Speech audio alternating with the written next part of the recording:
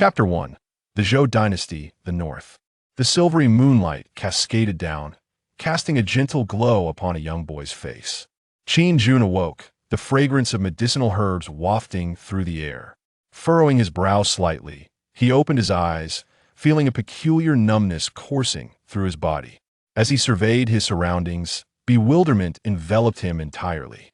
The once grand hall lay in ruins, shrouded in dust and grime, with ancient cobwebs festooning the corners. Clad in a white robe, his complexion was as pale as parchment, and fatigue clouded his eyes, while excruciating pain forced beads of sweat to surface on his forehead.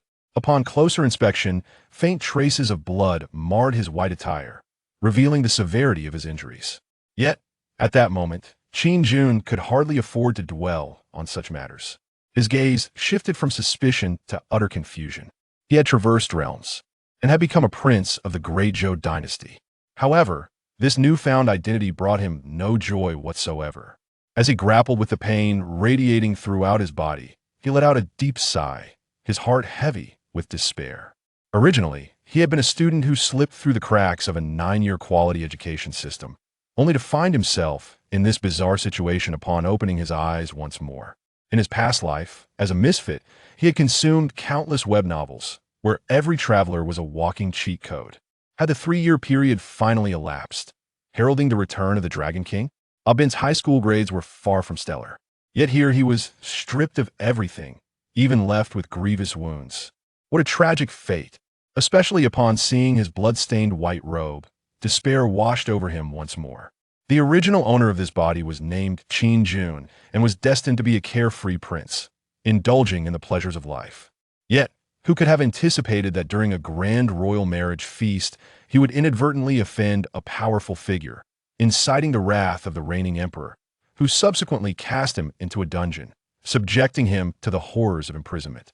Ultimately, while incarcerated, he received a grave imperial edict, recognizing his royal bloodline, which decreed his relegation to the northwestern frontier, where he would be bestowed the title of King Qin.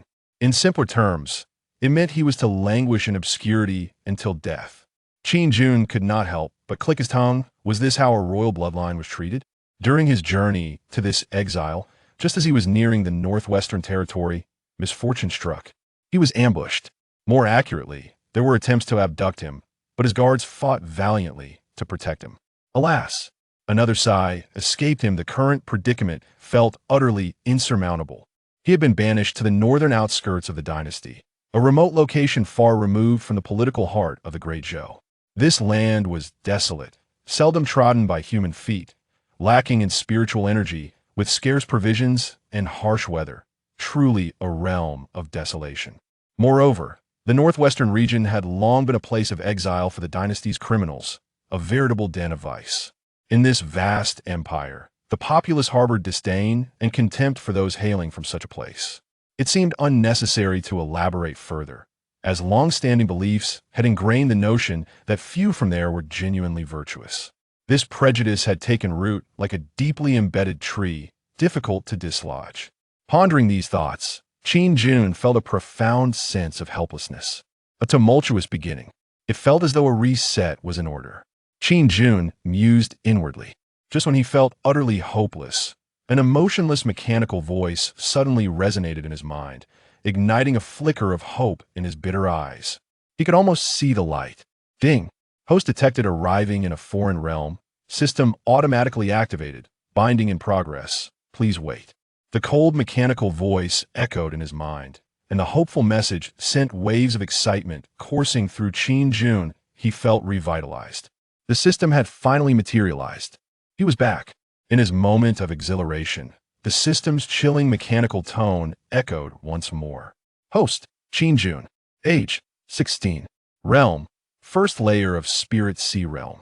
Identity, Prince of the Great Zhou Dynasty. Moral value, 0. System introduction. The host can conduct a lottery using moral values. Each lottery requires 5,000 moral points, with a prize pool including cultivation methods, martial arts, magical artifacts, and heavenly materials. System prompt. Newbie gift package available for collection. Qin Jun's gaze settled upon the final item, the newbie gift package, and without hesitation, he opted to claim it. The newbie gift package is opening. Please wait. Upon hearing the system's voice, Qin Jun felt as if he had stepped into another world, and the contents of the package filled him with uncertainty. He had never imagined he would find himself in such a predicament, stirring within him a glimmer of hope to receive something beneficial. At this moment, he was in the harsh, cold northwestern territory, a land of exile for criminals, where chaos reigned and strength was the key to survival. Especially as he began injured from the very start. Without the system, he felt he could have opted for a fresh start, a chance to be reborn and traverse the path anew. Ding! Congratulations! Host has acquired 2 summons. Listening to the mechanical voice reverberating in his mind, Qin Jun snapped back to reality and softly intoned, use. Ding! Congratulations! Host has gained the loyalty of Yu Huatian. Ding! Congratulations!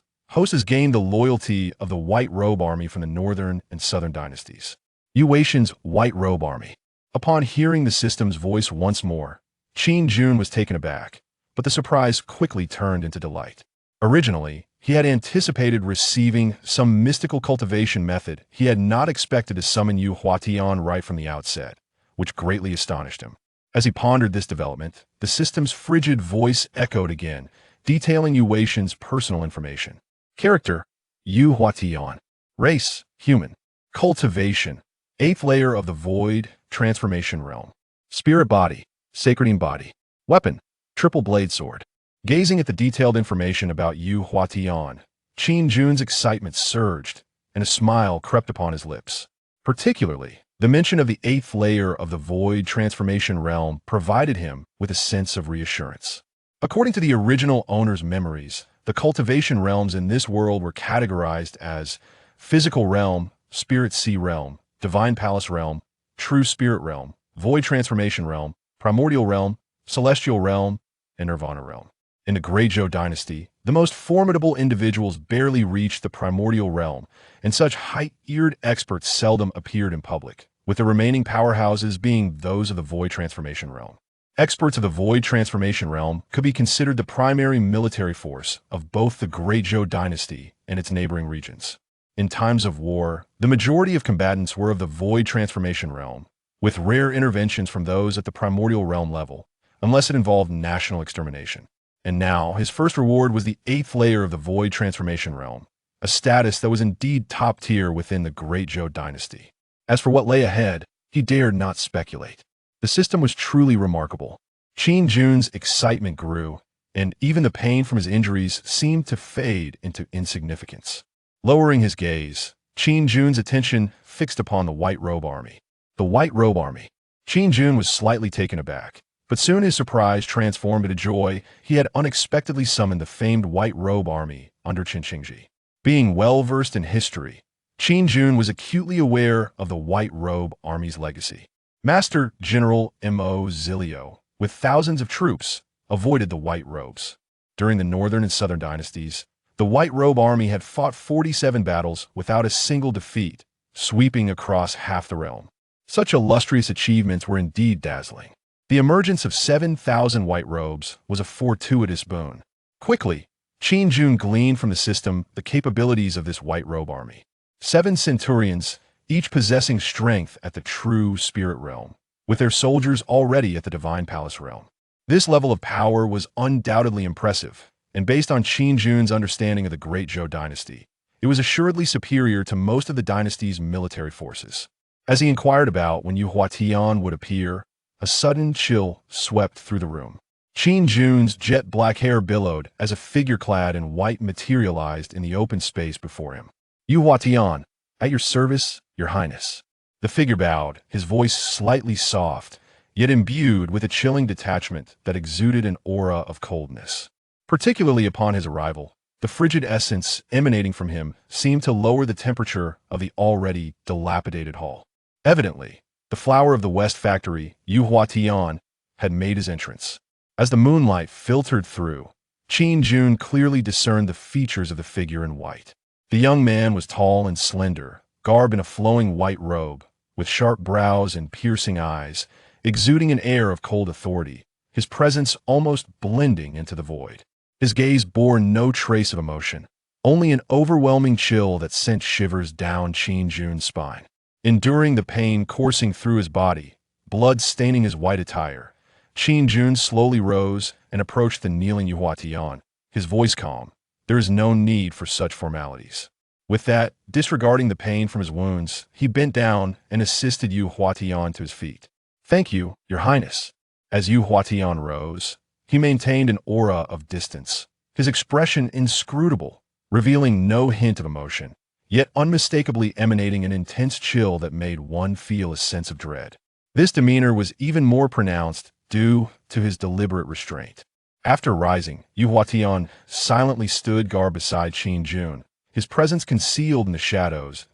In early autumn, the leaves begin to drift down in gentle cascades. The world is enveloped in a profound stillness, where all sounds cease, and an air of tranquility prevails. Within the dilapidated Great Hall, Qin Jun sits in quiet meditation, contemplating the matters ahead since his emergence from the rain transformation field. The desolate northwestern frontier is a land of bitter cold, bordered by arid deserts to the west and inhabited by alien tribes to the north. For many years, the region has been ravaged by warfare, frequently suffering incursions from foreign enemies, leaving the local populace in abject misery and enduring tremendous losses. Such circumstances are well known to him through the memories of his predecessor.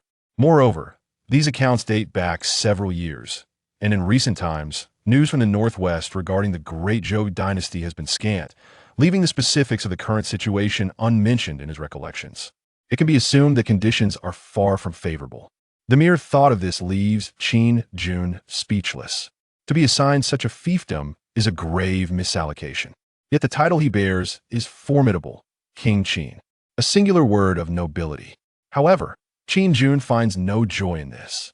In this realm, being dispatched to the border, far removed from the political heart of the dynasty, signifies that his lifelong path of cultivation has been largely severed. One must recognize that throughout the extensive history of the Great Zhou Dynasty, no more than 5 individuals have been granted such fiefs, including himself. Thus, the significance of his title is rendered moot.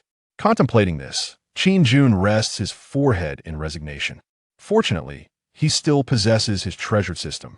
Just as he is lost in thought, footsteps resonate from outside the room, followed by the creaking of the aged wooden door. A figure emerges from the shadows. Exuding a long-breathed aura and a well-proportioned physique, he appears to be a middle-aged man, clad in exceedingly simple attire. As Qin Jun gazes upon this man, recognition floods his memory. It is none other than his household steward, Li Bo, whose true name is Li Yuni. Li Yuni is a master of the true spirit realm, having accompanied him since childhood, thus fostering a bond of familial affection. He oversees all matters within the estate, and the memories of Li Yuni linger vividly in the original owner's mind. Therefore, upon the appearance of Li Bo, a flicker of emotion surfaces in Qin Jun's gaze. Upon entering the chamber and witnessing his lord's grievous wounds, Li Yuni kneels without hesitation, uttering with utmost reverence, "Your Highness, your injuries are my failing. Please do impose punishment upon this old servant." The first act of Li Yuni upon his arrival is to kneel and seek forgiveness, a testament to his loyalty to the original owner. Qin Jun observes Li Yuni on the ground, noting several grievous scars upon him, evidently sustained in the recent assault. "I am unharmed. Were it not for Li Ba's selfless rescue, I would have surely perished here." Qin Jun speaks calmly, enduring the excruciating pain coursing through his body as he rises to assist Li Yuni. He is a man worthy of trust.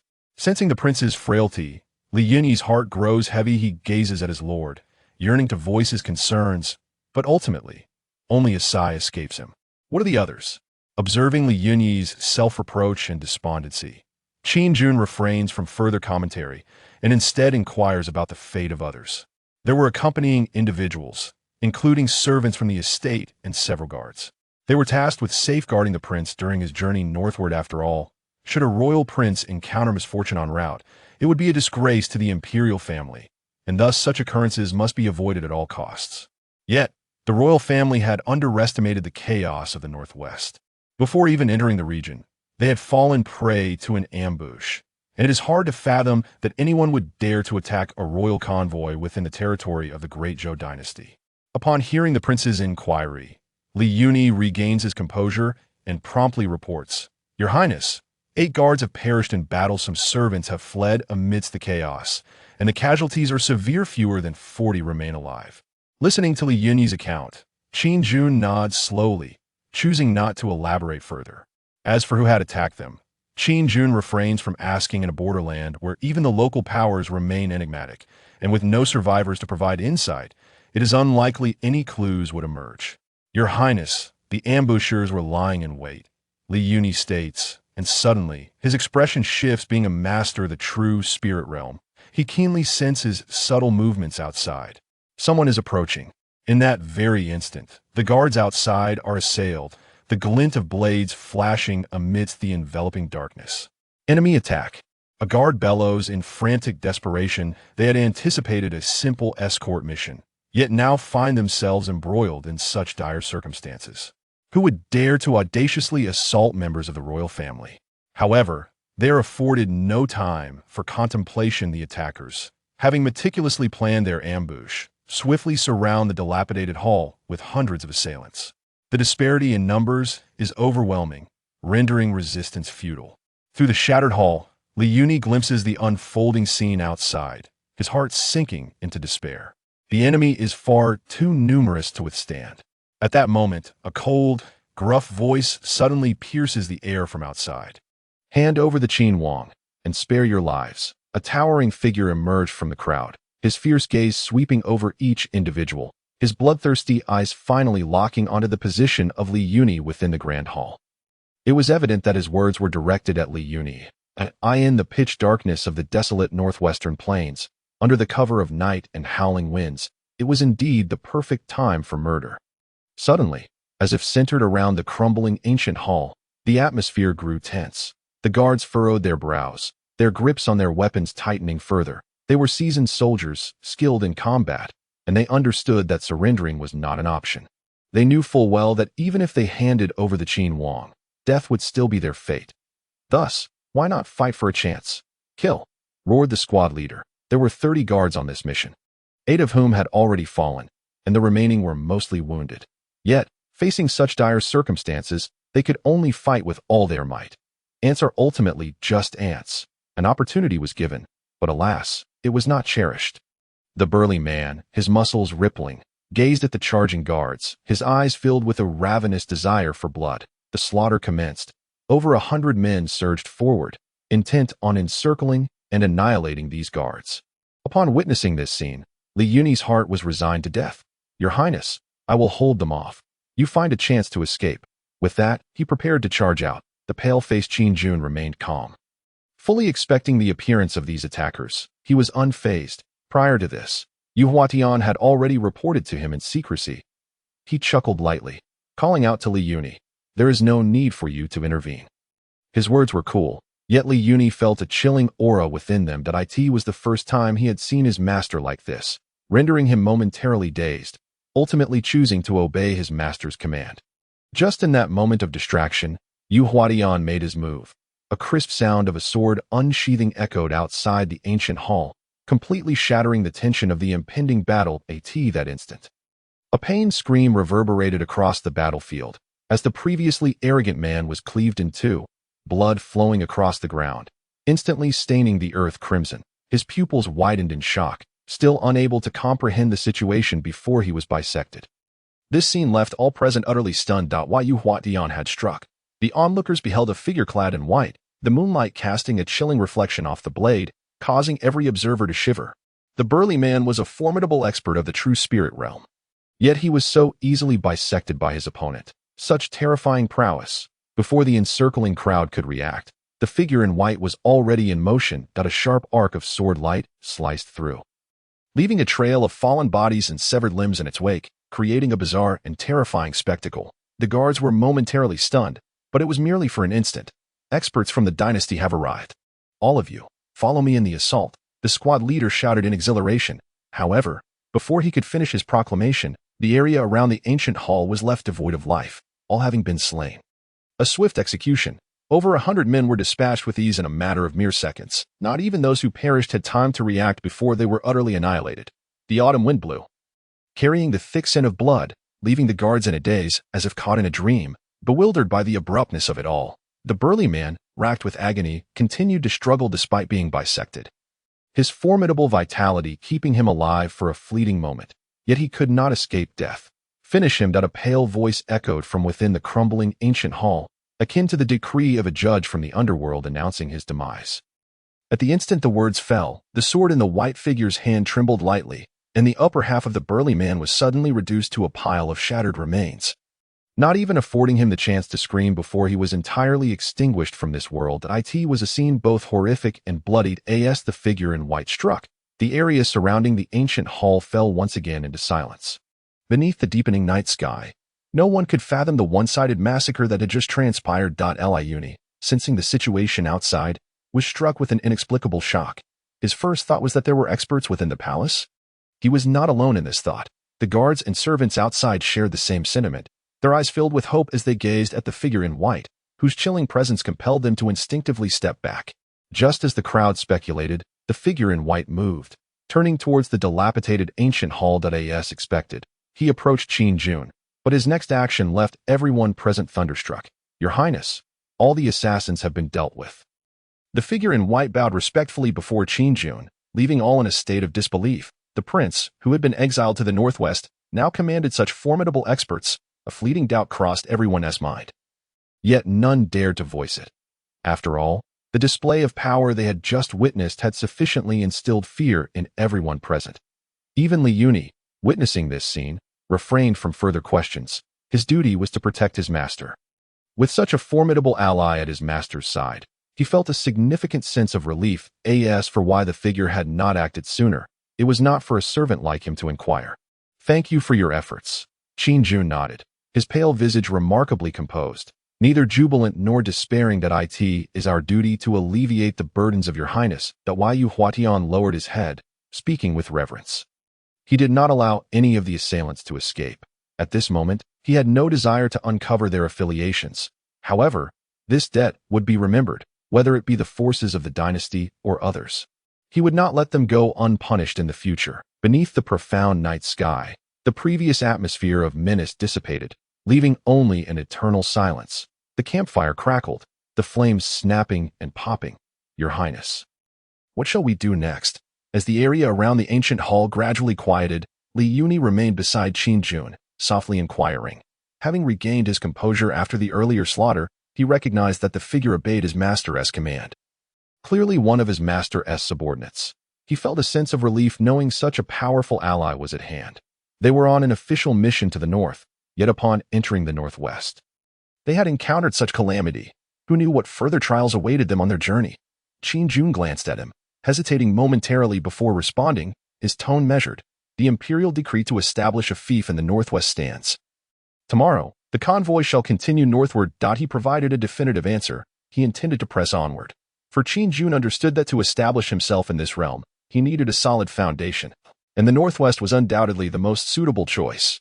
"Your Highness, regarding your injuries," Liuni, grasping his master's intent, did not press further. Instead, he grew concerned about his master's wounds. "These injuries are inconsequential. There is no need for concern," Qin Jun replied calmly.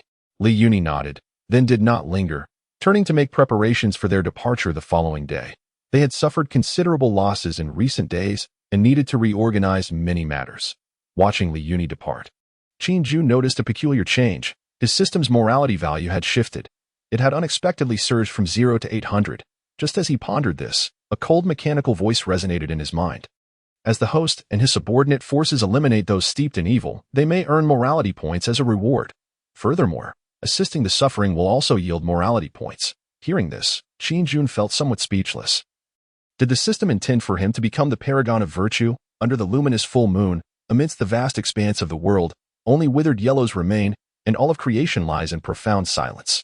On the desolate ancient road, bones rise and fall, while in the oppressive darkness, the occasional echo of ferocious beasts reverberates, eerie and menacing, adding a touch of melancholy to this realm. A caravan slowly makes its way through the night, with servants flanking the vehicle, their faces pale and eyes filled with trepidation. The harrowing experiences of recent times have left them on the brink of despair, having narrowly escaped death on several occasions. Ahead of the caravan, a white-clad army of thousands paves the way, draped in white robes, wielding gleaming silver spears, swords at their waists, their expressions resolute and eyes unwavering. This army is the White Robe Legion summoned by Qin Jun from the system. They joined forces with Qin Jun at dawn and now continue their journey northward. In recent years, the Great Zhou Dynasty has faced severe drought, with cities frequently beset by famine, resulting in widespread death. Within the caravan, Qin Jun, with a handsome yet cold countenance, is engrossed in meditation, having long since changed from the blood-stained white robe. Beside him stands Yu Huatian, a respectful guardian, his expression icy and his gaze exuding a chilling aura that instills fear. Qin Jun chose not to depart at dawn, but instead commanded everyone to set off in the early hours. Silence envelopes the carriage. Qin Jun is accustomed to Yu Huatian's reticence and pays little heed, focusing solely on his cultivation. Having traversed into this world, Qin Jun understands that his own strength is the foundation of everything. He cannot forever rely on the system, for should an unexpected event arise one day, he must be prepared. In the depths of the imperial palace of the Great Zhou Dynasty, King Qin Lai's expression darkens as he realizes that despite their utmost efforts to conceal the news of the ancestral figure's failed breakthrough, it has ultimately been exposed, rendering much of their prior schemes futile. This revelation chills him to the core, yet the thought of the successful marriage ceremony somewhat alleviates his icy demeanor. Although there were some mishaps during the wedding, they were still manageable. Among these mishaps is the exiled ninth prince, Qin Jun, who has touched upon his sensitive spot that in his eyes, only the interests of the dynasty hold supreme value. He harbors no mercy for anyone who poses a threat to it. Your Majesty, the news leaked after the crown prince's wedding spread through the common folk. I have dispatched individuals to trace its source, but it may prove difficult to pinpoint, reports a general responsible for commanding the royal city. The city's defenses have been on high alert during this period, yet under such circumstances, the information still slipped through the cracks. Aware of his impending blame, he can only strive to mitigate the damage. Though tracing the origin is exceedingly challenging, that on the day of the crown prince's wedding, various factions converged upon the royal city, which is also the most densely populated area of the Great Zhou. Attempting to trace the source is akin to searching for a needle in a haystack. Useless. Upon hearing the general's report, especially the concluding remarks, King Qin Lai's countenance darkens further, a palpable chill flickering in his eyes. The ancestral figure's failed breakthrough and subsequent decline in power may well spell disaster for the Great Zhou Dynasty. Particularly concerning are the former enemies, who might seize this opportunity to harbor ambitions against them, rendering the Great Zhou a target for hostility. This poses a grave threat to the dynasty. Observing the trembling general on his knees, King Qin Lai sighs inwardly and ultimately issues orders. Relay to the spies beyond the borders to keep a close watch on surrounding forces. Report any unusual movements swiftly. Command the border troops to retract their lines and cease expansion. Notify the Ministry of War to commence the expansion of our forces from this day forth. As the imperial edicts are issued, this is the only course of action available to the Great Zhou. They must prepare for the worst. With the ancestral figure's severe injury, they require time to recover. Fortunately, the successful marriage alliance with the Great Zhou Dynasty provides a respite for the Great Zhou. Otherwise, their predicament would be even more dire. Watching the general depart, King Qin Lai sighs, truly a season of turmoil. At this moment, Qin Jun and his companions remain blissfully unaware of the internal strife unfolding within the Great Zhou Dynasty. After several days of arduous travel, they finally enter the northern territories. The stark contrast between the northern regions and the central plains is evident, both in climate and spiritual energy. However, Qin Jun had anticipated this disparity. Among the 5 domains of the dynasty, the northern realm is undoubtedly the most barren and desolate. And if one were to pinpoint the most dilapidated area within the north, it would unquestionably be the northwest. The northeast of the dynasty borders the Tianjia dynasty, historically regarded as a sworn enemy. It serves as the strategic heartland of the dynasty, home to a large military presence and even a formidable expert overseeing the area, ensuring that conditions there are certainly not lacking. It is only in the northwest, where it borders a few scattered tribes, that the dynasty faces no substantial threat, leading to its gradual neglect over time. The thought of this vexes Qin Jun, prompting him to contemplate uttering a well-crafted lament. Indeed, traversing to another world is anything but simple. With a furrowed brow, Qin Jun gazes upon the desolate earth, feeling an emptiness within himself, while various currents of intrigue swirl about, within an ancient and grand city in the northwest. A middle-aged man scrutinizes intelligence relayed by his guards from the outside, his expression grave. He is Su Yufeng, the lord of Jubiai City, possessing peak strength in the true spirit realm, and responsible for the myriad affairs within the city. At this moment, Su Yufeng absently rubs the paper in his hands, the contents sending a tremor through his heart. Recently, he learned from his subordinates that a prince from the Great Zhou Dynasty, the ninth prince, is set to arrive in the northwest. Just as uncertainty stirs within him, a piece of news renders him utterly speechless. How audacious of them to dare act against the royal family. Upon receiving this intelligence, he feels a mix of disbelief and shock, never having imagined that the elder figures in the northwest would dare to lay hands on a member of the royal family. The report states that the ninth prince, also known as the Qin Wang, was attacked by formidable opponents as he approached the northwest territory. After several days of investigation, it appears that the assailants are likely affiliated with the other three city lords. However, he is relieved to learn that the attack was unsuccessful. Had a prince truly met with misfortune here, the wrath of the Great Zhou royal family would be inevitable at that time. The small northwest region would be unable to withstand the ensuing fury, likely resulting in catastrophic repercussions. Gentlemen, what are your thoughts regarding the ninth prince? Su Yunfeng inquires, looking at the esteemed individuals gathered in his residence, all of whom are influential figures of Jubiai City and his colleagues. Following the receipt of the news, he summoned them to deliberate on this matter. Upon hearing Su Yunfeng's words, the assembled nobles furrow their brows in contemplation. They, too, have been made aware of this news and are taken aback by the sudden arrival of a royal prince to their region. The revelation of an assassination attempt on Qin Wang further appalls them that in their original plans, they regarded the ninth prince as a discarded pawn of the royal family, believing that the Great Zhou would show no concern for this prince. Since the royal family has shown indifference, they merely need to maintain a facade. The Northwest has long severed its ties with the royal family, apart from the occasional sighting of a member of the dynasty during the annual tax collection. The region remains largely ignored. The natural decline of imperial authority has led to a loss of reverence among the locals. According to intelligence, the assailants are likely from the other three cities. The old man speculates that they do not dare to truly assassinate a member of the royal family, hence they might intend to abduct the Prince of Qin. Within the estate, an elderly figure clad in a hemp robe straightens his stooped back and expresses his thoughts candidly. Upon hearing this, the expressions of those present shift subtly, and Su Yunfeng's eyes flicker with uncertainty. Power in the northwest is fragmented among four cities: Jubicheng, Dongcheng, Nancheng, and Xicheng. The lords of these cities wield most of the authority, while the remainder lies with several prominent families. Over the years, with the situation in turmoil and the dynasty neglecting the northwest, numerous factions have arisen, overtly led by the four city lords, while covertly supported by bandit clans. At this juncture, the dynasty has conferred a title upon a prince, akin to casting a stone into a lake, disrupting the veneer of tranquility, should the Prince of Qin be taken away by any city lord. The ostensible power will undoubtedly shift into their hands. The news has surely reached those city lords, and actions will surely follow that a youthful prince, it is believed, will attract many admirers in this wild and desolate northwest. Particularly among the ambitious, the notion of using the prince to command the lords is something that madmen in this chaotic wilderness would undoubtedly be willing to pursue, especially since the Prince of Qin has been scorned by the court and relegated by the emperor, making him a coveted prize that no one would wish to overlook.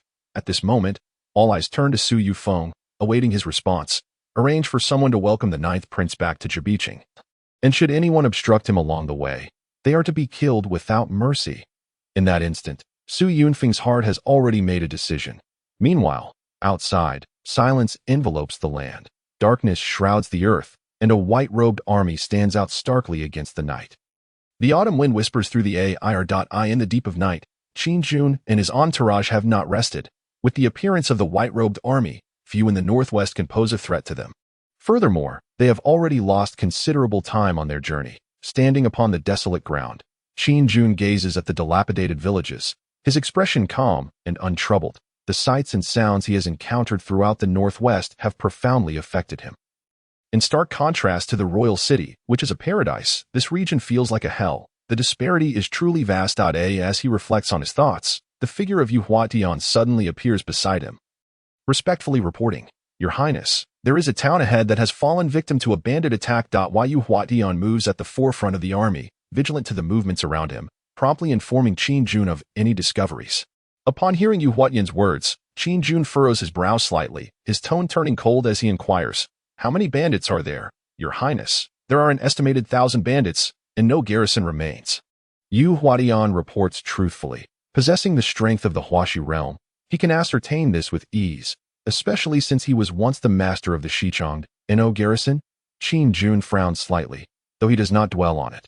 For it is not unusual for such remote places in the northwest to lack a garrison. Just as this thought crosses his mind, Yu Huatian's next words leave him momentarily stunned. That why Yu Huatian quickly provides clarification. Your Highness. Prior to the bandit attack, the town's garrison had retreated early. Only the able-bodied men of the town remained to resist able-bodied men. Upon hearing this, Qin Jun chooses not to ponder further and instructs Yu Huatian to lead 1,000 white-robed soldiers forward. Since he has been conferred a title in the northwest, this territory is naturally his domain. With bandits rampant here, he cannot stand idly by. Lead 2,000 light cavalry to set out immediately.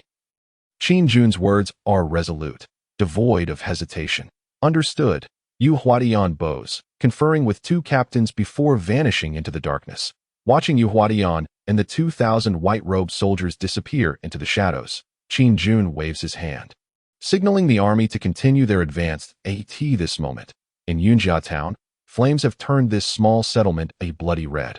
Once a peaceful town, it now appears to have descended into hell, as far as the eye can see. The ground is littered with corpses, the earth soaked with blood, and the air thick with the nauseating stench of carnage. Third leader, the town's garrison has long since fled. Only a handful of citizens remain to resist. I believe it won't be long before this town is bathed in our blood. A younger bandit respectfully approaches the third leader, his face betraying an unmistakable joy and bloodlust, blood still dripping from the tip of his blade. They hail from Huafeng and have grown accustomed to such pillaging. In recent years, with the situation in turmoil, they have reached an understanding with the local authorities, refraining from sacking cities, but instead targeting small towns. The officials and garrison of the town, having received word, had already retreated in advance, allowing the bandits to seize the town with ease. Excellent. The third leader of Huafeng glares at the flames consuming the town. His eyes filled with lust. In the northwest, looting villages and towns has become the norm. As long as they do not overreach, the officials generally turn a blind eye. This indirectly bolsters the power and arrogance of the bandits. However, they still harbor some caution, as there are those in the northwest who are dissatisfied with them.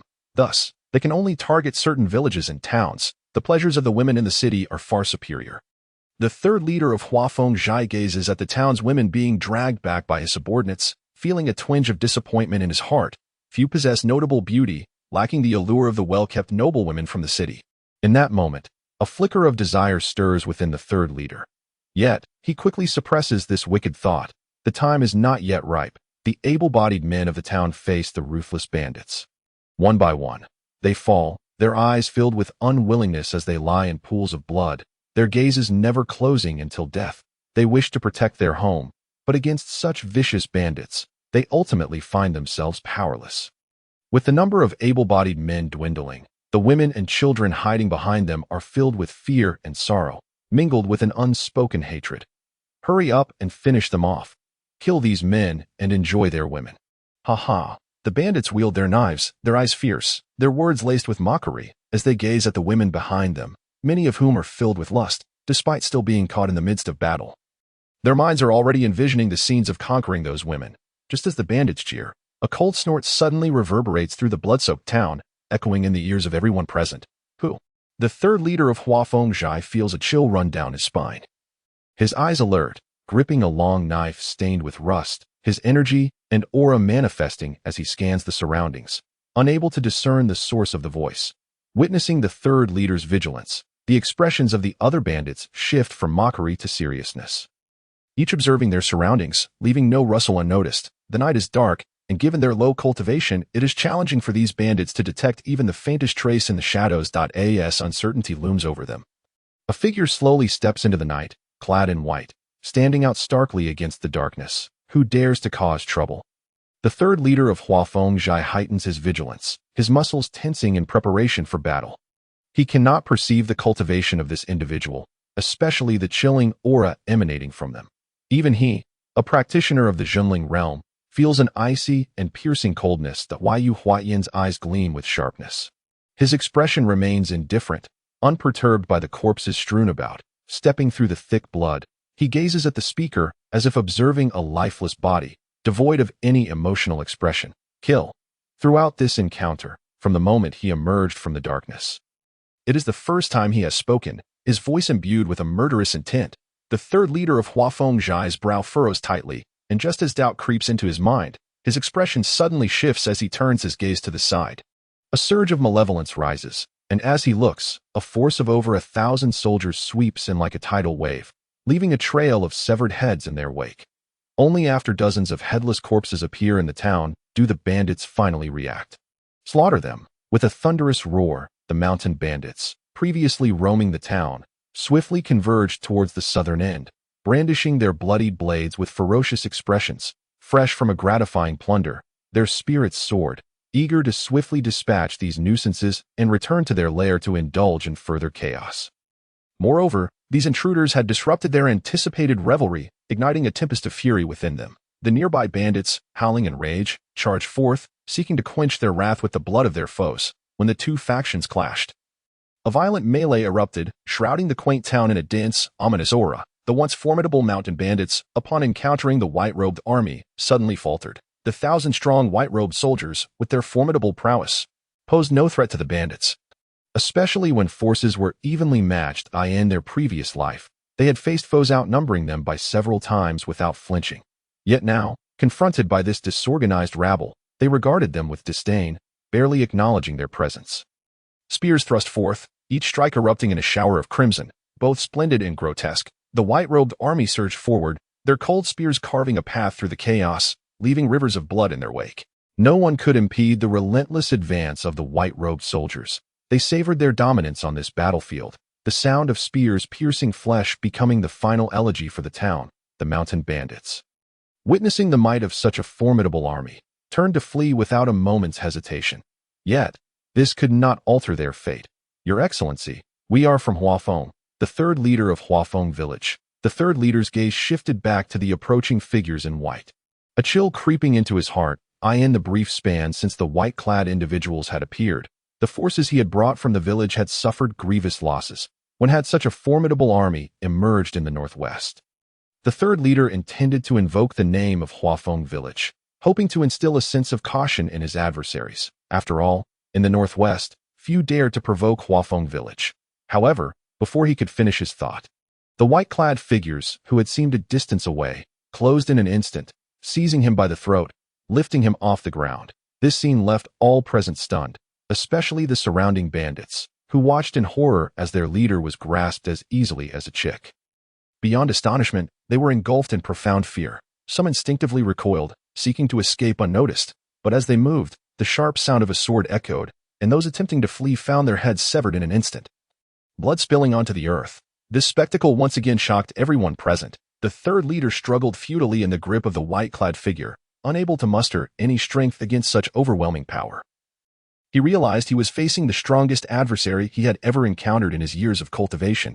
Even the chief leader had never instilled such terror in him. Before the eyes of all, a crisp crack of bones echoed, and the crowd turned to witness the third leader's neck being snapped by the white-clad figure, his life force swiftly ebbing away. This sight further traumatized the onlookers. Some bandits, upon witnessing this, felt a warm liquid trickle down their legs in fear as the terrified crowd looked on.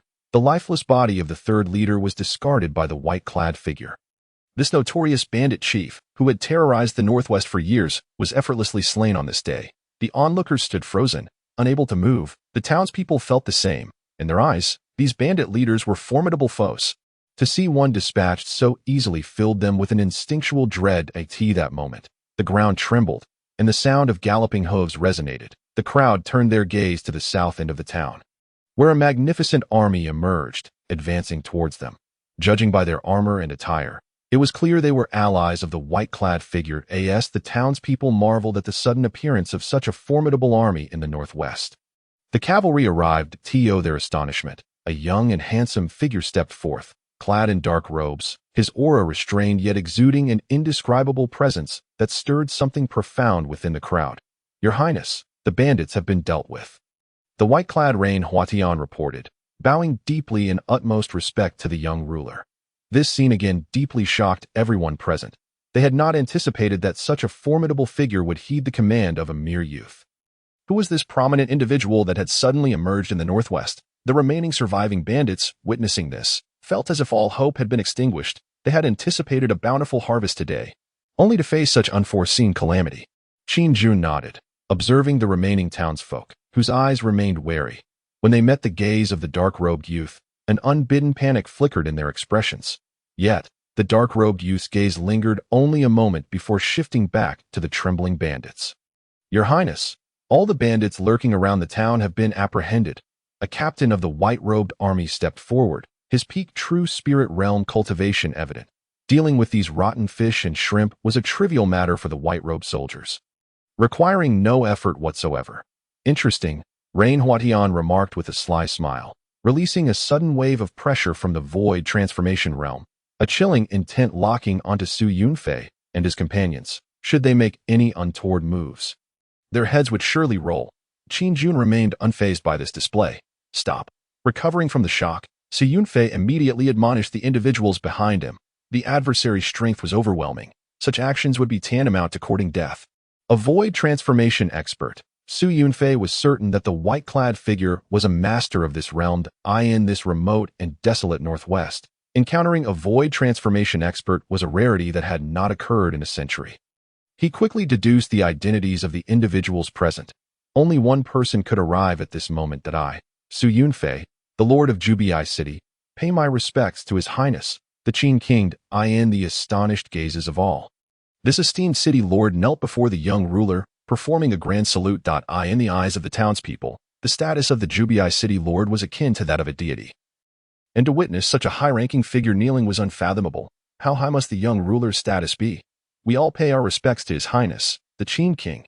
Following Su Yunfei's kneeling, those behind him, not to be outdone, also knelt, their faces a mixture of shock and awe. They had not anticipated the Qin King's presence here, especially given the rumors of his unpopularity in the Dazhou royal court leading to his exile. Moreover, reports had suggested that several of his retainers were still en route to the northwest. They had not expected him to arrive so swiftly. Not long ago, they had been discussing the notion of leveraging the emperor to command the feudal lords. And in the next moment, the Qin King appeared before them, his forces so remarkably formidable that it left them utterly astonished. As they recalled their earlier scheming, a chill crept up their spines. How many in the northwest would dare to provoke such a Qin King? They would surely be courting death at an alarming rate. As the individuals knelt, the townspeople followed suit, all bowing in reverence. The Qin King, who had remained silent throughout, regarded the prostrate crowd and spoke in a calm, dispassionate tone. "No need for such formalities." Lord Su Yunfei did not rise, remaining on his knees as he slowly responded. "We did not anticipate your Highness's arrival in the northwest to be so swift. It is my failure for not being prompt in receiving you, allowing you to encounter such vile occurrences upon your initial arrival." Su Yunfei was clearly a seasoned figure in courtly affairs, promptly enumerating his shortcomings. The Qin King, however, paid him no mind. Feeling the Qin King's indifference, Su Yunfei experienced a brief moment of panic. This encounter had left him flustered. He had not expected the Qin King to arrive so soon, nor to possess such a powerful retainer, nor to meet under such circumstances, especially with several officials from Yun family town pinned to the ground, their blood pooling around them, and some still writhing in their death throes. Not only Su Yunfei felt this way. The true spirit experts following him shared his trepidation. "Rise, and ensure the townspeople are settled properly." The Qin King addressed the kneeling crowd with a calm demeanor devoid of emotion. "I shall obey." Su Yunfeng promptly agreed and slowly rose to his feet. Behind him, several others did the same, their hearts feeling as if a heavy burden had been lifted, as though shackles weighing 1,000 pounds had been cast aside. After all, their initial encounter had been amidst a veritable sea of corpses and rivers of blood, with over 100 officials being executed without hesitation, employing ruthless methods. "Your Highness, the stench of blood here is overwhelming. Allow me to handle this matter. Perhaps we might relocate to Zhubai City, where I can host a banquet to welcome you and wash away the dust of your travels." Su Yunfeng continued that in this moment, there was little more he could do, for the circumstances were too abrupt. Moreover, his desire to escort the Prince of Qin back to Zhubai City was tinged with a hint of self-interest. The northwest region was currently beset by both internal strife and external threats. The four major cities were embroiled in fierce competition, engaging in countless clandestine confrontations for supremacy, particularly in recent times. The dynasty had shown increasing disregard for the Northwest, and the local noble families had not been particularly settled either. It must be noted that some of these ancient families possessed masters of the void transformation realm. Should any unforeseen events arise, the Northwest would undoubtedly plunge into chaos. This did not even account for the bandits and marauders, nor the external threats beyond the Northwest. Upon hearing Su Yunfeng's words, Qin Jun did not respond immediately. Instead, he pondered briefly before inquiring, is the banditry in the Northwest truly so rampant they openly assault the common folk while local officials turn a blind eye? Qin Jun's words were sufficiently tactful, refraining from directly questioning any collusion between local officials and the bandits. However, he merely sought to grasp a general understanding, given that he had been granted dominion over the Northwest. It was his realm to govern. He would undoubtedly purge the decay within his territory. Upon hearing the prince's sudden inquiry, Su Yunfeng felt a tremor in his heart, a premonition of ill fate stirring within him. After hesitating for 2 seconds, he replied, Your Highness, the banditry in the Northwest has taken root and become entrenched. Previously, those convicted of crimes were exiled here, and coupled with the region's poverty, many chose to take to the mountains. Over time, this has resulted in the current dire situation. I had also hoped to resolve these bandit issues entirely, but given our current strength, it is quite difficult to do so relying solely on Jubai City. Su Yunfeng spoke the truth regarding the banditry in the Northwest. In the past, those who had committed grave offenses against the Great Zhou Dynasty were exiled to this place, including some who had shown utter disregard for human life. Through the accumulation of time and the deliberate machinations of certain individuals, the Northwest had fallen into its current state of ruin. As for the local officials, Su Yunfeng cast his gaze upon the official's body strewn across the ground. Hesitating for a moment, unsure of how to articulate his thoughts, seemingly apprehensive, Speak, Qin Jun commanded, his voice tinged with coldness. Sensing the chill emanating from the prince, Su Yunfeng discarded his reservations and divulged all he knew regarding this matter. Your Highness, upon your arrival, you may not be aware that many of the officials in the Northwest are appointed by various noble families. Numerous noble clans in the Northwest are offshoots who recommend candidates to the royal capital. And ultimately, through manipulation, these positions are filled by individuals from these families. Su Yunfeng recounted the information he had gathered over the years. These noble families not only appointed their own to official positions, but also monopolized many of the mining and salt production sites in the Northwest, maintaining a tight grip on the region. Listening to Su Yunfeng's detailed explanation, Qin Jun nodded slowly, surprised to learn that such influential families controlled even this remote corner of the Northwest. However, it made sense. With the area largely overlooked by the Great Zhou Dynasty, certain individuals could act with impunity, unrestrained by any oversight. While Qin Jun contemplated this, Su Yunfeng revealed another piece of information that caught him off guard. Your Highness, there is another matter to consider. Several of the bandit factions in the Northwest are actually supported by these noble families, who employ them to resolve issues that are difficult to handle openly, thereby controlling the darkness of the Northwest. This piece of information was known to very few within the Northwest, and it had taken Su Yunfeng many years to uncover it, wrestling with the decision to disclose it. After all, the noble families were a formidable force in the Northwest, and few dared to confront them. In recent years, their monopoly on resources had only strengthened their power, leaving the common folk with no means of advancement. Su Yunfeng had long harbored the desire to effect change, but in the face of overwhelming power, he remained like an ant, lacking any backing. A single misstep could plunge him into an abyss of despair. Now, with the dynasty's appointment of the Prince of Qin to this region, and with formidable military strength at his command, perhaps this could herald a turning point for the Northwest, a desolate and neglected area. It was astonishing how deeply intertwined its issues had become. Qin Jun began to grasp the situation in the Northwest, his mind racing with thoughts. However, these matters were not enough to cause him undue concern. In the time that followed, Su Yunfeng continued to provide Qin Jun with an in-depth overview of the strengths of the noble families in the Northwest. As Su Yunfeng spoke, Qin Jun divided his attention. Activating the system. He noted a change in his moral value. Host, Qin Jun age, 16 cultivation, second layer of spiritual sea realm identity, Prince of the Great Zhou Dynasty moral value. 5281. The 5,000 moral points had been accrued from the bandits he had slain and the civilians he had rescued. A considerable windfall that pleased Qin Jun immensely. With over 5,000 moral points, he was now eligible for a lottery draw. filled with anticipation, he hesitated not a moment longer and softly uttered, "Lottery draw." The instant his thoughts coalesced, a cold, mechanical voice resonated in his mind. "Ding! Congratulations, host. You have gained the loyalty of the renowned General Wen Yang from the Wei and Qin dynasties." When Qin Ming beheld this name, he felt a surge of emotion. He had unexpectedly summoned this young general tonight. He had some knowledge of this historical figure. Although his fame may not have been vast, he was indeed a figure close to achieving 100 kills. With formidable strength, it would not be an exaggeration to label him as the fiercest general of the Three Kingdoms era. A legendary warrior, tragically born in an era that did not favor him. He had once personally led an attack on Sima Shi's encampment, leading to Sima Shi's condition worsening due to illness during the ambush, resulting in his eyes bursting and ultimately succumbing to his ailment. During the retreat, facing Sima Shi's 8,000 elite cavalry, Wen Yang did not falter.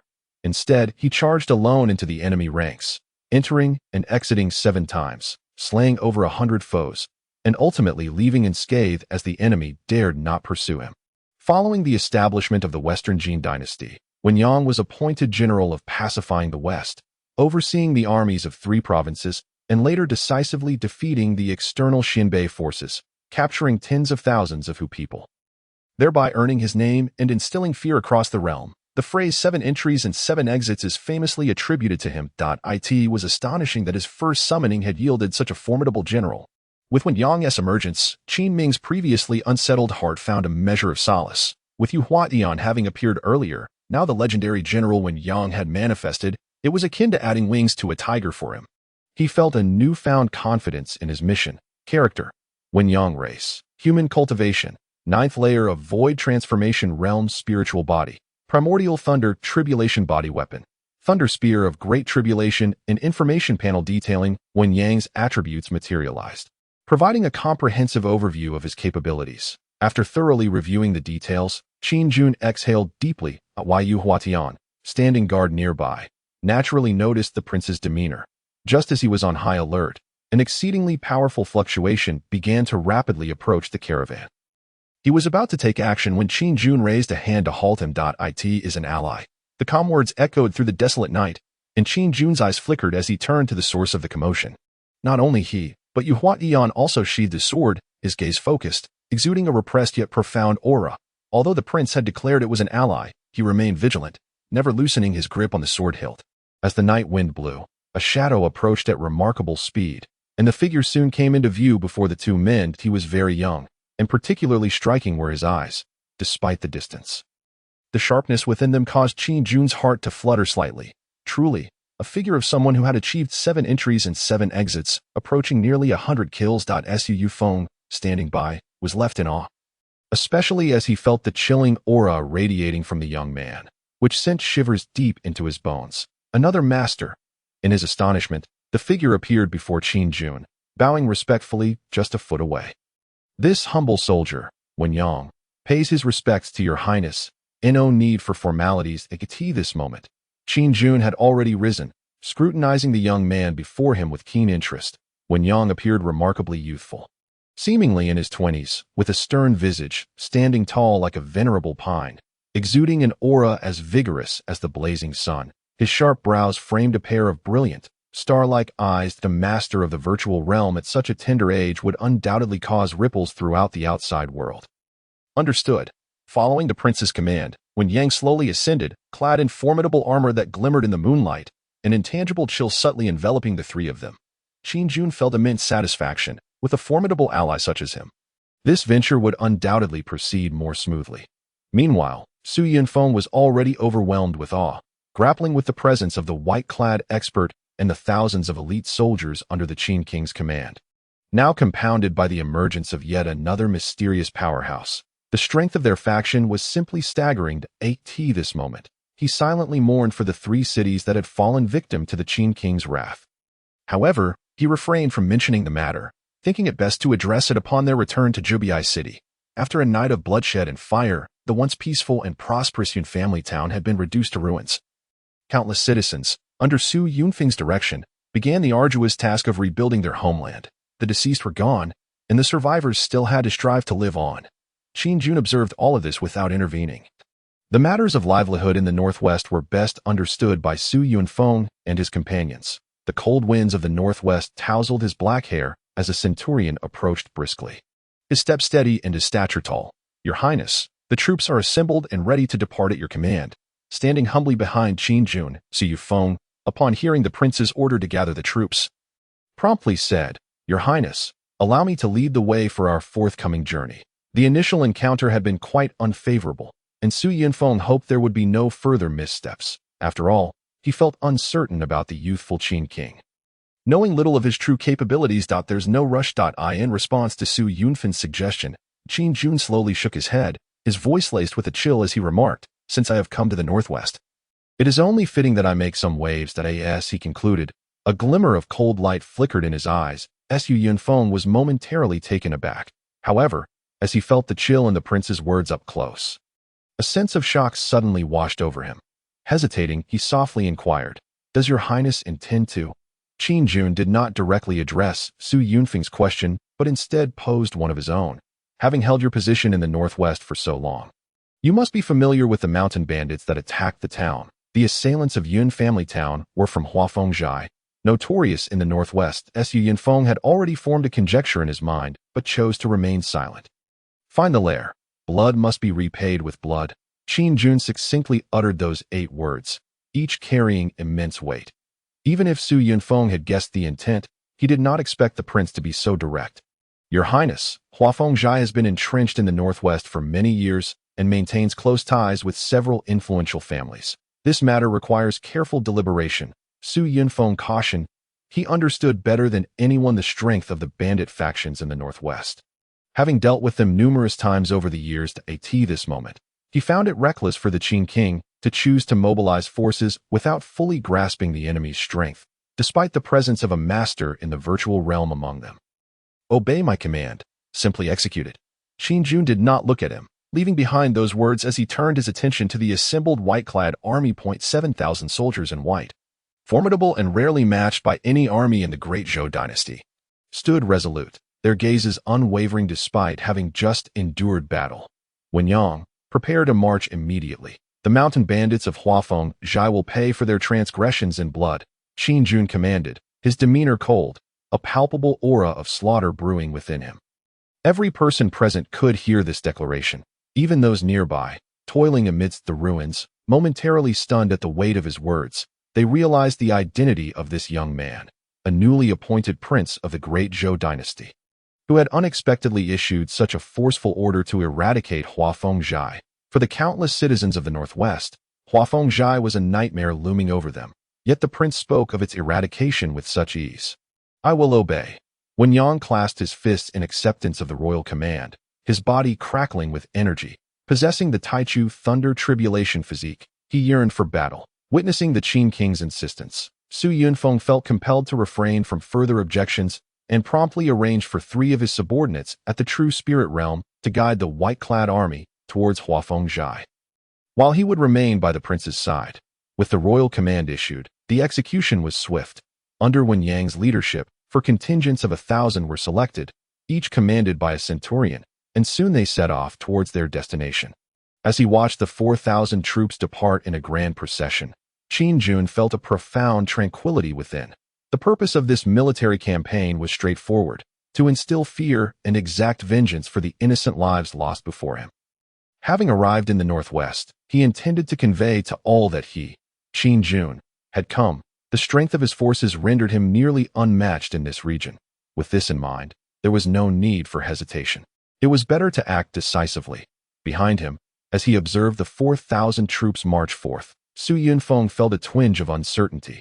Yet upon seeing the calm expression of the Qin king, he found an inexplicable sense of reassurance. Gazing upon the corpses of the mountain bandits and the officials, Su Yunfeng understood that the northwest was destined for turmoil.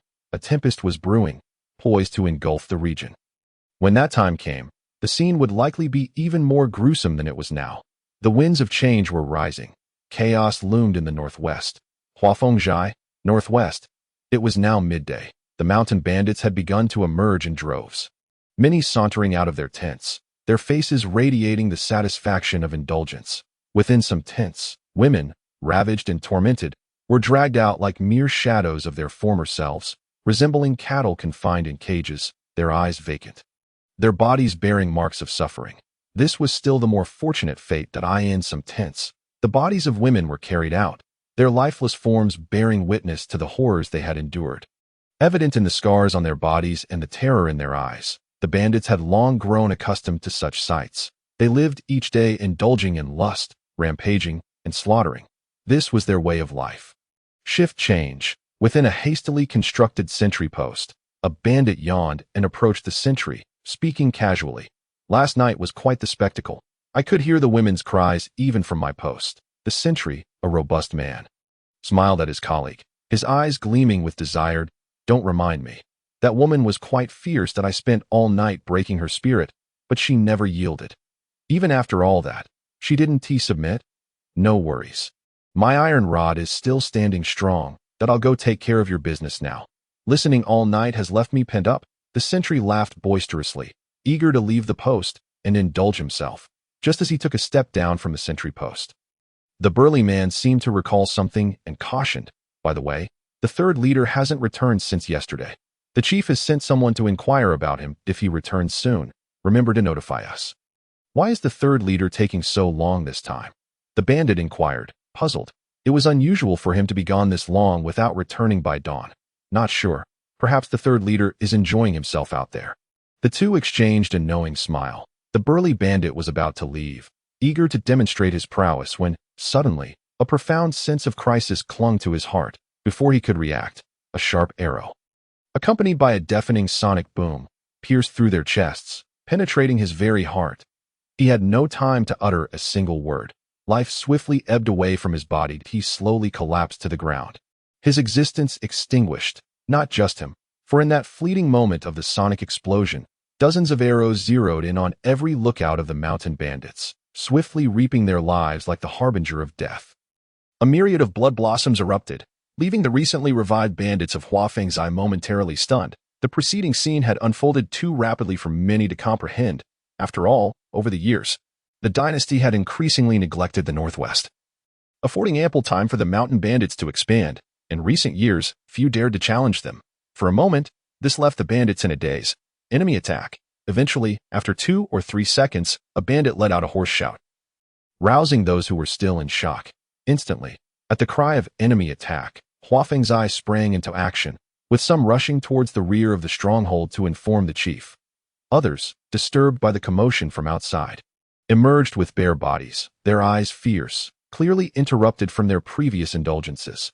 Yet, as their menacing gazes searched for targets, the ground suddenly trembled. Amidst the neighing of galloping horses, soldiers clad in white robes surged through the gates like a torrent.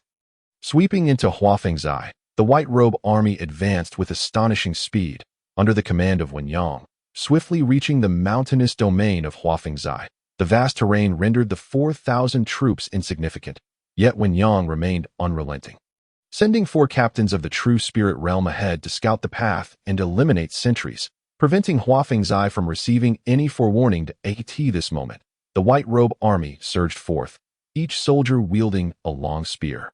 Their gazes cold and merciless as they invaded the stronghold. Led by the 4 captains, their sharp weapons relentlessly struck out, slaughtering the bandits without an ounce of mercy. Each blow was fatal, blood splattered, and horrific wails erupted within Huafeng's. The sudden incursion of the army caught all the bandits off guard.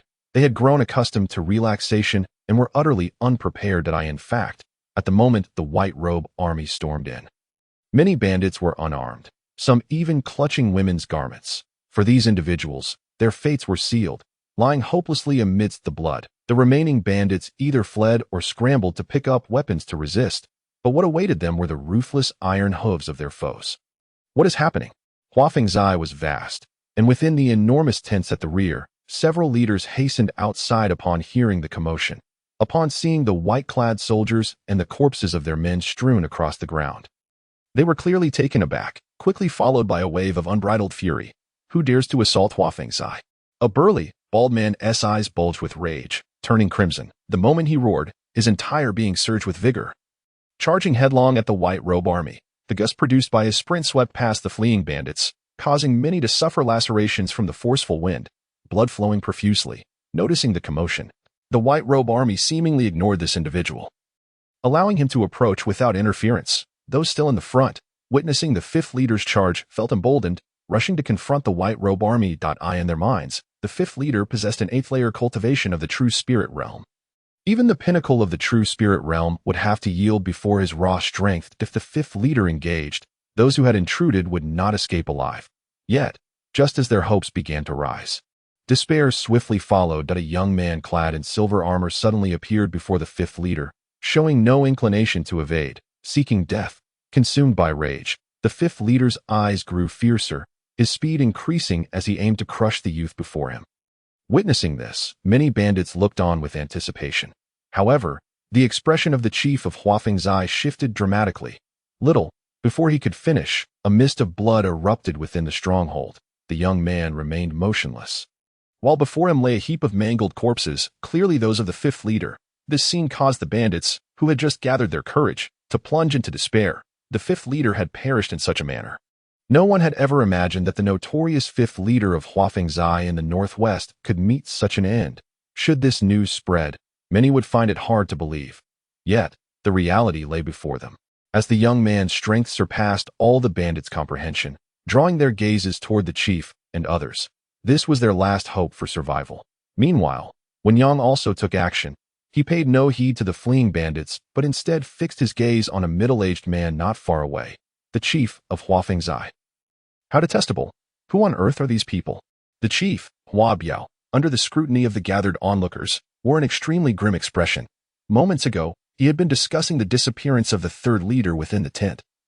And now, in the blink of an eye, a catastrophe had unfolded. He realized that the third leader was undoubtedly dead, having fallen victim to these intruders. However, he could not fathom when such a formidable army had emerged in the northwest. Nor could he comprehend the presence of such a young powerhouse. He felt the young warrior's gaze upon him.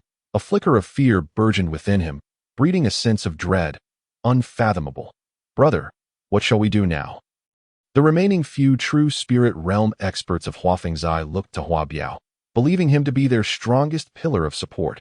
Yet, Hua Biao found himself in a profound struggle, glancing at the bandits being slaughtered by the white robe army. Gritting his teeth, he steeled his resolve and declared in a low voice, "Kill him." Naturally, he referred to Wen Yang. The other leaders understood his intent. As soon as Hua Biao's words fell, they surged forth like arrows released from a bow, their overwhelming bloodlust radiating toward the young figure in the arena. Wen Yang regarded them with icy indifference, perceiving these individuals as mere ants, easily crushed underfoot. With a flick of his hand, his deep-set eyes seemed to flash with lightning. Beneath the clear sky, bolts of thunder struck down instantaneously, akin to divine retribution. In an instant, they reduced the charging bandits to mere dust. The fallen had no time to utter a cry before being obliterated by the thunder. The primordial thunder calamity-bodied think they believed they could escape.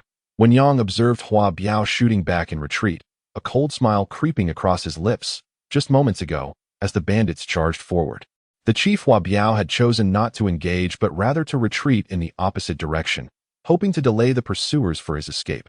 Yet, he had grossly underestimated Wen Yang's might.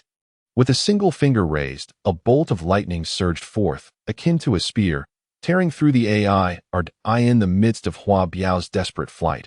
It pierced through his skull, splattering brain matter as life rapidly ebbed away. His eyes losing their luster, ultimately crashing heavily to the ground. Thus, the infamous chief of Huafeng's eye, Hua Biao, met his demise in this world. The flickering flames cast a haunting glow, while the anguished wails shattered the tranquility of the secluded mountains. The leaders of Huafeng village had been ruthlessly exterminated, their bodies obliterated, leaving no trace behind. A scene of bloody carnage that left countless bandits in despair, akin to lambs awaiting slaughter, bereft of any will to resist. They could not have foreseen the drastic transformation of an otherwise ordinary day. What was once a paradise of indulgence had been reduced to a hellish landscape of corpses and blood. Having witnessed the demise of their leaders, they scattered like birds and beasts, discarding their weapons and fleeing in a panic in all directions. Yet, confronted by the encirclement of 4,000 soldiers clad in white, escape proved an elusive hope.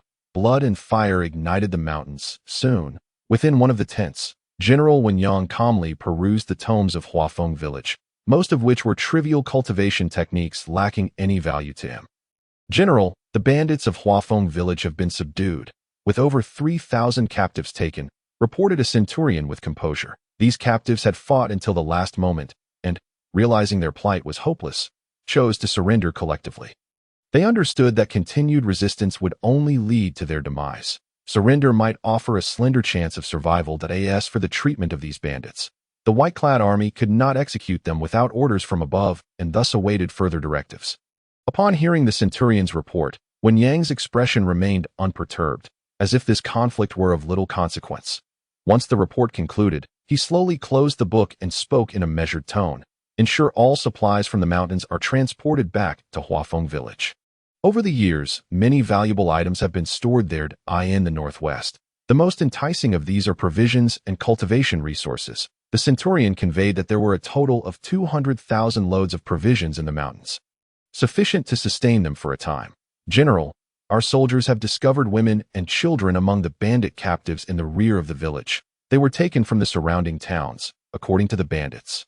These women were kept for their pleasure, and the children were forced to kill their own mothers to secure their own survival, the centurion added, his gaze steady and devoid of emotion, as if such brutality were commonplace to him after witnessing the chaos of the southern and northern dynasties. In the rear, a crowd of captives, mostly women, gathered, naked, pale, and frail, many already succumbing to illness. The scene was brutally harrowing. Some women had endured unspeakable torment in their final moments. These wretched creatures, exclaimed a middle-aged man, who had been appointed by Su Yufeng to guide the white-clad army. Initially, he held no expectations for the attack on Huafeng village. Aware of the bandits' entrenched power in these mountains, he was astonished to witness the formidable strength of the white-clad army. A military force so fierce that he had never encountered anything like it in his life. Yet, Wen Yang's decisive actions in swiftly eliminating the leaders left him in a state of shock. As he reveled in the thought of eradicating Huafeng village, he received news that unsettled him deeply. He understood the suffering brought upon the common folk by the bandits, but did not anticipate such horrific brutality. He disregarded the reactions of those in the tent and hastily exited, only to be confronted with a sight that left him utterly dumbfounded. Thousands of women, clad in coarse linen, stood outside the tent, herded together by the white-clad army, accompanied by a few children.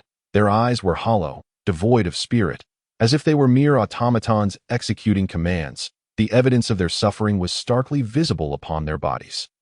In that moment, the middle-aged man fell silent, feeling as though his breath had been constricted. Prior to this, he and others in Jubai City had often turned a blind eye to the bandits' actions, maintaining a precarious balance, knowing that any direct confrontation could yield unpredictable outcomes. Their choice had ultimately led to this tragic scene. Overwhelmed by a sense of despair, he found it nearly impossible to bear. The others in the tent observed the unfolding events in silence. For those who had lived through countless wars, their hearts had long since turned cold and unfeeling. The middle-aged man, however, a native of the Northwest, found it unbearable to witness such a sight. Handle these individuals and transport them back along with the supplies. Wen Yang instructed succinctly, his keen intuition recognized that the will of those women had been utterly extinguished through their torment. Returning to normalcy was nearly impossible, and perhaps death would be their most merciful release. Yet, he lacked the authority to issue such a command. The fates of these individuals would be left to the court's discretion. Understood. The centurion bowed respectfully and then calmly inquired, "General, how shall we deal with the captives of no value? Execute them," was the terse reply that sealed the fate of thousands. No one present was surprised. The centurion accepted the order and proceeded to carry it out. The power of life and death rested upon a mere thought. As the centurion exited the tent, his demeanor was grim, radiating an aura that instilled fear. Ignoring the middle-aged man standing at the entrance, he headed towards the area where the bandit captives were confined. Upon seeing the approaching soldiers, the kneeling captives stirred in anxiety, but they were quickly subdued. Filled with dread and confusion, they had no inkling of what was to come. The centurion stood before the captives, his expression calm as water, seemingly impervious to any external influence. His icy gaze swept over the prisoners. And as his lips moved, the overwhelming pressure of his true essence erupted, crashing down upon the hearts of the thousands of bandits like a flood, compelling them to tremble in fear. An ominous premonition washed over them. In the next moment, The words that would determine their fate rang out, chilling their very beings. All captives shall be executed. Understood. The long spears of the 1,000-strong white-clad army gleamed ominously, their tips piercing forth without hesitation at the centurion's command. Splattering blood in an instant, the earth was stained crimson within moments, the previously dissipated stench of blood coalescing once more. On this day, the notorious Huafeng village, a scourge to the northwest for over a decade, met its annihilation. Not long after the eradication of Huafeng village, as when Yang led his troops away, a wildfire caught the attention of the nearby villages, initially deterred by the infamous reputation of Huafeng village. Few dared approach, but as the flames grew fiercer, some bold souls ventured into the woods to investigate. Upon entering the mountains, they beheld the once heavily guarded Huafeng village, now a mere ruin under the blaze. Many could hardly believe their eyes. When they returned to their villages with the news, a throng gathered, and as they set foot upon the charred remains, gazing at the scorched corpses and mass graves of the slaughtered, a collective realization dawned upon them. Huafeng village had been obliterated. The menace that had plagued countless lives in the northwest had finally reaped the bitter fruits of its past misdeeds. Though the villagers stood amidst the terrifying blaze, gazing upon the lifeless bodies of the ruthless bandits, they felt an unparalleled sense of safety. Never had they experienced a moment richer in security than this one. No longer would they live in fear. After all, Huafeng village has acted with such ruthless ferocity that it is impossible to fathom how many villages and towns have fallen victim to their malevolent grasp. This band of nefarious brigands has cast a dark shadow over the region, where death may well be the most peaceful refuge. For years, the local populace has lived in a state of constant trepidation, plagued by a corrupt and ineffectual government that extorts supplies while the mountain bandits pose a significant threat, robbing them of peace and security. As the nearby residents increasingly congregate amidst the ruins, it seems that at this moment, the shackles of oppression have finally been shattered, allowing them to finally experience a restful slumber. But on this very day, news of Huafeng village's annihilation spread like a tempest throughout the northwest, igniting elation and fervor among all who heard. Especially thrilling was the revelation that not a single bandit from Huafeng village had escaped the massacre. Every last one had been eradicated, including the leaders of the village. Reports of this devastation rapidly circulated, rekindling interest in a long-buried site of decay. Initially, some remained skeptical, for the scourge of banditry in the northwest had been deeply entrenched, particularly in recent years. The notoriety of Huafeng village had reached its zenith, and those targeted by such wickedness were often left with little hope. Yet now, amidst this unexpected tranquility, an uproar had erupted, leading to their sudden obliteration. Certain factions discreetly dispatched agents to investigate, but upon arriving at the site of the ruins, they realized that witnessing the scene firsthand evoked far greater emotions than mere rumors could convey. The devastation was horrific. The stench of decay permeated the air, and countless charred remains lay strewn across the ground. With the most shocking sight being the pit of corpses, the brutality of the assault and the might of the assailants left all the major powers in the northwest in a state of shock.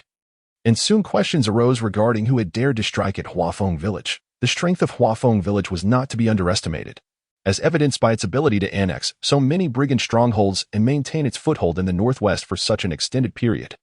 A force capable of vanquishing Huafeng village without a sound in a single night was indeed a rarity in these parts. Especially perplexing was the fact that not a single bandit had been spared. Just as various factions were immersed in shock and confusion, an unexpected announcement emerged from Zhubai City, sending waves of astonishment throughout the region. The king of Qin has assumed his post, and all city lords must report for duty. Such a simple statement rattled many in the northwest. The king of Qin, when had the dynasty dispatched a prince to the northwest? This was only the beginning. When another shocking piece of news spread from Zhubai City, it was as if a thunderclap had reverberated through the air. The body of Huafeng village's chief, Hua Biao, was hung at the city gate of Zhubai. This revelation ignited a firestorm of emotion among the common folk, as is often the case. Some rejoiced while others despaired.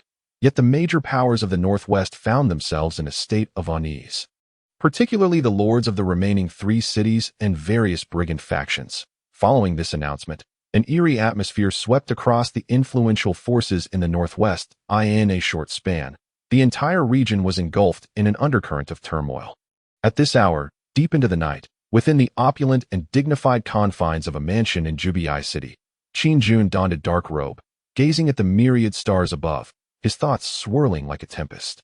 The waters of the northwest were far murkier than he had anticipated. He glanced at his moral value, which had undergone a dramatic transformation since the complete destruction of Huafeng village. It had surged to over 30,000.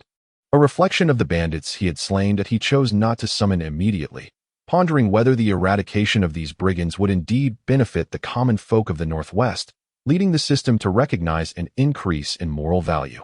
Uncertainty lingered in his mind, yet as time passed without any increase, he decided to forego that notion and opted instead for a lottery. With over 30,000 moral points, he could afford 6 draws. He began to anticipate what treasures might emerge from these 6 system draws. Last time he had summoned the renowned General Wen Yang from the Wei and Qin dynasties.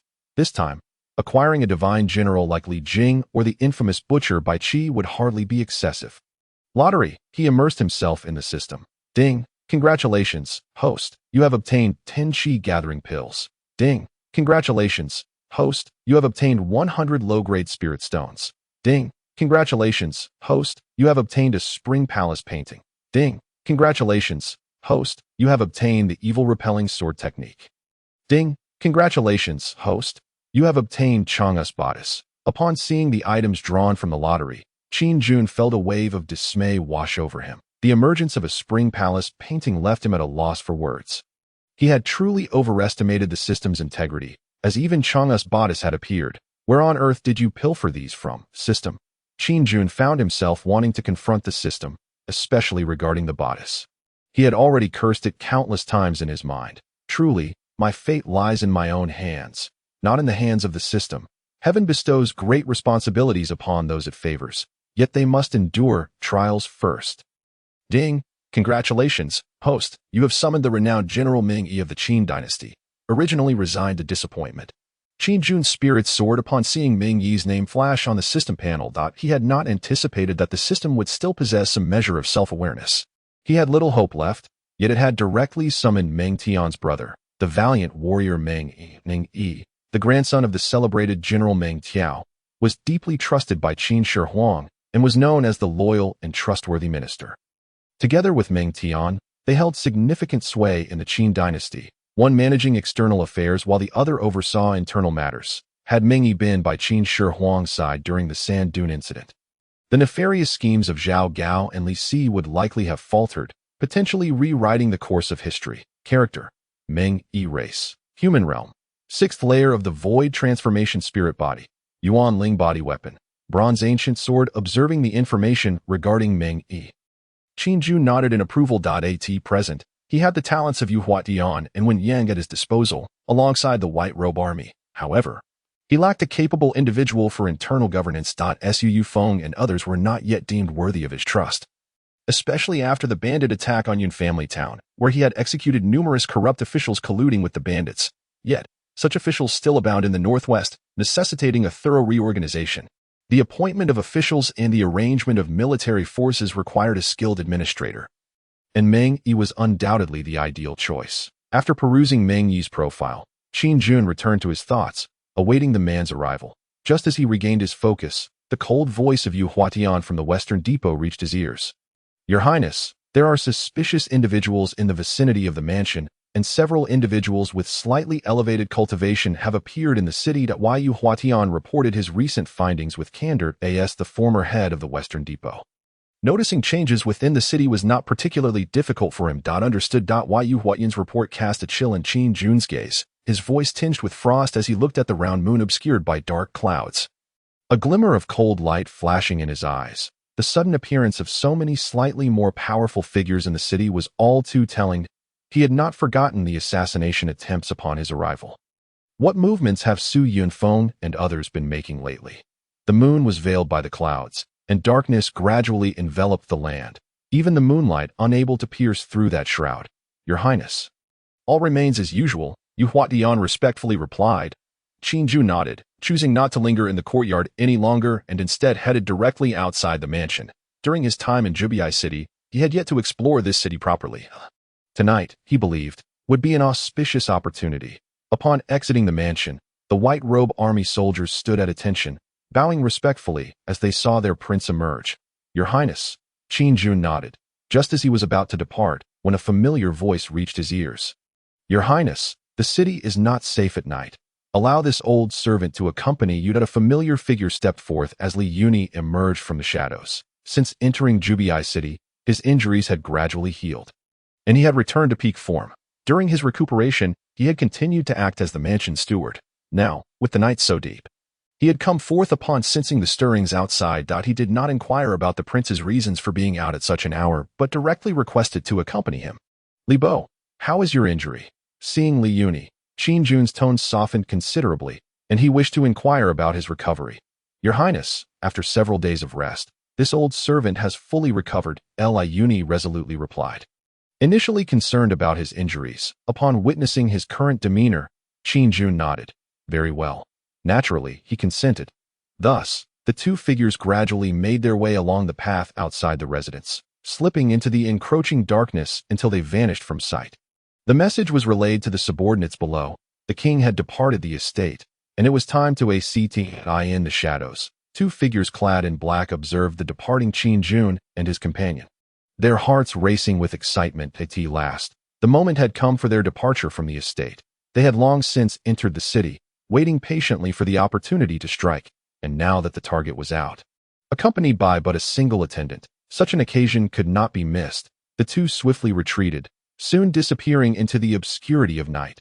Just as they left, a figure in white appeared at the spot where they had stood moments before, casting a cold smile towards the darkness where Qin Jun and his companion had gone. The net could be drawn that he uttered a detached phrase before vanishing from sight. The night was dark and windy.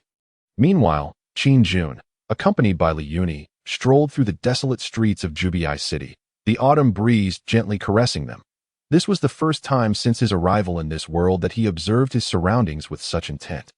A myriad of emotions swirling within him. The night enveloped Jubai City in an eerie stillness, the entire town seemingly swallowed by darkness, barely a glimmer of light to be seen. As they walked along the streets, dilapidated and desolate homes lined either side, inhabited by impoverished souls struggling to survive. This area was rife with chaos, often plagued by riots. A fitting choice for Qin Jun's intentions. Li Yuni could not comprehend why His Highness had chosen to come here at such a late hour. Yet he refrained from asking, knowing his duty was to protect the prince. Just as they stepped into the slums, Li Yuni, possessing the cultivation of the true spirit realm, keenly sensed dozens of gazes directed at them. In that moment, his heart tightened, and instinctively, he positioned himself in front of Qin Jun, wishing to shield him. However, Qin Jun raised a hand to halt him. Li, you need not cause a stir over this. His calm words resonated. Li Yuni paused momentarily, glancing at the prince, and noticed a flicker of coldness in his otherwise tranquil eyes, the atmosphere around him shifting abruptly. Ultimately, he chose to obey, remaining vigilant beside the prince. His senses heightened, hand unconsciously gripping the hilt of his sword. The two continued deeper into the slums. As soon as Qin Jun entered the impoverished area, the air thickened with tension, the faint sound of bowstrings being drawn echoing ominously. Li Yuni's gaze flickered, his cultivation surging within him. In the shadows, dozens of cloaked figures lay in wait, their bows taut, sharp arrows aimed at the young king. They merely awaited his approach to strike. The atmosphere was palpably tense. Even the act of breathing felt laborious, a bead of cold sweat trickling down the brow of one black-clad assassin. In that instant, a subtle sound arose above him. Before he could react, he felt a chill at his throat, blood suddenly pouring forth, vitality swiftly draining away. The hand that had drawn the bow fell limp, the arrow released with a whoosh, shattering the silence of the night. The arrow whizzed past Qin Jun's ear, yet he did not falter. He pressed onward. With each step he took, a body was cast from the nearby dwellings, crashing heavily onto the streets, stirring up clouds of dust. White-robed soldiers gradually emerged from the locations where the corpses had fallen, their expressions grim, blood still oozing from their glistening blades. Qin Jun paid no mind to the slain, advancing steadily as bodies continued to be thrown aside. As if paving a path for a king, blood stained the streets, and Qin Jun trod upon the viscous liquid, his heart already encased in ice. Those who dared to attempt his life within Jubai City had sealed their own fates. Behind him, Li Yuni regarded the fallen with a grim gaze before shifting his attention back to the prince, finally grasping the true purpose of Qin Jun's visit to this place. The wind picked up. Rain began to fall in a gentle patter, soaking the entire street. Beneath the curtain of rain, the atmosphere was thick with foreboding. Your Highness, all nearby assassins have been eliminated. the figure of Yu Huatian suddenly appeared. Bowing respectfully to the king, not only him, but the white-robed soldiers gathered around the slums also knelt, swords drawn in the rain. Qin Jun's demeanor remained indifferent, the rain soaked his black robe. Yet he did not glance at the fallen corpses surrounding him. Instead, he issued a cold command, his voice imbued with a sense of ruthless authority. Seal off Jubai City and investigate all suspicious individuals. The corpses beneath his feet became a testament to his resolve. If the lives of thousands at Huafeng village were insufficient, he would not hesitate to unleash a tempest of bloodshed in the northwest. The autumn rain dripped upon the silver armor of the white-robed soldiers, the blood upon their blades mingling with the rain, creating an atmosphere of chilling dread. Standing upon the dilapidated streets, amidst the reverence of the soldiers, Qin Jun exuded the gravitas of a monarch. His detached orders seemed to momentarily suspend the very rain itself. The soldiers around him responded in unison, the sound of their armor ringing out in the stormy night. Understood, Yu Huatian, clad in white, displayed a cold and ruthless demeanor, immediately commencing the execution of the king's orders. The awaiting white-robed soldiers, armed with long spears, began to move methodically. In that instant, the silence of Jubai City was irrevocably shattered. The inhabitants of the slums, upon hearing the commotion outside, saw a few brave souls peering out into the rain, only to be met with the horrific sight of bodies strewn across the street. The blood mingling with the rain transformed the thoroughfare into a river of crimson. Their pupils constricted in terror, minds blank with shock, they quickly retreated into their homes, paralyzed by fear. What they had witnessed would haunt them for the rest of their lives. It was a scene both eerie and gruesome. Not just him, many others in the slums reacted similarly, some even hastily hiding their children and spouses in cellars, fearing the worst. For them, this night was excruciating. Time felt like a noose tightening around their hearts. Lightning split the sky. Qin Jun, escorted by the white-robed soldiers, walked with a cold demeanor through the streets. Though his clothes were thoroughly drenched, he paid it no mind. At this moment, his heart was as frigid as ice. He had not anticipated that the forces in the northwest would send forth such a multitude of assassins. Yet, it was hardly surprising. Many would not wish to see him establish himself in the northwest, especially following the news of Huafeng village's demise. After all, should the assassins succeed tonight, and he were to perish in Jubai City, the responsibility would fall squarely upon its shoulders. As he walked, a sense of foreboding washed over him, prompting him to glance towards the darkened street ahead. Not long after, three figures emerged from the shadows, Su Yunfeng and his companions. They had been discussing matters within the city lord's residence when news broke of the sudden lockdown imposed by the white-robed soldiers, leaving them utterly bewildered. Why was the city gate being sealed?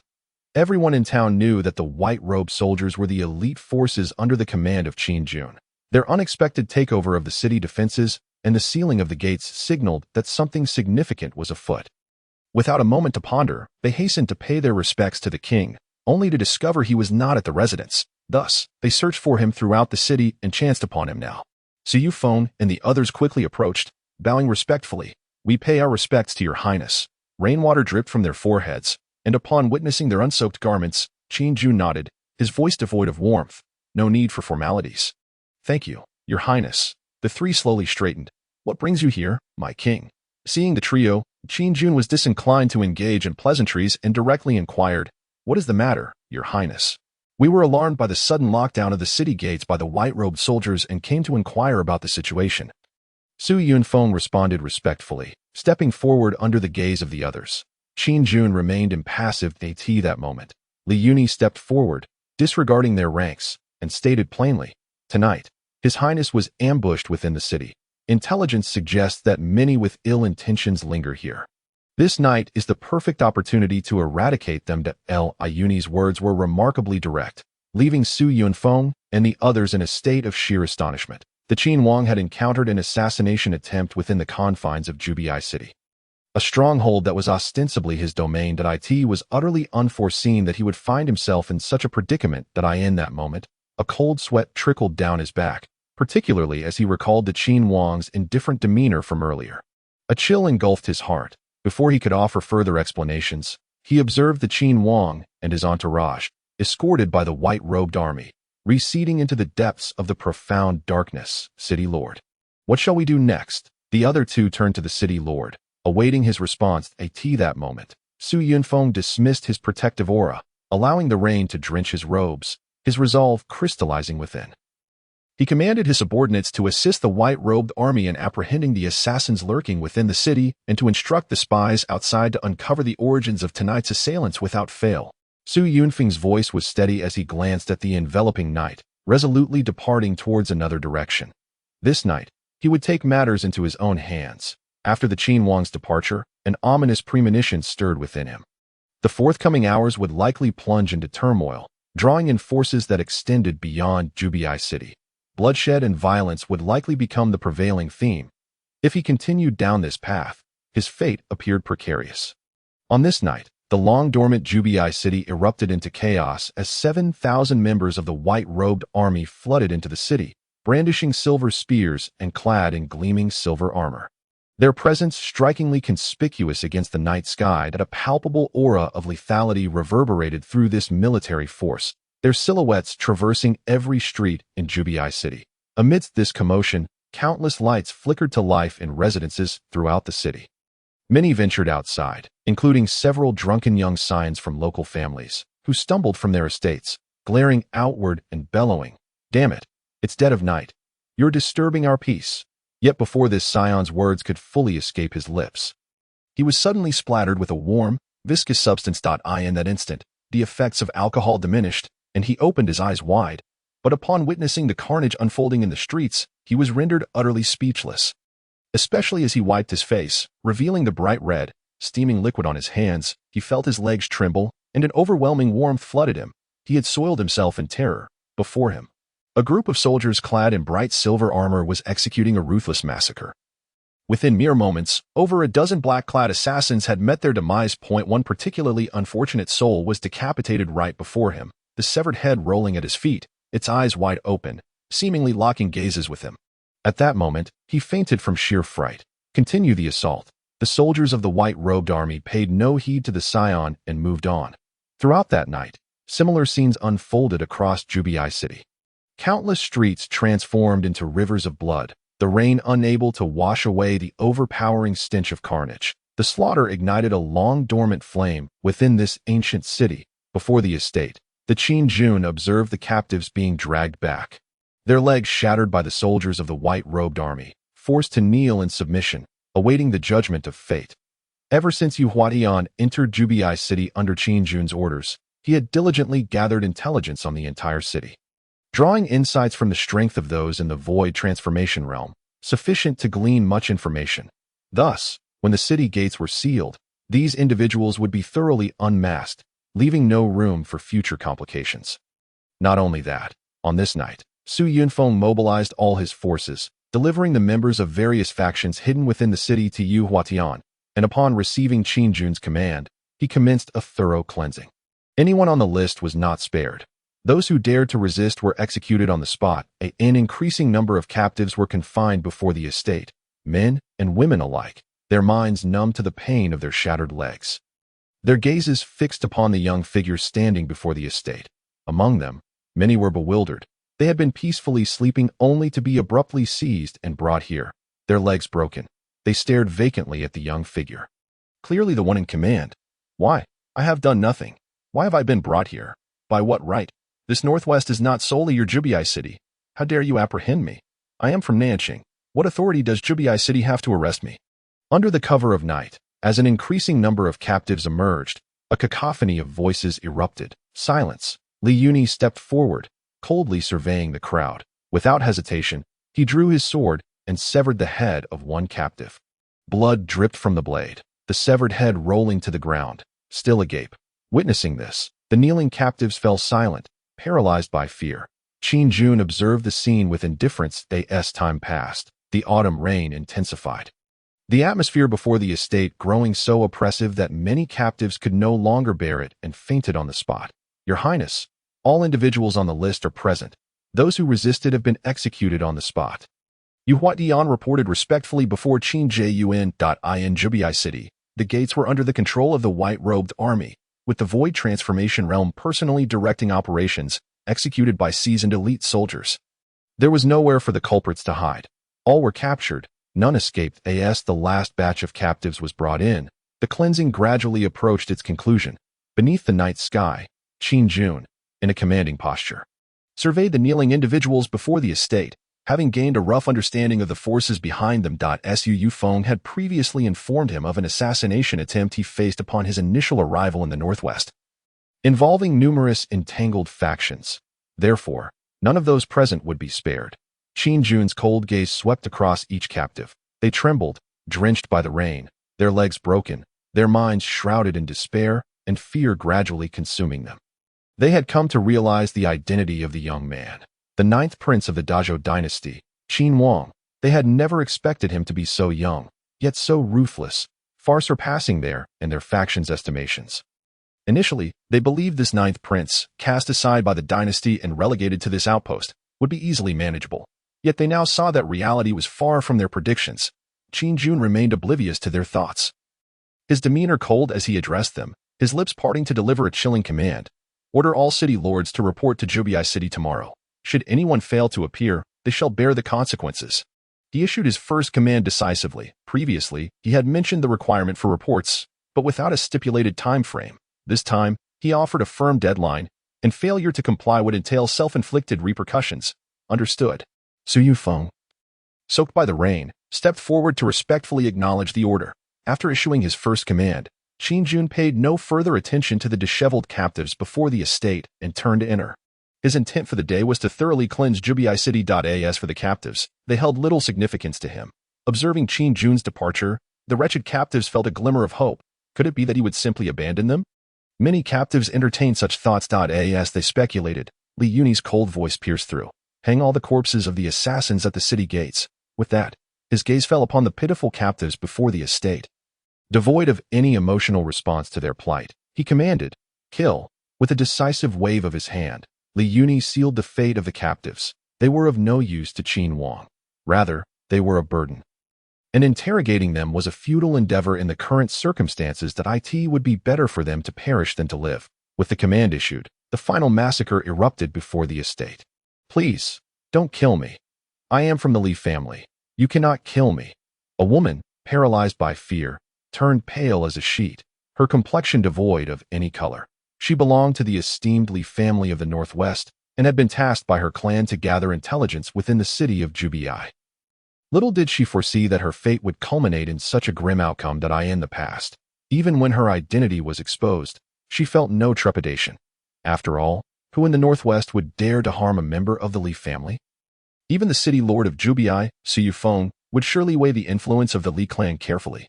Yet today, she found herself facing such a dire conclusion. Had the king of Qin lost his sanity? Having only recently arrived in the Northwest, he had already slaughtered so many influential families, seemingly unafraid of inciting a bloodbath. Among those he had targeted were prominent families of the Northwest. Thus, as they confronted their mortality, many entertained similar thoughts. Blood splattered, and wails echoed through the profound night. Captured, their legs had been brutally broken, rendering them like lambs to the slaughter, without any hope of escape, let alone resistance. However, amidst the chaos, one young man, drenched in blood, gazed desperately at Su Yunfeng not far ahead and cried out, "Uncle Yunfeng, save me."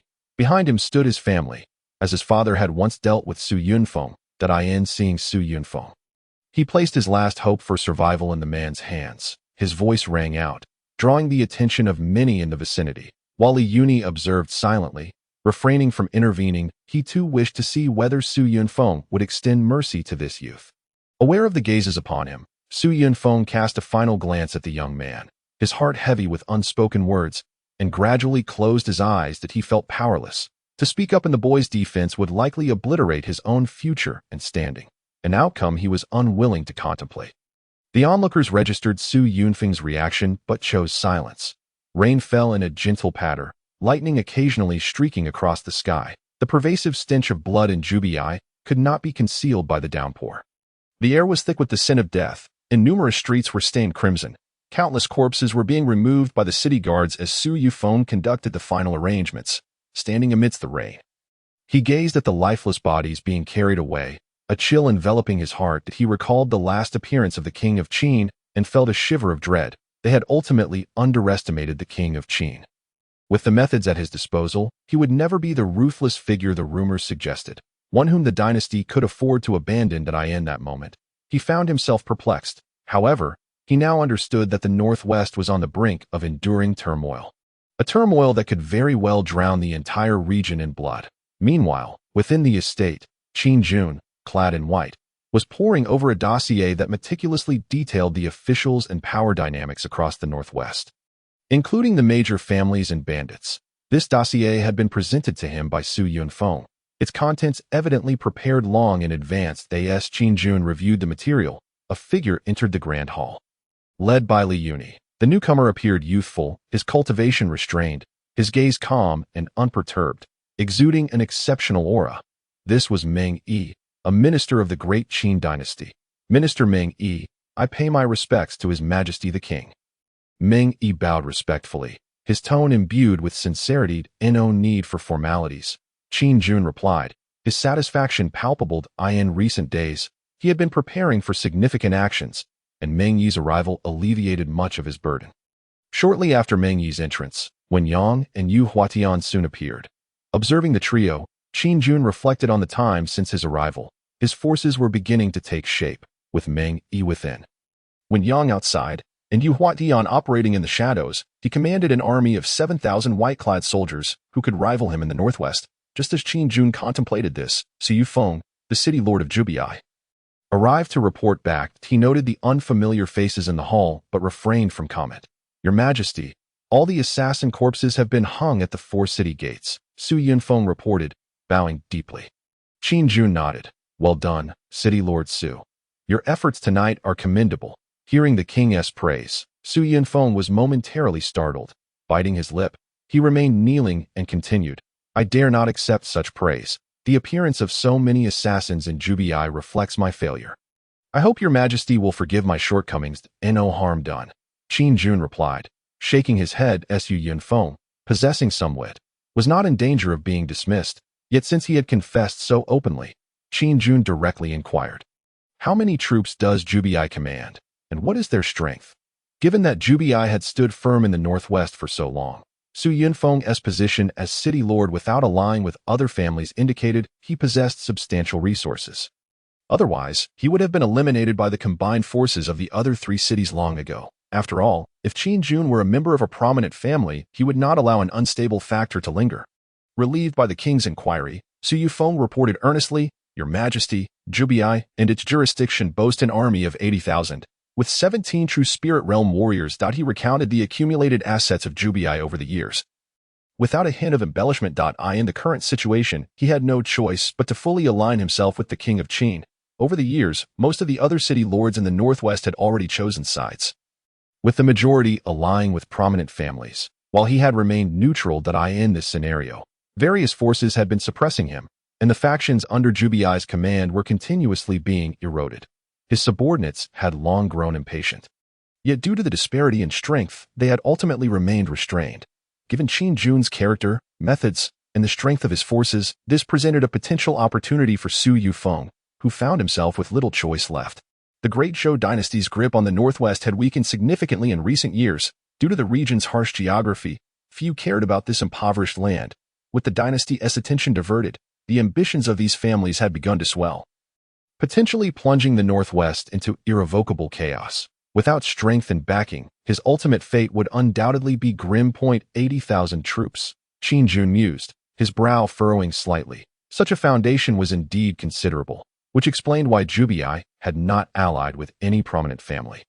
An army of 80,000, unless faced with a coalition of those families, would likely prove formidable against any single clan. Which family supports Huafeng Zhai? Qin Jun pondered aloud. Huafeng Zhai, upon hearing the king's unexpected inquiry. Su Yunfeng was momentarily taken aback, but quickly responded, Your Majesty, as far as I know, Huafeng Zhai is backed by the Teng family. It is said that the leader of Huafeng Zhai, Hua Biao, was once a son-in-law of the Teng family, but for reasons unknown, he ascended the mountain. However, in recent years, Huafeng Zhai has absorbed several bandit factions with the Teng family's support, allowing it to grow rapidly. Su Yufeng recounted all he knew about Huafeng Zhai without reservation. The Teng family. Qin Jun raised an eyebrow. The head of the Teng family, Teng Shan, was a pinnacle expert in the true spirit realm, and the family's foundation was profound. Ranking among the top 3 in the Northwest, it was rumored that Teng Shan had entered seclusion a few years ago, possibly with a chance to advance to the void transformation realm. Yet no news had emerged since. Nonetheless, it was certain that he was still alive. Whether he had broken through to the void transformation realm remained a mystery. Su Yunfeng provided a comprehensive account of his knowledge regarding the Teng family. In the chaotic Northwest, without a defined alliance, Su Yunfeng's understanding of these families was exceptionally thorough, as it directly affected Zhu Bi and his prospects. The Teng family's strength was not to be underestimated, especially with the uncertainty surrounding the family head's potential advancement to the void transformation realm. No one wished to test such waters. Moreover, this was only the surface. How much strength the Teng family possessed in the shadows remained unknown. Your Majesty, there is one more matter. The city lord of Xiqing, Qin Xiang, was personally promoted by the Teng family. The former city lord of Xiqing died mysteriously, and the Teng family pushed him to become the new city lord. Su Yufeng added, seemingly recalling something. He elaborated, Your Majesty, like Hua Biao, Qin Xiang is also a son-in-law of the Teng family. Zhu. The Teng family indeed produces a plethora of sons-in-law. It is astonishing to discover such abundance. Qin Jun felt a slight surprise, yet he did not dwell on it excessively. Since they had chosen to be his adversaries, he had no intention of sparing the Teng family. What awaited them was the sharp edge of the White Robe Army and his wrath. In the subsequent hours, Su Yufeng divulged all the intelligence concerning the factions that sought to assassinate him, providing valuable insights to the assembly. These pieces of information held little significance for him now. At this moment, Qin Jun was solely concerned with who dared to defy him in the Northwest. These individuals might not respect him, but they must fear him. Wen Yang, with a clearer understanding of the situation in the Northwest and the forces under his command. Qin Jun hesitated for a moment before laying out his next course of action. Your humble servant is here. Wen Yang stepped forward, bowing respectfully. Since entering Zhu Biqing, Wen Yang had maintained a low profile, never revealing his prowess before outsiders. After all, his strength could be described as the most formidable under Qin Jun's leadership. That I command you to lead 5,000 white-robed soldiers to conquer the western city. Should there be any resistance, execute without mercy. The western city, being in close proximity to Zhu Biqing, was already under the Teng family's influence. Qin Jun had no intention of letting them off the hook. And this was merely the beginning. I will obey. Wen Yang accepted the order and, after receiving a few additional instructions from the king, gradually withdrew. As he watched Wen Yang exit the hall, Qin Jun's indifferent gaze fell upon Su Yufeng. And he spoke slowly. Su Yunfeng, at your service. That I command you to lead your troops, centering around Zhu Biqing, to commence the eradication of mountain bandits. Qin Jun issued the order coldly. These bandits had become a blight upon the Northwest after years of accumulation and needed to be eliminated. Otherwise, the common folk throughout the Northwest would remain in turmoil. Moreover, and most importantly, this also presented an opportunity for Qin Jun to accrue moral value. There were hardly any good individuals among the mountain bandits, and eliminating them would yield significant moral gains. Another consideration was the 8,000 troops under Su Yufeng's command, who lacked combat experience. Qin Jun intended to utilize these bandits to train his army. After all, in his eyes, these lawless bandits were nothing short of a training package, and deploying the White Robe Army would yield minimal results. I shall comply. Su Yufeng accepted the command, fully aware that from this moment onward, his fate, along with that of Zhu Biqing and the 8,000 troops, would be irrevocably intertwined with that of the king, to whom he would devote all his efforts, having dealt with the current matters. Qin Jun then arranged another significant task, the reappointment of local officials. That he had not forgotten the issues surrounding the officials in Yunjia town. The collusion between officials and bandits had led ordinary citizens into a den of wolves. Such officials were not uncommon in the Northwest, and he would not let them escape unscathed. Compared to the mountain bandits, these individuals were even more detestable. Thus, the internal affairs of the Northwest would require reorganization, and the appointment of officials and military leaders was entrusted to Meng Yi, who was the most suitable candidate for the task. After handing Meng Yi a document detailing the local officials' identities, he swiftly departed from the hall. At this moment, only Qin Jun and Yu Huatian remained in the grand hall. While Yu Huatian, I command you to establish an intelligence organization within the next few days, ensuring that any information regarding the Northwest and the dynasty is meticulously recorded here. In Qin Jun's view, aside from strength, intelligence was of paramount importance. Without detailed information, navigating the world was akin to a blind man traversing an unfamiliar path. Therefore, The establishment of an intelligence network must be executed without delay. Given Yu Huatian's previous role as the overseer of the Northwest, Qin Jun believed he would find this task manageable. I understand. Yu Huatian, with a demeanor that was both gentle yet harsh, accepted the order immediately upon hearing the prince's command. You may select anyone from within the Northwest, Qin Jun added as an afterthought. Establishing an intelligence organization would require personnel, and the entire Northwest would serve as a talent pool for Yu Huatian to draw from. This organization would remain shrouded in secrecy, as Qin Jun did not intend to publicize it externally. It would become his first sharp blade. With a flurry of commands issued, Zhou Biqing began to stir like a war machine in the pre-dawn hours. The rain had ceased. The scent of blood from the previous night still lingered. As the blood on the streets mingled with the earth, staining many thoroughfares in Zhou Biqing a ghastly red, a bizarre and gruesome sight. Under the cover of night, the eastern horizon slowly brightened, and numerous citizens rose early to commence their day's labor. Particularly in the impoverished districts, the populace endured hardships far beyond that endured by others. Before dawn, they had already stepped outside their homes. Yet, upon exiting, they expected to encounter the damp smell of rain-soaked earth, only to be met with a nauseating stench of blood. In this chaotic Northwest, they were all too familiar with the odor of blood, yet this was the first time they had encountered such an overpowering scent within the city. As the first light of dawn appeared, the blood-stained mud of the streets and the uncollected remains of dismembered bodies filled their hearts with dread. Most of the citizens were still unaware of the events that transpired the previous night. Increasing numbers of citizens congregated in the streets, their expressions reflecting confusion.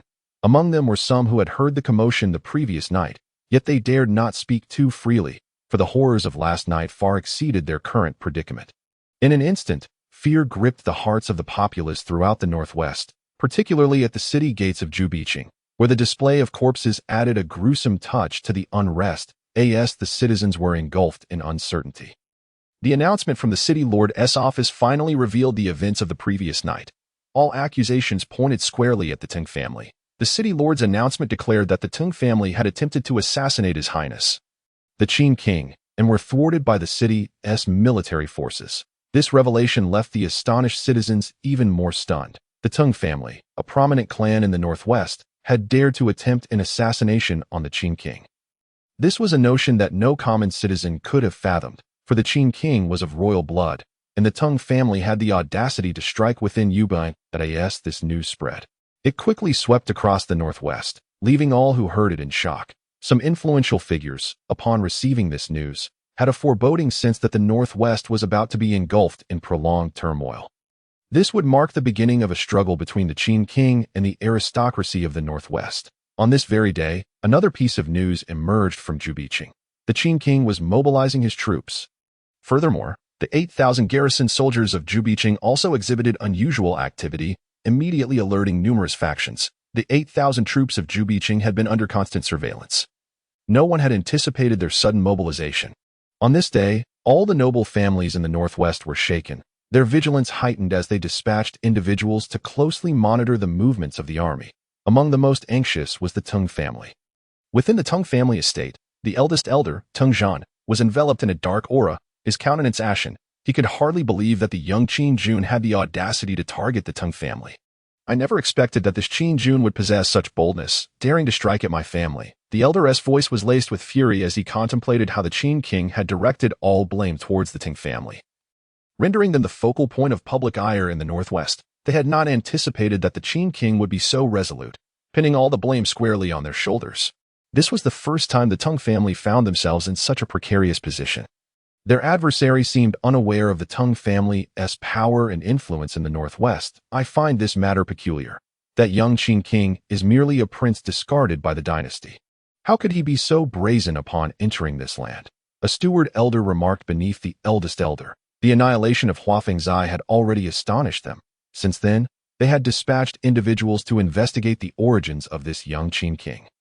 Despite leveraging connections within the royal city, they had uncovered no extraordinary qualities in him, nor any formidable allies. Yet he managed to obliterate the Huafengzai, which they had nurtured for years. There was certainly some mystery afoot.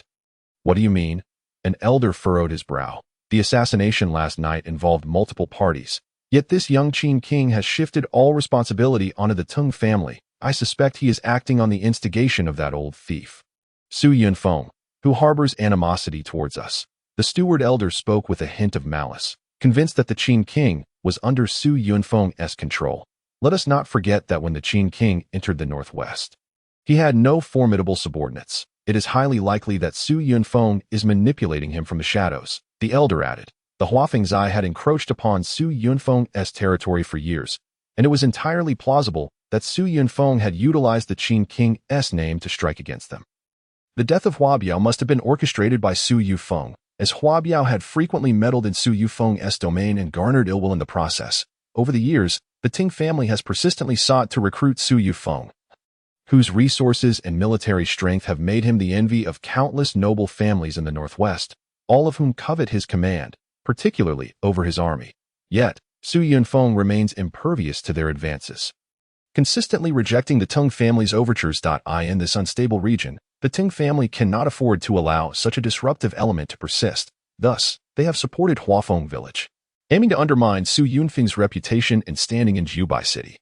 However, they were taken aback when, not long ago, Huafeng village was annihilated overnight, inflicting considerable damage upon the Ting family. At this moment, all accusations are directed at the Ting family, undoubtedly orchestrated by Su Yunfeng from the shadows.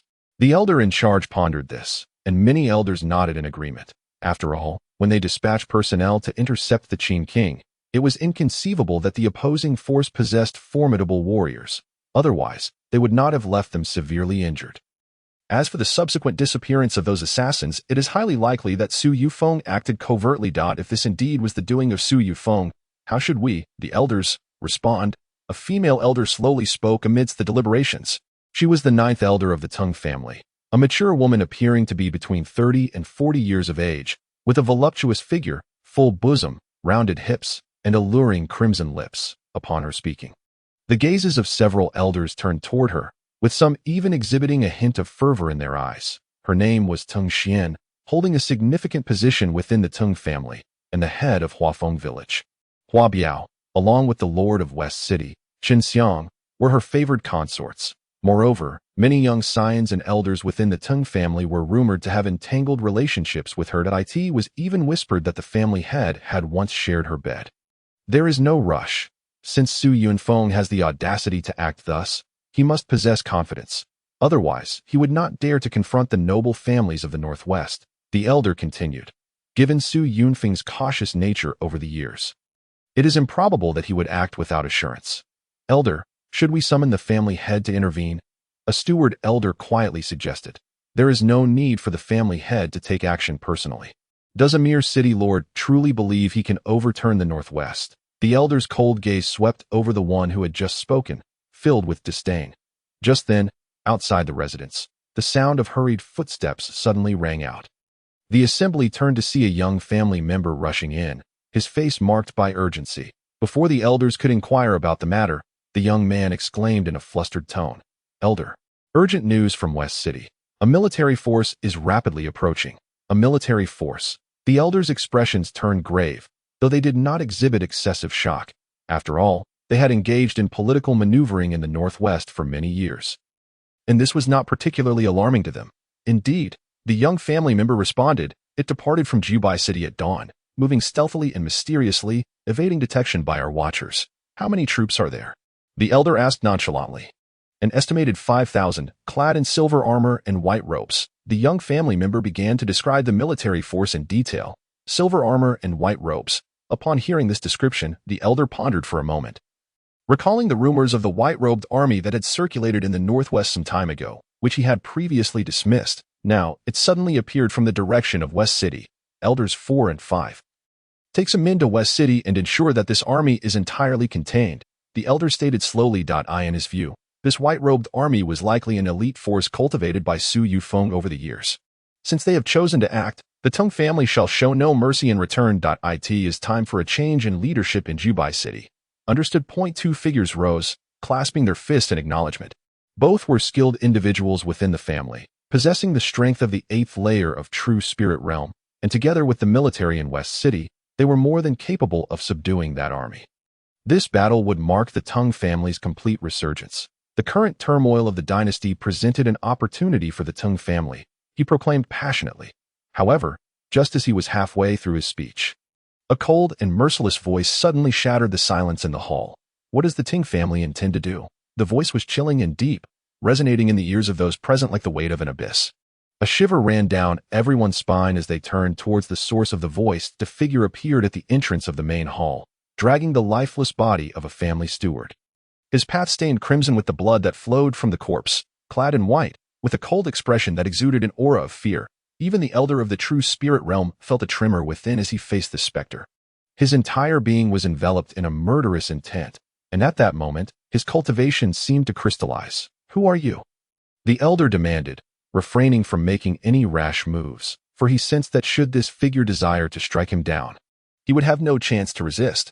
Under the command of the Qin King, Yuhuatian, the figure in white cast aside the body in his hand, his indifferent response sending tremors through the entire Tang family hall. He had come to annihilate the Tang family. With his cultivation at the void transformation realm, he was virtually invincible in the northwest. No one could stand in his way.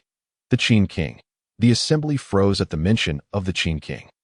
Their earlier discussions of Su Yunfeng rendered insignificant. They had not anticipated that a powerful individual would claim to be under the Qin King's command. Moreover, judging by the aggressiveness of his entrance, it was clear that matters could not be resolved peacefully today. What do you intend? The elder regarded Yuhuatian, a hint of trepidation evident in his eyes. He could not gauge the other's power, but the murderous intent emanating from him was something he could not withstand. Only by summoning the family head might they have a chance to counteract this threat. By decree of the Qin King, the Ting family has secretly colluded with mountain bandits to harm the common folk and last night intended to assassinate His Highness the Qin King. Thus, their crime warrants extermination. Yuhuatian stepped forward, his three-bladed sword emanating a chilling glow, a terrifying aura suddenly erupting, thick with the stench of blood. In that instant, the elder and all present stewards unleashed their powers, opting to fight back. The enemy had come to their doorstep. If they retreated any further, the reputation of the Ting family in the northwest would plummet to the depths, making it impossible for them to hold their heads high, let alone aspire to dominance in the northwest, which would only invite ridicule. The moment their powers surged, Yuhuatian hurled his three-bladed sword directly at Elder Qin Jun. With a sickening sound of flesh being pierced, Qin Jun was decapitated in an instant. Blood splattering across the hall as his headless body staggered a few steps before collapsing at Yuhuatian's feet, the blood flowing freely and soaking the hall, not stopping there, as the three-bladed sword shot forth. Two blades separated from the main sword, slicing toward the elders on either side of the hall, mercilessly grinding them down. The overwhelming scent of blood filled the air as all the stewards and elders rapidly lost their vitality, their gazes dimming until they fell to the ground, lifeless. In a single strike, the entirety of the Tang family's leadership was decimated. This exemplified the dominion of the void transformation realm. These individuals had no opportunity to flee. Within the hall, the young disciple who had delivered the news now lay crumpled on the ground, witnessing the once mighty elders being brutally slaughtered. His heart shattered, replaced by sheer terror and confusion in his eyes. He gazed fearfully at the figure clad in white, trembling uncontrollably. Just then, the Tang family hall trembled violently, dust swirling as an immense rage surged from the ground, a colossal wrath manifesting, and a roar echoed throughout the city. Boom! The hall collapsed amidst the tremors, an energy ripple far exceeding that of the true spirit realm erupted, and the figure of Tang Shan, the head of the Tang family, emerged from the dust and chaos. His eyes now blood-red, replaced by a fierce and malevolent glare. A brutal aura coursed through him as he fixed his gaze on the ethereal figure in white, bellowing, "Dare to slaughter my Tang family members? You seek death." Tang Shan glared at the effeminate Yuhuatian with clenched teeth, his fists tightly gripping, as if blood were about to drip from his fingers. He had been in seclusion for an extended period, entrusting the affairs of the outside world to the family elders. Just moments ago, he sensed a formidable surge of energy emanating from his residence, and upon probing with his mind, he discovered that Yuhuatian had slaughtered all the senior members of the Ting family. By the time he sought to intervene, it was already too late. This ignited a fire of rage within him. He immediately abandoned his seclusion and vowed to personally eliminate this intruder, Tang Shan. The patriarch of the Tang family gazed at the figure in the sky. To his astonishment, he realized the rumors were true. Tang Shan had indeed broken through to the realm of transformation. However, with Yuhuatian's discerning eye, it was evident that Tang Shan's cultivation was tenuous, clearly reliant on external forces for his breakthrough. The hollow transformation, lacking substance, was akin to courting death, when faced with Yu Huatian, who was at the 8th level of the transformation realm. Why Yu Huatian held no concern for such a feeble opponent. Should the captain of the White Robe Army arrive, that would suffice. After all, each captain of the White Robe Army possessed peak strength in the true spirit realm. Their power, forged through countless battles, far surpassed that of this hollow transformation reliant on external aid. I care not who you are. Today, if you dare to commit slaughter in my Tang family, you shall die. Tang Shan's cultivation surged, his aura escalating as rich spiritual energy converged around him, that a long sword materialized in his hand, all his magical essence coalescing into this one blade, which hummed with a resonance that echoed through the heavens, as if rejoicing in anticipation. Die! Tang Shan roared skyward, slashing forth with his longsword. The dense sword light filled the air, its overwhelming pressure causing countless family members within the Tang residence to tremble in fear. They could scarcely believe that the Tang family would face such a calamity in the northwest, especially from an adversary bold enough to invade their domain. However, upon witnessing their patriarch emerge, the family's anxiety was somewhat alleviated. Their patriarch had successfully reached the transformation realm. How many in the northwest could withstand such a master? Beneath their trembling bodies lay an unspoken hope for their patriarch to sever the head of the white-robed figure. Yet, while their aspirations were noble, reality often diverged vastly from expectation. As Tang Shan unleashed his full strength in a single strike, Yu Huatian remained unyieldingly cold, a hint of disdain flickering in his gaze. With a casual flick of his three-edged sword, a beam of icy brilliance shot skyward, its edge sharp and unwavering, directly meeting the oncoming sword light. This was merely a casual stroke from Yu Huatian, yet its momentum far surpassed that of Tang Shan's. The sword light surged through the heavens, and upon contact with Tang Shan's full-force attack, it shattered it effortlessly, dismantling the entirety of Tang Shan's strike. The vast sword edge did not cease there. Infused with an endless aura of slaughter, it soared upwards, targeting Tang Shan with the intent to eradicate him completely. Tang Shan, witnessing his full-force assault being effortlessly neutralized, felt a jolt of alarm surge through him. In an instant, he realized that the sword light did not dissipate but instead ascended towards him. Instinctively, he attempted to flee, yet the speed of the sword light was too swift. As he sought to evade, his body seemed to lose all capacity for movement, rendered immobile. No. As the sword light drew ever closer within his vision, Tang Shan let out a heart-wrenching roar, desperately trying to shake off this sensation. Yet under the suppression of an 8th-level transformation realm master, he had no hope of success. Blood sprayed through the air as the sword light swept across Tang Shan's form, cleaving him in two, his innards spilling onto the ground, crashing heavily into the ruins below. The patriarch of the Tang family, a master of the transformation realm, was mercilessly slain on this day, leaving no trace behind within the residence. The remaining Tang family members, witnessing their patriarch's demise, unable to withstand a single blow, felt their hearts turn to ice. They understood that with their patriarch's death, the Tang family would inevitably decline, perhaps never to rise again. At this juncture, some began to contemplate their futures. Yet, unbeknownst to them, they had already forfeited any hope for a future. Yu Huatian's ruthless methods left desolation in his wake. He would provide no opportunity for himself or the Qin king to be burdened by any threats. Every member of the Tang family would be exterminated. Yu Huatian left a chilling remark before turning to exit the Tang residence. An overwhelming aura of bloodshed surrounding him. At the moment his words fell, 8 true spirit realm experts appeared, a chosen cadre from Su Yufeng, summoned by Yu Huatian himself to execute this annihilation. Their gazes towards Yu Huatian transformed, filled with admiration and reverence. They had remained outside the estate, awaiting Yu Huatian's command. Witnessing the battle against Tang Shan had left them utterly astonished. Tang Shan was a master of the transformation realm, yet he had been so effortlessly dispatched. The extent of Yu Huatian's might surpassed all their expectations, instilling a sense of terror within them. This was the first time they had encountered such a formidable presence, igniting within them boundless admiration. Thus, when Yu Huatian issued the slaughter command, they hesitated not for a moment, the air thick with the scent of bloodlust. As they stepped into the Tang residence, every soul they encountered was met with their merciless blades, showing no mercy whatsoever. Master, the Tang family has been purged. Yu Huatian stood before the Tang estate, listening to the reports of his subordinates, nodding slightly. His effeminate visage bore no expression. To him, the annihilation of a family was a matter of little consequence. Even the name of the Tang family patriarch was unworthy of his remembrance. All affiliated forces of the Tang family are to be dealt with by you, he uttered coldly before vanishing from their sight. leaving no trace behind. Yes, having witnessed Yuhuatnan's prowess, his subordinates now brimmed with respect. After receiving their orders, they did not hesitate in the slightest and immediately set forth to execute them.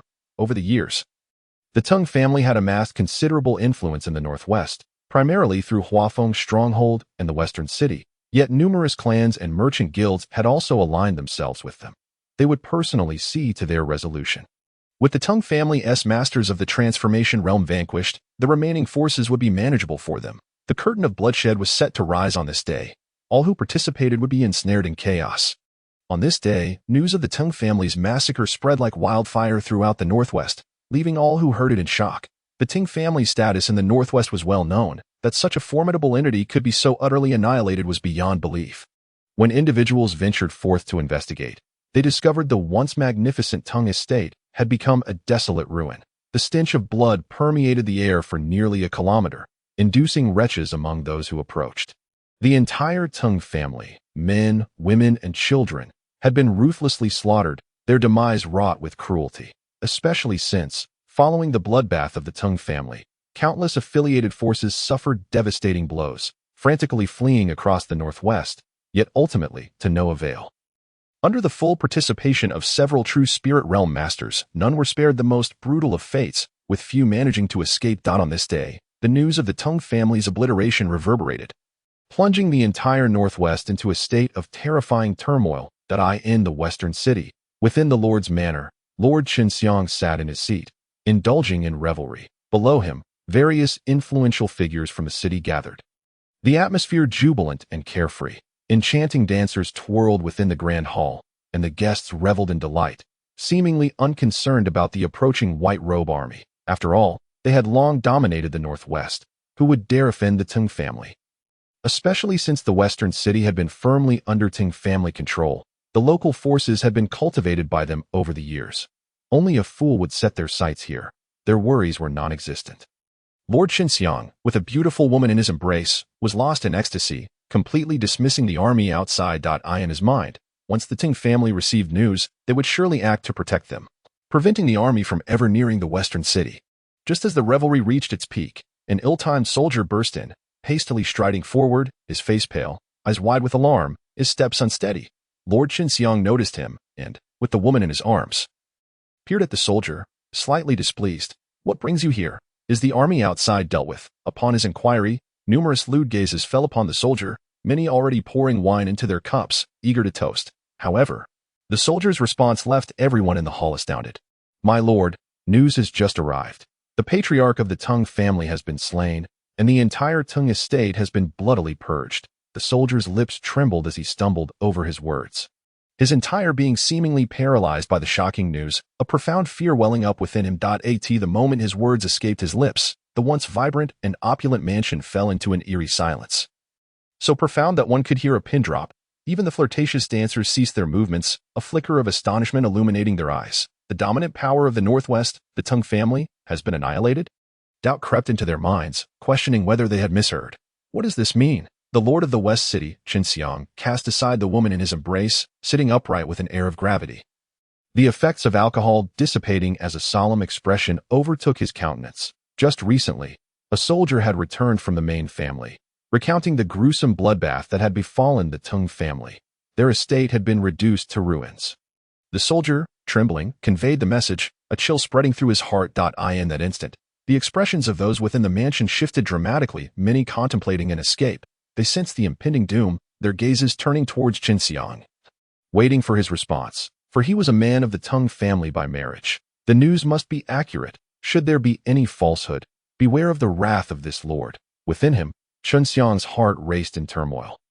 He had been a mere consort of the Tang family, though one might say he was merely a kept man of the elders. He had climbed the ranks through their influence, but now he was met with the devastating news of their extinction. It struck him like a thunderbolt, his fingers quivering. The Lord's words are true.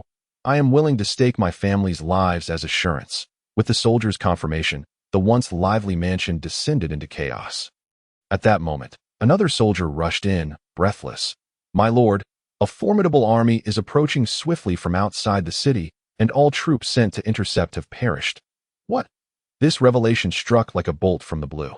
They had scarcely recovered from the news of the Tang family's demise when yet another ominous tidbit arrived, leaving the hearts of all present in a state of despair.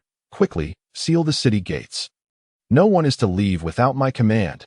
At that moment, Qin Xiang was stripped of his previous composure. Now he felt as though he were perched on needles, his mind racing. The rosy glow of intoxication had been replaced by a pallor of dread. With the fall of the Tang family, his standing in the northwest plummeted rapidly. Those who had once been his allies might now regard him as a pariah. In this instant, his only remaining asset was the city beneath his feet. With his mind in disarray, he could think of nothing else but the imperative to defend this stronghold. Yes, sir. The soldier hurriedly departed the mansion to make arrangements for the others within. Qin Xiang had little time for niceties. He coldly addressed them. Ladies and gentlemen, your fortunes lie within this city that if you wish to preserve them, you must defend it. His words were devoid of warmth as his gaze swept over the assembly. The gravity of his statement resonated, evoking a chill among them. They understood all too well that their fortunes were intertwined with this stronghold, and leaving was not an option. With clasped fists, they quickly exited the mansion to attend to their respective duties. Meanwhile, outside the city, when Yang led the white robe army closer to this desolate ancient city of the northwest, they had encountered no significant resistance along their path. The forces that sought to hinder them were utterly incapable of standing against their might. The disparity in power rendering them no matched at that moment. When Yang surveyed the decaying ancient city, its gates firmly shut, soldiers stationed on the walls, weapons in hand, their faces etched with concern. Clearly, the defenders were resolved to hold their ground. General, allow us to assault this city. The centurion of the white robe army, noticing Wen Yang's demeanor, spoke with fervor, eager to engage in battle. Given their strength, seizing this aging stronghold would pose no challenge. It was merely a matter of time. As for the defenders atop the walls, the centurions regarded them with disdain, not due to overconfidence, but because the gap between their strengths was insurmountable. It was merely a crumbling city. No grand effort was necessary. Upon hearing his subordinate's request for battle, when Yang shook his head, his keen eyes fixed upon the city. Channeling his power, arcs of electricity danced around his battle armor as he surged forward. Embodying the might of thunder itself, Wen Yang's cultivation in the void transformation realm erupted, his speed akin to lightning cleaving through the air, an overwhelming pressure enveloping the West City. This sudden force descended. Countless soldiers and citizens trembled, those of weaker will prostrating themselves, unable to move an inch to Wen Yang. These people appeared as mere ants. With a flick of his thunderous intent, he could obliterate them all. He gathered his power, gazing at the massive city gates, conjuring a spear of lightning imbued with terrifying destructive force. Any who dared to touch it would be reduced to ashes, with the spear of thunder in hand. He hurled it forth with a velocity that was beyond human comprehension. The savage might of his magic descended like divine retribution upon the West City. Boom, in an instant. The dilapidated gates of the West City shattered beneath Wen Yang's thunder spear. Yet, the devastation did not stop there. The blast radiated outward, causing sections of the wall to collapse, and the soldiers were unable to evade the onslaught, their anguished cries echoing throughout the city. This ancient bastion of the Northwest, long-standing and proud, was utterly annihilated in a single blow from Wen Yang. Kill. Wen Yang stood amidst the chaos, arcs of electricity swirling around him, his cold gaze surveying the realm. His voice, calm yet commanding, resonated through the air.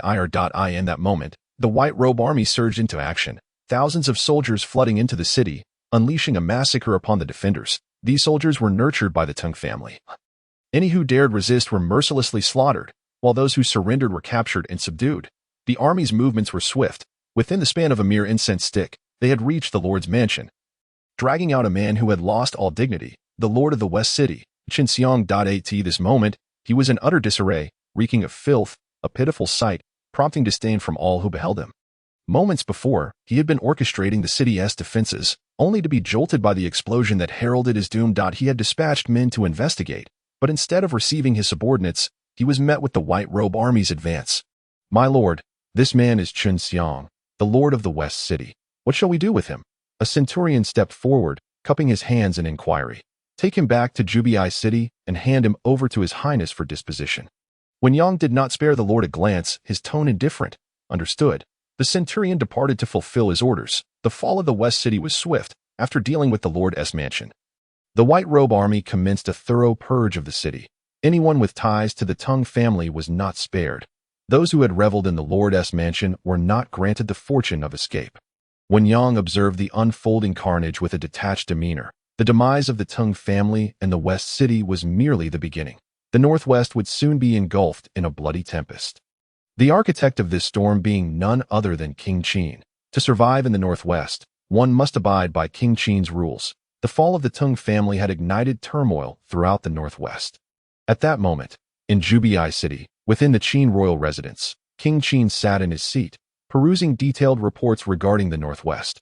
Only last night had he learned of a certain matter. In the northern reaches of the Northwest lay another city. Known as Zhubai City, rather than a mere city, it functioned more as a fortress. Within its confines resided border inhabitants and a military force known as the Northwest Army, established 60 years prior by the Great Zhou Dynasty to guard the border and instill fear in the northern tribes. This army had, over time, fallen into neglect as the dynasty abandoned the Northwest. The soldiers seemed to have been forgotten, faithfully adhering to orders from a bygone era, remaining stationed at the border, with no one returning. As the Northwest Army had no contact with any force in the Northwest, King Qin inquired, glancing at the records in his hands. These men have remained isolated for decades, without a single connection to any force in the Northwest.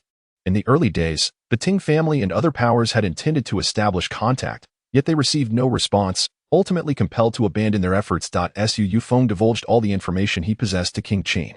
Moreover, the princess minister had previously journeyed to the borders, intending to pay a visit to the Northwest Army, only to witness with his own eyes the northern tribes descending southward across the frontier. While the Northwest Army was led by generals with heads crowned in white hair, Su Yunfeng seemed to recall the sensation of standing at the border. It was then that he comprehended fully that the northern tribes had not ceased their covetous gaze upon their northwestern lands over the years. And it was the individuals of Zhubai City who had shed blood and flesh in the Northwest. Since that time, Su Yunfeng had repeatedly prepared provisions to transport to Zhubai City, without engaging in communication with the Northwest Army. Merely offering a formal military salute of the Great Zhou Dynasty, the white-haired generals, upon hearing Su Yunfeng's narrative, found their expressions lost in thought, as a long-buried history resurfaced in their minds. The Anqi Protectorate. Discarding the chaos in their minds, he resolved he must personally visit Zhubai City, albeit not at this moment. Today, other matters awaited, as the lords of the major cities in the Northwest were to report in. The atmosphere in Zhubai City was bustling, with the attention of the entire Northwest converging here. The news of the Tang family's annihilation spread with remarkable swiftness, prompting the nearby citizens and warriors to flock to Zhubai City.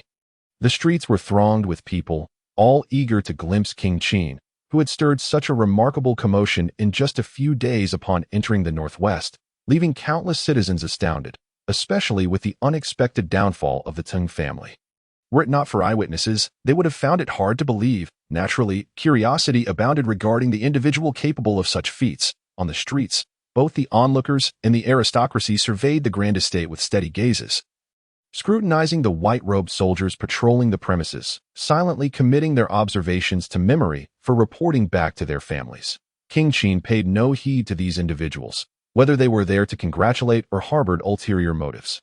He remained indifferent. The extermination of the Tang family hung over the heads of the Northwest families like a sword of divine retribution, as King Qin's strength had already been demonstrated. Their petty maneuvers were mere desperate flailing. On this day, numerous factions appeared in Zhubai City, including many who came to pay their respects. After all, in the Northwest, there were numerous factions targeted by the aristocracy, and there were always some who were unwilling to submit to them. With King Qin's feudal divisions and the annihilation of the Tang family, he became their sole object of alliance, both in name and strength. The white-robed soldiers possessed piercing gazes, wielding their formidable long spears as they patrolled the various locales of Zhubai City. Following that assassination night, the white-robed army had taken complete control of the city's defenses. Any instigators within the city were met with their ruthless measures. Passers-by instinctively distanced themselves from this military, intimidated by the overwhelming aura of death emanating from their silver armor. Even city lords who had come to witness the strength of the patrolling army were secretly astonished. No wonder they could dismantle Huafengjai in mere days and eradicate the Northwest overlord, the Tang family. Just considering this army alone, even if all the aristocratic families in the Northwest united, it would be difficult to contend with them. The disparity was too great. Especially the bloodthirsty aura they inadvertently exuded was not something that could be cultivated through training, but rather the result of traversing mountains of corpses and seas of blood, making it unimaginable how many lives this army had claimed at this moment. Within King Qin's residence, a significant number of city lords and officials had already gathered in the hall forged from mysterious iron. After receiving King Qin's decree, many hesitated repeatedly before making their presence known. After all, in their eyes, the king had created such a grand spectacle upon entering the northwest, making this place akin to a dragon's lair or a tiger's den. Instilling them with trepidation. At this moment, they stood within the estate, restless, with no one inclined to engage in conversation. Thoughts raced through their minds when suddenly a cacophony erupted from outside, prompting several to turn and observe as figures entered the estate. The white-robed soldiers at the entrance offering no obstruction. Upon seeing these individuals, their pupils constricted, and their hearts trembled immensely. Unexpectedly, members of the aristocracy had appeared. An elderly official, frail and weary, gazed at the newcomers, exclaiming hoarsely in surprise. These individuals hailed from the Qin family of the northwest, with the leading man being an elder of the Qin clan. King Qin's summons called for the major city lords of the northwest to report. Yet these aristocrats had arrived uninvited, an unexpected development that could hardly bode well as time elapsed. More aristocrats made their appearance, including some with formidable backgrounds that could rival even the Tang family. After their arrival at the estate, the atmosphere plunged into an eerie silence. No one engaged in conversation, exchanging only nods of acknowledgement, just as the occupants of the estate were lost in their own thoughts. A palpable pressure descended, enveloping Zhou city. At that moment, silence fell over the city, the noise abruptly dissipating, leaving only a profound sense of trepidation. The individuals within the grand hall felt this pressure most acutely.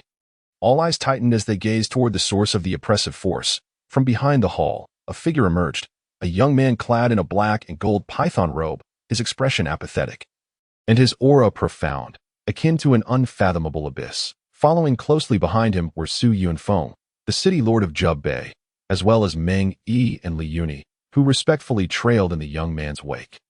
The young man was none other than King Qin. As all present beheld his true visage, they were once again taken aback. They were aware of King Qin's age, yet witnessing it firsthand still left them astonished. So young, the entire hall was suffused with a deep, dark hue, exuding an oppressive ambience. Under the scrutiny of the crowd, King Qin took his seat at the head of the hall, while Su Yunfeng and Li Yuni stood below. Demonstrating utmost reverence, Meng Yi positioned himself behind King Qin, serving as a respectful guard. Seeing Su Yunfeng, who had previously displayed arrogance before the major aristocratic families of the Northwest, now adopting such a posture, surprised many. After all, some of the more powerful families present had sought to recruit him, yet he had always disregarded their overtures. Now, however, he was subservient to this young King Qin. We pay our respects to your highness. Just as the crowd silently criticized Su Yunfeng, the white-robed soldiers in the hall raised their weapons in salute, acknowledging King Qin. Following suit, Su Yunfeng and the others performed elaborate bows, their eyes betraying a hint of reverence. The remaining attendees, caught off guard by this sudden display, hesitated momentarily before some sensible individuals knelt in submission. Even among them were members of the aristocracy who offered their own reverent salutations. King Qin's indifferent gaze swept over those who remained standing, disregarding them entirely. Meanwhile, Meng Yi's eyes gleamed with determination as he gestured, and several figures appeared like phantoms behind those who did not kneel. Showing no hesitation, only a chilling resolve, with a swift motion, long swords were unsheathed, and blood blossomed forth. Those who did not kneel before the king would meet their demise. Blood flowed freely within the hall, causing many of those who had knelt to feel an overwhelming chill as they were splattered by the crimson spray, the heat of the blood contrasting sharply with the cold dread in their hearts. The decisiveness of the slaughter was undeniable. Regardless of the backgrounds of those slain, he executed them without hesitation, displaying an overwhelming dominance. Had the dynasty truly forsaken such a young man? Merely this resolute disposition foretold that he would undoubtedly become a formidable figure in the future. Observing the hall, where none remained standing, King Qin's gaze turned icy as he spoke in a deep, resonant voice. No need for formalities. Thank you, your highness. The crowd rose slowly, many staggering upon seeing the corpses, the cruelty of the scene weighing heavily upon them. Your highness, 6 of the 14 city lords of the northwest have now arrived. Su Yunfeng rose, not paying any mind to the reactions of those behind him. nor to the backgrounds of the slain. At this moment, he reported the matters of the city lords with utmost respect. The Northwest is centered around the 4 major cities, encompassing 10 subordinate cities. Now, aside from Jubbei City and Shi City, 6 city lords still remained unaccounted for. Upon hearing Su Yunfeng's words and witnessing King Qin's ruthless actions, the others instinctively felt that those who had not arrived would surely face grave consequences. Just as this thought crossed their minds, footsteps echoed from beyond the hall, drawing their gazes downward, where 2 white-robed soldiers entered, dragging someone along. Upon seeing this individual, a wave of astonishment swept through the hall. The city lord of Shi City, Qin Xiang, they had not expected him to be captured. Your Highness, Shi City has been breached, and the traitorous Qin Xiang has been taken prisoner.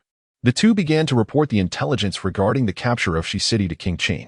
As for Qin Xiang, at this moment, he had been reduced to a quivering mass of fear. Upon entering the grand hall, before even laying eyes on King Qin, he was confronted with a blood-soaked floor and the lifeless bodies of those who had been slain. The others present paid him no heed, engrossed in the report of the white-robed soldier, and with each passing word, their hearts trembled ever more violently. Since their arrival in the grand hall, astonishment had never ceased. Now, upon hearing that the western city had fallen so easily, their minds were consumed by a singular thought. The might of King Qin's forces was simply overwhelming. It must be noted that the western city had been under the stewardship of the Tang family for many years, housing their private militia, yet it had been breached with shocking ease in the northwest. What other power could possibly stand against King Qin? The soldier continued to report on the events of this battle, noting that the western city still held a significant stockpile of provisions, and the general was currently arranging for their inventory. As for Qin Xiang, the lord of the western city, General Wen Yang had ordered his personal retrieval for King Qin's disposal. With the report concluded, the soldiers awaited further commands. Not only they, but the remaining attendees were also eager to learn how King Qin would deal with this lord of the western city, who had long served as a lapdog for the Tang family, amassing countless supplies for them. Upon hearing the soldiers' report, King Qin's indifferent gaze fell upon Qin Xiang. Without a moment's hesitation, he coldly commanded, "Take this man outside and execute him." Such simple words sent a fresh wave of shock through all present. Execution. At that moment, no one dared to utter a sound concerning the lord of the western city. Qin Xiang, Su Yunfeng had already privately briefed King Qin on his transgressions, the violation of virtuous women, the oppression of the common folk, the ruthless plundering within the western city, his hands stained with the blood of the innocent. It was even reported that on the day of a commoner's wedding, upon catching sight of the bride's beauty, Qin Xiang exterminated her entire family, and the poor woman ultimately met a tragic fate.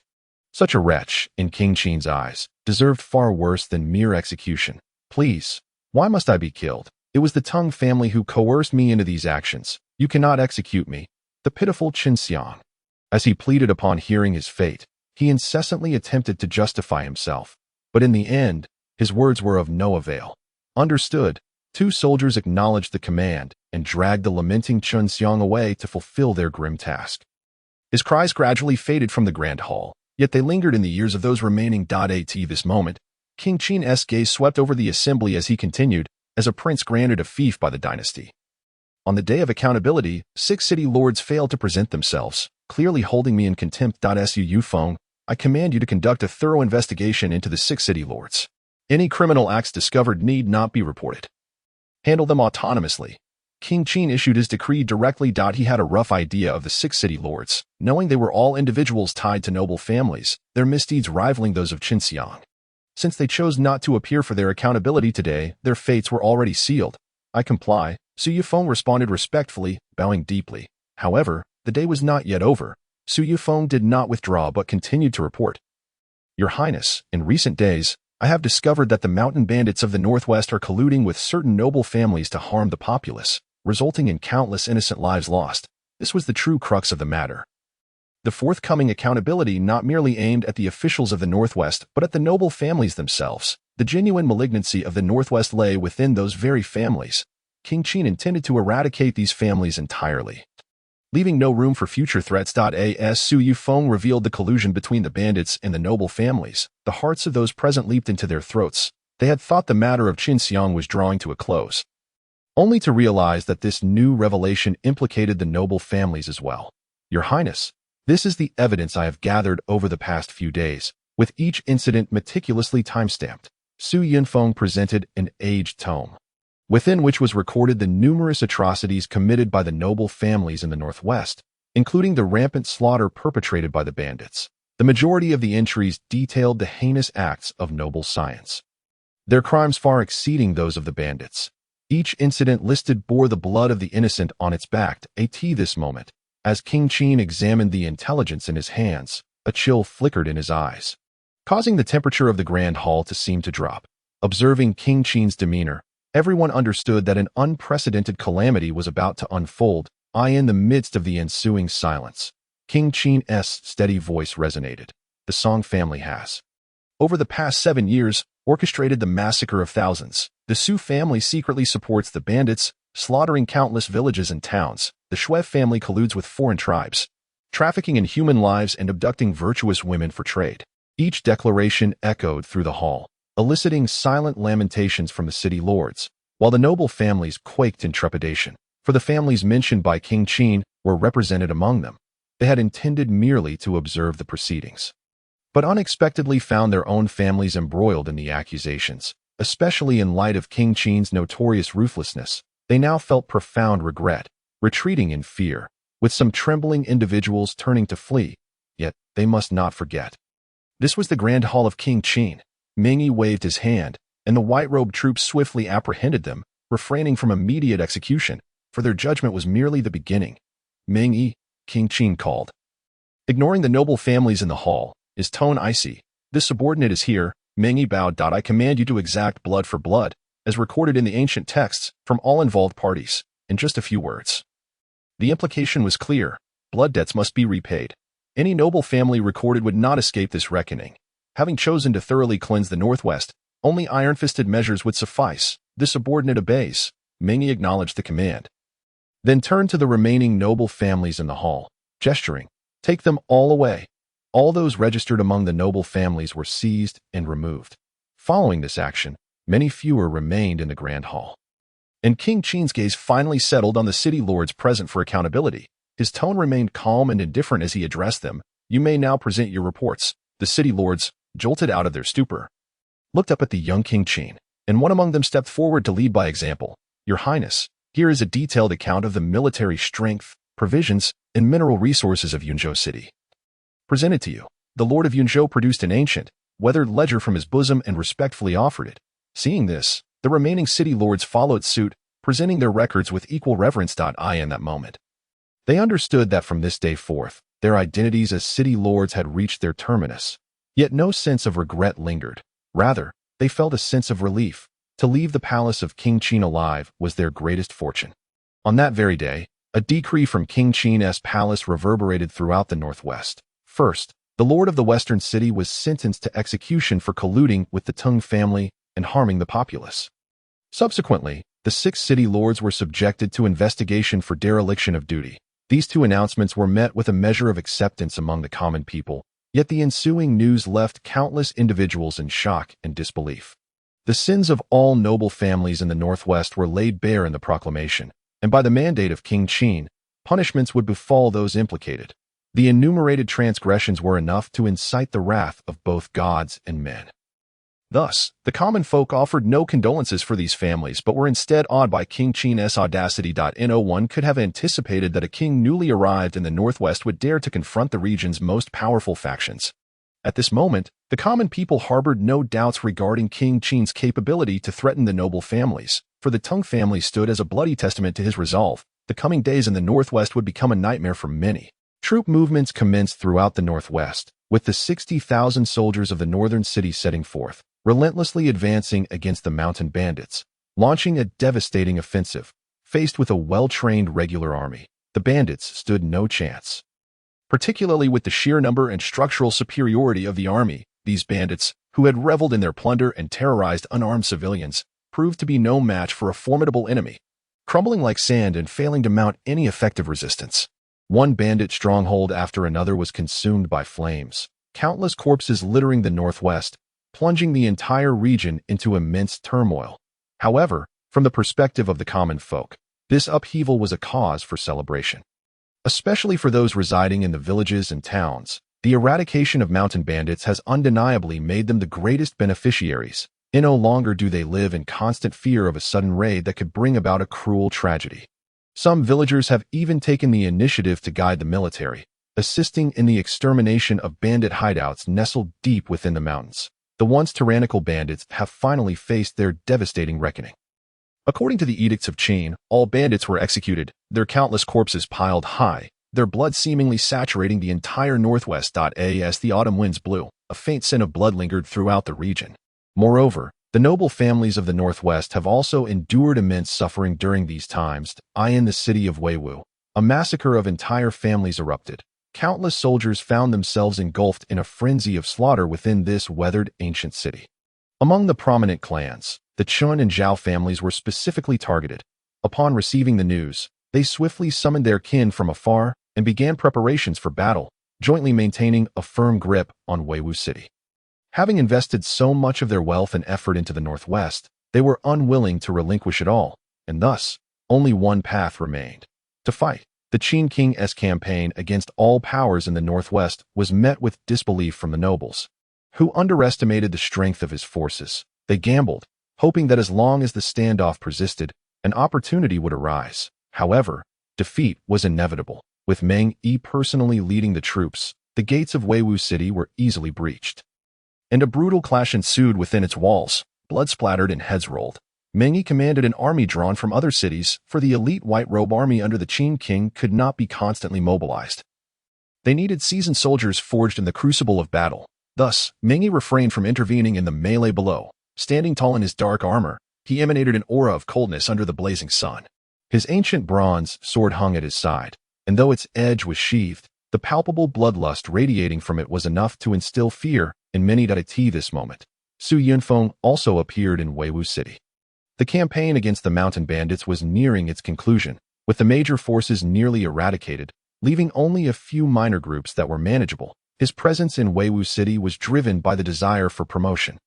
Having enjoyed a prolonged period of tranquility in the northwest, he had not set foot on the battlefield for quite some time. The appearance of the Qin King ignited a sense of urgency within him. The opposing forces were teeming with talent, including 2 experts of the transformation void realm, and Meng Yi's evident strength suggested he too was of that caliber. Should word of 3 transformation void experts spread, the noble families would undoubtedly hesitate to act so brazenly. Yet, it was too late. The downfall of the noble families in the northwest had become an established fact, and the Qin King's dominance in the region was unassailable. Su Yunfeng single-handedly faced 2 family heads, showcasing his peak combat prowess in the true spirit realm, forcing the 2 leaders into a retreat. Their expressions reflected sheer despair. They had anticipated that holding a single city would buy them time, but they had not expected their adversaries to be so formidable, far surpassing their expectations. Finish it quickly. Meng Yi observed the battle below, where the morale of the noble descendants was evidently waning, indicating they could not hold out much longer. Countless dismembered corpses lay strewn across Weiwu City, blood flowing and pooling, saturating the air with a heavy stench of death. The scene was utterly horrific. Wails and cries echoed through the city, long silent for decades. The citizens dared not step outside, fearing they might become collateral damage. As the number of slain nobles increased and the slaughter became inevitable, Meng Yi vanished from sight, intent on moving to the next target, leaving the aftermath to Su Yunfeng. He wondered when his brother would arrive. As Meng Yi traversed the ruins, he encountered shattered walls and scattered remains. Instinctively recalling his brother, Meng Tian, in the midst of warfare, stirring a sense of longing within him. If the 2 could once again fight for the Qin dynasty, it would be their honor. Meanwhile, as the northwest descended into chaos, the Great Zhou Dynasty faced its own turmoil. Following the marriage alliance with the Great Zhou Dynasty, peace had eluded the Great Zhou. The elder of the Great Zhou had failed in a critical breakthrough, sustaining severe injuries and suffering a decline in his realm, while rumors of troop movements along the borders circulated among the various dynasties. Especially troubling was the news regarding the elder of the Great Zhou, a peak existence of the boundless realm, whose mere presence had deterred surrounding dynasties from waging war. Now, bearing grave wounds and a diminished status, this once-in-a-millennium opportunity was not one to be overlooked by many, particularly those with a vendetta against the Great Zhou. Following the Qin lord's appointment to the northwest, the Eastern Hu dynasty repeatedly crossed the borders, slaughtering the villages and towns along the Great Zhou's edge, leaving a trail of devastation in their wake. The Great Zhou could not simply swallow this insult, leading to multiple skirmishes along the borders. where both sides suffered heavy losses. Both dynasties continued to reinforce their border troops, resulting in escalating tensions and chaos surrounding the Great Zhou. Daily clashes between the two powers grew increasingly fierce, and it was evident that a war was imminent. In the Great Zhou South Royal Court, reports poured in. Report: the Eastern Zhou Dynasty has amassed 200,000 troops at the border, led by their foremost expert, Morong Qi. Report: the front lines are facing shortages in supplies. The Grand General seeks clarity on the expected arrival. Report: last night, the Eastern Zhou gathered 30,000 troops, crossed the border, and ravaged our territories, resulting in the deaths of thousands of our citizens. With each report, the atmosphere in the court grew increasingly oppressive. All received intelligence was unfavorable to the Great Zhou Dynasty. This moment, King Qin leaned against his dragon throne, listening to the reports with a grave expression, his aura weighing heavily upon the court, making it difficult for the ministers to breathe. War with the Eastern Zhou was now unavoidable. However, the speed at which the Eastern Zhou was amassing troops caught the Great Zhou by surprise. Within mere days, 200,000 soldiers had gathered at the border, while the Great Zhou's logistics were still in the planning stages. No one had anticipated such a rapid escalation. It had been only a short while since the elder of the Great Zhou had failed in his breakthrough. Yet the Eastern Zhou's troop mobilization and supply organization had progressed swiftly, clearly indicating prior preparation. Prime Minister, how goes the logistics of our supplies? The king's eyes, heavy with concern, turned to Prime Minister Jiang Qing. The Great Zhou's forces were consolidating at the eastern defense line, but the logistics were still being organized, causing King Qin some displeasure if war broke out and supplies were cut off at the front lines. It could jeopardize the entire campaign. Reporting to Your Majesty, in recent years, our Great Zhou has suffered from severe droughts and floods, resulting in poor harvests. Moreover, many northern regions are facing famine, leading to the emergence of millions of refugees. Thus, organizing our supplies will take some time.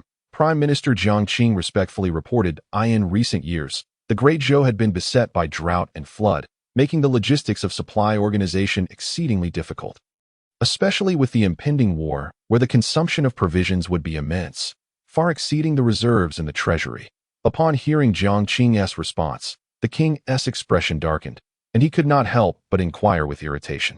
How much longer will it take? Reporting to Your Majesty, given the current situation, we will need at least 10 more days.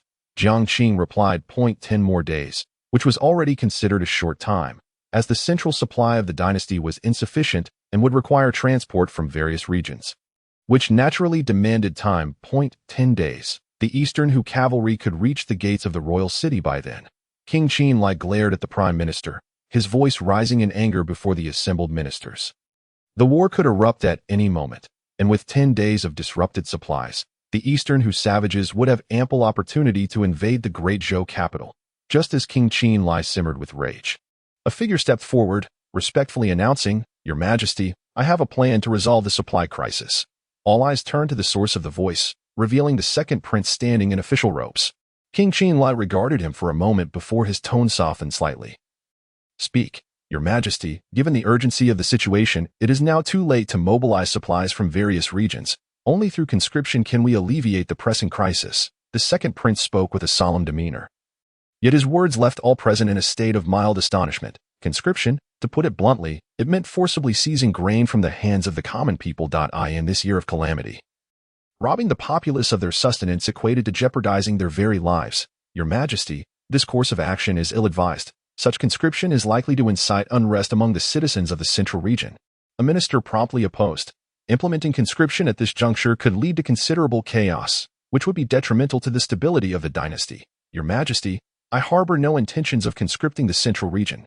In my humble opinion, conscription should be directed towards the northern territories. The second prince stood before the assembled courtiers, articulating his thoughts. The north, being in closer proximity to the front lines, would allow for the direct transport of seized supplies, thereby saving precious time. Furthermore, the north has been plagued by famine for years, resulting in millions of refugees. An additional burden would make little difference to the overall situation. All that is required is to station troops appropriately and exert deterrence over the north. In his view, the northern lands are desolate and contribute minimally to the imperial coffers, yet their populous nature consumes significant resources annually. Thus, conscription from this area appears to be the most prudent choice. Following the second prince's remarks, many ministers fell into silence, but dissenting voices still emerged. "Your Majesty, I oppose this. Such actions would offend the heavens and tarnish the reputation of our Great Zhou," another minister interjected. "I too dissent. Your Majesty, the second prince's proposal is feasible. Our dynasty has supported these people for so long, and it is time they reciprocated. Indeed, should the border forces falter, it is they who would suffer the consequences." The voices of the ministers echoed through the hall, some supporting and others opposing, until all eyes turned to the sovereign, who held the power to decide. Conscription. The king of Zhou hesitated, not particularly concerned about the potential chaos among the northern populace, but rather focused on the reputation of the dynasty. If this matter were to spread, it would bring disgrace upon the royal family. Yet, after much deliberation, he reached a conclusion. "Qin Xiaoyan, heed my command. I am here." The second prince raised an eyebrow, a sense of triumph blossoming within him as he stood respectfully, awaiting the decree that I grant you 5 days to personally execute this mobilization of supplies. Any errors during this period will be your responsibility. The king of Zhou unequivocally commanded the conscription of grain to be carried out by the second prince. "I shall assign you a military force to pacify the northern refugees. Remember, you must prevent them from flooding into the central regions." The king continued with his instructions. "I will comply." The second prince felt a surge of excitement and promptly accepted the decree. Previously, he had been troubled by the union between the crown prince and princess of the Great Zhou. After all, the Great Zhou Dynasty was a formidable ally that had been allocated to the crown prince. Now, he needed to accomplish something significant. Amidst the looming threat of large-scale war, he felt powerless, unable to venture to the front lines, leaving him with no choice but to act from the rear. Countless ministers sighed at the king's decision. In their eyes, once conscription commenced, innumerable commoners would perish from starvation. Yet it remained the only viable option. With war looming, the logistics of transporting supplies from various regions had become untenable, and should any unforeseen incident arise, it could shake the very foundations of the dynasty, something the king of Zhou could not afford. As turmoil and refugees surged, the decree for conscription in the north reverberated throughout the Zhou dynasty, causing an uproar among countless citizens. Those untouched by the crisis felt a sense of relief, while simultaneously endorsing the conscription. As various rumors circulated across the land, the Eastern who were advancing, "The dynasty has protected you for so long, and now it is time to contribute grain. They demand your grain, not your lives." Some took the moral high ground, relentlessly exploiting the northern populace under the guise of righteousness. Many northern citizens, upon hearing such sentiments, felt a profound sense of helplessness. Only they understood the dire consequences of relinquishing all their grain, which would result in countless souls perishing in the streets. Yet they could not refuse. Whether in terms of reputation or military might, they stood powerless, lacking any means of rebuttal. In an instant, countless northern citizens fell silent, their last flicker of hope extinguished. In the northwest, within the Qin royal palace, "Your Highness, all registered noble families, including the Chun, Zhao, and Ning families, have been brought to justice, with over 10,000 captives. How shall we deal with them?"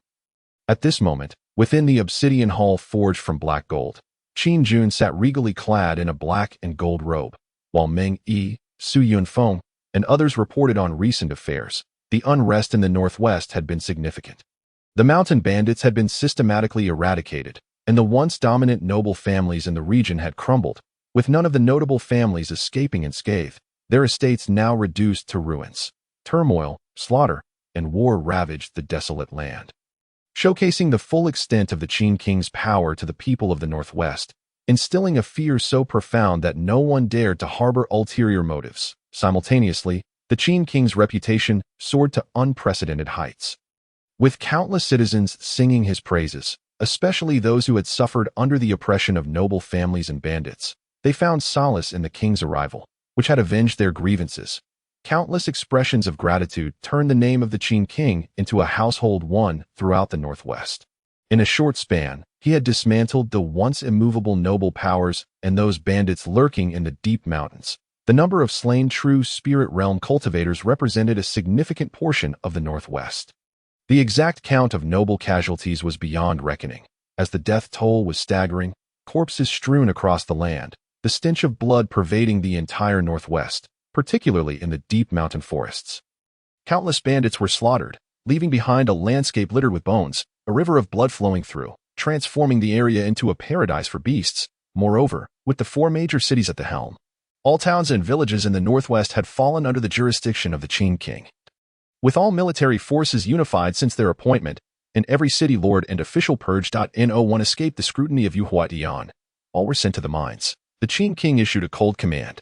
The noble families deserved to be decimated, and sparing even one of them was already a monumental act of mercy. As for their remaining days, they would spend them forever in the mines. Understood. Su Yunfeng clasped his fists in acknowledgement. Your Highness, the mountain bandits in the northwest have been eradicated. Only a few scattered remnants remain, which are currently being cleansed. Here are the details of the supplies and materials we have seized. As Su Yufeng spoke, he presented a ledger detailing the acquired materials. The Qin king took it, glanced through it, and was somewhat surprised at the amount of resources the bandits possessed, although it could not compare to that of the noble families. The seized supplies would be sufficient to sustain the citizens of the northwest through the impending harsh winter, preventing the rampant starvation that had plagued them in previous years. Additionally, the exploitation by the noble families and bandits revealed the dire plight faced by the people of the northwest in recent years. After a moment's hesitation, the Qin king spoke slowly. Proclaim my decree. Effective immediately, taxes shall be reduced by 50%, and grain will be released from the warehouses in all cities of the northwest to aid the refugees. Upon hearing the Qin king's command, Mingyi and the others bowed in compliance, showing little reaction. However, the officials present from the northwest trembled within, especially Su Yufeng and others, who immediately performed a deep bow, their eyes brimming with reverence, as he knelt and exclaimed, I thank your Highness on behalf of the citizens of the northwest. The people have suffered greatly these past years, often lacking food and even resorting to cannibalism. Now that the Qin king has decided to release grain, it will save many lives in the coming years. No need for thanks. The Qin king waved his hand, having dealt with the noble families and bandits. The granaries overflowed, and it was time to give back to the people. After all, these supplies had been extracted from the very populace. Furthermore, the Qin king was also motivated by a sense of morality. The moral value from the system had surged dramatically in recent days. After all, among those slain, who was not guilty of grave crimes, especially the noble families, the moral value gained from their execution far exceeded that obtained from the bandits. It is evident to imagine the multitude of heinous acts committed by these noble families in the northwest. Furthermore, I have discovered a plethora of uncultivated land in the northwest, yet no one has undertaken the task of tilling it. I hereby issue an edict to arrange for the displaced populace to engage in land reclamation. The sovereign of Qin continues to issue these decrees one after another. The number of displaced individuals born from the recent turmoil is substantial, particularly after the cleansing of the noble families. Those enslaved in the black mines will find themselves idle. This has resulted in a significant influx of refugees. These individuals require a unified plan.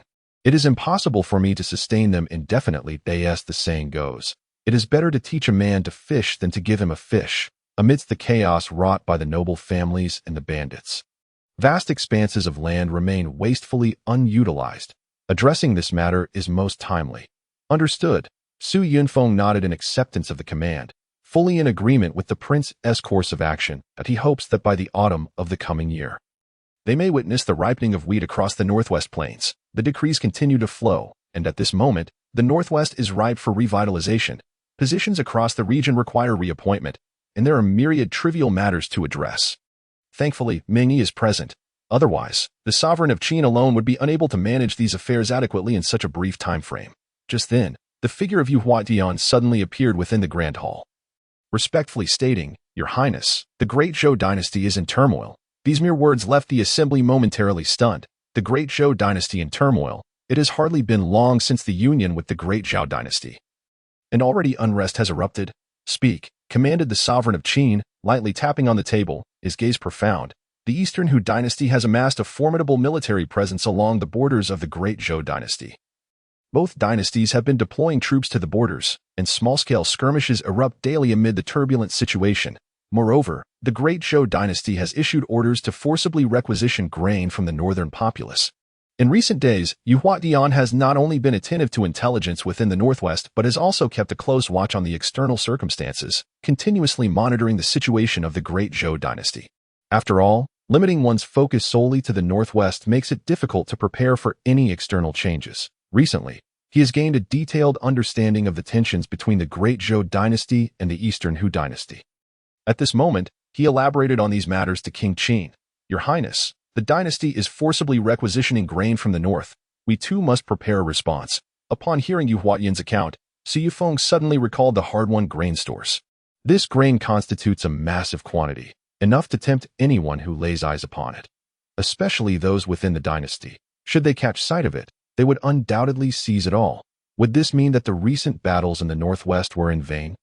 No one wishes to see their hard-earned spoils easily taken by others.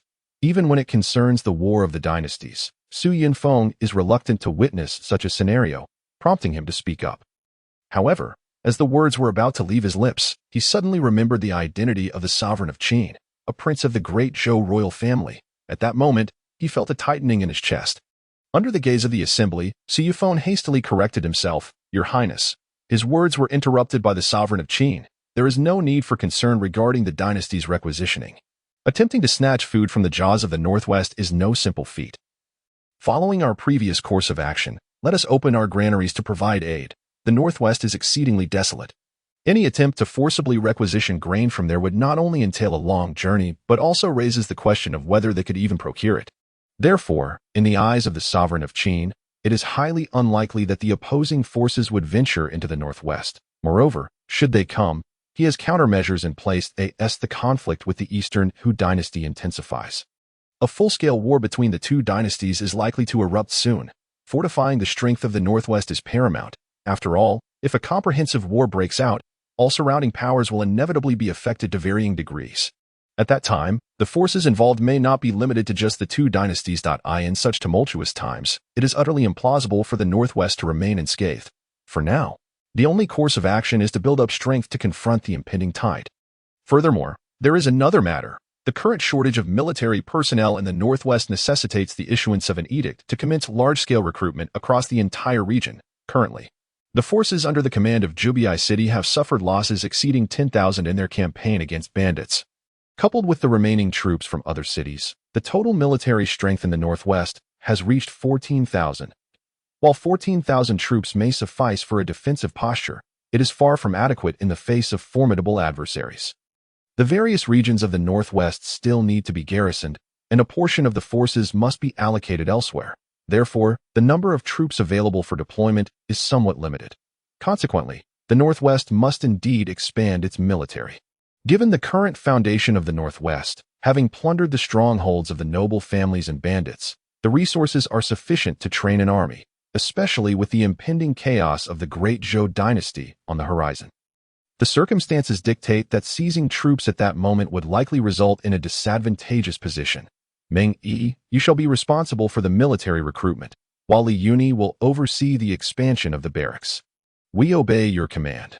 Meng Yi and Li Yuni stepped forward, respectfully accepting their orders. In the subsequent hours, other officials began to report on local governance and various matters requiring attention, until the day drew to a close.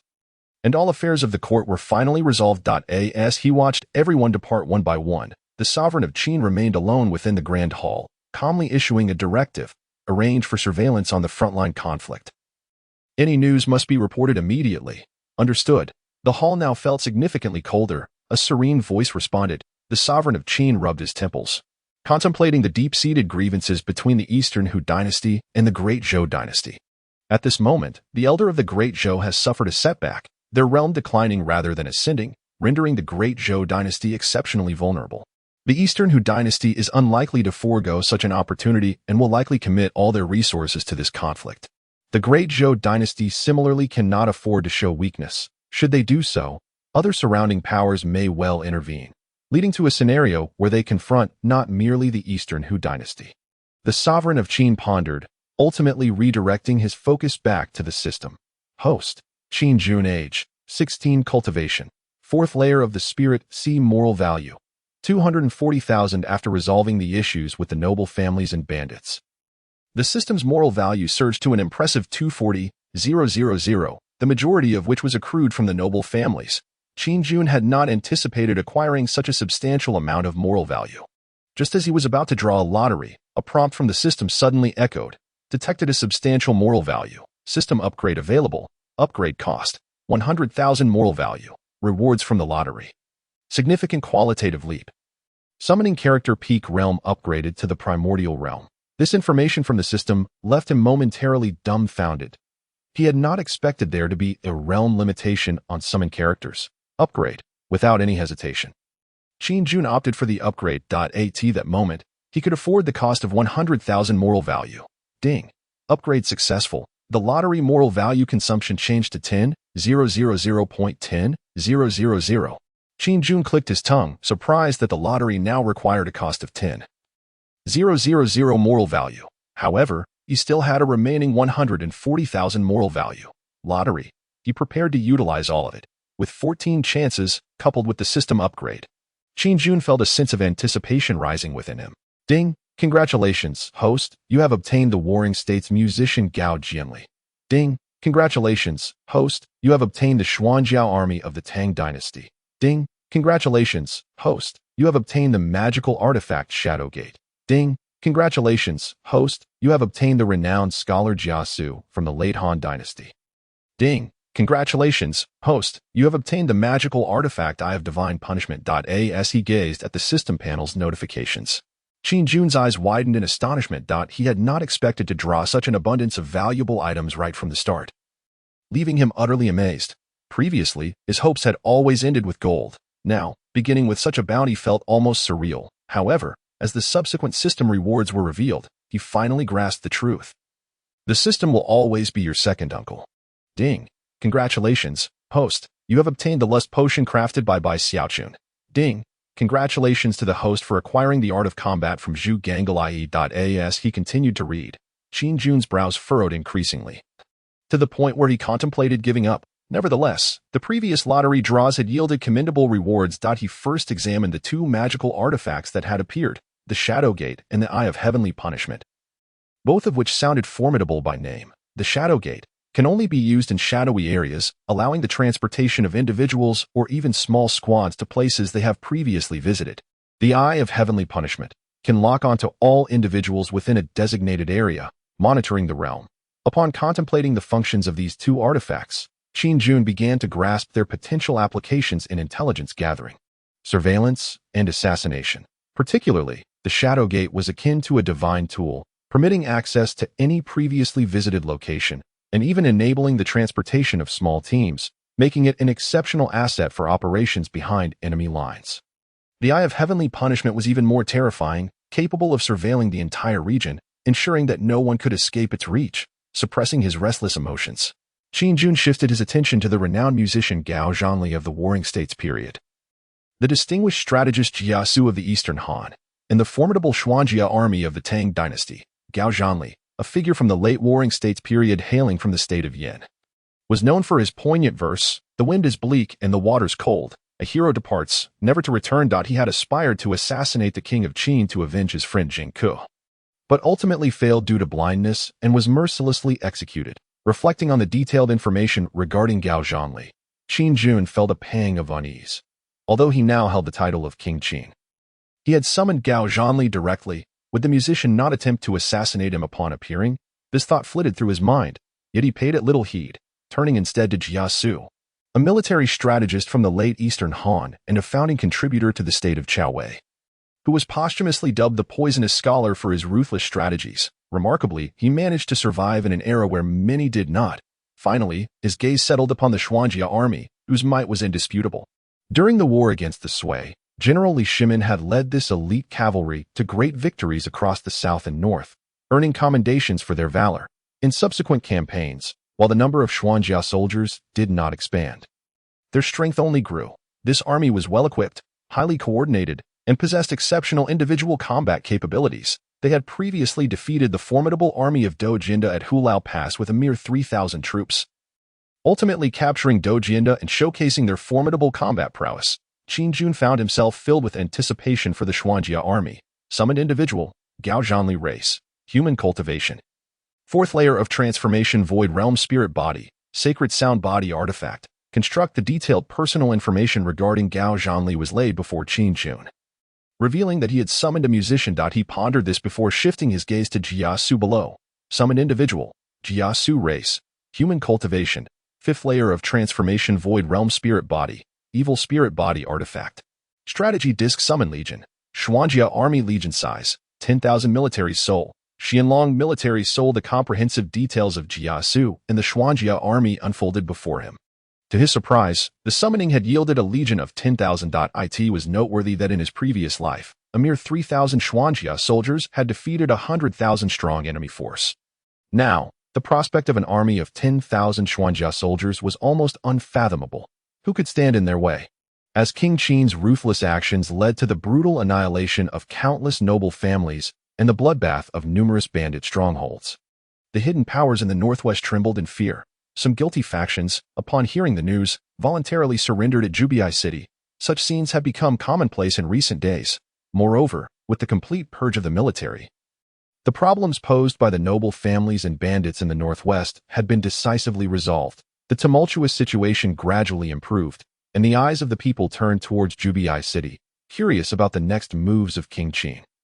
In the days that followed, cities and towns across the northwest underwent thorough inspections, officials were reassigned, and countless corrupt officials were executed, eliciting significant reactions throughout the region.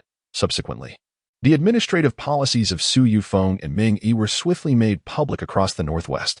Upon seeing the decrees issued, the populace was taken aback.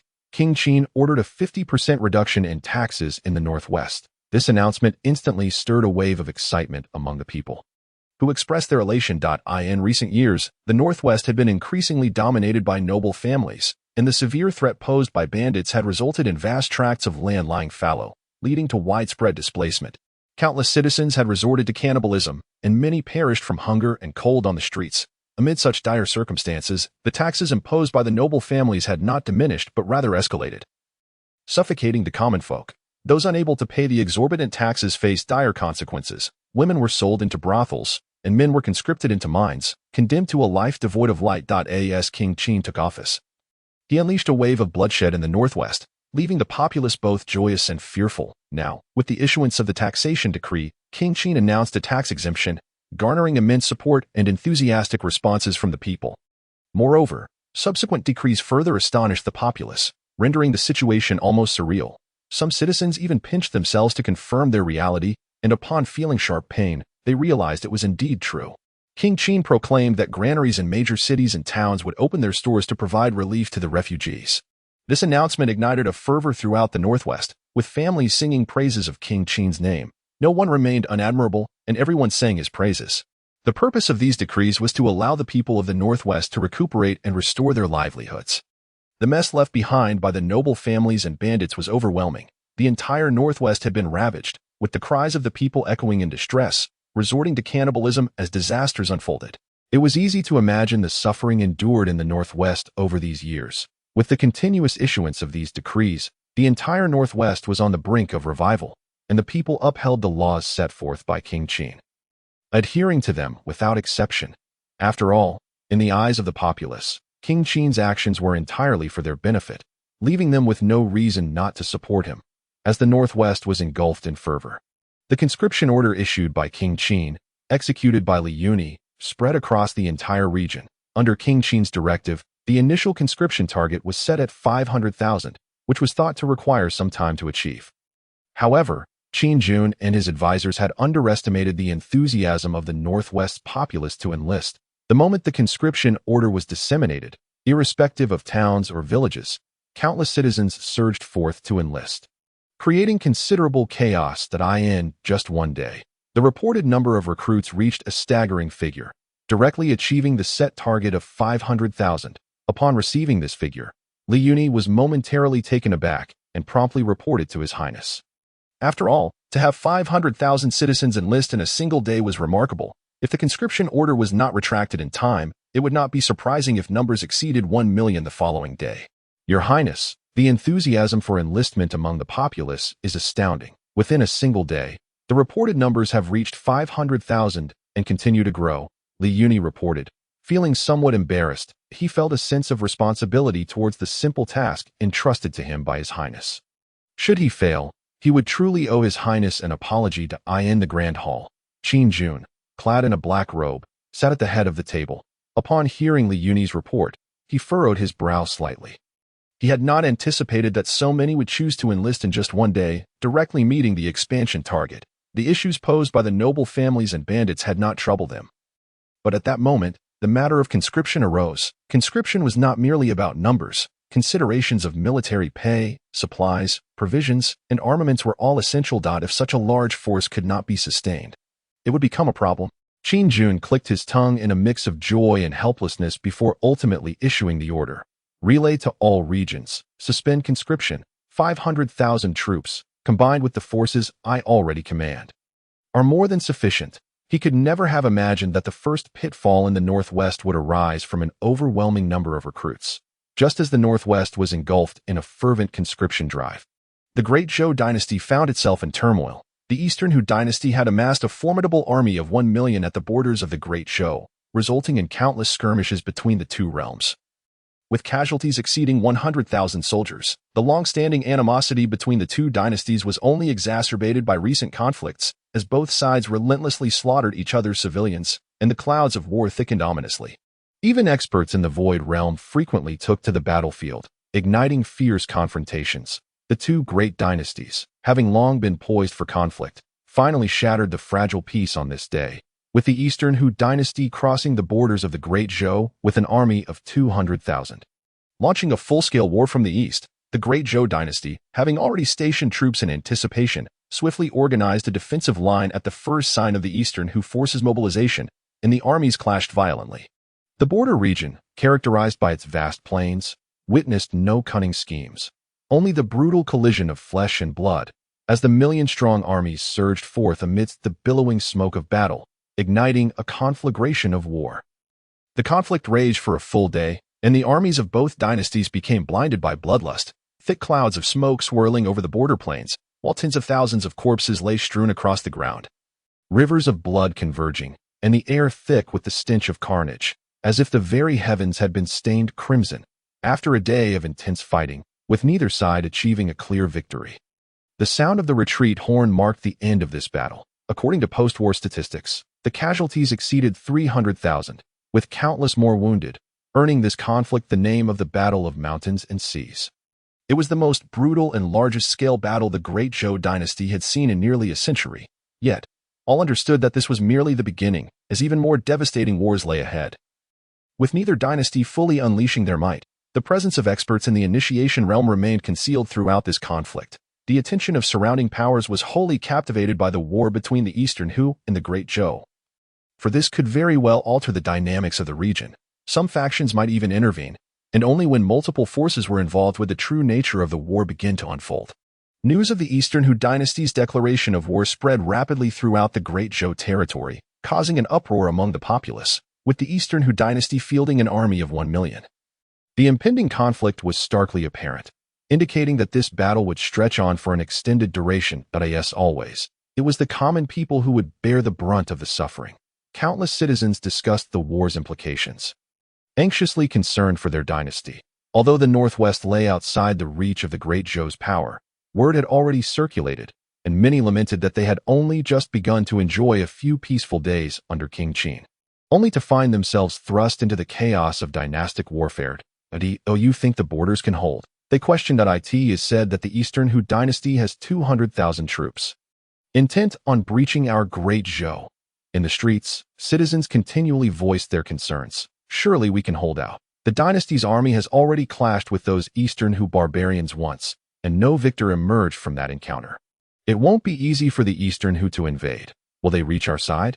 I've heard from some merchants that the North has descended into utter chaos, with the dynasty's second prince forcibly requisitioning supplies, causing quite a stir. Some even met their demise for resisting the demands of the officials. Alas, the world is in disarray. Thank goodness for King Qin's arrival. Otherwise, our lives in the Northwest would be quite unbearable. The citizens on the streets expressed their sentiments, grateful for King Qin's presence, while feeling helpless about the plight of the North. Meanwhile, within the Qin Palace, reports regarding the war between the Eastern Zhou Dynasty and the Great Zhou were also being conveyed. "Your Highness, since the conclusion of the first battle, the two great dynasties have remained in a state of military standoff, refraining from escalating the conflict further.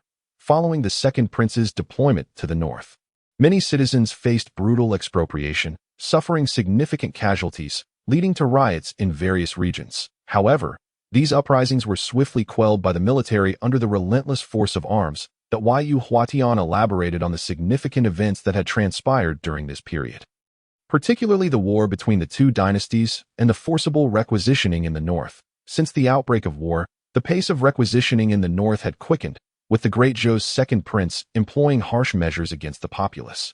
Those who refused to comply with the supply demands were treated as traitors, and those killed by the soldiers would bear the same stigma posthumously. This incited widespread unrest in the north, leaving countless citizens without provisions, facing the prospect of freezing or starving come winter, resulting in a surge of homeless individuals, leading to chaos in many areas, albeit suppressed by military force. Your Highness, in my view, the threat from the Eastern Zhou Dynasty is not as significant as it seems. After Yu Huatian finished recounting the events, a middle-aged man in black robes slowly spoke up, drawing the attention of many. His demeanor was calm, his expression inscrutable, and his presence exuded a quiet intensity. This man was none other than the renowned scholar from the Eastern Han Dynasty, Jia Su. The cunning strategist Jia Su made his appearance at the Qin Palace shortly after his summoning. Not only he, but the talented musician Gao Jinli from the Warring States period also made his entrance at this moment. Upon hearing Yu Huatian's intelligence report, Jia Su promptly shared his perspective. What does Wenhe mean? King Qin inquired, harboring some speculation in his heart. Your Highness, the Eastern Zhou Dynasty's national strength is insufficient to shake the foundations of the Great Zhou Dynasty with a single assault. While their coercive measures against the northern populace are bound to undermine the very core of the Great Zhou. Jia Su rose to express his thoughts. In his eyes, the threat posed by the Eastern Zhou Dynasty was manageable by the Great Zhou at present. Even if the Great Zhou's ancestors were unable to break through, it would still prove exceedingly difficult for the Eastern Zhou to breach the Great Zhou's defenses. However, the forcible requisitioning in the north completely alienated the northern populace. This could very well incite internal strife within the Great Zhou, especially considering the considerable population in the northern regions, compounded by years of drought and floods that had already diminished agricultural yields. Now, the Great Zhou's coercive actions were the final straw that could break the camel's back. They had not faced invasion from the Eastern Zhou, but would likely perish at the hands of their own kin, resulting in potential chaos. Your Highness, I believe the unrest in the northern regions is merely the beginning. It won't be long before the north plunges into severe turmoil. Jia Su spoke with conviction, envisioning a surge of refugees, as the lack of provisions would force them to seek refuge in other regions of the dynasty. With the central area being the only viable option, at that time, the influx of refugees would pose a significant threat to the Great Zhou. The current actions of the Great Zhou Dynasty were akin to laying mines for themselves, as their arrogance demonstrated a blatant disregard for the lives of the northern populace. A single individual's strength was inconsequential before the might of the Great Zhou's military, but when millions of northern citizens rose in revolt, mere military suppression would not suffice. With both internal and external pressures, the Great Zhou might very well find its foundations shaken, even facing the prospect of collapse. Jia Su's words prompted deep contemplation among those present in the Grand Hall. Your Highness, should the number of northern refugees truly be vast, we in the Northwest must prepare accordingly. Su Yunfeng, realizing the implications, spoke up without delay. The Northwest, being part of the northern regions, could not remain unscathed amidst the impending chaos, as the sheer number of refugees would inevitably lead some to venture into the Northwest. Moreover, with the recent opening of granaries in the Northwest to aid the refugees, word of this could attract many desperate souls seeking sustenance. King Qin nodded. This matter shall be entrusted to you. The stability of the Northwest was a bottom line for King Qin, as it surely was for countless others in the region, having just emerged from darkness. They were unwilling to allow outsiders to plunge them back into despair. I shall obey. Su Yufeng promptly acknowledged his orders. Just as King Qin was about to continue speaking, a general from the true spirit realm hurriedly entered, bearing urgent news, reporting, an invasion of foreign troops has been detected in the northern border areas. Several thousand-man commanders have been dispatched to intercept them and have sent their subordinates to report. The words of the true spirit realm commander left the assembly within the Grand Hall in a state of astonishment. The mention of an alien race, both strange yet familiar, evoked intrigue. In the northwestern territories, bordered by foreign tribes, there had been no news of such entities since Qin Jun's entry into Jubicheng. Yet today, the revelation that foreign forces had crossed the border and invaded the Northwest was quite remarkable. It was not only Qin Jun who was taken aback. Su Yunfeng, who was preparing to depart, also displayed a look of bewilderment. He promptly addressed, Your Highness, I have served in the northwest for several decades. And never has a foreign army invaded our lands. The emergence of such forces now is rather unusual. Upon voicing this, Su Yufeng instinctively recalled the formidable bastion in the north of Jubiqing, Zenbaking. Not only him, but upon hearing of the foreign presence, Qin Jun immediately thought of Zenbaking as well. Could it be that Zenbaking had fallen? Doubts swirled in Qin Jun's mind as he issued commands. Wen Yang, I command you to lead the White Robe Army at once to intercept the foreign forces. Yes, my lord. Wen Yang stepped forward, respectfully accepting the order. Though Qin Jun hesitated momentarily, he soon continued, Meng Yi, I command you to lead 3,000 black armored troops to Zenbaking to ascertain the situation. Yes, my lord. Meng Yi stepped forth, clasping his fists in salute, despite Meng Yi's administrative duties in the northwest. His lineage as a renowned military family meant he was no stranger to warfare. With Qin Jun's commands echoing through the hall, an atmosphere of gravity descended as all present complied with the king's decree. Orders poured forth, and the troops sprang into action. Qin Jun watched the commanders depart, a glimmer of determination flashing in his eyes. The presence of an enemy could not be tolerated while he rested. Under the steadfast defense of the Jinbei army, incursions from foreign tribes had been rare in the northwest. Yet today, they had crossed the border. Qin Jun speculated that something must have transpired at Zenbaking. Utilize the Eye of Heavenly Punishment, he commanded decisively. The two artifacts obtained from the previous system lottery had already been put to use. The Eye of Heavenly Punishment was stationed in Jubiqing, while the Shadow Gate had been entrusted to Yu Huatian. Only Yu Huatian could wield the Shadow Gate effectively. If it were placed in Qin Jun's hands, its potency would be significantly diminished. Understood, Yu Huatian acknowledged. Just as Qin Jun prepared to activate the Eye of Heavenly Punishment, the scene of Wen Yang leading the White Robe Army into battle was witnessed by many citizens of Jubiqing. This silver-armored, white-robed force had left a profound impression on the populace, whether through their armor or their prowess, evoking envy among countless citizens. After all, during the purging of the aristocracy and the eradication of mountain bandits, the White Robe Army had remained resolute, their silver armor stained with the blood of foes. Folklore even claimed that the renowned General Imo Zilio's words, that myriad armies would avoid the white robe, were a testament to their might.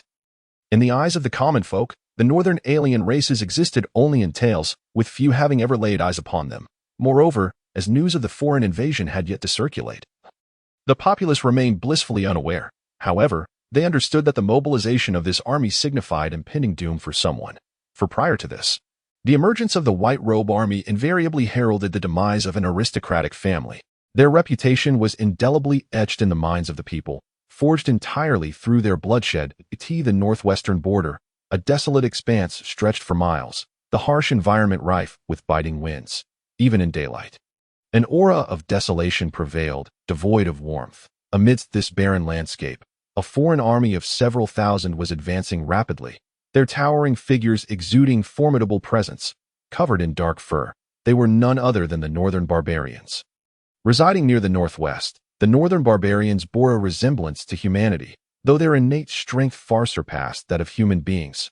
Born robust and immensely powerful, they were natural warriors, even in neighboring dynasties. There existed specialized units that captured northern barbarians to forge instruments of war, a testament to their martial prowess. Moreover, the northern barbarians were known for their bloodthirstiness and ruthlessness, leaving a trail of carnage in their wake. Before the Jinbei army established its foothold in the northwest, the northern barbarians had committed grievous atrocities. Following the emergence of the Jinbei army, they engaged in numerous skirmishes, inflicting significant losses upon the Jinbei forces. Now, the northern barbarians had finally breached the northwest after decades, storming into this territory once more. The northern barbarian army surged forward, having effortlessly overcome the obstacles posed by Zenbaking, entering the northwest unimpeded. With no one capable of halting their advance, these two-legged sheep remain as weak as ever, just as they were decades ago. At the forefront of the northern barbarian ranks, a colossal man with bulging muscles sneered with malice. Upon entering the northwest, they encountered a few individuals along the way, who fled in terror at the sight of them, reminiscent of the rampant devastation they had wrought decades prior. The term two-legged sheep had been coined by them decades ago, as the local populace could only submit like lambs to the slaughter upon encountering them. Now, having returned to this land, the pent-up emotions from the obstruction of Zenbaking could finally be unleashed. He was determined to unleash a massacre. Commander, 80 miles ahead lies a settlement of humans, reported a soldier of the northern barbarians as he approached the imposing figure. Excellent. Accelerate our advance, the commander bellowed. Quickening his pace towards the destination, behind him, the northern barbarian soldiers brandished their bloodied weapons, roaring with exuberance as if in celebration. Their eyes reflected savagery and bloodlust, tinged with a hint of depravity. To them, the inhabitants of this land were akin to two-legged sheep. Women could become mere vessels for their carnal pleasures, while the rest were fodder and slaves. They had long been deprived of the pleasures afforded by these two-legged sheep. Had it not been for the obstruction posed by Zen baking, this territory would have long since belonged to them, with its inhabitants relegated to mere livestock. Amidst their frenzied roars, the northern barbarian army hastened their march.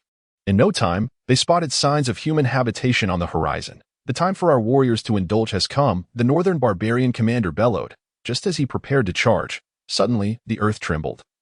And from the direction of the settlement emerged a cavalry force of about 2,000, armed with weapons and piercing gazes fixed upon them. This was none other than the Western Army, led by two peak true spirit realm captains. Upon receiving the news, this army had swiftly mobilized to intercept that moment.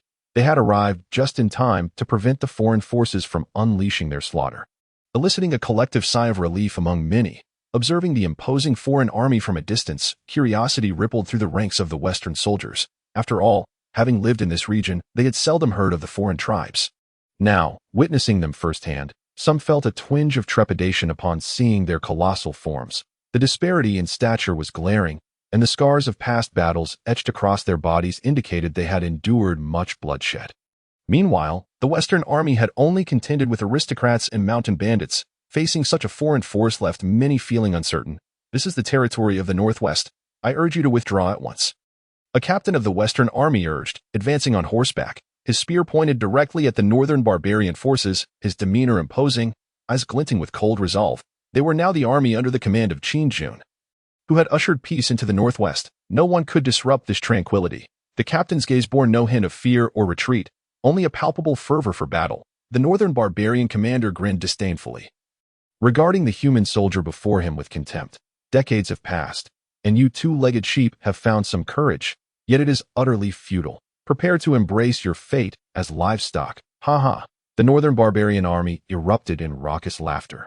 Dismissing the human weaklings entirely, they were convinced that the frail figures before them could scarcely withstand even the women of their own tribe, let alone pose any real threat. Slay them, the northern barbarian commander roared, and his troops surged forth like wild beasts, filled with ferocity and cruelty. Kill. As the Northwest centurion beheld the audacious foreign invaders charging forth, his heart harbored no inclination to retreat. With a fierce glare directed at the enemy, he bellowed a command and surged into the fray. Behind him, the soldiers stood resolute, their trepidation quelled by the centurion's fervor. They surged forth, eyes gleaming with determination in times past, under the dominion of the aristocracy. These warriors had been compelled to act as timid turtles, passively witnessing the brutal oppression of their fellow citizens. Yet today, the arrival of King Qin instilled within them a newfound confidence, enabling them to seek vengeance for the persecuted populace, earning the adulation of countless civilians. Now, as the foreign horde invaded, behind them lay the multitude of Northwest citizens. Retreat was not an option, nor could they dare to withdraw. The two armies clashed violently. The neighing of fierce steeds, the roars of warriors, and the clanging of weapons intertwining amidst the battlefield, creating a scene of utter carnage. With every fleeting moment, soldiers fell upon the desolate earth, their eyes fixed in defiance upon the foreign foes. Ultimately, whether in terms of manpower or strength, the Northwest Army found itself unable to confront the foreign forces head-on and soon fell into a disadvantage amidst the brutal melee. The soldiers of the Northwest could only use their flesh and blood to shield themselves. Gripping their weapons fiercely and attacking relentlessly, retreat would signify utter defeat. The centurion engaged in combat with a northern barbarian, witnessing his comrades fall around him. With bloodshot eyes, he roared, "No one shall retreat. Raise your weapons and fight, even if it means battling to the last man." Years had passed, and the people here remained as feeble as before. The northern barbarian commander observed the scene with a cold detachment.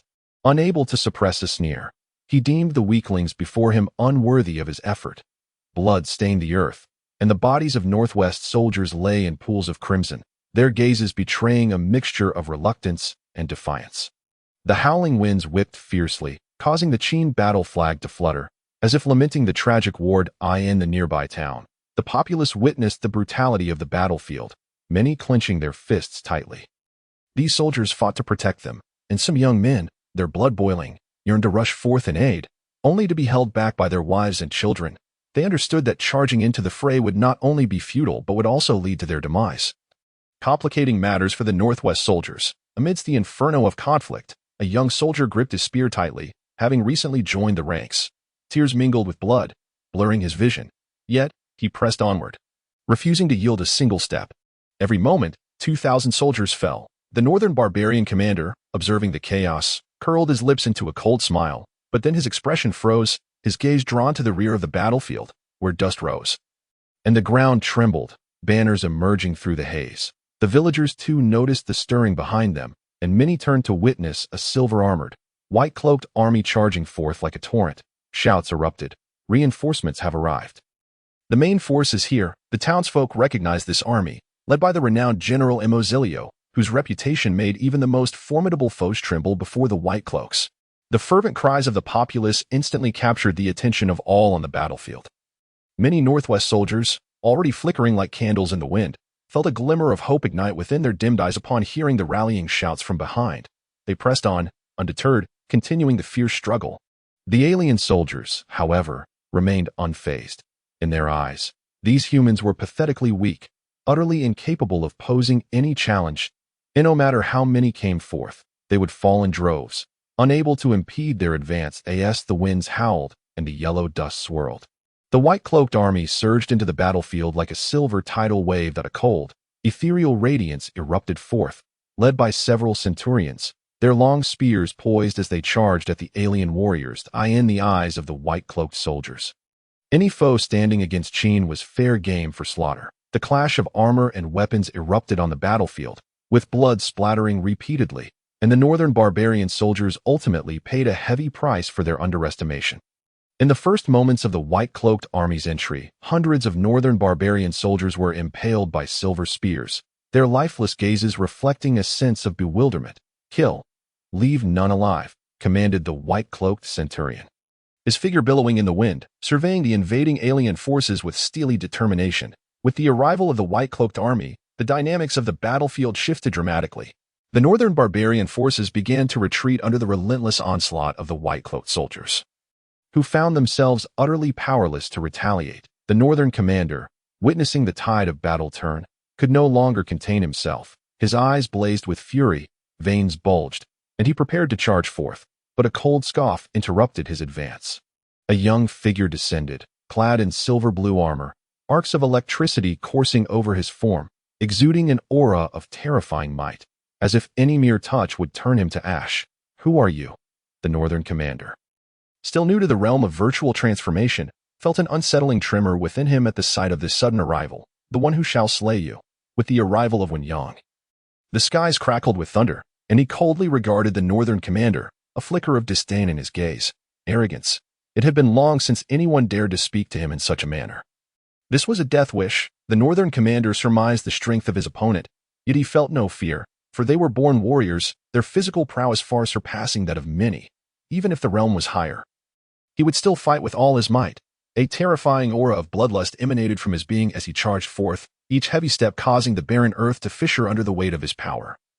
Hurtling towards Wen Yang remained unflinching, coldly observing the oncoming threat, his magical energy swirling, the power of thunder surging as a lightning spear materialized in his hand, accumulating energy. With a subtle movement of his arm, the resplendent lightning spear, imbued with annihilating magic, shot forth like a meteor tearing through the void, radiating the power to devastate worlds. As the lightning spear soared, it unleashed a cacophony of thunderous roars. The northern commander bellowed, sensing the terrifying energy contained within the spear. Attempting to evade was futile, and he could only brace himself against it in an instant. Their tremendous forces collided, unleashing unparalleled devastation. The moment the northern commander made contact with the lightning spear, his countenance shifted drastically. However, it was too late. His once proud physical might crumbled before the spear's might, and in an instant, he was pierced through. As the spear pierced his body, the overwhelming power of thunder descended upon him, reducing him to ashes in an instant. This commander of the alien forces, even in death, emitted not a single cry of despair. Wen Yang stood amidst the chaos, unwavering, as if orchestrating the entire scene.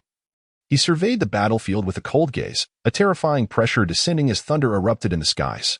All were left in awe of this thunderous display, as if their very souls were paralyzed. The white-cloaked army and the northwest soldiers seized this moment, their blades gleaming with lethal intent, relentlessly cleaving through the alien ranks. The winds howled, the Qin banner fluttered, and silence enveloped the area, save for the heavy breaths of the combatants. On the battlefield, every alien soldier was mercilessly cut down, with not a single one escaping. Countless mangled corpses lay strewn across the battlefield, and this brutal conflict finally drew to a close. In this battle, the Northwest soldiers paid a grievous price, with 2,000 warriors falling, over 1,000 dead, and those who survived bore wounds that rendered them unfit for further service. This conflict imparted a harsh lesson regarding their disparity in strength. Had it not been for the timely arrival of the white-cloaked army, they would have been utterly doomed. Yet, the alien forces suffered equally devastating losses, their ranks decimated. Ultimately, over 4,000 of the alien soldiers perished, including a master of the virtual transformation realm. This battle, from an external perspective, could be hailed as a great victory, yet for the Northwest soldiers, it was a somber affair. After the war concluded, the townsfolk surged forth, spontaneously producing herbs from their homes to tend to the wounded soldiers. "General, we have pulled a survivor from the heap of corpses." A white-cloaked soldier approached Wen Yang to report. "What should we inquire about?" Wen Yang inquired, "General, the invaders in our northwest are the northern barbarians. They have dispatched an army of 40,000, having seized Jinbei City, and these individuals are commanded to sweep into the northwest." Amidst the aftermath of battle, the white-robed army discovered a barely alive northern barbarian soldier among the heaps of corpses. After enduring severe torture, they extracted the details of the invasion from him. The northern barbarians, led by several masters of the Void Realm, directed their 40,000 troops straight towards Jinbei City, stationed in the north. After days of relentless combat, Jinbei City ultimately fell, yet the fighting within the city continued. They were ordered to penetrate the northwest, wreaking havoc while simultaneously preventing any reinforcements from reaching Jinbei City. The white-robed army reported in detail, and a cold glint flashed in Wen Yang's eyes as he gazed towards Jinbei City. Without hesitation, assemble the troops and provide support to Jinbei City. As the commander of the forces, he had to make a decisive choice. Jinbei City had long safeguarded the northwest, consistently thwarting the incursions of foreign tribes. Should Jinbei City truly fall, it would leave the gates wide open, inviting further covetous glances from other foreign entities. Therefore, it was imperative to rush to Jinbei City's aid. Understood.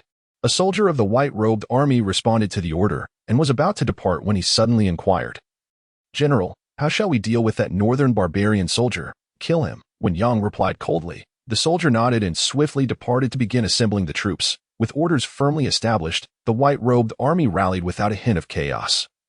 Despite having just emerged from battle, even with some soldiers lost, there was no excessive mourning. As Wen Yang prepared to issue orders for the army to depart, the commander of the Northwest forces, a centurion, stepped forward respectfully, stating, "General, we still possess the strength for battle and are willing to follow your command." The implication was clear. They too wished to proceed to Jinbei City to provide assistance. Having witnessed the might of this army firsthand, the centurion harbored a yearning to join their ranks, a sentiment shared by all surviving soldiers of the Northwest. Wen Yang cast a glance at them, his thoughts unclouded, and left but one instruction before turning away. "Leave some men to transport the wounded. The rest will integrate into the white-robed army and act in unison. Your orders shall be followed." Upon hearing General Wen's command, the centurion and his men seemed to shine with renewed vigor. Beneath Jinbei City, the sky was shrouded in ominous clouds, as if a storm might descend at any moment.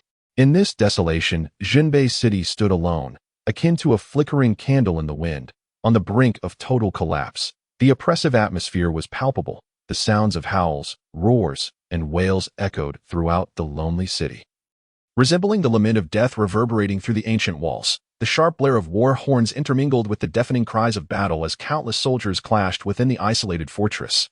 Flames of war engulfed the air, their armor reflecting the dim light with a chilling glimmer, their faces etched with determination and resolve. The northern barbarian army, numbering 40,000, decisively breached the dilapidated ancient city. The defenders of Jinbei engaged in a brutal struggle, with no retreat in sight. Only the final battle to the death. Kill. Even in death, we shall not allow the foreign tribes to invade our land. The soldiers of the Jinbei army roared, blood-soaked and relentless, striking fiercely at the encroaching barbarian soldiers. Even the citizens of the city joined the fray. Generations of the Jinbei army had passed, yet aged veterans donned rust-stained armor. Their eyes filled with unwavering resolve as they fought. Women, undeterred by the might of the invaders, grasped weapons scattered on the ground and charged forth, hoping to alleviate the burden on the soldiers defending the city. Amidst the chaos and bloodshed, some soldiers fell, their bodies becoming heavy and cold in the mud. Others, though grievously wounded, pressed on without a thought of retreat, wielding their weapons with ferocity. Their bloodied silhouettes shone courageously in the firelight. The battlefield resembled a colossal grinding stone, pulverizing all life within its grasp, their blood and sweat mingling in the air, creating a suffocating atmosphere. The slaughter persisted. The northern barbarians were resolute, determined to conquer Jinbei City, which had guarded the borders for decades. Qin Song, give up. Your forces have aged, and their former strength is no more. If you continue this fight, everyone here will perish. The northern barbarian army, with its 40,000 troops, faced a mere 20,000 defenders in Jinbei City, comprised largely of the elderly, the weak, and the ailing. They had served the dynasty for decades. Without the dynasty's command, they could not abandon Jinbei City. For years, they had adhered to the dynasty's edicts, yet the Zhou Dynasty seemed to have forgotten them. Many soldiers began to contemplate retreat. However, witnessing their comrades fall in the struggle against the foreign tribes only deepened their hatred. At this moment, asking them to leave would likely meet with resistance from the soldiers of the Jinbei army. Enough of your prattle. If we must fight, then let us fight.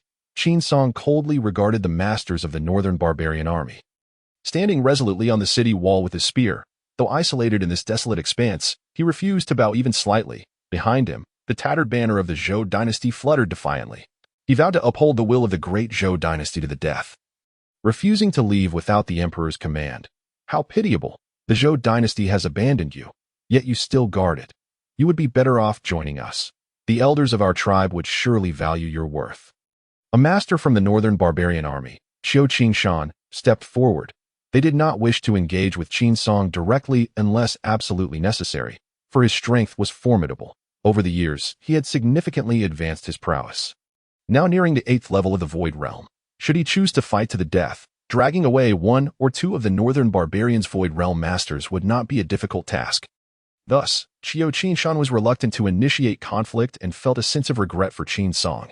Having battled for so many years, they were familiar with one another, and Qiu admired him. If Qin were to join their tribe, it would indeed be a fortunate turn of events. Those who are not of my kin will surely have different hearts. Countless brothers have fallen before the foreign tribes. If I were to surrender, how could I face them in the afterlife? Qin Song's response was succinct, its meaning clear, as he cut off Qiu Qingshan's attempts at persuasion. Originally, there had been 6 masters of the Void Realm stationed in Jinbei City. But after years of arduous defense, only 3 remained. Aside from himself, the other 2 had already drained their vitality, reaching the brink of exhaustion. This battle could very well be their last stand. In that case, do not blame me for being heartless. Qiu Qingshan felt a pang of disappointment, yet it did not sway him. They were enemies, and both sides bore the blood of the other. There was no turning back. This would be their final confrontation. Qin Song observed coldly. He understood that today marked the day of Jinbei City's downfall. The number of masters deployed by the northern barbarians, alongside their army, far exceeded what Jinbei City could withstand. Unless a miracle occurred, it was merely a matter of time before collapse ensued. Arrange for a breakout. Leave the Jinbei army a spark of hope. Behind Qin Song, 2 elderly men, their hair white as snow, watched the escalating situation in the void, aware that battle was imminent. They had both resigned themselves to the possibility of death today, yet they were unwilling to let the remaining soldiers of the Jinbei army vanish along with the ancient city. The Jinbei army should not be extinguished in this manner. They had endured for the Great Zhou Dynasty for so many years, paying with blood and lives. It was time to defy the decree one last time. Old generals, you too should leave, a middle-aged man said, gazing at the 2 frail elders who had sacrificed everything to defend the city, their lives, families, and years buried within its walls. Though he understood they would not depart, he still felt compelled to urge them. No need for that.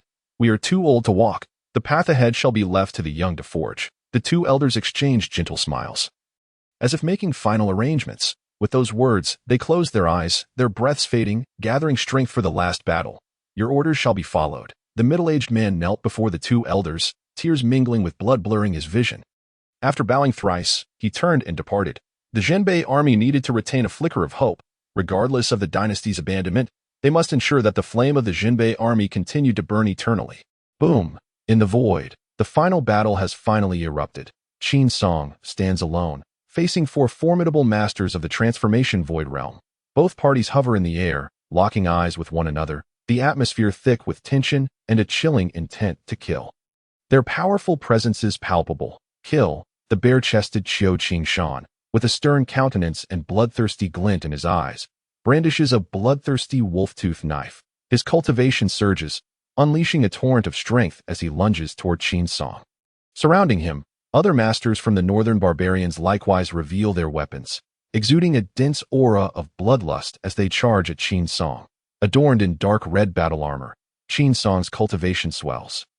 A pressure of the transformation void enveloping the space, the sharp sword materializes slowly, its cold gleam piercing the void, the sound of its ringing echoing through the air.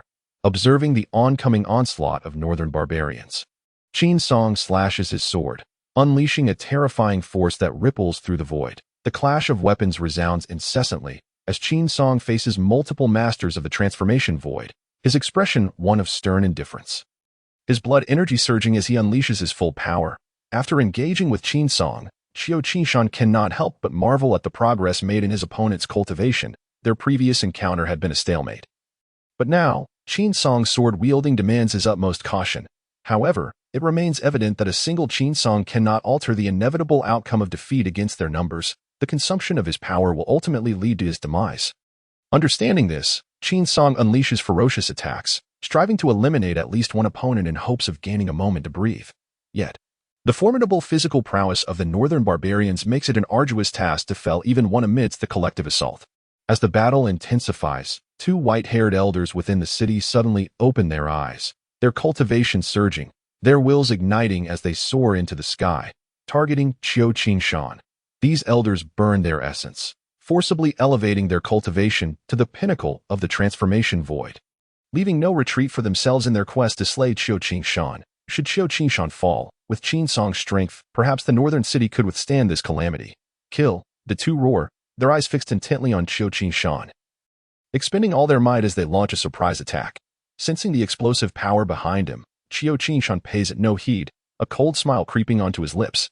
Qin Song, sensing something amiss, suddenly changes his expression, exclaiming, "Be careful." Too late. Qin Shan snarls. In the next moment, as the elders approach, a sudden fluctuation of power disrupts the void, and two figures from the northern barbarians materialize, directly intercepting the elders' ambush. Trivial tricks, how foolish. The two northern barbarian masters regard the elders with disdain, their gazes indifferent as they perceive the weak power unleashed by burning blood essence and lifespan. Boom. The elders are repelled, blood spilling from their mouths as they gaze in despair at the two newly arrived adversaries. Both at the pinnacle of the transformation void, utterly hopeless, they never anticipated that for such a meager northern city, three peak masters of the northern barbarians would be dispatched. They had overestimated their worth. Coughing blood, the elders are filled with a profound sense of desolation as they behold the two newcomers. They had burned their essence, yet their ambush had failed. At that moment, dark clouds envelop the entire northern city. Below, the battlefield witnesses the northern barbarians, invigorated by the fierce clash above, raising their weapons and roaring with heightened morale. Meanwhile, the soldiers of the northern city, having witnessed the failed ambush of the two elder generals and their subsequent wounding, are consumed by a sense of bitterness. Heaven does not favor the northern city. The sudden appearance of two peak masters from the transformation void is sufficient to seal their fate. Qin Song, you must flee. Live on to provide hope for the northern army. The two elders exchange a resolute glance, their minds made up, with defeat imminent. Continuing the fight would only lead to unnecessary casualties. In that moment, they cast aside the edict once given by the royal dynasty. They have done enough for this border, standing worthy before the people of the dynasty, and only feeling guilt towards those brothers who have perished in battle. No more fighting. They are exhausted. Qin Song exits the fray, appearing beside the two elders, feeling their injuries and forcing a bitter smile that he is weary. He fears that should he escape this time, he may never again find the resolve to continue fighting. Why not let the last flicker of light shine here? I offer you one last chance. Surrender. We shall treat you well. Continuing this battle leads only to death. Qiu Qingshan steps forward, facing the trio, urging them to yield. If battle is to be waged, then let it be. This border has buried countless brothers. Where else could they be laid to rest? A true man knows when to act and when to refrain. Qin Song points his sword at the northern barbarian masters, his gaze fierce, as if he could vanquish all foes. Enough with the words, kill them, and return to report. The two peak masters of the transformation void, having witnessed the stubbornness of the three, show no mercy. They unleash their formidable cultivation and charge forth. The remaining northern barbarian masters rally their power and join the fray, launching a final assault. Qiu Qingshan, resigned, follows suit. The climactic battle erupts as Qin Song and his companions are gradually forced to retreat, blood spilling across the heavens. In the chaos, one elder suffers a grievous blow, his arm severed in a brutal ambush. As the three realize they are outmatched, a sudden melody descends from the heavens, resonating throughout the battlefield. This haunting tune is imbued with an iron-blooded intent, reminiscent of 1,000 troops clashing on the field, stirring the spirits of every soldier in the northern city. Upon hearing this melody, the troops of the northern city feel their previous wounds fade into oblivion. Their cultivation seems to surge, rekindling their fighting spirit against the northern barbarians. Not only that, but for Qin Song and his companions, the moment the melody resonates, their injuries begin to mend, their powers revitalized in accordance with the rhythm of the music. Who dares to meddle in the affairs of the northern barbarians? Noticing the shift in the battlefield, Qiu Qingshan's expression hardens, his gaze sweeping the area. A figure descends gracefully above the northern city, garbed in an elegant robe, his attire billowing as if in a gentle breeze.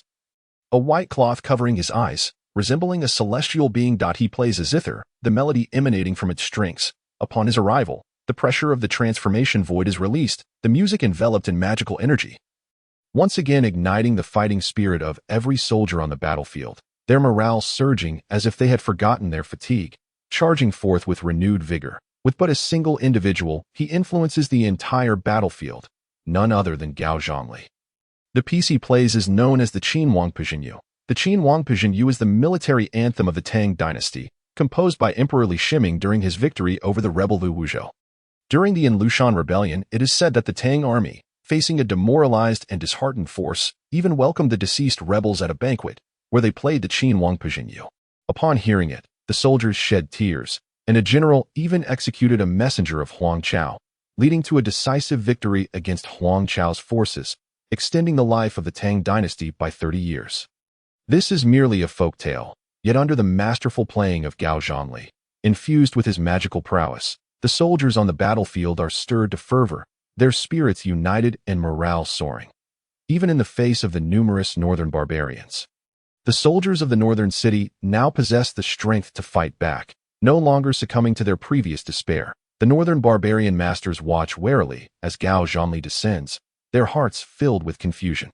Qiu Qingshan's gaze sharpens, a murderous intent radiating from him as he barks, "Surround and kill this person." This individual's presence could very well sway the tide of battle, and thus he must be dealt with swiftly. Otherwise, given the current state of the battlefield, the morale of the enemy will only continue to rise, and the northern barbarians will undoubtedly pay a heavy price. Even the dynamics of the transformation void battlefield are influenced by this arrival. Previously, Qin Song and his companions were on the verge of exhausting their power, but with this newcomer's entrance, their energies are suddenly revitalized. The two elders, who had been burning their essence, now appear rejuvenated under the melody. If they continue to clash as such, their side will inevitably suffer losses against the enemy's desperate tactics. At Qiu Qingshan's command, the northern barbarian masters spring into action, recognizing the importance of this individual on the battlefield. Rushing forth to eliminate him, block them, the sudden shift in circumstances left Qin Song and his companions momentarily dazed. However, upon witnessing the actions of Qiu Qingshan and his allies, he quickly shook off his stupor and charged forward to obstruct them. Yet, the number of transcendent experts from the northern barbarian tribe was overwhelming. A few of them were sufficient to delay their advance. In that fleeting moment, Qiu Qingshan and his companions closed in on Gao Zhongli, poised to strike at his corporeal form. Just as they were about to deliver their lethal blow, a chilling snort reverberated through the void, and a middle-aged man suddenly materialized, radiating a bronze glow that illuminated the heavens. The clash of swords resonated across the battlefield, and with the force of a single individual, he effectively thwarted the attacks of Qiu Qingshan and his cohort. Meng Yi had arrived, hailing from a renowned family of generals. His martial prowess was formidable. Though he was only at the 6th level of the Transcendence realm, he was more than capable of countering their onslaught. Damn it, Qiu Qingshan and his companions were halted. Their bare torsos glistening with tension, eyes gleaming with ferocity as they fixed their gaze upon Meng Yi. Particularly, the ancient bronze sword in the latter's hand emanated a menacing bloodlust that even they found daunting. Another transcendent figure had descended. With the arrival of Gao Zhanli and Meng Yi, the forces of the northern barbarians now faced 5 experts of the Transcendence realm, although they were still outmatched in strength by the northern barbarian tribe. The tide of battle began to shift in favor of the northern defense army. Who are you? Qiu Qingshan refrained from immediate aggression, instead regarding the 2 newcomers with a scrutinizing gaze. He found it perplexing that, after decades of disconnection from the Zhou Dynasty, during which the city had frequently faced destruction without receiving any aid, 2 powerful figures would suddenly appear. What faction did they belong to? Notably, both possessed substantial strength. Facing them alone, Qiu Qingshan would likely struggle to claim victory. His thoughts were echoed by Qin Song and the others, who, upon hearing Qiu Qingshan's query, turned their attention towards the newcomers. Who would dare to come to the aid of the northern defense city at this moment? Could it be the families from the northwest? Yet, he recalled that those families had no transcendent experts among them, and even if they did, they could not possibly be this formidable. As doubts permeated the minds of the experts. Meng Yi, gripping the ancient bronze sword, surveyed the battlefield with an imposing demeanor, his body enveloped in a swirling aura of bloodlust. Under the command of King Qin, I am Meng Yi, King Qin. The name echoed in the minds of Qiu Qingshan and his allies, yet they could not fathom the implications of such a force. Their ignorance was understandable, as King Qin had only recently assumed power, and his reputation had yet to spread widely. King Qin. In contrast, Qin Song felt a flicker of recognition, as if he had heard the name somewhere not long ago, though he could not quite place it. Regardless of which faction they hailed from, those who dared to appear here today should be prepared to face eternal consequences. Qiu Qingshan no longer possessed his earlier nonchalance. He could not afford to delay further. Should more powerful figures arrive, the situation would turn dire for them. While they still held the upper hand, they needed to eliminate these threats as swiftly as possible. Kill. Meng Yi disregarded Qiu Qingshan's words, his fierce gaze sweeping across the battlefield as he brought down the ancient bronze sword, unleashing its might. As he swung his weapon, the ground trembled violently. On the vast plains behind the northern defense city, dust billowed and iron steeds thundered forth, a legion of armored troops surging like a dark tide. Looking out, one could estimate over 3,000 soldiers, yet to Qiu Qingshan and his comrades, they bore the overwhelming presence of countless warriors. Their armor glinted with an eerie luminescence in the fading light of the sunset, as if even the temperature had dropped, and the weapons they wielded reflected a bloodthirsty gleam, seemingly narrating their intent for slaughter.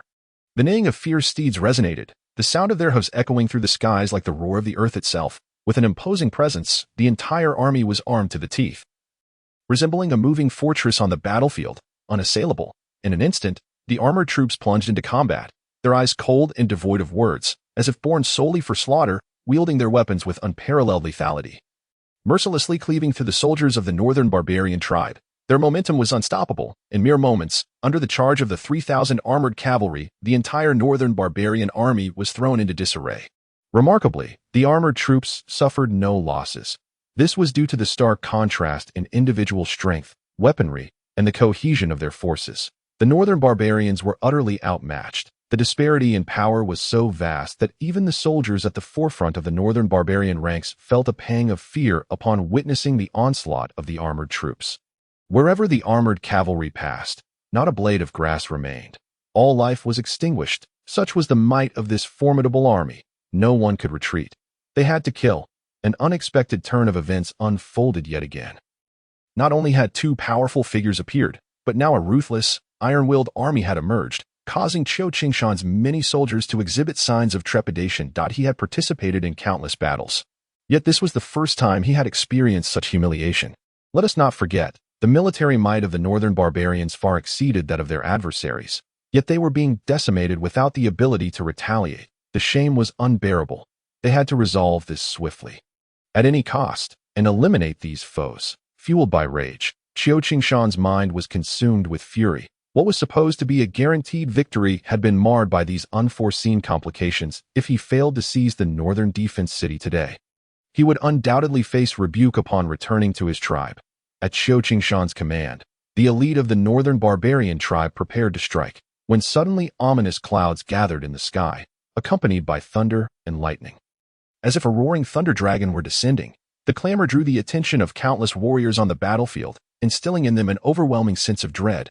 With a deafening roar, a massive bolt of lightning cleaved through the heavens, akin to a divine whip of retribution, striking the earth with ferocity. Amidst the tempest of thunder, a towering figure gradually descended, radiating a blazing light that was as dazzling as the lightning itself. His eyes deep and inscrutable, seemingly capable of perceiving all that existed in the world. When Yang had arrived, his presence sent tremors throughout the battlefield. The wind howled, and thunder rolled, as if the elements themselves were celebrating his arrival. His form illuminated against the backdrop of dark clouds, resembling a deity gracing the mortal realm. Arcane arcs of electricity danced around him, emanating an overwhelming aura of dread that left all present in awe. He scanned the battlefield's ruins before fixing his gaze upon the experts of the northern barbarian tribe. Channeling his power, he reached into the tempest of clouds and summoned forth a long spear that exuded a chilling aura, which he effortlessly grasped, the Taichu Thunder Calamity Spear. This was the first time when Yang wielded his weapon in battle. How powerful! Qiu Qingshan gazed at the master amidst the thunderclouds, his heart racing with trepidation. Especially when met with the other's gaze, his own strength seemed to freeze in that moment, rendering him incapable of mobilizing his powers, despite having reached the pinnacle of the transcendence realm for many years. He had never before felt such a sensation on the battlefield. He had only experienced it among the elders of his tribe.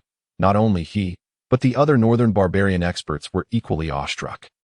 They felt as though they were facing not an enemy, but a divine being, as they looked up in reverence. When Yang's figure moved, his muscular arms surged with power, the Taichu Thunder Calamity Spear trembled, and the tempestuous force of thunder began to accumulate colossal energy. Quick, stop him!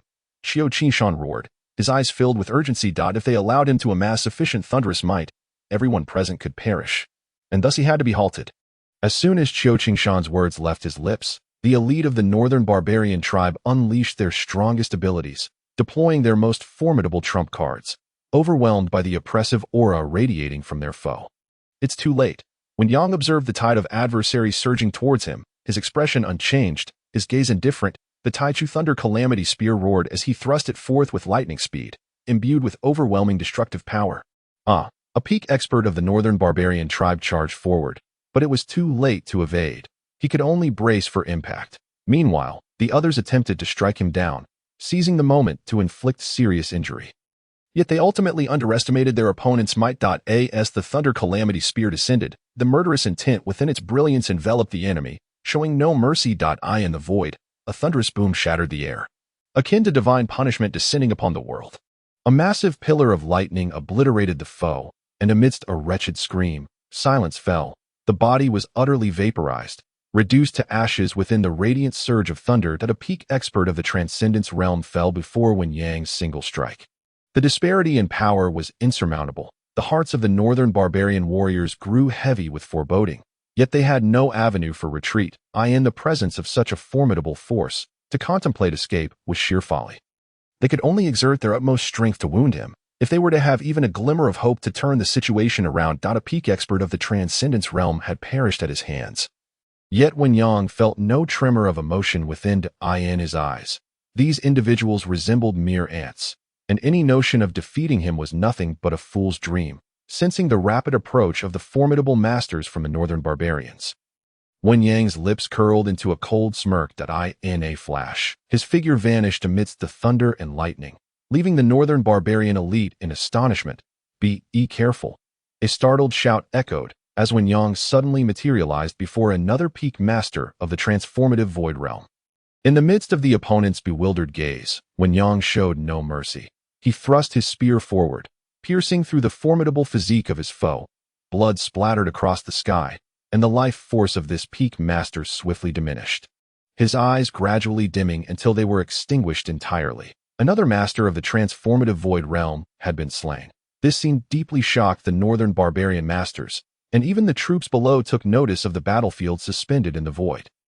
Watching their kin being ruthlessly slaughtered by the enemy, their morale plummeted, and the fear within their hearts grew ever more pronounced. The previous charge of the Xuanjia army had already instilled a sense of trepidation in them. But witnessing their elite being effortlessly cut down only deepened their overwhelming dread. Just then, another tremor resonated beyond the walls of Jinbei City, as a cavalry force surged onto the battlefield like a roaring flood. Clad in silver armor and white robes, exuding a grand aura and unwavering resolve, they swept across the battlefield, exacerbating the plight of the northern barbarian forces, with scenes of soldiers discarding their weapons and fleeing in panic becoming increasingly common. With the first soldier breaking ranks and fleeing, the battle formation of the northern barbarians crumbled entirely, scattering like headless chickens towards the rear, despite their numerical superiority at that moment. Observing the northern barbarians in disarray, the Jinbei army seized the opportunity. Qin Song glanced at the situation in the void, his sword vibrating as he charged forth, bellowing, "Kill!" With the tide of battle shifting in their favor, all soldiers of the Jinbei army shouted in unison. Their previous desolation cast aside, as the music of Gao Zhanli's Qin enveloped the battlefield, the soldiers rallied and pursued, striving to slay as many northern barbarian soldiers as possible. The Xuanjiao army and the White Robe army, without needing further encouragement, continued their relentless slaughter, leaving a trail of corpses in their wake, rivers of blood flowing freely, countless northern barbarian soldiers perishing beneath their blades, becoming souls lost to their wrath. Curse be it, truly curse it. Witnessing the collapse of his forces, Qiu Qingshan's eyes burned with fury. Before the campaign began, the morale of the entire army had been at a peak, confident in their ability to conquer a broken city. Deploying 40,000 troops, including several masters of the transformative Void Realm and even 3 peak masters. Yet, the outcome had turned out to be this dismal. A fierce determination welled up within him. But in the next moment, a thunderous roar reverberated across the battlefield, as several lightning spears shot forth from the heavens, locking onto the masters of the northern barbarian clan for indiscriminate annihilation. Each lightning spear contained enough magical energy to slay any master of the northern barbarians present in the void. As they beheld the descending lightning spears and sensed the terrifying energy contained within, the fear in their hearts intensified. Without hesitation, the masters of the northern barbarians, who had been preparing to counterattack, turned to flee in every direction. Some resolute individuals even ignited their lifeblood, raising their cultivation to its peak, hoping to evade the targeting of the lightning spears. Yet, they could not fathom Wen Yang's might. The speed of the lightning spears was astonishing, birthed from the thunderclouds, cleaving through the void with an obliterating force. Amidst the flashes of lightning and rolling thunder, all the fleeing masters of the northern barbarian clan were instantly pierced through, rendered helpless against the overwhelming magical force. They did not even have time to scream before being obliterated, disintegrating into dust within the void. So powerful, Qin Song, pursuing the remnants of the northern barbarian army, felt an overwhelming sense of helplessness wash over him as he sensed the tempest of thunderclouds sweeping through the void. Even he, in the presence of such a formidable adversary, would likely not endure a single exchange. The 2 elder companions behind him shared the same sentiment, though they were relieved that such strength was on their side. Otherwise, Jinbei City would have surely fallen into ruin today. With the northern barbarian masters nearly eradicated, only Qiu Qingshan remained on the battlefield. That moment, a profound sense of powerlessness surged within him. The disparity in strength was too great. He understood that fleeing would only prolong his life by a few breaths.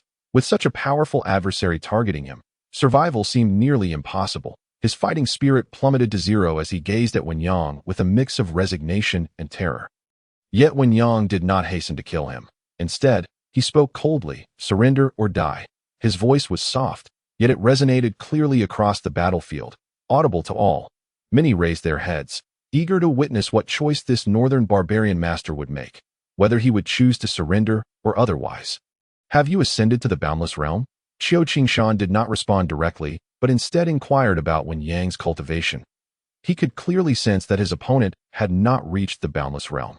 Yet the power he exhibited far exceeded the limits of the transformative void realm. Otherwise, the northern barbarian masters would not have suffered such a devastating defeat. Even before him, they had no strength to resist.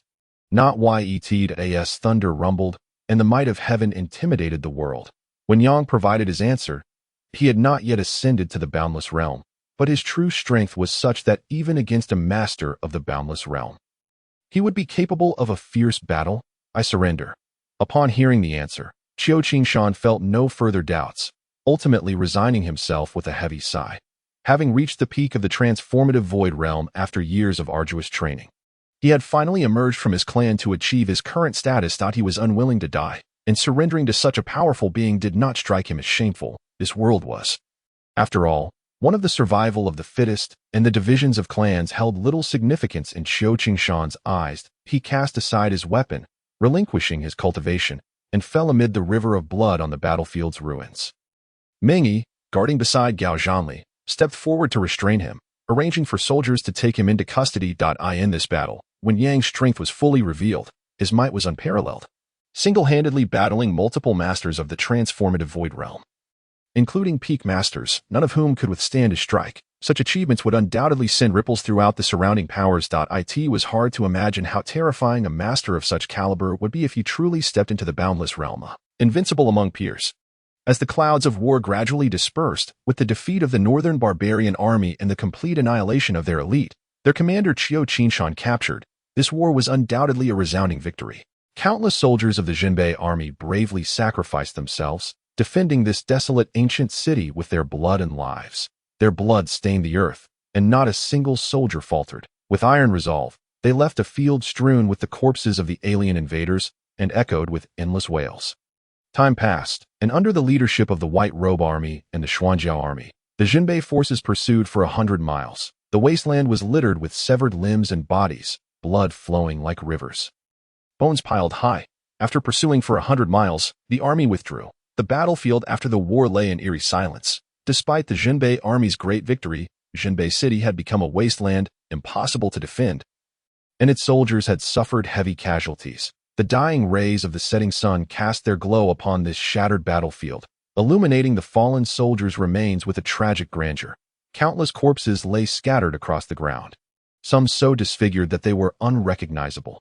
Yet they retained the postures of their final moments in battle, as if to showcase their unwavering courage and fearlessness to the world.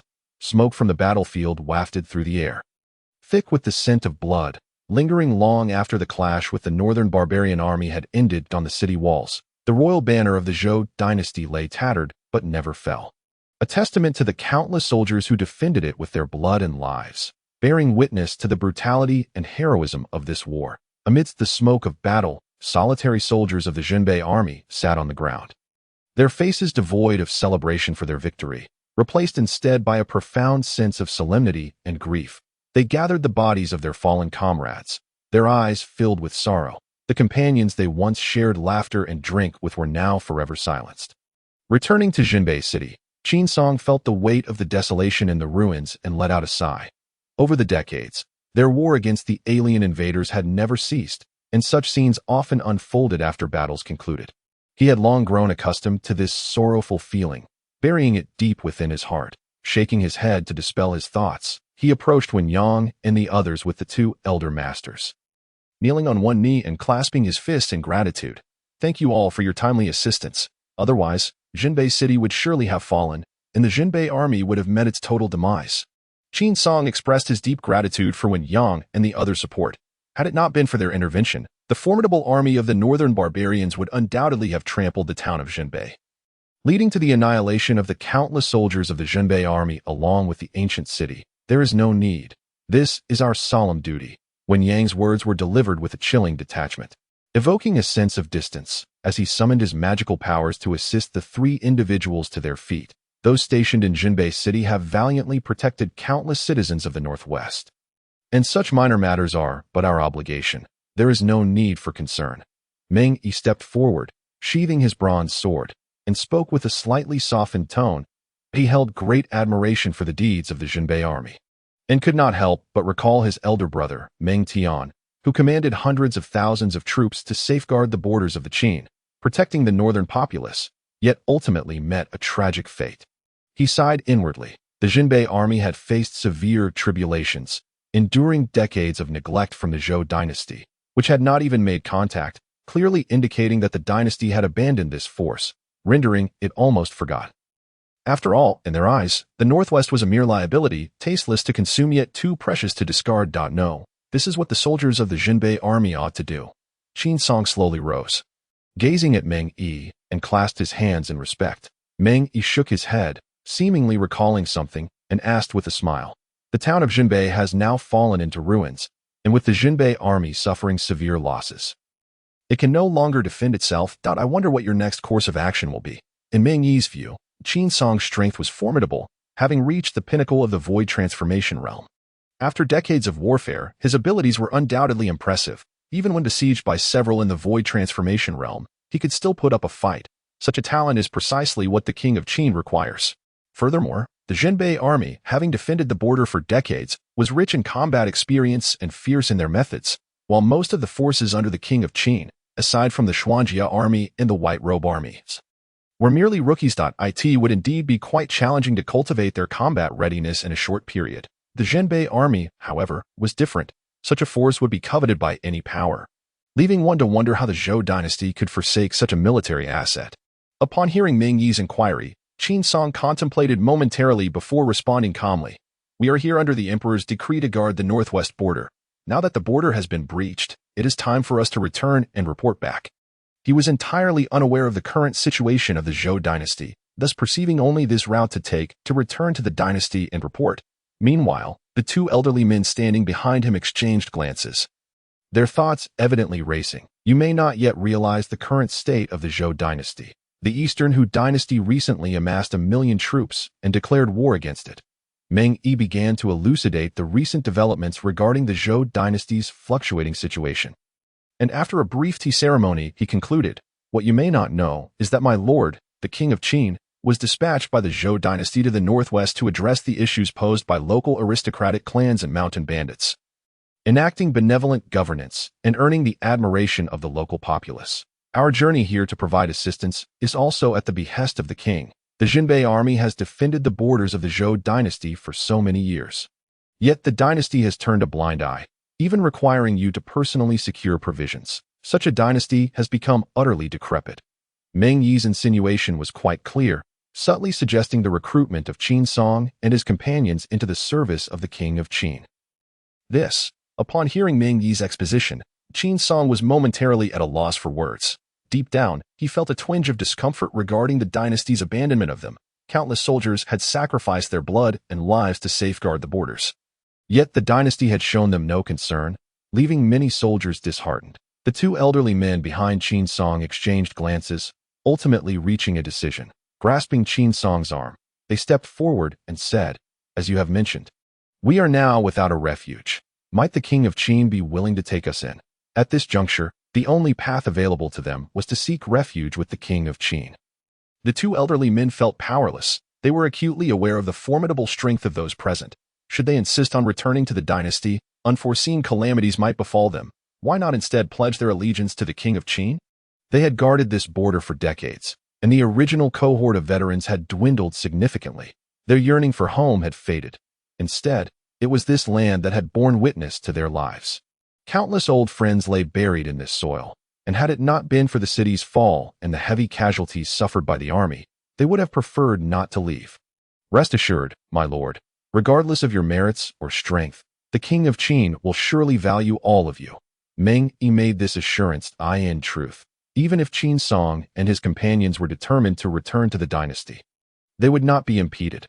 After all, they had safeguarded the northwest for decades, shielding its people from foreign incursions. The King of Qin would not obstruct them, and might even assist in their return to the dynasty, feeling only regret in their departure. However, now that they were willing to stay, it was undoubtedly the best option. The battlefield must be cleared, and the women, children, and elderly within the city escorted back to Jubai City, while others would assist in tending to the wounded. With decisions made, Meng Yi and the others proceeded to manage the aftermath of the battle. The once majestic Jinbei city had been reduced to ruins, the bastion against foreign invaders now merely a memory. Thus, a garrison must remain stationed on the border to prevent foreign forces from encroaching upon the northwest territory. Ultimately, after deliberation among Wen Yang and others, it was decided that Meng Yi would lead the Xuanjia army to temporarily station here, returning to Jubai City for the final decree from the prince. The King of Qin's palace. A lamentable circumstance. The king, through the eye of divine punishment, clearly witnessed the details of the conflict, feeling both joy and sorrow. The joy stemmed from acquiring such a formidable army, which would undoubtedly bolster the strength of the northwest in the short term. The sorrow arose from his failure to monitor the situation in Jinbei City promptly. Had he arranged for someone to keep watch over Jinbei City earlier, dispatching troops for assistance at the first sign of the foreign army. The city might not have fallen, and the Jinbei army would have suffered fewer casualties. Yet, those thoughts were futile. He now stood within the Grand Hall, gazing at the map of the Northwest, his gaze fixated on the border. Issue a decree from this king to mobilize 100,000 troops to Jinbei City, to restore its defenses and safeguard the northwest frontier. Such was the power of the eye of divine punishment, enabling the king to make swift decisions and issue commands, thus saving considerable time. Understood. The soldier bowed respectfully to receive the order. Now, aside from the Xuanjiao army and the White Robe army, the Northwest boasted an army of 700,000. No longer constrained by the initial lack of troops, when he disseminate the news of the Jinbei army's decades-long defense of the northwest frontier and inform the populace of the events of today's battle. The king continued to issue commands. In his eyes, the Jinbei army had quietly guarded the border for decades, paying a grievous price to shield the people of the Northwest from foreign incursions. Such deeds must not be forgotten. Heroes deserve to be remembered. Unconsciously, he recalled a phrase from his previous life. There is no such thing as a peaceful existence. It is merely that someone bears the burden on our behalf. Just as the Jinbei army, using a crumbling ancient city to fend off foreign invasions for decades, even allowing the people of the Northwest to forget the existence of those outside their borders. I obey. Jiasu nodded. Though his methods were ruthless and his heart cold, he held great respect for such figures, akin to the valiant soldiers of the Eastern Han who returned to Yumen. The king of Qin's palace. With the conclusion of the war, when Yang and the others led their army back first, at this moment, Qin Song, along with the commanders of the Jinbei army, all gathered in the Grand Hall. Gazing in astonishment at the young man seated above them, they had expected the king of Qin to be a stern and imposing middle-aged man. Yet to their surprise, upon entering the hall, they were greeted by a youth who appeared to be not yet 20. In that instant, doubt filled their hearts. After all, Wen Yang and Gao Jinli were exceedingly powerful, especially the Xuanjiao army and the white robe troops under their command, which in the eyes of Qin Song and his companions, were the most elite forces of the dynasty, perhaps unmatched by any other. Such a formidable power was pledged to the service of this young man. Leaving them utterly astonished, we pay our respects to your highness. Wen Yang and the others bowed deeply, displaying utmost respect. Noticing this, Qin Song and the others mirrored the gesture, refraining from any impertinence. Their thoughts on the youthfulness of the king of Qin were merely internal musings. Regardless of age, one who could command so many powerful individuals must possess extraordinary qualities. The commander of the Jinbei army, Qin Song, Zhao Kaiyuan. We pay our respects to the king of Qin. The three bowed in unison. No need for formalities. Qin Jun nodded, his gaze sweeping over Qin Song and the others, feeling quite satisfied. He had observed Qin Song's formidable strength through the eye of heavenly punishment for quite some time, and found him to be exceptionally powerful. The other two elders were no less impressive. With such capabilities, their allegiance would undoubtedly elevate the strength of the Northwest by several tiers.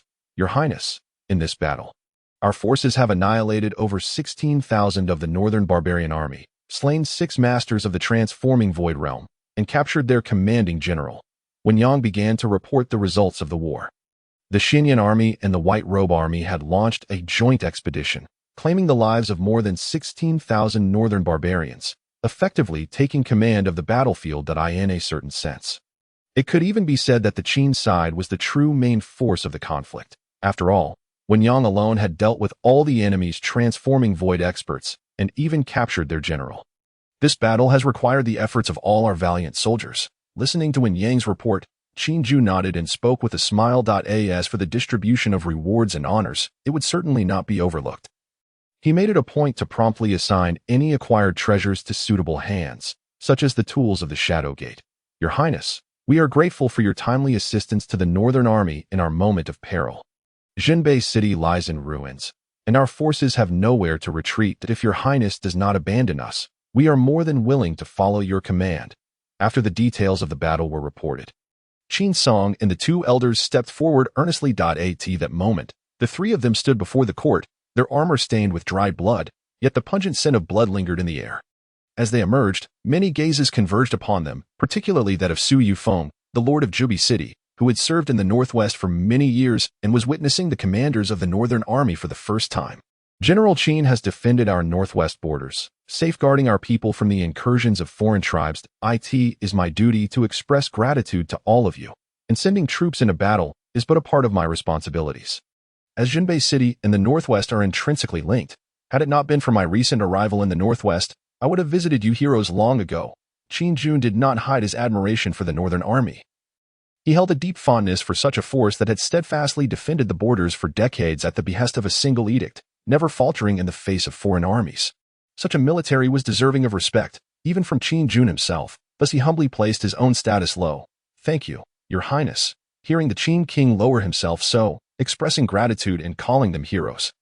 Qin Song and the others were deeply moved. For many years, they had stood isolated in the desolate Northwest, lacking recognition and affection, with few in the dynasty even aware of their deeds, surrounded only by slaughter and death. Today marked the first time in decades they had heard words of thanks. Led by Qin Song, the Northern Army bowed respectfully, conveying their enduring resolve after decades of steadfastness. Qin Jun nodded and turned his gaze to Su Yunfeng, his tone softening. Su Yunfeng, you shall oversee the arrangement of the Northern Army. The resources in the Northwest Treasury are at your disposal. Ensure they are properly allocated. The Northern Army comprised many aged and infirm soldiers. Numerous elderly warriors were still clad in rusted armor, and such individuals deserved to retire in peace. There were even disabled soldiers who had sustained injuries in battle that could not be healed.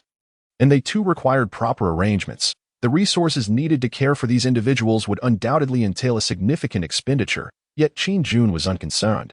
This was the treatment these soldiers rightfully deserved. I shall obey. Su Yunfeng nodded, respectfully accepting the command.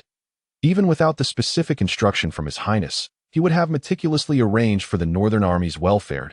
He was already well acquainted with the history of the Northern Army, and his admiration for this solitary force ran deeper than that of many others. For years, he had regularly supplied provisions and materials to Jinbei City, grateful for their unwavering defense of the borders, which spared the common folk from the calamities wrought by foreign tribes. Had it not been for the Northern Army's steadfastness, the Northwest might well have become a breeding ground for foreign tribes.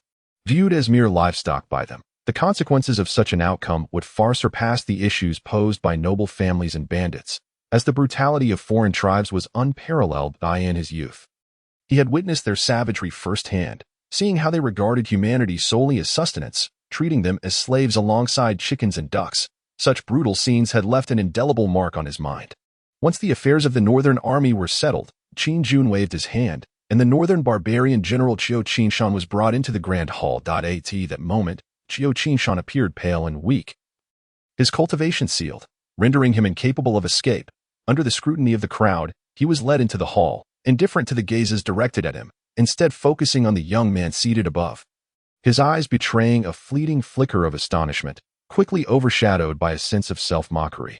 Ultimately, he had underestimated his adversaries. Had he thoroughly investigated the circumstances of the Northwest before embarking on the campaign, he could have taken precautions to avoid such a crushing defeat. As a captive of the Northern barbarians, Qiu Qinshan had seen the Qin king before. He was keenly aware of his own position. There was little about him, in terms of strength or otherwise, that warranted attention, save for one thing: the information he possessed regarding the Northern barbarian tribe. As Qin Jun scrutinized the kneeling Qiu Qinshan, his fingers lightly tapped the table. Lost in contemplation. A captive at the peak of the transforming void realm was not easy to dispose of. Such strength, coupled with the bloodline of the Northern barbarians, would rank him among the elite in the Zhou Dynasty. Should he break through to the boundless realm, his combat prowess would undoubtedly be formidable. Your Highness, I have a suggestion. Just as Qin Jun was deep in thought, a figure clad in green, exuding a gentle and amiable demeanor, suddenly stepped forward. Gao Jianli, blindfolded, spoke respectfully. Speak. His words interrupted Qin Jun's musings, drawing his attention. Initially, when Gao Jianli had first appeared, Qin Jun had been perplexed about the utility of summoning a musician. After all, in this world, martial prowess reigned supreme. However, witnessing Gao Jianli's impact on the battlefield in Jinbei City had left Qin Jun profoundly impressed. It could be said that Gao Jianli's role in the army's confrontations was central. He believed that if the enemy were to see Gao Jianli, they would undoubtedly concentrate their forces to eliminate him first, recognizing him as a figure capable of altering the course of battle. Even if his cultivation were somewhat lower, no one would wish to confront him. Seemingly perceiving the thoughts of the Qin king, Gao Jianli continued, Your Highness, I possess a method to control this man's soul and bind him as a war servant. Gao Jinli, being a musician by nature, required protection while casting spells. Thus, it was not unusual for him to master a technique that allowed him to control others. Qin Jun nodded, understanding Gao Jinli's intentions, and promptly agreed to his proposal. Amidst the astonished gazes of the assembly, Gao Jinli, with his flowing garments, gracefully approached the kneeling Qiu Qingshan. That a powerful surge of spiritual energy erupted from his forehead. Vast and overwhelming, instantly filling the grand hall. As the presence of Gao Jinli's spiritual energy enveloped the room, many, including the formidable Wen Yang, were taken aback. In the northwest, Wen Yang's strength was beyond question. However, upon sensing Gao Jinli's spiritual force, he realized it was even slightly superior, explaining why Gao Jinli could influence the entire battlefield. When Gao Jinli had descended upon the battlefield, his music resonated throughout. All under the control of his spiritual prowess, Gao Jinli's spiritual strength was not inferior to that of some boundless realm experts, making it more than sufficient to subdue a peak-transforming void expert like Qiu Qingshan. Furthermore, he was conveniently in need of a protector. Qiu Qingshan, hailing from the northern barbarians, possessed innate physical strength, making him an ideal candidate to alleviate the Qin king's concerns. Do not. As Gao Jinli approached, Qiu Qingshan felt the surging spiritual force invade his mind. Instinctively, he attempted to resist, but a sharp blade was suddenly pressed against his neck. One more move, and you shall die.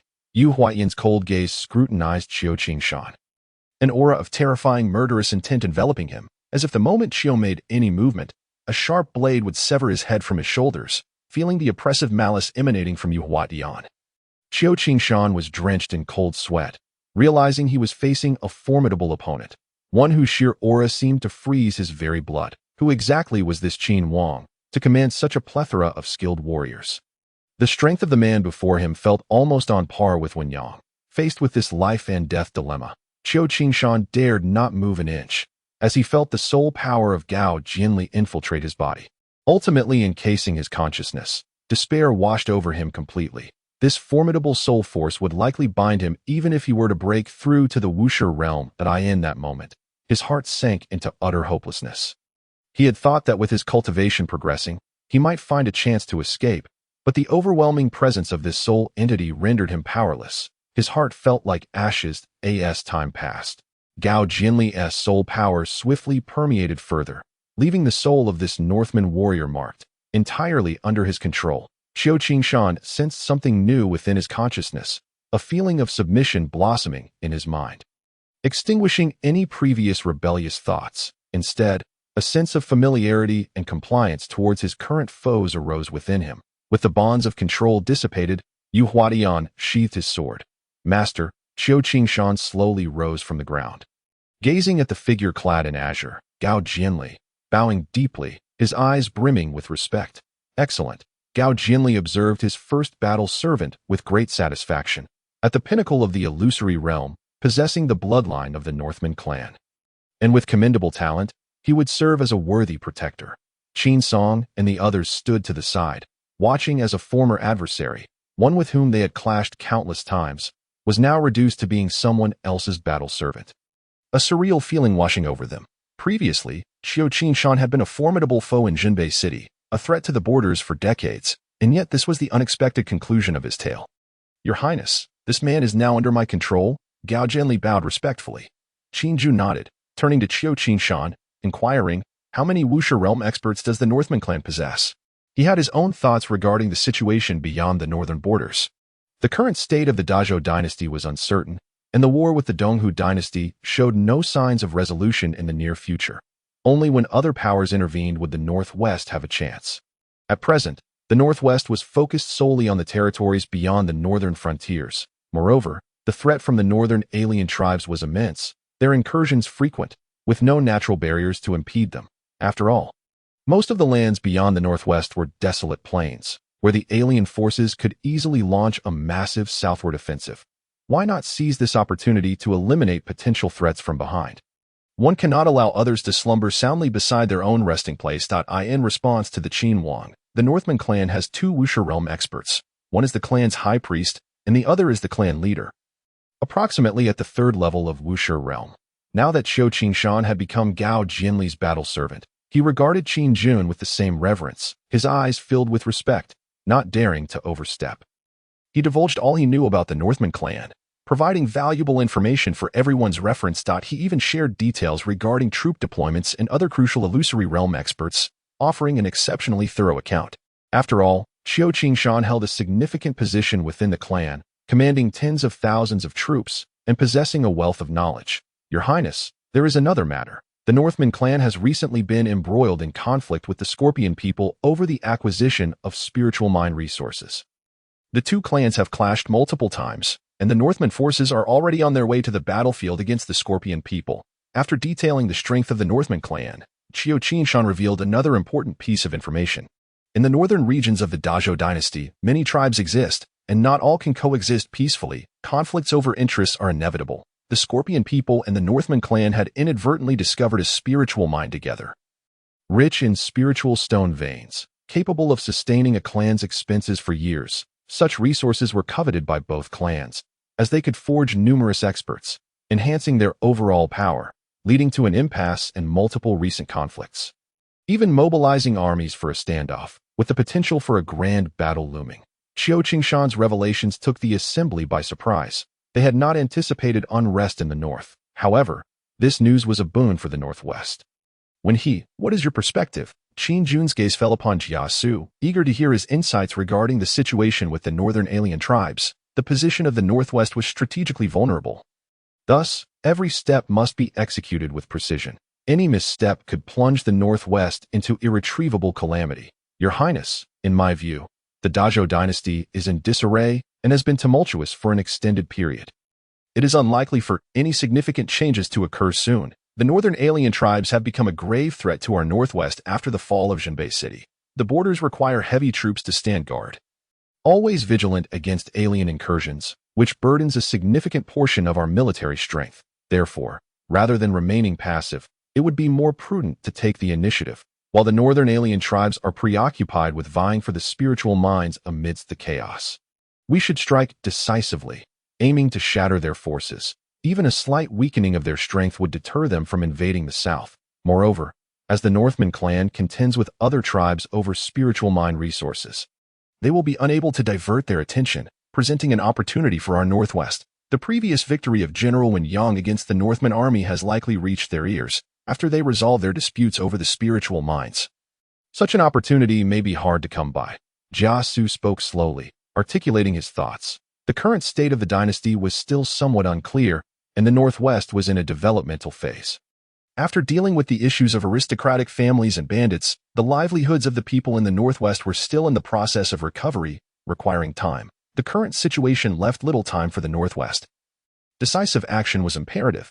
Jia Su believed that only through proactive measures could the northwest secure more options. Furthermore, the Northman clan was not placing significant emphasis on the northwest at this moment, even lacking any precautions. Thus, this was the most opportune time to mobilize troops. Speed was of the essence. Given the previous defeat of the Northman forces, they would undoubtedly be more wary of the northwest in the future. Once the threat from the northern alien tribes was resolved, troop deployments in the northwest could be significantly alleviated, allowing for greater allocation of forces to critical battlefields. What do you all think? Upon hearing Jia Su's words, Qin Jun cast his gaze upon the assembly. The insights shared by Jia Su resonated with his own. The tense situation in the dynasty meant that the northwest was not yet ready to take the stage. Only the northern alien tribes provided a potential breakthrough. I fully support this. When Yang and others echoed in agreement, clasping their fists in assent, they were also in favor of taking the initiative to attack the alien tribes. Currently, the military strength of the northwest consisted largely of fresh recruits, lacking substantial combat experience, and would likely fall short compared to the armies of the Dazhou Dynasty. Thus, launching an offensive against the alien tribes also served as an opportunity for training. In this world, the weak are destined to be eliminated. The Qin Wang would not harbor useless individuals. To grow strong, one must endure the trials of blood and fire, emerging from the mountain of corpses and the sea of blood. Elite forces are never forged from mere seclusion and hardship. Only through the crucible of battle, through bloodshed and combat, can a formidable army be forged. This was Wen Yang's belief. Your Highness, I have something to say. Qin Song stepped forward, speaking with utmost respect. Speak, nodded Qin Jun under the gaze of the assembly. Qin Song slowly articulated, Your Highness, considering the presence of Wuxia realm experts within the Northman clan, how shall we restrain such powerful beings if we are to engage them? This was Qin Song's concern. If the Northwest lacked the means to counter the Wuxia realm experts, they would undoubtedly pay a heavy price, potentially plunging the entire Northwest into despair. This sentiment was shared among all the commanders of the Jinbei army. In their eyes, the strength of the northern barbarians was already formidable enough. Had it not been for the swift support of King Qin, the Northern Expeditionary Army would likely have faced complete annihilation. The adversary had merely deployed a fraction of their forces, and the true powerhouses had yet to appear, yet they managed to inflict terrifying blows upon the Northern Expeditionary Army, now, having just come under the command of King Qin. The news that the enemy intended to take the initiative to strike against the northern barbarians left them utterly astounded. It was crucial to understand that without someone to restrain the formidable beings of the northern barbarians, the Northwest could potentially face a bloody massacre. Should defeat ensue, this land might very well become the back garden of foreign tribes. Caution was imperative. Upon hearing Qin Song's bewilderment, King Qin remained silent. But when Yang broke the silence, her voice soft yet resonant in the ears of all present. The primordial realm will be dealt with by me. Her tone bore no hint of emotion. And many looked to Yang, finding reassurance in her resolute and proud gaze. The commanders of the Northern Expeditionary Army instinctively sighed in relief at her words. After all, that dazzling general, whose might was unparalleled, had been a sight to behold, slicing through illusions as one would slaughter dogs. The very fact that she dared to assert her ability to confront the primordial realm in front of so many spoke volumes of her capabilities. I understand, Qin Song said, casting a deep glance at Wen Yang before bowing respectfully. With no further dissent, King Qin scrutinized the bloodthirsty generals and, after a moment's contemplation, promptly began to mobilize the troops. Wen Yang, Qin Song. I am here. The two stood with grave expressions, their countenances resolute, their energies contained, their eyes flickering with the flames of battle. That I command you both to immediately lead the Xuanjia army and the Baipao army to mobilize 200,000 troops from the northwest to launch a northern expedition against the northern barbarian royal court. King Qin's words were profound and commanding, signaling the full deployment of both the Xuanjia and Baipao armies, alongside the mobilization of 200,000 soldiers for the northern campaign. Having chosen to strike, he would not afford the enemy any respite.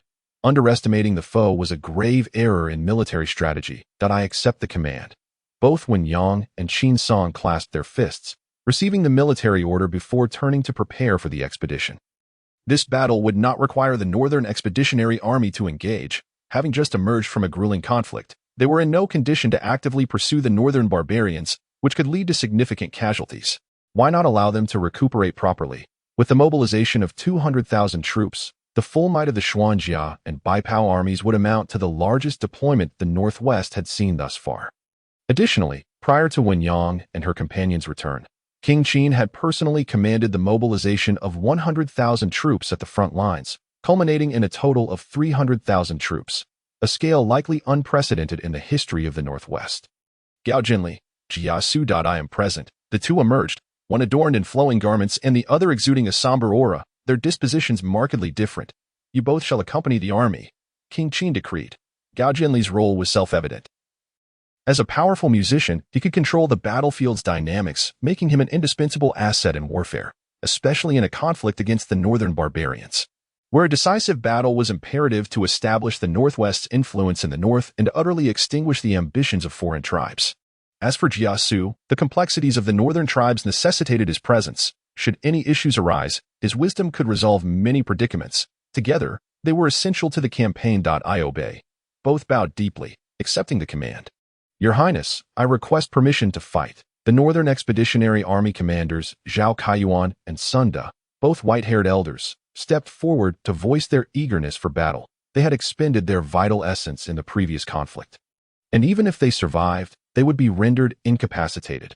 However, thanks to Gao Jinli's timely intervention, their injuries had stabilized, and his use of spiritual power had facilitated their recovery. It was only after Gao Jinli personally treated them post-battle that the two elders found themselves with the strength to stand.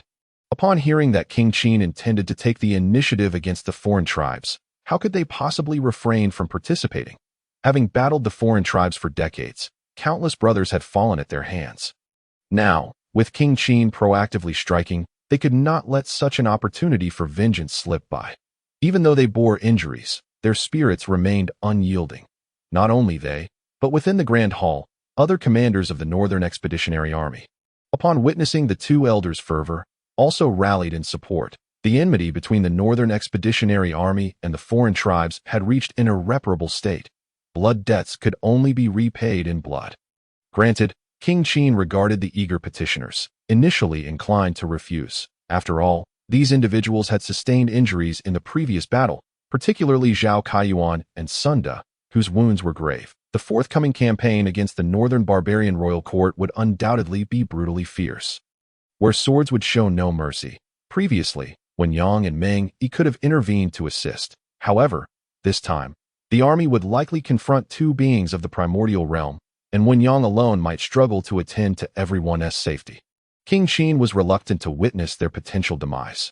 After all, the Northwest needed capable individuals, and the commanders of the Northern Expeditionary Army were currently the most suitable. Yet, when confronted with their fervent gazes, filled with the flames of vengeance, King Qin sighed and ultimately nodded in approval of their request to fight.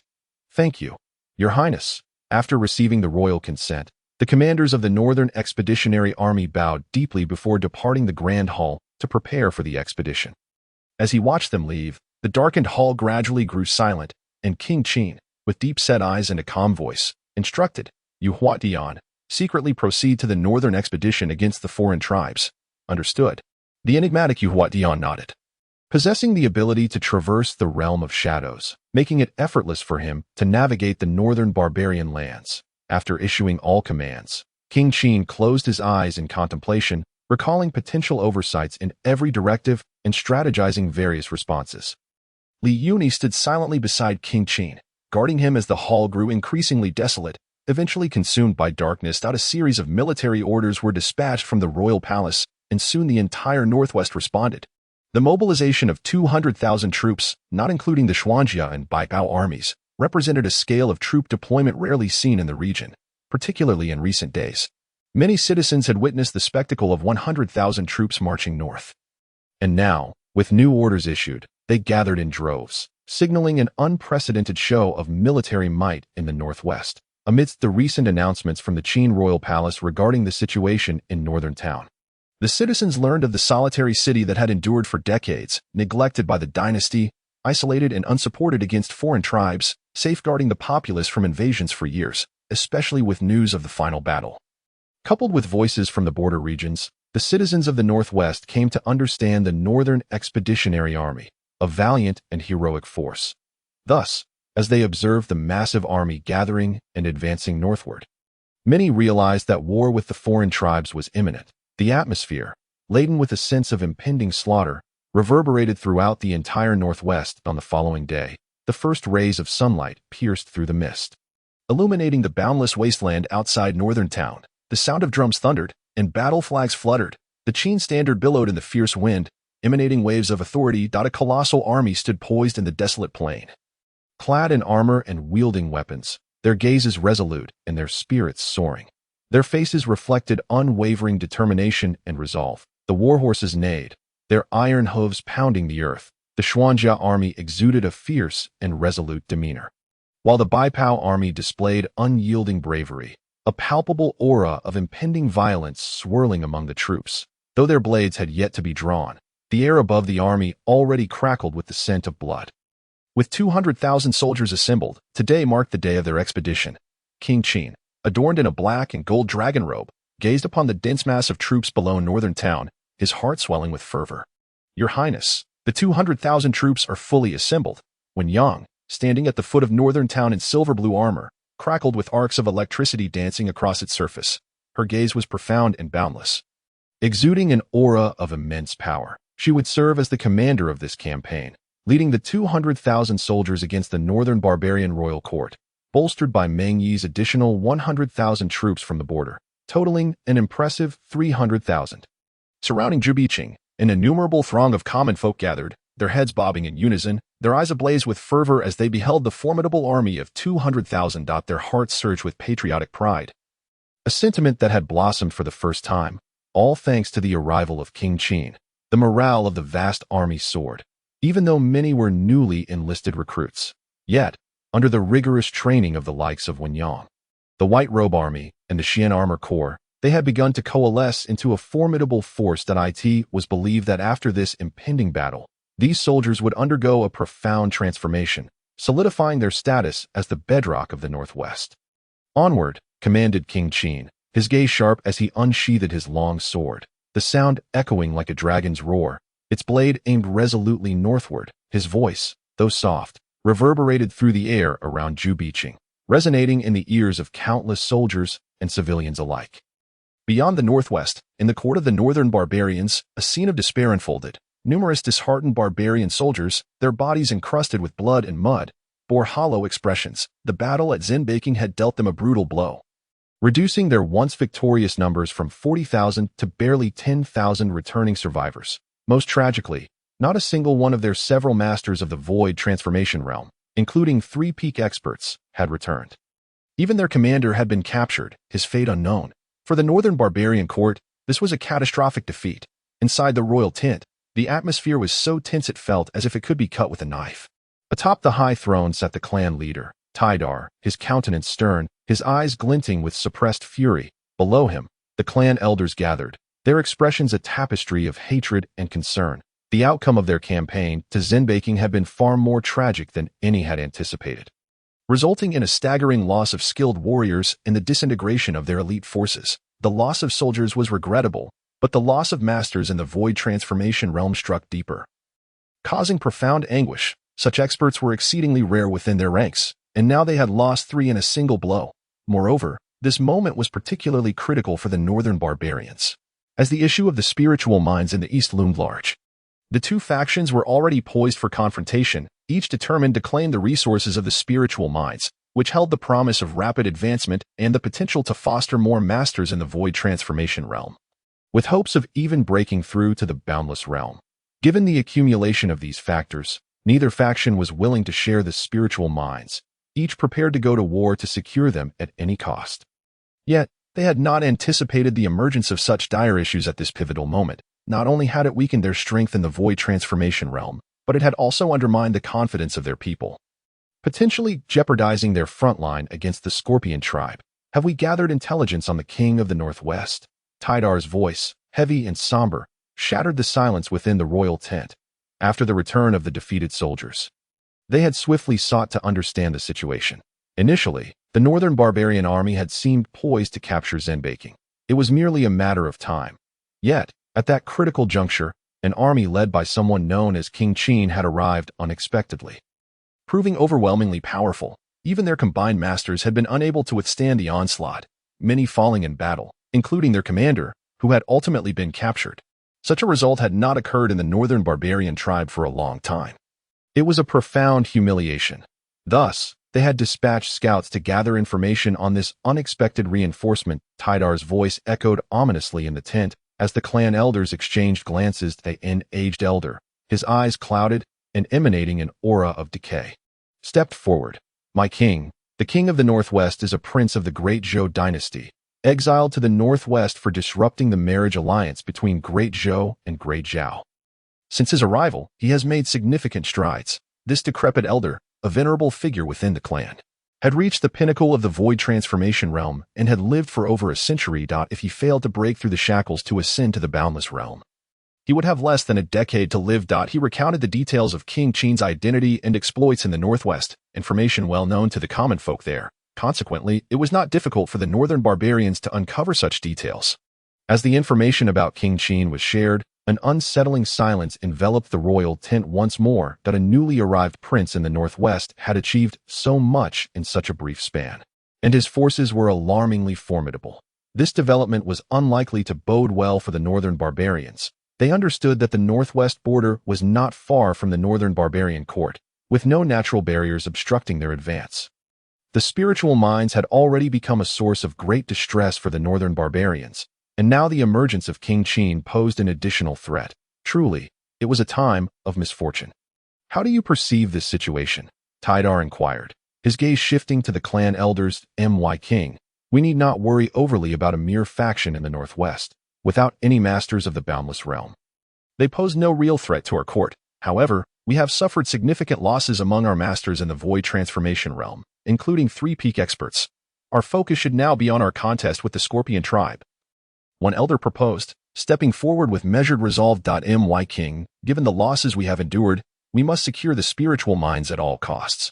Should the Scorpion tribe gain control, it could spell disaster for the northern barbarians. Another elder echoed, the sentiment resonating among the gathered elders. Tidar found himself in agreement with the elders' sentiments, yet a sense of unease gnawed at him as he sat upon his throne, for one who had already stepped into the boundless realm.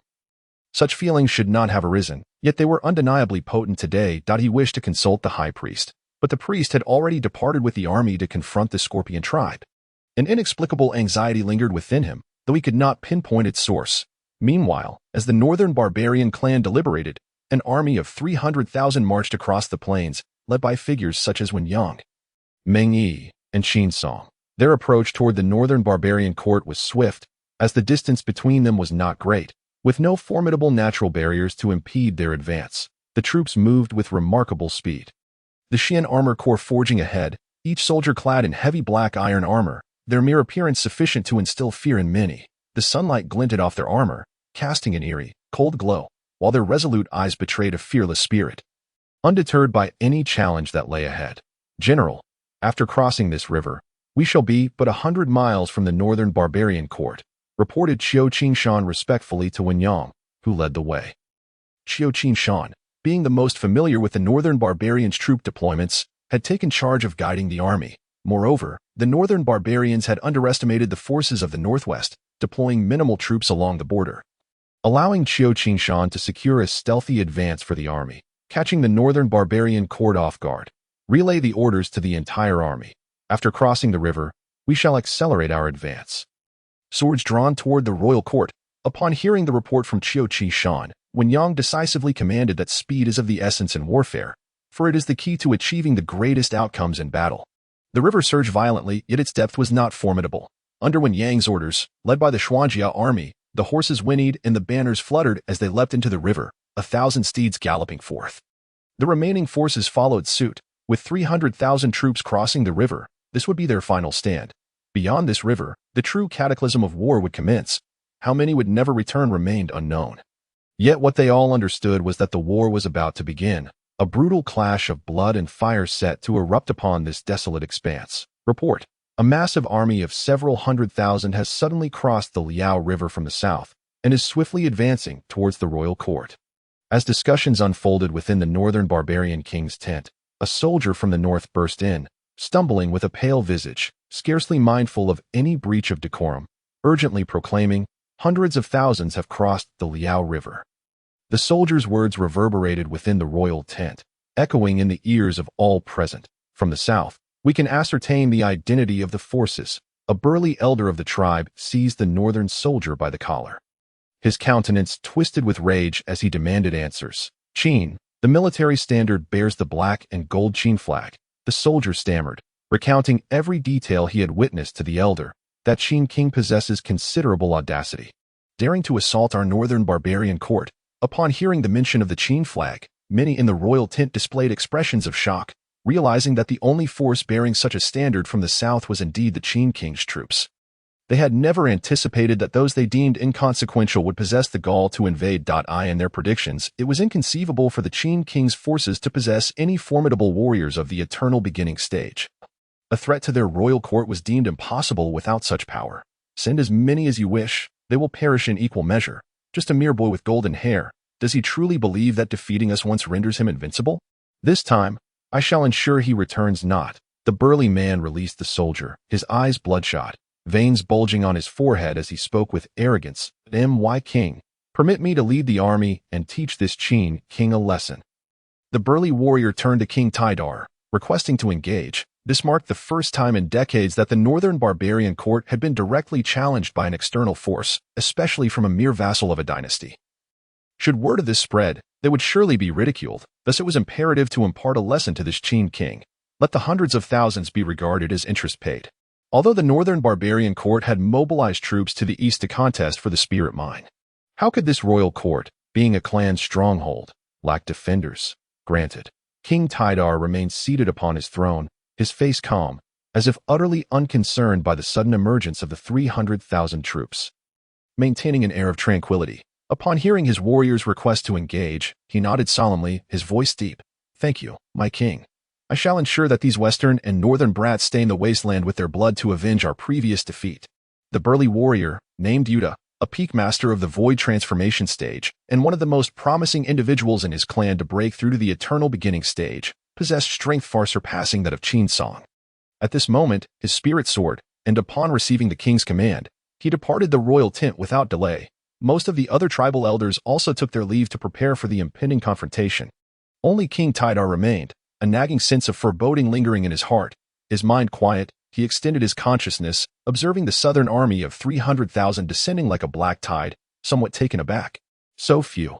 Only 300,000. The previous report of several hundred thousand had led him to expect at least 500,000 troops. After all, this was the northern barbarian court.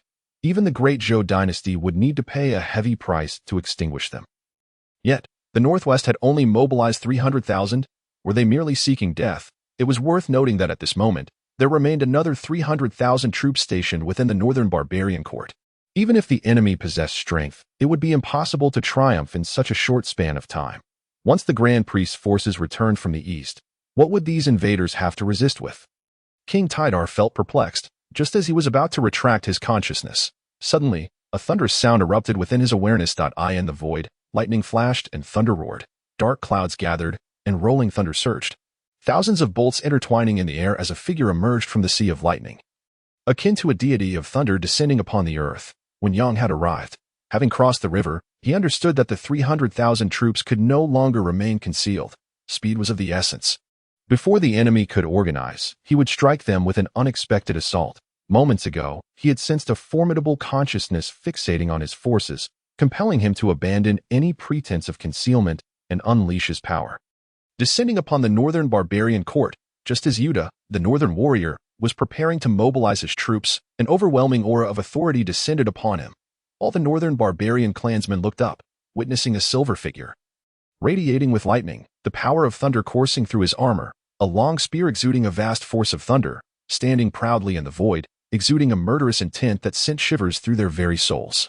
It was he, the one who had slain their clan's experts. Among the returning troops from the Battle of Northtown, upon seeing that figure in the void, terrifying memories surged forth, as if they were once again transported to that battlefield.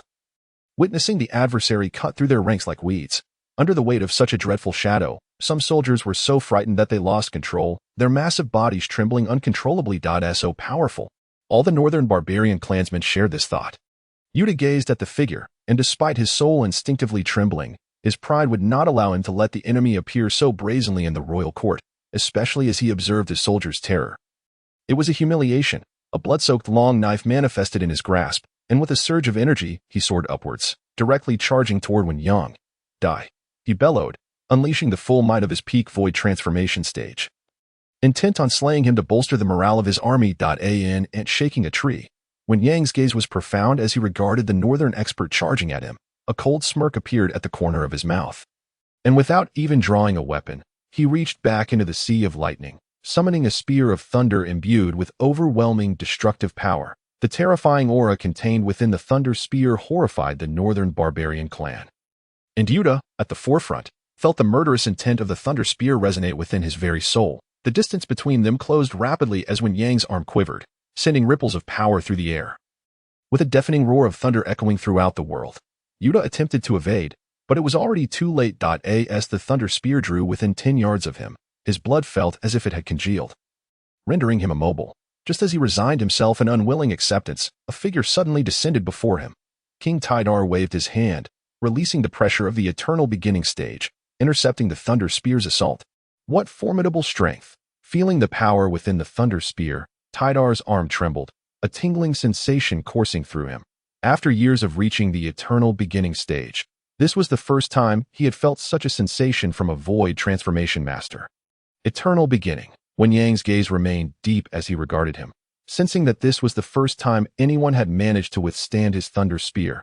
Yet, he was far from concerned. As an eternal beginning expert, it would be absurd if he could not withstand the might of Wen Yang's thunder spear. You, with your mere void transformation cultivation, dare to act recklessly in my royal court? Do you not know whether you are courageous or foolish? King Tidar stood resolute in the void, gazing at Wen Yang before the sea of lightning, his words laced with a chilling edge that it had been many years since a void transformation master had dared to present themselves so audaciously within the royal court and lay hands upon his subordinates. Now, Wen Yang was the first to do so. Do you truly believe that just because you are an eternal beginning master, you can withstand my might? Wen Yang ignored King Tidar's words and instead provoked him.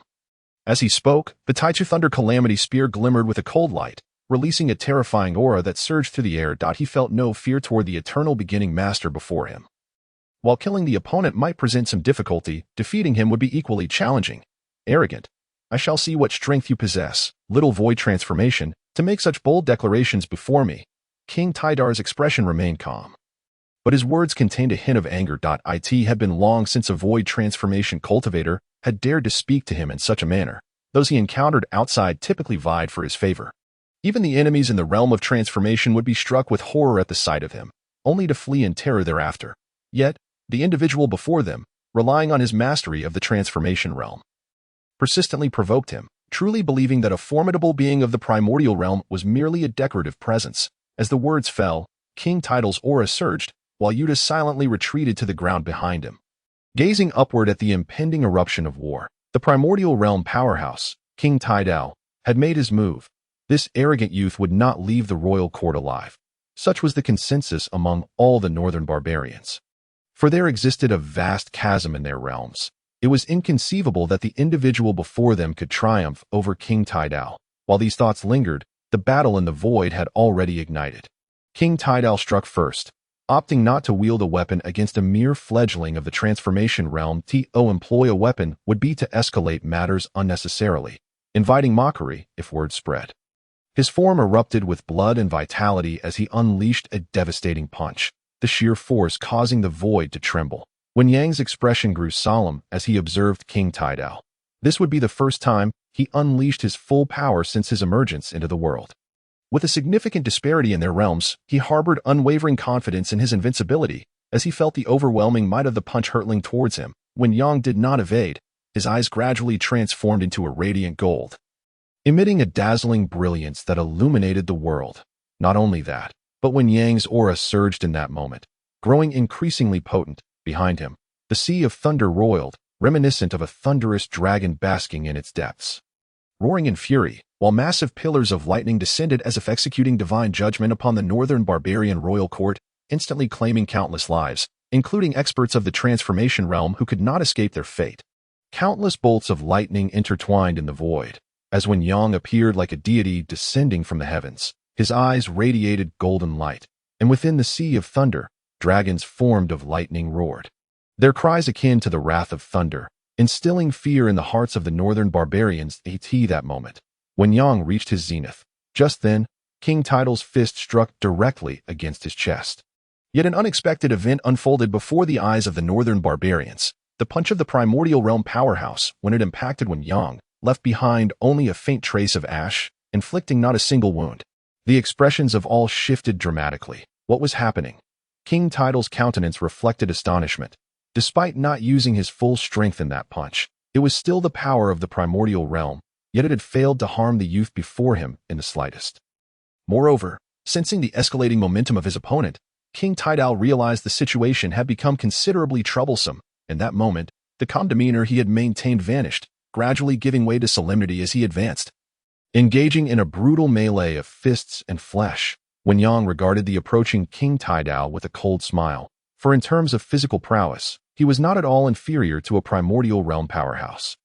Even if they were the inherently strong northern barbarians. Suddenly, a colossal battle erupted in the void, with flashes of lightning and the roaring of thunder echoing across the royal court, the air thick with a terrifying surge of vitality. Within mere breaths, Wen Yang and King Tidal had clashed over 100 times, neither side gaining the upper hand, relying solely on their physical strength to withstand each other's assaults, devoid of any ostentatious techniques. Merely the raw collision of fists and flesh, as the minds of the northern barbarians were drawn to the battlefield in the void. An army of 300,000 from the northwest surged forth, finally making their appearance. Under the leadership of Qin Song and others, with the Xuanjia army at the forefront, thousands of Xuanjia soldiers charged ahead like a black torrent, sweeping across the wilderness with unstoppable momentum.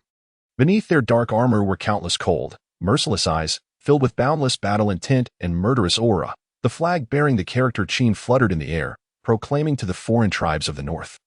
The Northwest Army has arrived. Enemy attack. Kill. The elders of the northern barbarians reacted first. Witnessing the approaching dark mass of soldiers, they roared in fury, issuing commands for defense, due to Wen Yang's earlier appearance. The northern barbarian army had gathered early. However, under the indiscriminate assault of the Pillars of Lightning, they had already suffered considerable casualties. At this moment, upon hearing the elders' orders, the 300,000 troops rapidly assembled. And at the command of their general, they charged out of the royal court, wielding long blades, their murderous intent palpable, lacking any semblance of formation, resorting only to the most savage and brutal tactics. Kill! Qin Song roared, unleashing the peak of his transformation realm cultivation. He had held the northwest border for decades, and this was his first encounter with the northern barbarian royal court, and he was leading his army to exact vengeance. It was time for retribution. So many dear friends and brothers had perished at the hands of the northern barbarians over the years, their deaths unavenged. Today, he would unleash a bloodbath, settling the blood debts. As Qin Song led the charge, two veteran generals from the Northern Defense Army, Sun De and Zhao Kaiyuan, followed closely behind. At this moment, his blood surged, and his pale complexion flushed with vigor. Even if they were to die here today, they would have no regrets. Other commanders of the Northern Defense Army also unleashed their powers, roaring as they surged forth, their faces twisted and eyes blood-red, charging ahead with ferocity, their hearts ablaze with hatred. Determined to settle scores today, the 300,000 soldiers of the Northwest, stirred by the atmosphere of battle, also felt their blood boil, each one roaring as they charged forth. The haunting melody of slaughter suddenly rang out across the battlefield.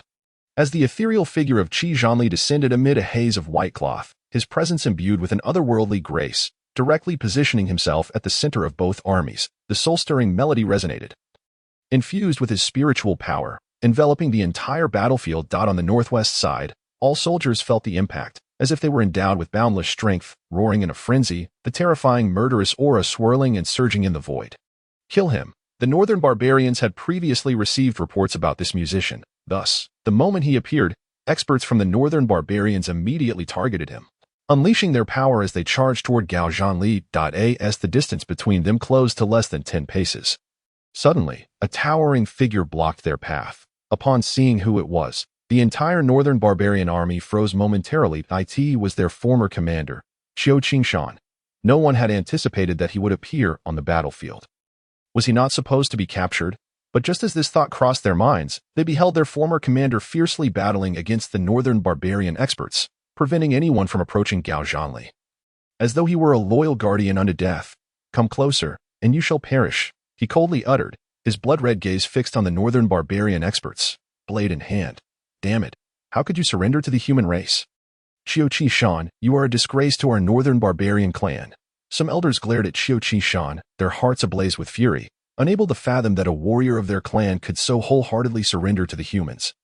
It was an immense humiliation. Smoke billowed, and cries echoed to the heavens. The two armies clashed with sudden ferocity, like a torrent colliding, blood splattering and limbs flying, countless corpses littering the ground in an instant. The brutality and ironclad nature of this battlefield vividly manifest. With the Xuanjia army leading the charge, they surged forward without any northern barbarian soldiers able to withstand their onslaught. The disparity between the armies was too great. Where the Xuanjia army's iron hooves tread, life was extinguished, leaving behind a river of blood and countless lifeless bodies sprawled upon the ground, never to rise again. They appeared as if they were born machines of war. The moment the battle commenced, the Xuanjia soldiers had slain over 10,000 enemies in the blink of an eye. This spectacle profoundly impacted the northern barbarians, prompting someone to bellow orders. "Surround that army." In an instant, a maelstrom of sorrow, fervor, and cruelty surged through both sides, igniting the battlefield and intensifying the slaughter. Every moment, countless soldiers fell. The once tranquil plains became a veritable meat grinder, incessantly reaping vibrant lives. A surging aura of death enveloping the area, the overwhelming scent of blood wafting for miles. Life had become the most inexpensive commodity on this battlefield, as blood and fire consumed every soldier. Today would forever be marked by blood staining the earth, a day of fallen bodies littering the battlefield, with neither side willing to retreat. In the face of such a brutal conflict, any retreat or cowardice would be met with death. The Xuanjia army and the White Robe army had transformed into machines of slaughter on this battlefield, and the number of lives extinguished by their hands was boundless. As for the 300,000 soldiers of the Northwest Army, this was their first true encounter with such a battlefield, many of whom had never taken a life before, having only undergone a brief training period before facing the physically superior Northern Barbarian army. In the past, no one would have believed they could contend with such a military. Yet now, with the Xuanjia army absorbing the brunt of the Northern Barbarian army's initial charge, the White Robe army, illuminated by the light in the darkness, wove through every corner of the battlefield, igniting their passion and fervor. Facing the vast and endless army, the soldiers of the Northwest held only one unwavering resolve in their hearts: to keep swinging their blades. Never retreating. In but a fleeting moment of combat, the battlefield had transformed into a veritable sea of blood, the air thick with the acrid stench of carnage intermingled with the scent of sweat. Evoking a sense of nausea, countless soldiers, even those grievously wounded and drenched in their own blood, steadfastly refused to flee. The clash of 600,000 troops upon this desolate expanse defied description. The ferocity of the conflict beyond mere words. Both sides stood evenly matched, neither gaining the upper hand. Despite the presence of the Xuanjia army and the Bai Pao army, the forces from the Northwest lacked any overwhelming advantage. After all, the ranks were filled with inexperienced recruits who, when faced with the formidable strength of the Northern Barbarians, could only rely on their indomitable spirit and courage in battle. Meng Yi, Qin Song, Zhao Kaiyuan, and Sun Da, among others, shone brilliantly amidst the chaos of the battlefield, their prowess in the realm of transformation casting a palpable pressure upon the void, as fierce skirmishes unfolded in the ethereal expanse. This was the heart of the barbaric royal court, where a stark disparity existed between the masters of the transformation realm. With the Northwest forces facing overwhelming odds, the situation was at an impasse. With no resolution in sight. To truly alter the tide of battle, only the confrontation between Wen Yang and King Taidar could bring about a decisive change. Victory belonged to whichever side emerged triumphant. Amidst flashes of lightning and the cacophony of thunder, a tempest of energy erupted in the heavens, heralding an unparalleled clash. Unexpectedly, the king of the Northwest revealed a measure of strength. The struggle between King Taidar and Wen Yang was brutal. Both combatants already stained with blood. The king of Taidar had suffered grievous wounds, his arms laid bare to the bone by the onslaught of Wen Yang's Taichu Thunder Calamity Spear.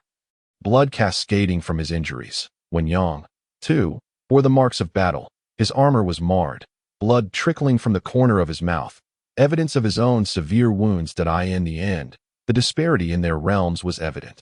Had Wen Yang ascended to the boundless realm, the king of Taidar would likely have already met his demise. Enough with the idle chatter, Wen Yang declared, his resolve unwavering as he relentlessly assaulted King Taidar. Both warriors unleashing their utmost capabilities, the king of Taidar had begun to regard Wen Yang with a sense of trepidation. Even at the pinnacle of the transformation realm, their skirmishes were evenly matched. Should Wen Yang ascend to the boundless realm in the future, who could hope to stand against him? Thus, no matter the cost, King Taidar was determined to eliminate this formidable threat. With a thunderous roar, the massive form of King Taidar surged forth, his eyes ablaze with a bloodthirsty glint. Each strike he unleashed resonated with overwhelming force, shaking the very fabric of the void as if it could scarcely withstand the onslaught. In the face of this tidal wave of aggression, Wen Yang remained unperturbed, his gaze resolute. Each thrust of the Taichu Thunder Calamity Spear was accompanied by the crackle of lightning, a symphony of thunder echoing in its wake. The penetrating power of the thunder was formidable, capable of annihilating all in its path. Even the king of Taidar, standing at the pinnacle of the boundless realm, found himself reeling from the relentless assault. His body marred by deep wounds that exposed sinew and bone. Die!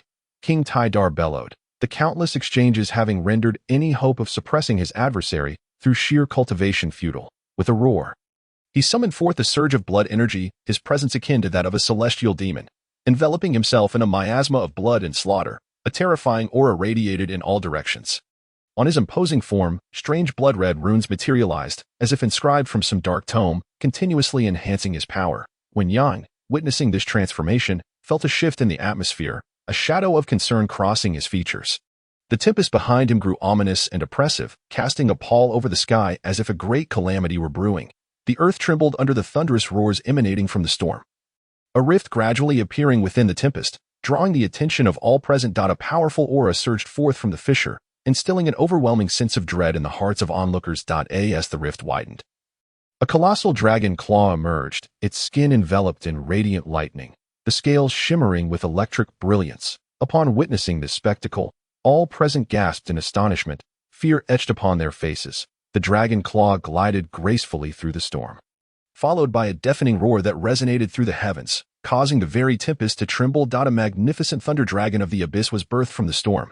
Bathed in lightning, the thunder dragon's scales radiated a blinding light, evoking a sense of apocalyptic doom within many hearts. Particularly, the gaze of the thunder dragon, deep and unfathomable, seemed capable of piercing the soul, instilling an unshakable terror.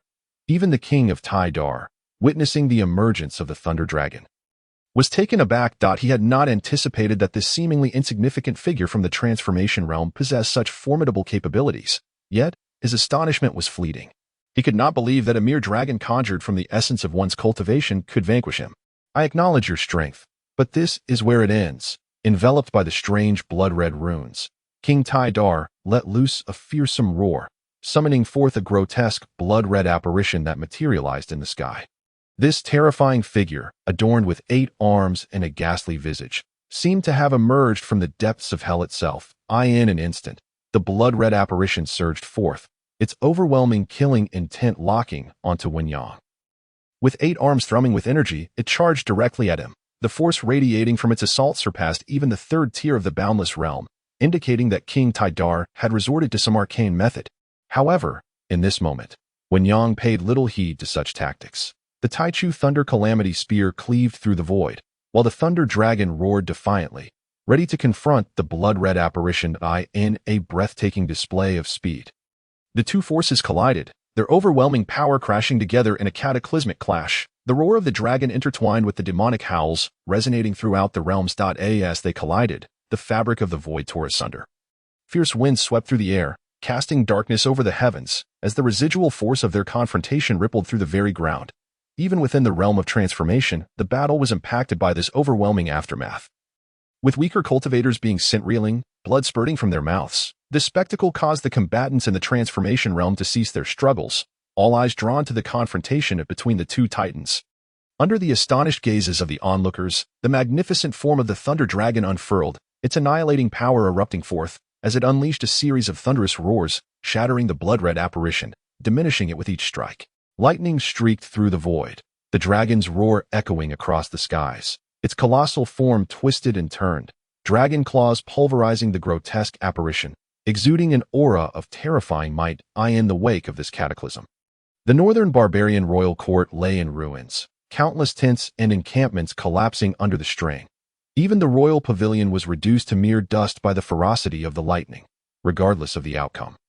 The northern barbarian tribe had sustained grievous injuries. Wen Yang deftly manipulated the arcane seals in his hands, the storm behind him intertwining as a multitude of thunder spears coalesced within the tempest. Each imbued with a surging essence of destruction.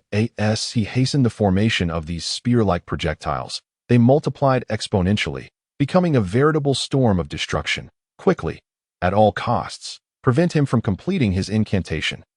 King Dar felt the tremors of impending doom emanating from Wen Yang's position, a profound sense of fear taking root in his heart. Should he succeed in casting his spell, he could very well be gravely injured. And thus he had to intervene. In the midst of the stunned silence, King Dar commanded the northern barbarian elites to awaken, their formidable powers igniting as they soared towards Wen Yang. We shall not yield. We must stand firm. Qin Song, Meng Yi, and others suddenly positioned themselves before the northern barbarian elites, thwarting their advance. In that instant, a fierce melee erupted among the transformation realm combatants. Regardless of the cost, Qin Song and Meng Yi resolved not to allow a single foe to escape. With an ever-increasing number of thunder spears saturating the sky, a cold smile crept across Wen Yang's lips. His gaze fixed upon King Dar, he raised a hand, unleashing a torrent of thunder spears that surged forth like arrows, a multitude of robust bolts of lightning striking directly at King Dar. Damn it! A heightened sense of crisis enveloped King Dar, compelling him to channel the power of the blood-red runes upon his body. At this moment, he had expended every ounce of his strength. Little did I anticipate that I would be cornered to such an extent by the figure before me, a manifestation of the ethereal realm. The blood-red, eerie specter surged with renewed vigor under King Tydar's fervent manipulation, its power escalating significantly as it clashed with the Rei's divine dragon in the void, both sides evenly matched. Yet, in an instant, countless spears of thunder erupted, cascading from the heavens like raindrops, the thunderclaps resonating as the dominant melody of the sky. The cacophony of explosions filled the air, interspersed with a haunting moan of agony. Gazing around, I saw the blood-red specter engulfed by the multitude of thunder spears, suddenly riddled with countless punctures, its brilliance dimming, teetering on the brink of annihilation to end that very moment. The Rei's divine dragon let out a ferocious roar, its razor-sharp claws slicing through the void, delivering the final blow to the terrifying blood-red specter. In an instant, the specter shattered, and it seemed as if the heavens had unleashed a rain of blood, a thick miasma of sanguine essence enveloping the atmosphere, sending shivers down the spine. With aped. At the moment of the specter shattering, the bizarre blood-red runes adorning King Tydar vanished, as if he had suffered a backlash. Black blood erupted from his mouth, his breath weakening considerably, his eyes fixated on the figure of Wenyang in the void, as if he wished to etch it into his memory forever that he had been defeated. Should the battle continue, who could predict the outcome? If it were a life for a life, he had confidence in dragging the ethereal being down with him. However, to sacrifice his own life as a primordial realm powerhouse for the sake of an ethereal being was a choice no one would make, especially not as a king of his lineage. Die. Wenyang sneered, his energy also considerably drained at this point. Merely summoning the Rei's divine dragon had consumed a substantial portion of his magical power at this moment. He had to seize the opportunity to inflict severe damage, even to slay him. Observing Wenyang charging at him with his spear once more, King Tydar's heart raced with trepidation, disregarding his blood-soaked wounds, and roared as he prepared to fight back. Be careful. At that instant, an elder from his clan cried out urgently, his face etched with concern. Everyone's attention was drawn to this scene, following the elder's gaze to behold a black portal suddenly materializing a mere 10 feet behind King Tydar, devoid of any discernible fluctuations. Not even King Tydar, a primordial realm expert, sensed this change. The portal resembled a black hole. In the instant it coalesced, a figure clad in white wielding a sharp sword burst forth with the speed of thunder, moving with ghostly swiftness. With the distance between them insufficient, by the time King Tydar reacted, it was already too late. Regardless of the distance or Yu Huayan's speed, King Tydar could not evade. No one could have imagined that a black hole would suddenly appear on this desolate plain. With a sickening sound, the longsword scraped against flesh amidst the chaotic battlefield, startling everyone. Yu Huatian, wielding a three-bladed sword, channeled his power to the utmost, showing no signs of relaxation or complacency. The disparity between their realms was vast. Yu Huatian's strike was already a full exertion of his strength. The longsword pierced through King Tydar's body, crimson blood dripping from the sword's tip, while blood gushed uncontrollably from the corner of King Tydar's mouth as he looked down at the sword that had transgressed through him. Summoning the last remnants of his strength to break free, the pressure of the primordial realm was unleashed in full force. After successfully landing his blow, Yu Huatian swiftly withdrew, vanishing from the spectator's view as the shadowy portal dissipated. He had followed the orders of King Qin to accompany the army to the northern barbarians' royal court, seeking an opportunity to deliver a fatal blow to the enemy. Cough, cough. King Tydar repeatedly coughed blood. Having reached the brink of exhaustion, sensing Wenyang's imminent approach, he hesitated no longer and turned to flee. How many among the gathered could hope to stop a primordial realm powerhouse intent on escape? Upon witnessing this, Wenyang resolutely pursued. King Tydar was a dire threat, and he had to be eliminated. Let us not forget that to the east of the royal court lay the northern barbarian army, including a high priest of the northern barbarians, also a primordial realm expert. Thus, he could not be allowed to escape. Moreover, Wenyang harbored aspirations of ascending to the primordial realm through this very battle. As King Tydar fled, all within the northern barbarian royal court were momentarily stunned, disbelief etched upon their faces. King Tydar had fled. He was the king of their kin. Below him, his clan soldiers continued to engage fiercely in battle. Yet their king had chosen to flee. The elders of the clan, witnessing such a scene, found themselves at a loss for words, an indescribable sensation blossoming in their hearts. Kill. Our warriors are still fighting. One elder suddenly bellowed, directing the gaze of many towards the battlefield, where countless northern barbarian soldiers fought valiantly. The elders sighed deeply, having realized that today's battle had led to the utter defeat of the northern barbarian royal court. Their fate was destined to be grim. The heavens do not favor the northern barbarians. How could they allow these two-legged sheep to devour their master?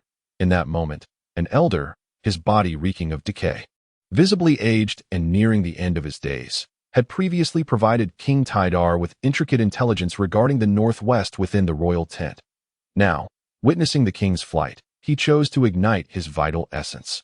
Engaging in a final desperate struggle against the enemy, the elder, steeped in decay, fixed his gaze upon Qin Song, his speed surging as he charged forth, and with the distance between them dwindling to less than 10 feet. He opted for self-detonation in an instant. The self-detonation of a peak ethereal realm expert unleashed a tremendous force, stirring waves of magical energy in the void, transforming into countless drops of blood that rained down upon the atmosphere. Qin Song, caught off guard by the impending explosion, sustained significant injuries in the process. Surrounding elders of the northern barbarian clan were filled with sorrow, witnessing their oldest member choose to self-detonate.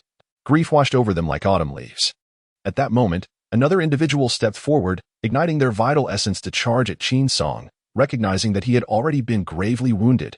This was the perfect opportunity to eliminate him, no matter the cost. They would strip a layer of skin from the western side. Seeing this, Ming-Yi and others attempted to provide assistance but were fiercely hindered by the northern barbarian clan's experts as the individual neared Qin Song. Zhao Qiuan and Sun De roared, igniting their own vital essence in a desperate attempt to breach the blockade, but it proved exceedingly difficult. The northern barbarians had already resolved to fight to the death.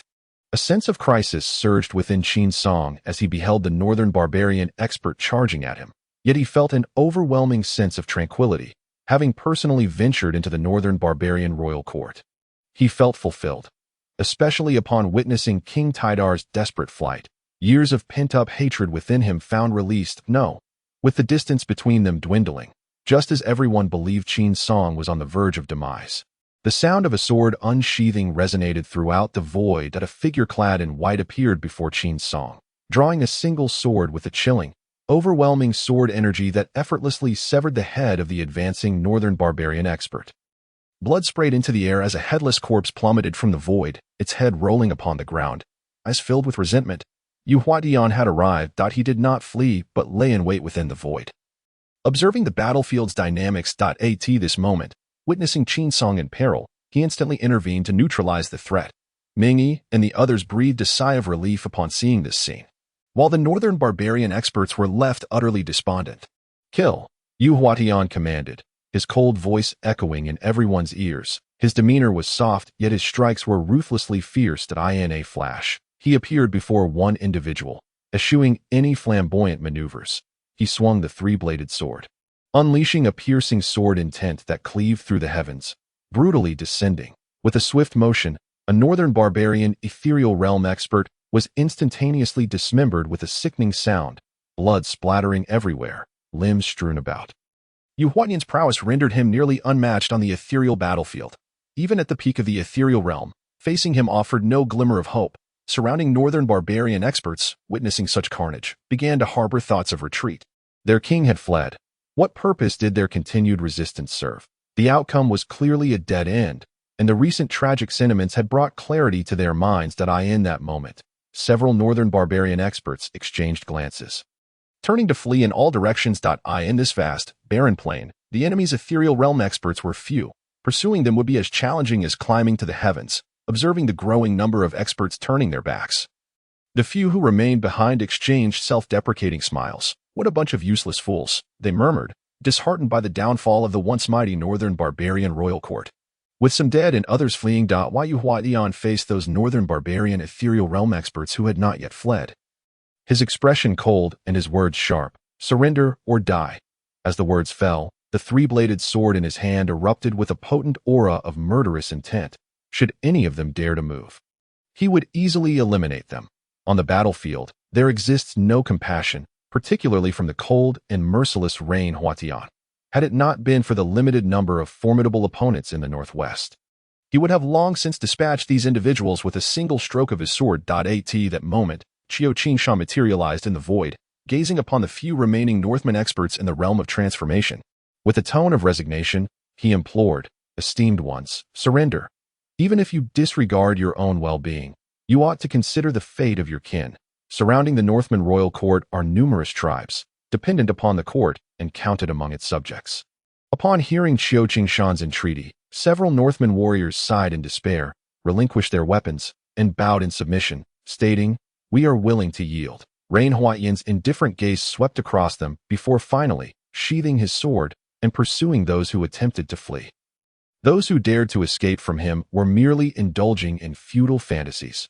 "Take them away," Meng Yi commanded, personally sealing their powers before delegating their escort to others. Thus, the balance of war had irrevocably tipped in favor of the Northwest. Below, on the battlefield, Qin Song and his comrades exchanged glances before charging forth to deliver a final assault on the enemy. At this juncture, the battlefield was littered with corpses, a river of blood flowed.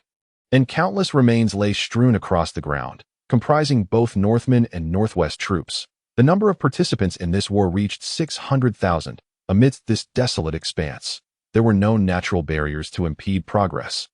No cunning strategies at play.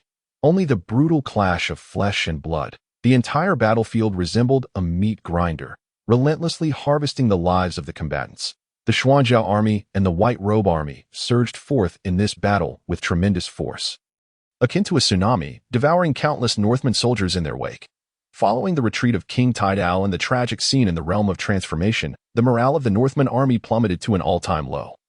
Akin to a headless dragon, as they were mercilessly slaughtered by the Northwest forces, unable to mount any resistance. With their king in flight, what chance did these soldiers have? This sentiment resonated in the hearts of all, and their desire to evade battle became abundantly clear. Qin Song observed the Northman army, unleashed his sword, and dozens of clouds of blood erupted, transforming the ground into a gruesome spectacle. The realm of transformation appeared on the battlefield as if entering an uninhabited domain. With no one capable of obstructing it. As the transformation experts from the Northwest joined the fray, the Northman army was plunged into a state of trepidation. Some soldiers even turned and fled toward the rear. Their fighting spirit utterly shattered. The chilling screams, frenzied slaughter, and billowing smoke unveiled the horrific reality of the battlefield. Countless soldiers were ruthlessly slain. They yearned to escape, yet they faced the exuberant Northwest army. Where could they flee? The carnage continued. Just as the Northman army was being mercilessly slaughtered by the Northwest forces, on another part of the battlefield, Wen Yang, wielding the Taichu Thunder Spear, coldly regarded the wounded King Tidal. "Yield now, for you cannot escape." The spear's radiance pointed directly at King Tidal, the terrifying aura rippling through the void as thunder rolled, and the faint sound of a dragon's roar echoed through the heavens. "You think you can compel me to surrender? You are not worthy." King Tidal's fierce gaze fixed upon the blocking figure of Wen Yang, rage boiling within him as he was drenched in blood. Appearing utterly disheveled in his flight, after hundreds of years of life, he never anticipated a day would come when he would be hunted down by a transformation expert. This humiliation was etched into his memory. If he could escape today, he would surely repay this blood debt in kind, then perish. Witnessing King Tidal's defiance, Wen Yang's murderous intent surged, and he ceased to speak further, charging forth with his spear. "Come forth. Today, I shall see how you intend to vanquish me." King Tidal wiped the blood from the corner of his mouth, channeling all his strength, and engaged Wen Yang in a deadly struggle. Boom! The sound of explosions reverberated through the heavens as the dense aura of blood surged. Due to the prior blow from Reinhardian, King Tidal was already gravely injured, and in their confrontation, he was entirely overpowered by Wen Yang. Wounds repeatedly opened on his body. For others, such injuries would have led to a cold, lifeless corpse, yet his Northman physique allowed for a final struggle. However, it was merely a struggle. King Tidal exhausted all his might. Yet he could not inflict even a scratch upon Wen Yang, and with no hope of escape, a sense of resolve ignited within his eyes. "Let us die together." At that moment, flames erupted from King Tidal's body, fueled by his own blood, as he sought to drag Wen Yang down with him.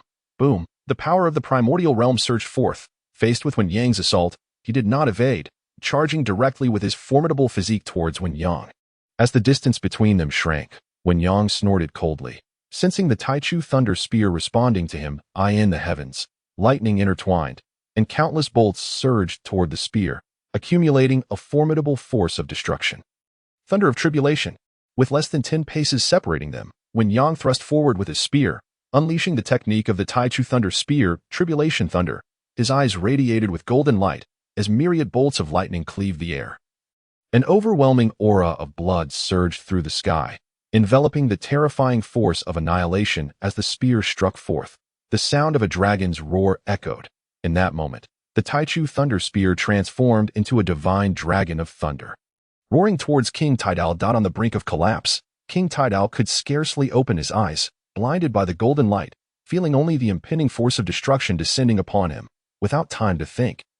He bit his tongue, unleashing his surging power, which erupted explosively from his center.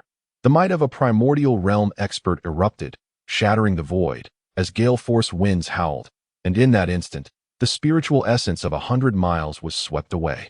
Yet, this did not hinder the divine dragon of thunder in the slightest. With a resounding dragon's roar, its icy claws pierced through King Tidal's formidable form, shattering the Northman's once proud physique in an instant. Boom! A colossal sound echoed through the heavens and earth. The strike of the tribulation thunder shattered the void, rending the vast earth, leaving a chasm of immense length across the desolate plains, and King Tidal, under Wen Yang's strike, was reduced to ash, dissipating into the void, his body and spirit obliterated. Sensing the extinguishment of King Tidal's life force, Wen Yang did not depart immediately. That moment, a furious thunder roared through the heavens. The void trembled, and countless bolts of lightning intertwined, as Wen Yang's figure stood amidst this overwhelming force, akin to a divine being from the heavens. Suddenly, Wen Yang's eyes erupted with golden brilliance, as if capable of piercing through all existence. Releasing an awe-inspiring aura centered upon him, as countless robust bolts of lightning descended like divine punishment, enveloping a 100-mile radius. The entire world appeared as if the apocalypse had arrived. Sensing the overwhelming might, all living beings trembled in dread, engulfed by an inexplicable fear, paralyzed in place. The dense spiritual essence rapidly coalesced, surging into Wen Yang's body, as the mighty bolts of lightning infused him with unparalleled power. However, this time, the lightning did not carry the force of annihilation but rather the power of revival, continuously refining Wen Yang's physique, rendering his skin increasingly radiant, and his body more robust, rising from ruin, reviving from annihilation. Under this tremendous force, all understood that a powerful being was on the verge of a breakthrough. The dense spiritual essence transformed into liquid, as the robust lightning also became liquid, incessantly nourishing Wen Yang. Boom! At that moment, a dragon of thunder ascended into the sky, roaring upward, directly merging with Wen Yang's being.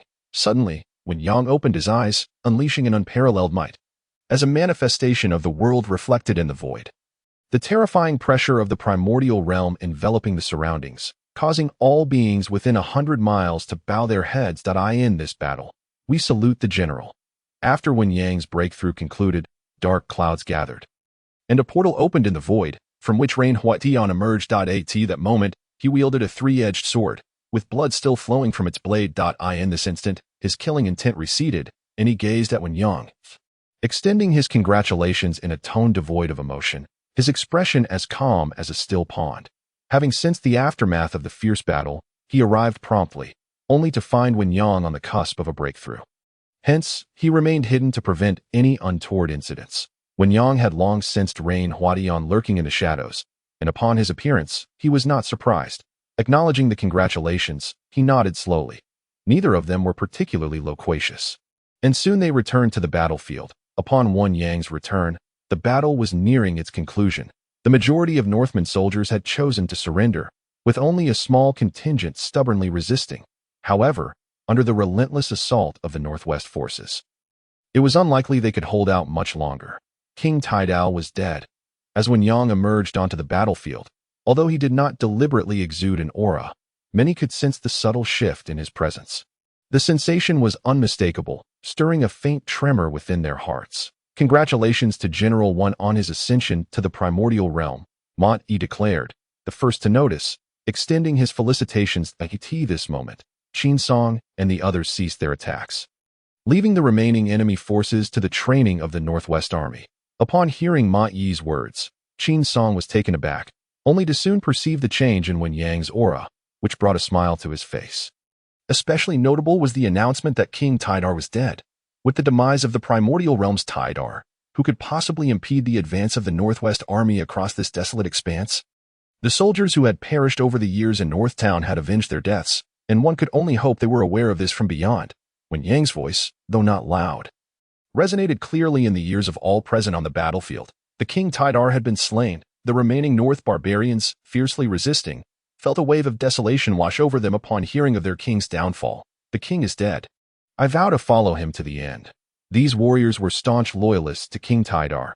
Upon learning of his death, their fighting spirit remained unabated, their resolve palpable. Kill. Let us end this swiftly, Wen Yang commanded. Since these men had chosen to fight to the death, he would honor their decision.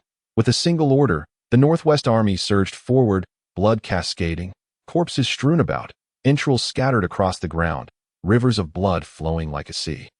Countless bodies lay prostrate, trampled by iron hooves, reduced to pulp, a sight both horrific and heart-wrenching. The slaughter continued until a multitude had perished, gradually bringing the battle to a halt.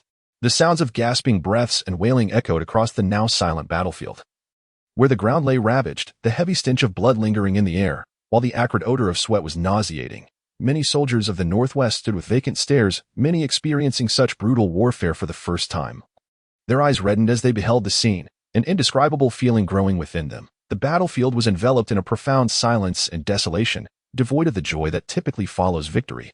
Smoke lingered in the air, refusing to dissipate, as if recounting the tragic and heroic tales of the battle. On the blood-soaked earth, shattered armor and broken blades were scattered, the tattered Qin flag flapping in the wind, bearing witness to the war's brutality. Surrounding the military banner, countless soldiers had laid down their lives in fierce defense on this quiet battlefield. Only the gentle breeze could be heard, as if mourning the lives that had been lost. Casualty reports were compiled, and the remains of the fallen soldiers were gathered. Wen Yang regarded the soldiers with an impassive expression.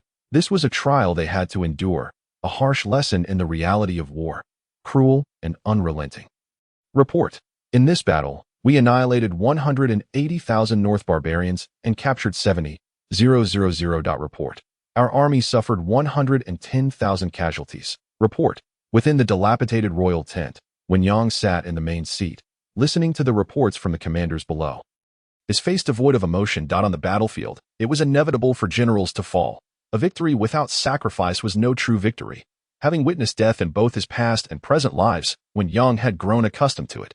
After all, on the battlefield, swords and blades are merciless, and life and death can change in an instant. 110,000 dead. From an army of 300,000, excluding the Xuanjia and Baipao troops. This loss is considerable, however, compared to the casualties on both sides.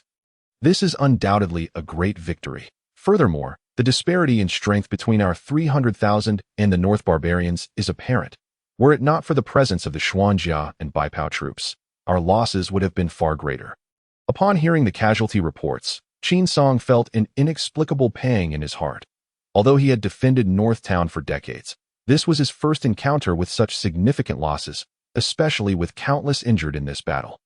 He sighed inwardly. This was the nature of war, inescapable, marked by iron and bloodshed. The sacrifice of 110,000 soldiers brought undeniable victory, not only in terms of the enemy's annihilation but also in the resources available from the royal court, which would sustain the Northwest for a considerable period, alleviating any concerns over resource depletion in the near term. With these resources, the overall strength of the Northwest would be elevated to a new level. Send the remains of the fallen soldiers back to the Northwest, Wen Yang ordered in a flat tone.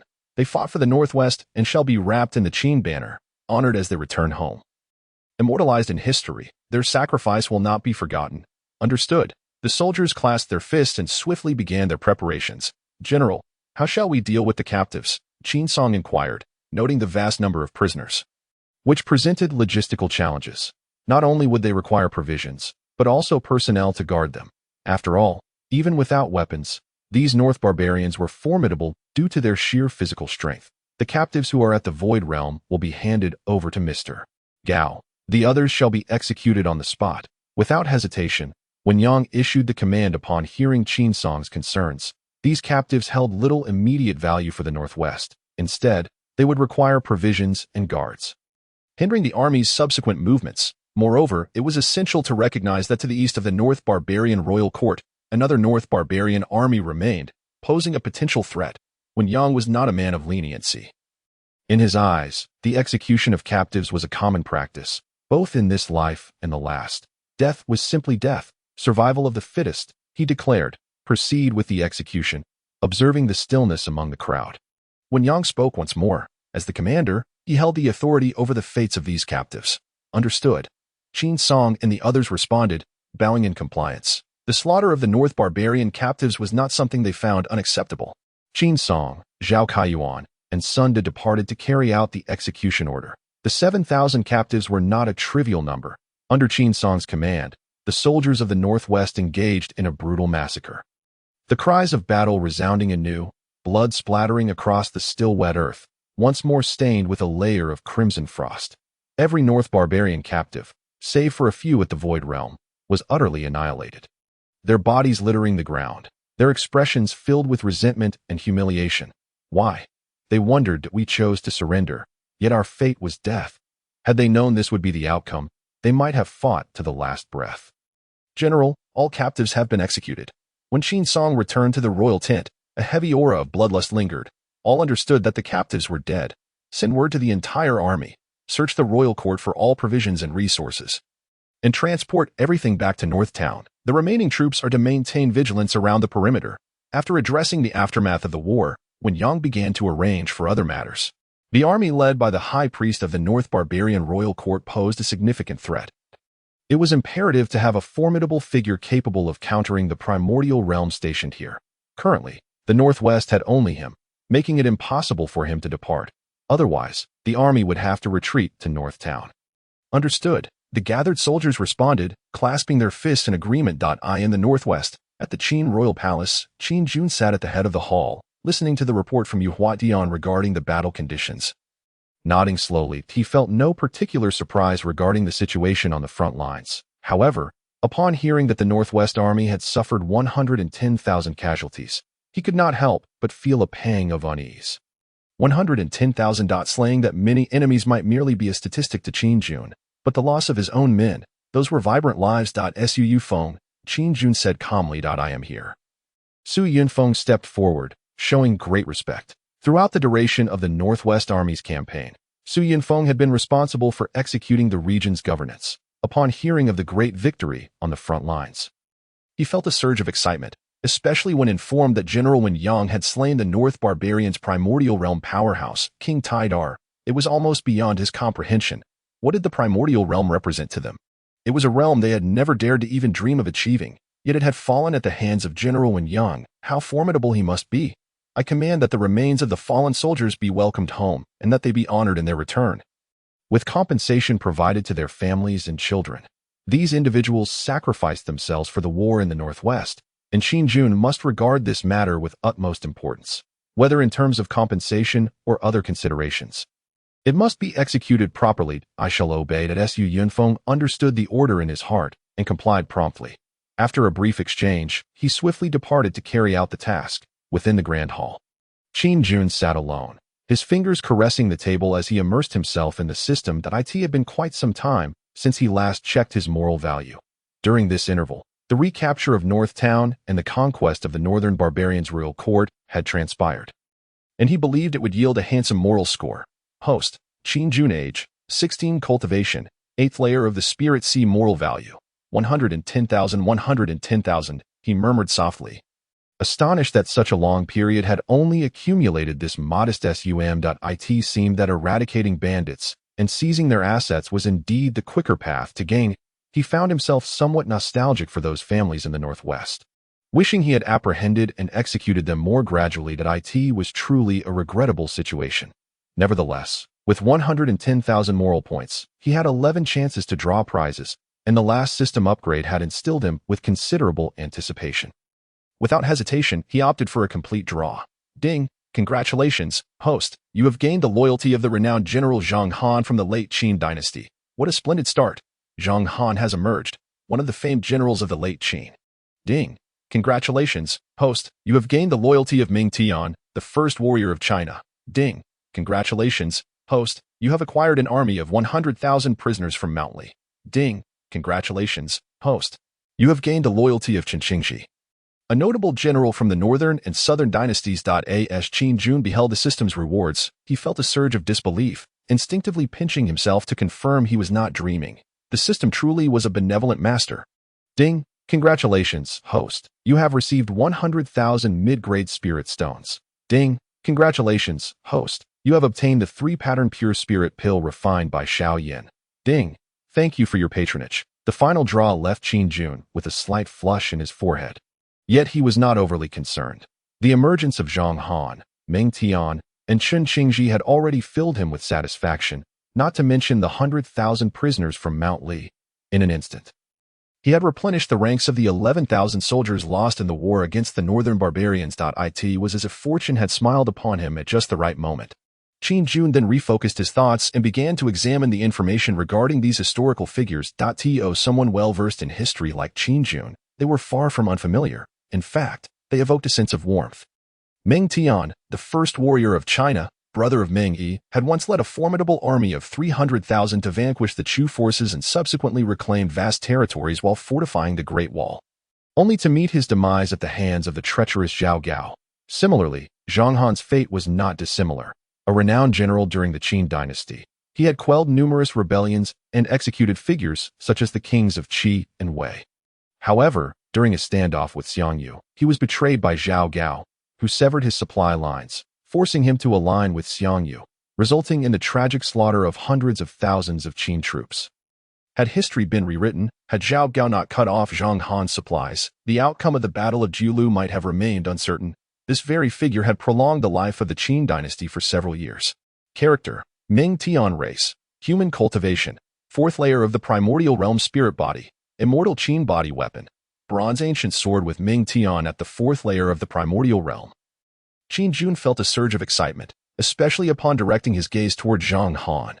Character: Zhang Han race, human cultivation, 3rd layer of the primordial realm spirit body, prisoner S war body weapon, bronze ancient sword. The appearance of 2 primordial realm cultivators astonished Qin Jun immensely.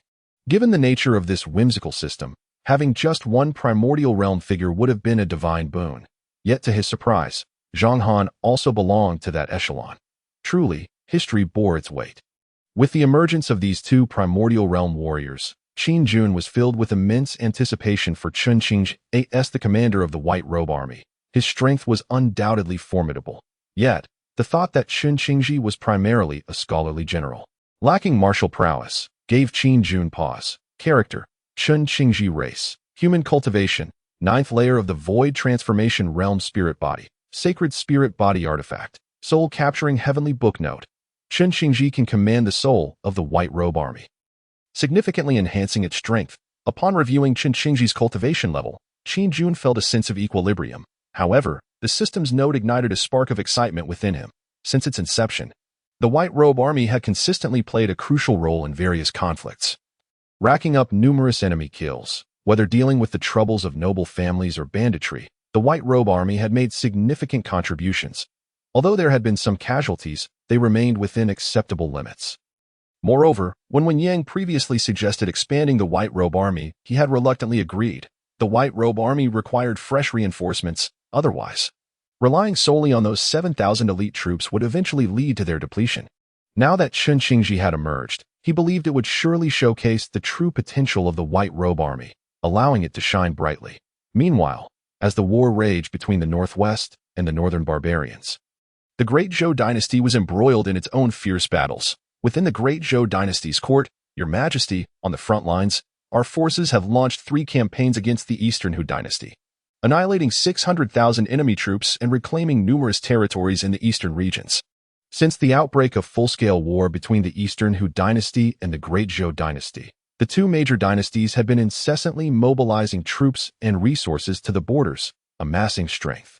Following the conclusion of the last great battle, they had once again initiated 3 large-scale campaigns along the borders. This time, the Great Zhou Dynasty took the initiative, deploying over 1 million troops, including hundreds of void transformation experts.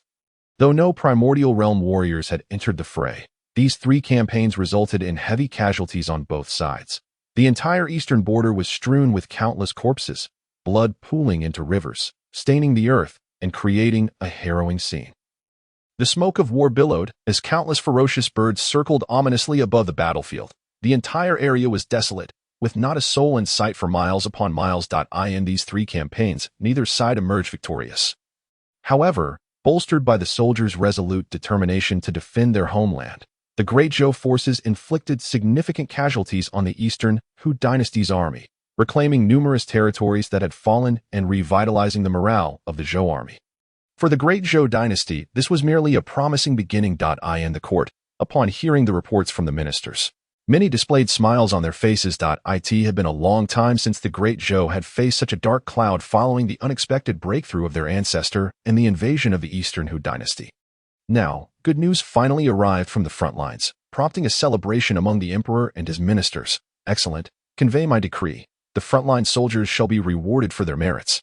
Those who have made significant contributions shall be promoted 3 ranks and receive 10,000 spirit stones.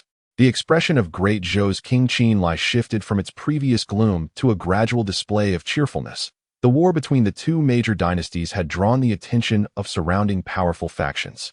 Should either side falter, major forces would inevitably intervene, particularly those with grievances against the Great Zhou Dynasty. Thus, the frontline battles were of paramount importance. I shall obey the decree.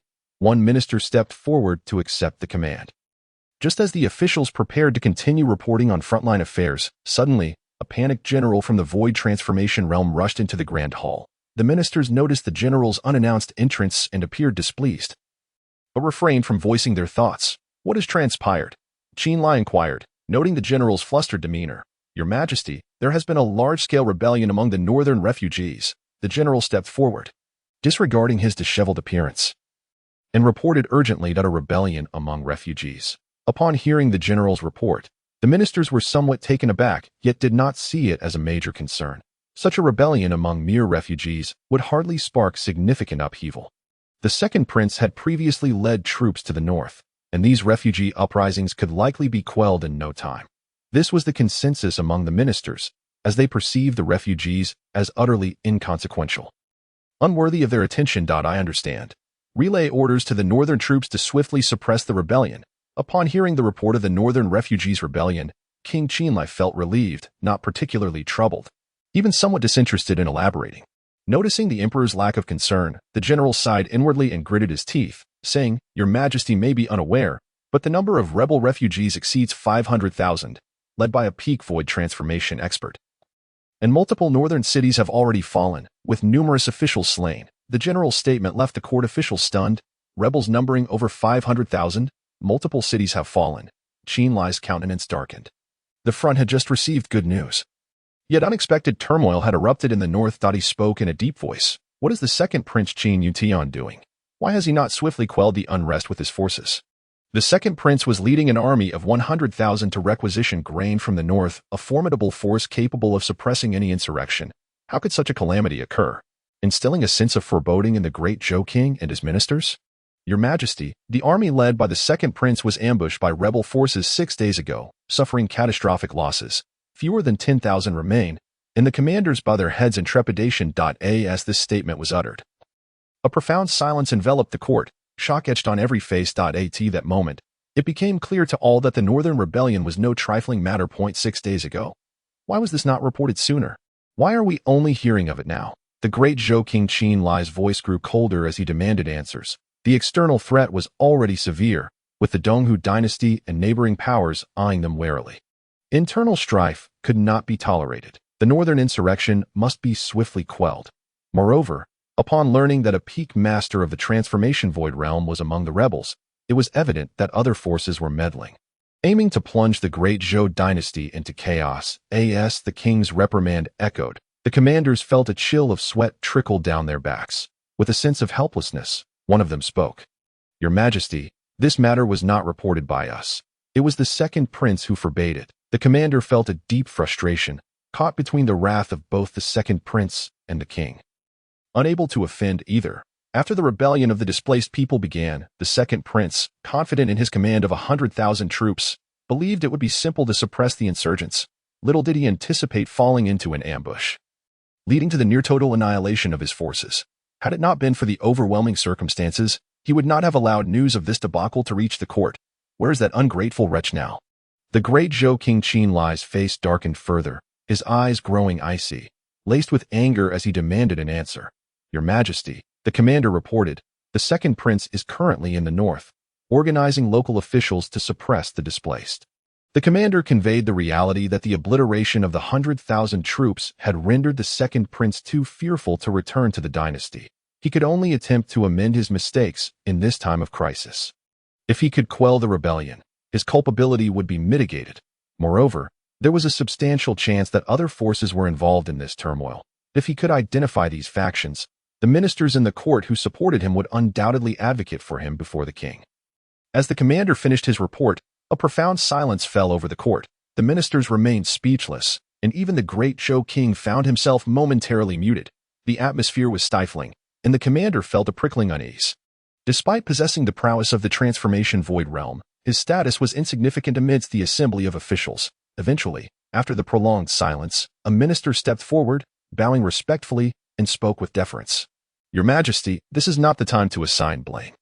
We have just made some headway in the war against the Donghu dynasty. We must not allow the Northern Rebellion to jeopardize the larger situation, regardless of which factions are involved with the rebels. We should dispatch troops to swiftly suppress them. We cannot allow their influence to spread to the central and eastern battlefronts." The minister who stood forth was none other than the current prime minister, and his words carried significant weight. As he spoke, the gaze of countless courtiers turned toward him, listening intently. Even the great Zhou King Qin felt some of his earlier gloom dissipate upon hearing the prime minister's counsel. "How do you propose we address the northern rebels?" he inquired, his tone grave. "Your Majesty, the northern rebels have grown in scale over this period. They have evidently strengthened, especially with other forces intervening, that we cannot ascertain how many formidable experts may be lying in wait among them." A minister responded, stepping forward with his thoughts. "Though the northern rebels have indeed gained strength, this is ultimately the territory of the Great Zhou Dynasty. We must act decisively, with overwhelming force to suppress them. Furthermore, let it be decreed that anyone involved with the rebels shall face punishment for 9 generations. We must employ iron-fisted measures to eradicate the roots of this insurrection. The population in the north is vast, especially following the requisition of grain, which has produced countless displaced individuals. It is imperative to resolve this matter at its source. Current estimates suggest that the displaced number exceeds 500,000. However, previous investigations indicate that the total may surpass 1 million. Following this forced requisition, it is likely that the number of displaced individuals will increase exponentially if such a multitude emerges, even with the dynasty's intervention. Resolving the crisis in a short time frame will prove impossible. Moreover, the ongoing expansion of the displaced populace will inevitably impact the Eastern Front. Your Majesty, I concur. The current situation demands immediate action to resolve the Northern Rebellion. I concur. More ministers rose to support the motion. In their eyes, the lives of the displaced held little value. They insisted on swiftly employing ruthless measures to quell the unrest and deter outside interference, making it clear that even the great Zhou's ancestors, should they descend from their realms, were not to be trifled with. Observing the rising anger among the officials, the Prime Minister interjected, "Your Majesty, such methods will undoubtedly provoke a backlash among the northern displaced. We should adopt a more gentle approach, gradually separating them from the insurrection. The displaced people are already struggling to survive. It remains uncertain if they will see another day. Employing such drastic and bloody tactics could very well backfire." However, the Prime Minister's perspective ultimately garnered little support among the ministers, who regarded the displaced as less than human at such a critical juncture. With war against the Donghu dynasty erupting, the idea of leniency toward the citizens of the Great Zhou was intolerable to them. After hearing the opinions of the ministers, the Great Zhou King Qin pondered for a moment before slowly stating, "Qin Jun, I am here." A towering general clad in black and gold armor stepped forward. Bowing respectfully, awaiting the king's command, I command you to immediately mobilize 200,000 troops to march north and suppress the rebellion at all costs. The authoritative voice of the great Zhou King Qin resonated through the hall. Having made his decision, suppressing the northern rebels swiftly would necessitate iron-fisted measures. If the prime minister's approach were taken, the resolution of the rebellion would be drawn out indefinitely, with untold costs and uncertainties. Who could predict the rebels' future actions? The great Zhou King could not gamble with the hearts of the people. "I shall obey your command." Qin Jun bowed deeply, respectfully accepting the order before exiting the hall to arrange for the expedition. "Prime Minister, I am here." The Prime Minister understood that the king had made his decision and refrained from further discourse. Bowing to await his instructions, "I command you to draft a decree immediately and disseminate it throughout the court." Anyone who dares to disrupt the dynasty shall face punishment for 9 generations. Any traitor shall have their entire clan exterminated. Any forces connected to the rebels shall be uprooted and annihilated. The great Zhou king's words were cold, his gaze a weighty warning directed at the prime minister. I shall obey your command. The prime minister nodded, accepting the directive. You, deliver my decree to that ungrateful wretch, and then proceed to the eastern front to engage in battle. The great Zhou king's final gaze fixed sternly on the commander who had reported. His tone resolute and unyielding. I shall convey the decree with gratitude. The general, kneeling upon the ground, bowed his head in submission, fully aware that the troops accompanying the second prince would undoubtedly face severe repercussions. Journeying towards the eastern battlefield was akin to teetering on the precipice of death. It was imperative to recognize that the eastern front was a theater of war where millions were engaged. With hundreds of masters of the transcendental realm participating. To venture there was to invite peril at any moment, for the conflict had become a veritable meat grinder among the imperial generals, ceaselessly reaping the lives of all, including those of the transcendental realm. Although they were deemed experts across the empire, their skills would prove utterly futile in the eastern battlefield, after addressing the matter of the northern rebels. The atmosphere within the court remained oppressive. The ministers commenced reporting on various administrative affairs, and it was only after resolving all matters that the court slowly dispersed that a shroud of gloom enveloped everyone's hearts.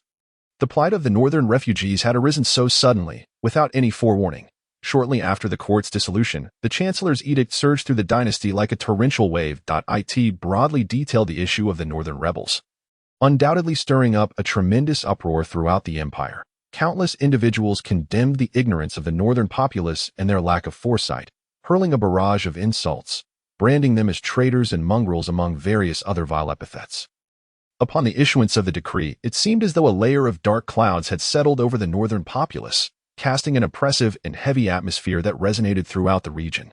Previously, it was the individuals from the northwest who faced scorn and ostracism from the imperial subjects. Yet now the same fate befell the northern citizens. Cursed be this great Zhou monarch, does he not possess a shred of shame? In the northern expanse, within a sprawling valley, a gathering place reeking of smoke stood resolutely. Ragged citizens congregated, consuming a meager mix of tree roots and rice grains, their faces coated in grime, yet they feasted with fervor.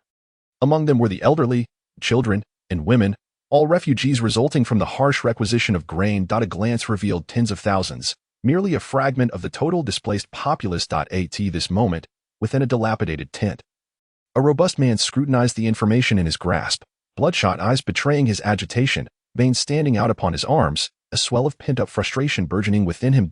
He was a leader of the refugee uprising. And as he beheld the dynasty's response, he was engulfed by a mixture of desolation and resentment.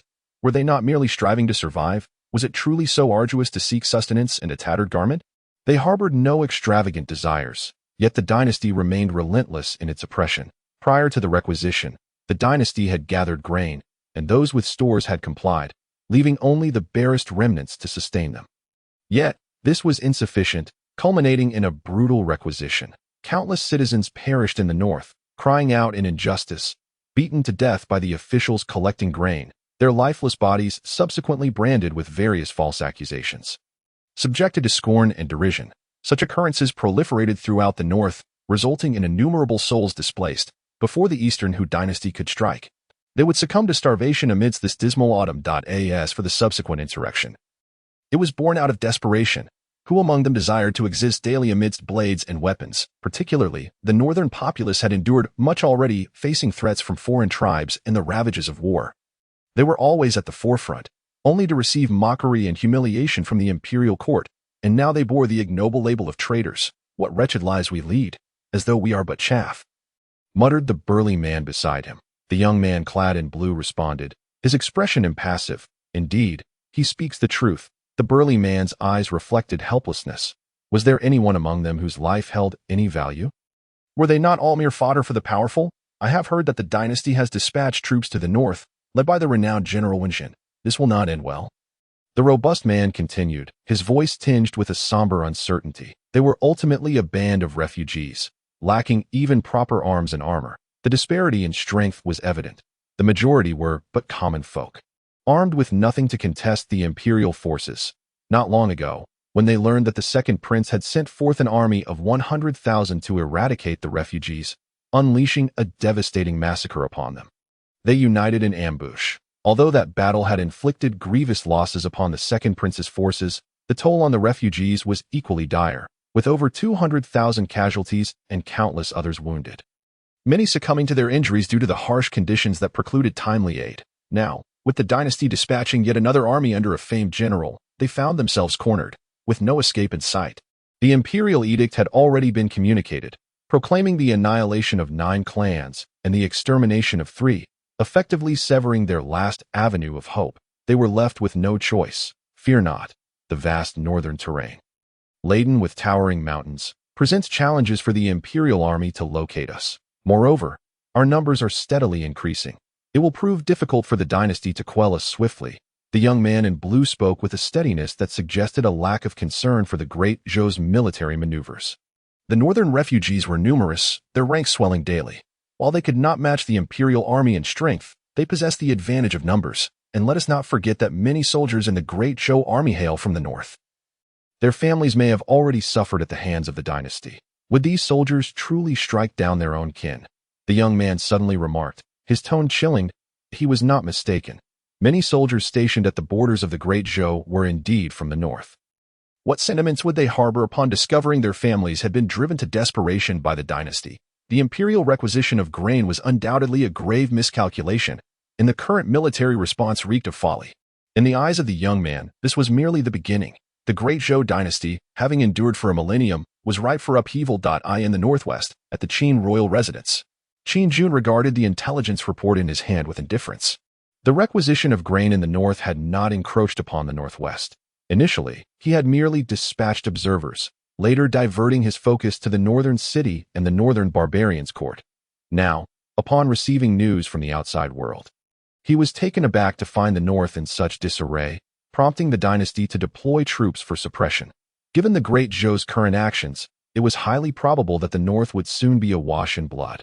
With countless lives lost, the refugee population in the north was vast, and given the dynasty's penchant for cruelty, they had already begun a massacre against the northern refugees. Now, with another army advancing northward, it was hard to fathom just how chaotic the situation would become. Your Highness, reports from the border cities indicate that within the past 3 days, 30,000 refugees have surged into the northwest. Should we implement measures to intercept them? As Qin Jun pondered the information in his grasp, Su Yunfeng stepped forward, bowing to report.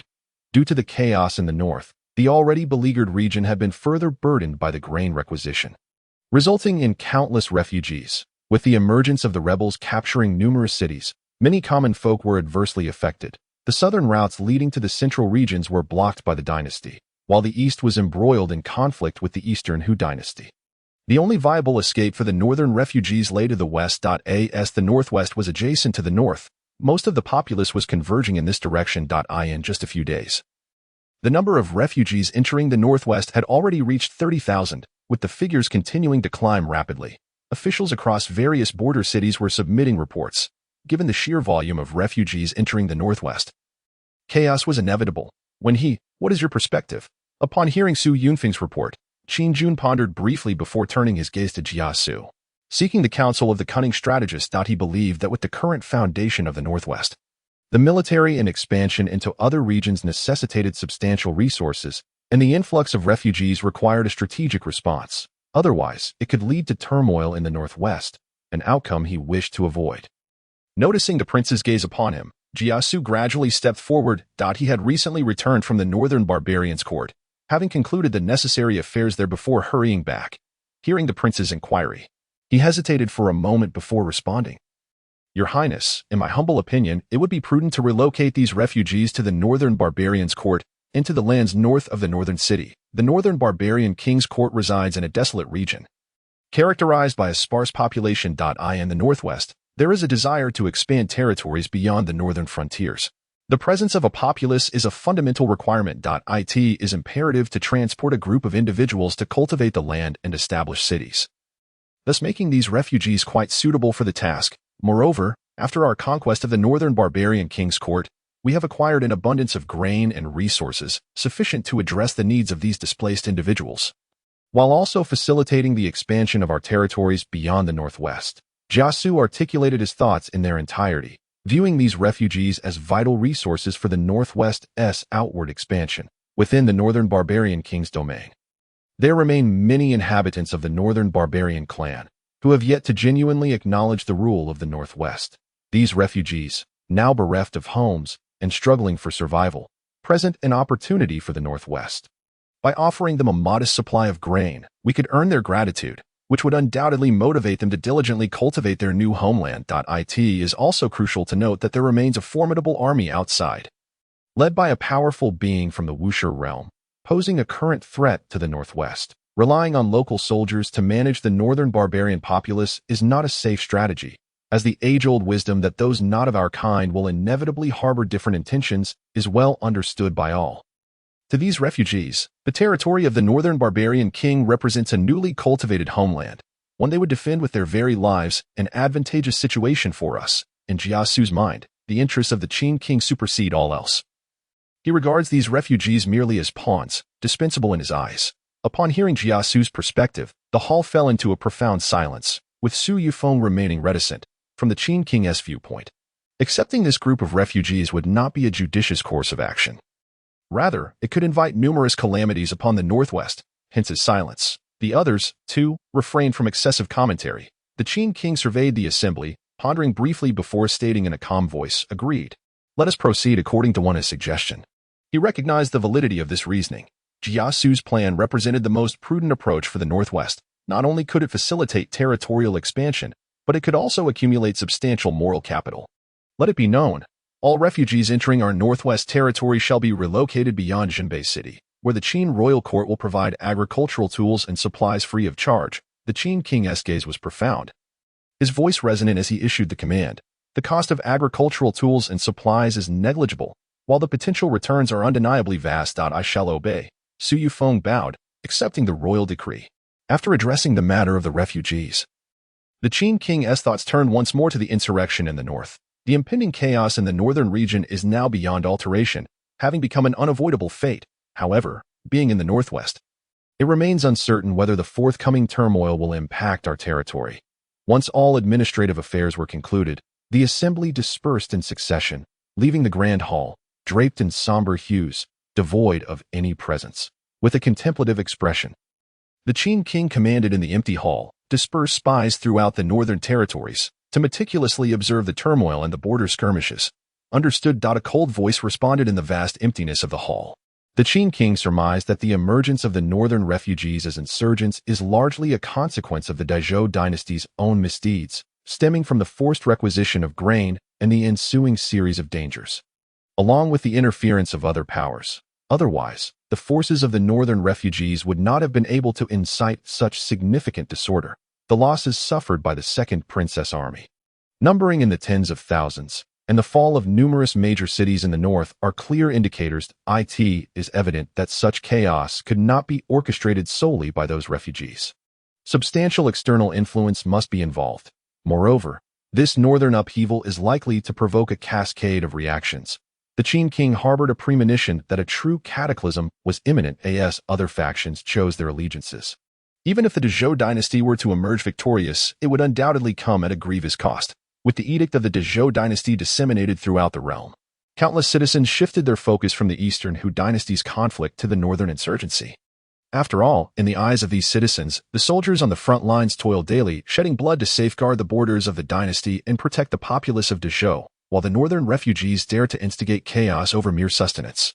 Such actions are perceived as a profound disgrace, a betrayal of the dynasty. They are eager to witness how these northern insurgents will be vanquished by the imperial forces.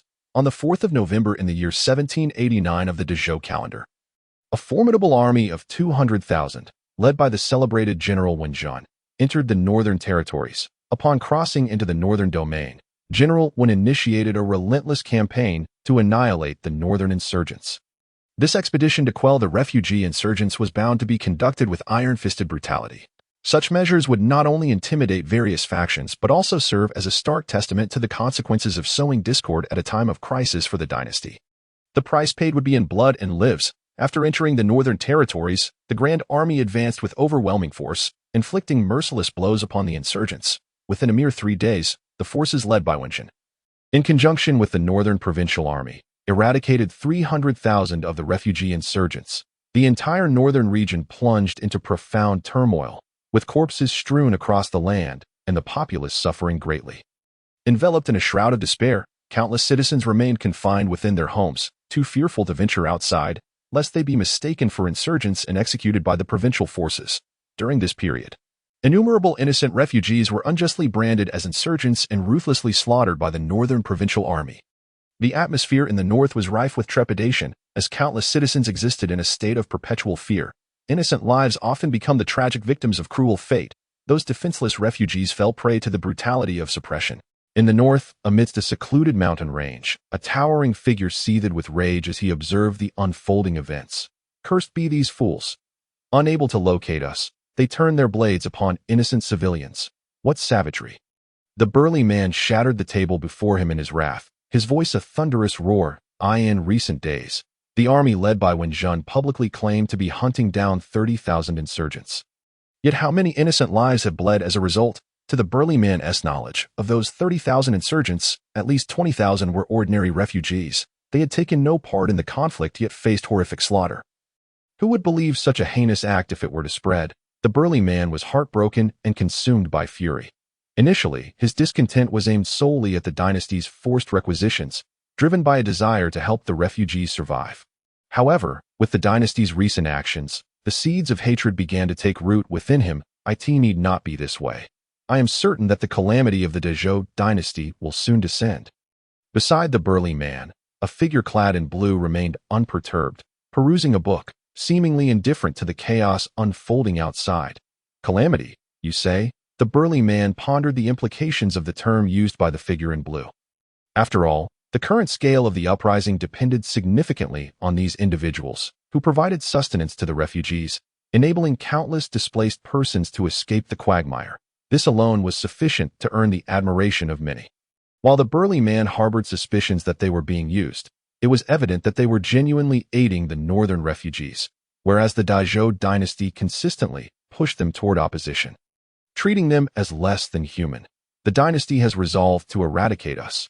They will not cease their efforts. What shall we do next? The burly man suppressed his anger and turned to the figure in blue, voicing his concerns. Currently, the formidable army of 200,000 under Qin Jun's command, bolstered by local provincial forces, left little room for the insurgents to maneuver. They were ultimately just ordinary refugees, unable to contend with such military might and in need of alternative strategies. In my view, this army is not without its vulnerabilities. Within the ranks of the insurgents are countless refugees, including many elderly and children. Their loved ones may very well be among these soldiers. We could encourage them to write letters detailing the situation in the north, which might sway their resolve. The figure in blue put down the book, contemplating for a while before speaking. Seemingly recalling something, he continued, "Moreover, we ought to inform anyone with family serving in the military about the conditions in the north and the true nature of the insurgents. We need to ensure that people understand, even if the impact is minimal." Agreed.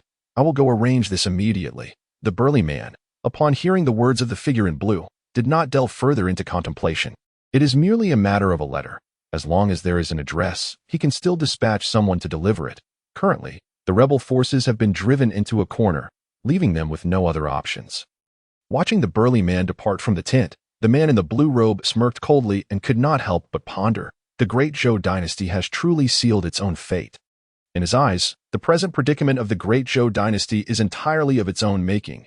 He merely gave it a subtle nudge from the shadows. On November 14, 1789, in the Great Zhou Dynasty's northern stronghold, Jumon Pass, which serves as a crucial barrier against the northern Qin Jun Dynasty, lies in the northeastern region of the Great Zhou. For over a millennium, it has thwarted the incursions of foreign tribes. Standing resolute on this vast land as night deepens, the soldiers within Jumon Pass patrol in their customary orderly manner, yet their countenances betray a sense of unease. Recent letters from home have recounted the bloody events occurring in the north, along with a series of forced requisitions for supplies, causing their brows to furrow with worry. They had never anticipated such turmoil in the north, or that His Majesty would make such decisions. A tumult of emotion swirled within them. Having devoted their lives and shed blood to protect the dynasty's gates, they now find their loved ones facing dire circumstances. Some have even taken leave to return to the north and witness the situation firsthand. They pondered the state of the war against the Eastern, who as one soldier stationed atop the wall attempted to divert attention from the letter issue by discussing news of the Eastern Front. "I have no clarity on that," came the response. Clearly, the soldiers were preoccupied with their worries about their families. As they engaged in idle chatter, a haze seemed to rise in the northern darkness, glinting points of cold light appearing under the moon's glow. Just as some soldiers sensed something amiss, the ground suddenly trembled, and an ominous feeling enveloped Jumin Pass. All soldiers sprang into action, igniting signal fires. And by the flickering light, they discerned the distant situation. A dark mass loomed, stretching endlessly, with well-equipped troops bearing the flag adorned with the character Jia fluttering in the cold wind. Enemy attack. A roar shattered the tranquility of Jumin Pass. In that instant, several formidable presences emerged, 5 powerful beams of vital energy soaring into the sky, illuminating the heavens and dispelling the darkness. An overwhelming pressure emanated from 5 figures standing in the void. Clad in heavy armor, their gazes fixed grimly upon the north. All 5 possessed peak strength in the transformation void realm, with one having even attained the threshold of the uninitiated realm, their vision surpassing that of ordinary men. Upon witnessing the approaching army, a chill gripped their hearts, especially as they sensed a pressure among the vast forces that even they found daunting. All soldiers of Jumin Pass, prepare for battle. On November 15th, 1789, ominous clouds loomed, and a light rain drizzled over the Great Zhou Dynasty as common folk walked the streets with heavy hearts. The atmosphere throughout the dynasty was unbearably oppressive. On this day, a thunderous piece of news returned from the north, leaving countless citizens in a state of disarray. The Qin Jun dynasty had amassed a 1,000,000-strong army, led by uninitiated realm experts, and in a single night, Jumin Pass, a critical border stronghold of the Great Zhou, fell. Within Jumin Pass, hundreds of thousands of troops met with disaster, suffering grievous losses, as the elite warriors of the dynasty perished in the defense, further exacerbating the already tumultuous situation of the Great Zhou Dynasty. This fortress, which had stood guard for over 1,000 years at the borders of the Great Zhou, was captured overnight, its defending forces annihilated. Fear gripped the hearts of the populace. The ominous clouds of war seemed to overshadow the entirety of the Great Zhou, plunging many into mourning and despair. Just recently, there had been some promising news from the conflict with the Eastern Zhou Dynasty, yet the eruption of rebellion in the north ignited a fire of fury within the people. Following the dispatch of 200,000 troops northward, the dynasty had initially struck with formidable force, decimating 300,000 rebels, just as the citizens had begun to feel a glimmer of hope.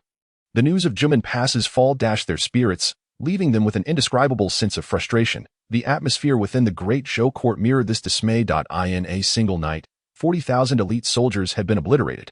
King Qin of the Great Zhou gazed at the intelligence reports from the front lines, a dark cloud of despondency gathering in his heart.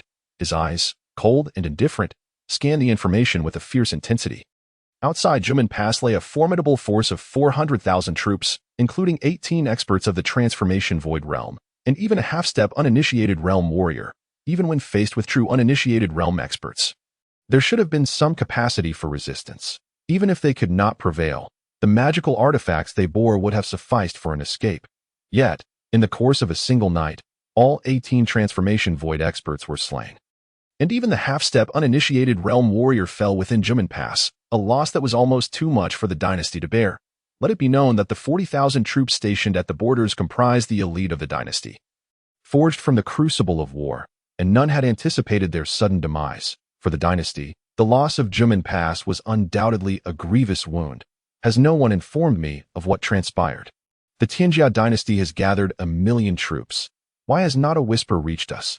Qin shattered the bamboo slip in his hand, countless fragments scattering into the air, his eyes, icy and filled with murderous intent, swept over the courtiers, unleashing a powerful aura that enveloped the court. The courtiers bowed their heads, struggling to withstand the oppressive presence of their sovereign, not daring to utter a word, even raising their eyes. All understood the dire consequences of the loss at Jumin Pass, which would undoubtedly plunge the Great Zhou Dynasty into a passive position in the forthcoming conflict. The elite forces in the east would also be gravely impacted, potentially leading to a disastrous defeat. Your Majesty, the Qin Jun dynasty has mobilized 150,000 troops, and even 2 uninitiated realm experts have appeared. Jumin Pass was simply unable to withstand such an onslaught. There is another matter. Prior to the Qin Jun dynasty's assault, many soldiers at Jumen Pass had requested leave to return home, and some even deserted their posts. A minister, pale-faced, stepped forward, his voice trembling as he reported. Last night, the Qin Jun dynasty amassed 1 million troops and launched a fierce attack on Jumen Pass. Uninitiated realm experts were indeed present. Furthermore, due to the chaos in various northern regions, many soldiers abandoned their posts, failing to detect the advancing Qin Jun forces in time, leading to the current tragic outcome, desertion of duty. King Qin sat upon the dragon throne, an aura of oppressive power radiating from him. Upon hearing of the desertion, his gaze turned even colder. The courtiers bowed their heads. They were not particularly privy to the events at Jumen Pass, only able to glean an outline from the reports. Where has the Tianjia army advanced now? Suppressing the fury within him, Qin inquired of his ministers. Your Majesty, according to the scouts, after breaching Jumen Pass, the Tianjia army did not pause, splitting into 2 contingents as they moved southward. One force marched towards the southeast, while the other launched a massacre upon the northern cities. With the involvement of uninitiated realm experts, coupled with the million-strong army, Jumen Pass simply could not withstand the assault. It fell swiftly, without much resistance. This million-strong army made no effort to rest, as if they had premeditated their movements. Upon entering the territory of the Great Zhou Dynasty, they immediately divided their forces. With the barrier of Jumen Pass removed and the elite troops no longer offering resistance, the northern border cities found it impossible to mount an effective defense against the Tianjia army. In mere moments, multiple cities fell, and the slaughtered citizens could not be counted. The landscape was strewn with corpses, the cries of the suffering echoing across the land, as the flames of war spread over 1,000 miles.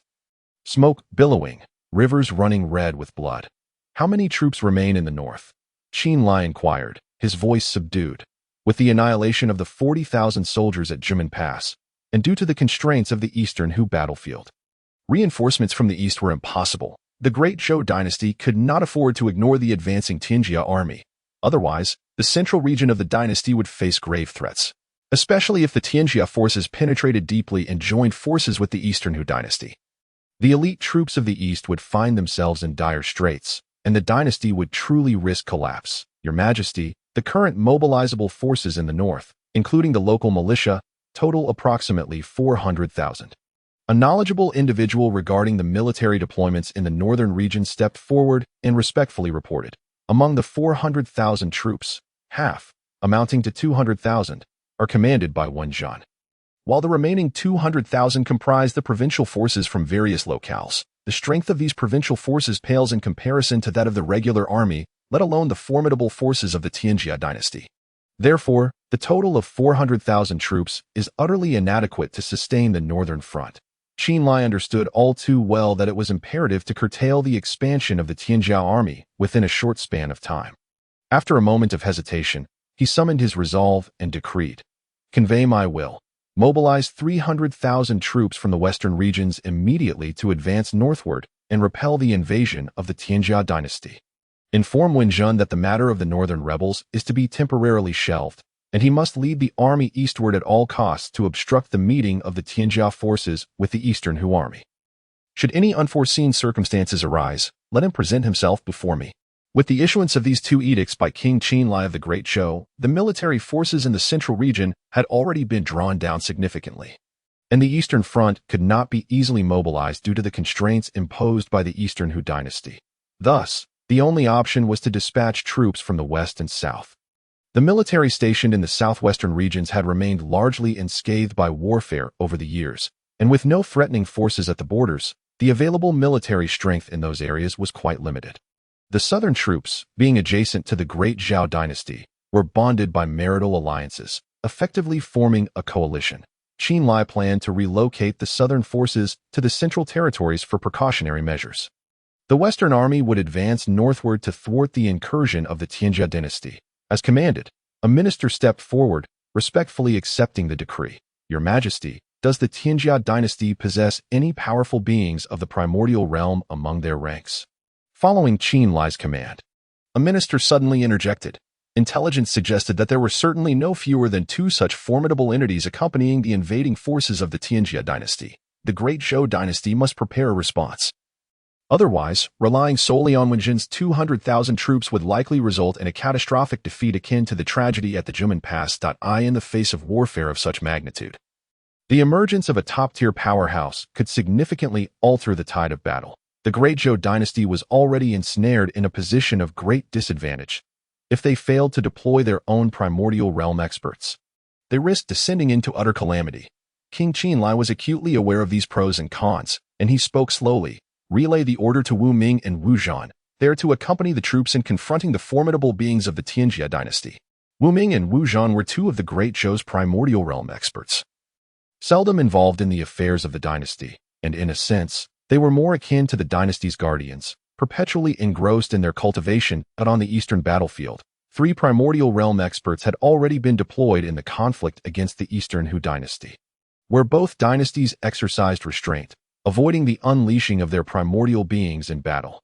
However, the invasion by the Qin Jun Dynasty could very well become a pivotal moment, thus necessitating the non-disruptive use of the primordial realm experts stationed in the east and mandating the deployment of these 2 brothers instead. I shall obey the command. After extensive deliberations regarding the series of invasions by the Qin Jun Dynasty, a resolution was finally reached. Following this, the ministers reported on various other regional affairs, and the court session, which had stirred the hearts of countless individuals, gradually came to a close. The invasion by the Qin Jun Dynasty had definitively plunged the northern populace into an unending turmoil. The matter of the rebels paled in significance against the backdrop of the Qin Jun incursion. Mountains of corpses and rivers of blood painted a grim picture of the north, where fatalities had reached staggering numbers. Whether it was the indiscriminate slaughter of refugees by Wen Jun's forces or the brutal massacres perpetrated by the Qin Jun army upon the northern citizens, both had plunged the entire region into a tragic abyss. Corpses littered the landscape, and peace and tranquility had vanished completely from the northern lands, transforming the area into a hellish nightmare, where even the wails of the suffering seemed powerless. Countless families in the north, upon learning of the Qin Jun invasion, hastened to uproot their entire clans, desperately surging towards the central regions of the dynasty at any cost. After all, the relationship between the Eastern Hu Dynasty and the Qin Jun Dynasty was already quite amicable.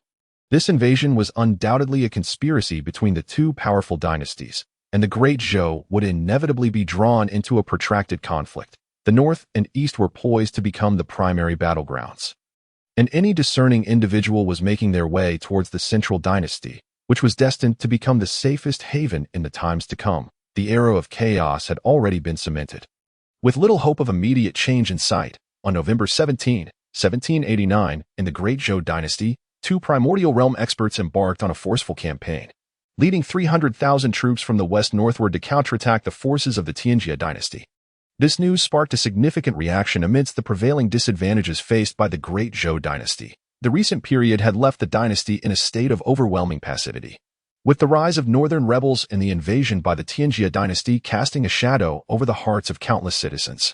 However, upon hearing the news of the 2 primordial realm experts leading an expedition northward, hope rekindled in the hearts of the people, igniting a surge of fervor among the masses, while the northern populace languished in suffering. The northwest remained remarkably tranquil and comfortable. Following the influx of tens of thousands of refugees into the northwest, most of them began to journey towards the northern barbarian kingdom, facilitated by Su Yunfeng's arrangements. The sight of relief provisions in the northwest stirred immense excitement among the refugees, especially when they learned that the northwest was willing to allocate fertile lands and seeds to them, filling their hearts with gratitude. In no time, a wave of enthusiasm surged through the entire northwest, as countless refugees voluntarily received farming tools and seeds distributed by the Qin royal household and made their way towards the north. Many filled with anticipation for their new homeland. Particularly poignant was the realization that, while the northern citizens faced brutal slaughter, being treated like livestock, they themselves, despite their hardships, would not perish in the streets. They felt a sense of relief, grateful for their decision to migrate to the northwest. The disparity between the northwest and the northern regions was stark. Previously, they had perceived the people of the northwest as ruthless villains, but their personal experiences belied those rumors, leaving them firmly convinced of their misconceptions. At that moment, within the Qin royal household, a report was delivered. Your Highness, according to intelligence gathered by our spies, The army led by the high priest of the northern barbarian kingdom has allied with the Qin Jun dynasty during the conflict with the Scorpion clan over the mines. Yu Huatian reported this intelligence in the Grand Hall. Since the resolution of the northern barbarian kingdom, he had remained vigilant regarding the movements of the army led by the high priest, recognizing it as a potential threat to the northwest. Listening to Yu Huatian's report, Qin Jun maintained a calm demeanor. Though a flicker of surprise stirred within, he had not anticipated the northern barbarian high priest to demonstrate such acumen. He initially thought the high priest would lead an offensive against the northern barbarian kingdom. But instead, he had chosen to ally directly with the Qin Jun dynasty, revealing himself to be quite decisive. Esteemed ministers, how do you perceive the Qin Jun dynasty's invasion of the north? Following the fall of the Jumon Pass, news reached the northwest, evoking surprise and shock. No one had expected that so soon after the commencement of hostilities with the Eastern Hu, another formidable dynasty would intervene, even seizing the gateway to the north of the Great Zhou Dynasty. Your Highness, the Jumon Pass is quite distant from our northwest, and the intentions of the Qin Jun dynasty are clear. They aim to rendezvous with the Eastern Hu dynasty in the east. Thus, the northwest will not face immediate threats. Jiasu was the first to articulate his thoughts, laying bare his perspective. Ever since the Qin Jun dynasty broke through the pass, spies had been diligently reporting on the movements of their army, and the intelligence indicated that the primary objective of the Qin Jun dynasty was to intervene in the eastern battlefield. Should the forces of the Eastern Hu dynasty successfully enter the eastern front, the defensive lines of the Great Zhou Dynasty would collapse entirely, leading to a catastrophic disaster for the Zhou Dynasty. Jiasu's words resonated with the assembly as they nodded in agreement. Indeed, given the current trajectory of the Tianjiao army, their focus remained on the eastern front if they were to successfully unite with the Eastern Hu forces. The Great Zhou Dynasty, with its meager strength, would be utterly incapable of contending with two such powerful dynasties at that juncture. The Great Zhou would likely abandon both the north and the east, placing them in grave peril of downfall. It is imperative to remember that warfare between dynasties involves not only the military might of the armies, but also requires robust national strength to sustain it. What should we do? Shall we dispatch troops to assist the dynasty in repelling the Tianjia dynasty? A minister, after contemplating Jiasu's words, promptly stood, bowing in respect and posing the inquiry that in his view, the northwest remained a part of the Great Zhou Dynasty's territory, and the Qin royal household served as a bulwark against external threats, particularly during this critical juncture for the dynasty. Regardless of the circumstances, it is imperative to dispatch troops to assist the dynasty in repelling the advancing armies of Tianjia. There exists a possibility that, through our efforts, victory in the war may be achieved, and the northwest could earn significant merit. Furthermore, the northwest has always been intricately linked with the Great Zhou Dynasty. Should the northern territories ultimately fall, the Tianjia dynasty would undoubtedly not spare them. Particularly, the high priest of the northern barbarians would surely seek vengeance upon the northwest. At that point, the northwest would find itself truly isolated and defenseless. With such a diminutive territory, it would be utterly incapable of resisting the iron cavalry of the Tianjia dynasty. For both emotional and rational reasons, the northwest ought to mobilize its forces to aid the Great Zhou Dynasty in thwarting the incursion of the Tianjia dynasty. As the words of this minister echoed in the grand hall, an eerie silence enveloped the room. Jiasu's lips curled into a subtle smile, yet he refrained from speaking. Su Yunfeng cast a glance at King Qin, noting the cold indifference in his eyes, and surmised much about the situation without voicing his thoughts. As for Yu Huatian and the others, they wore expressions of apathy, revealing no discernible emotions. The remaining officials exchanged glances, uncertain of how to proceed. In truth, their thoughts were quite simplistic, lacking any inclination to delve deeper. However, upon hearing the minister's declaration, they caught a whiff of something unusual. Those seated here were all hand-picked officials by Meng Yi, each a shrewd individual, and they naturally discerned numerous underlying issues. Given the current strength of the northwest, even the northern barbarians, who boast two formidable beings of the Wuxia realm, have been eliminated. Thus, obstructing the advancing forces of the Tianjia dynasty would not be particularly challenging. However, the rationale behind dispatching troops and the implications of for whom they would fight warrant careful contemplation. Moreover, these officials seem to have overlooked a critical point. King Qin had been exiled to the dynasty, entangling him in a web of complex relations. Your Highness, I have a word whose necessity is uncertain. The atmosphere within the hall grew increasingly peculiar, causing the minister to feel a growing sense of unease.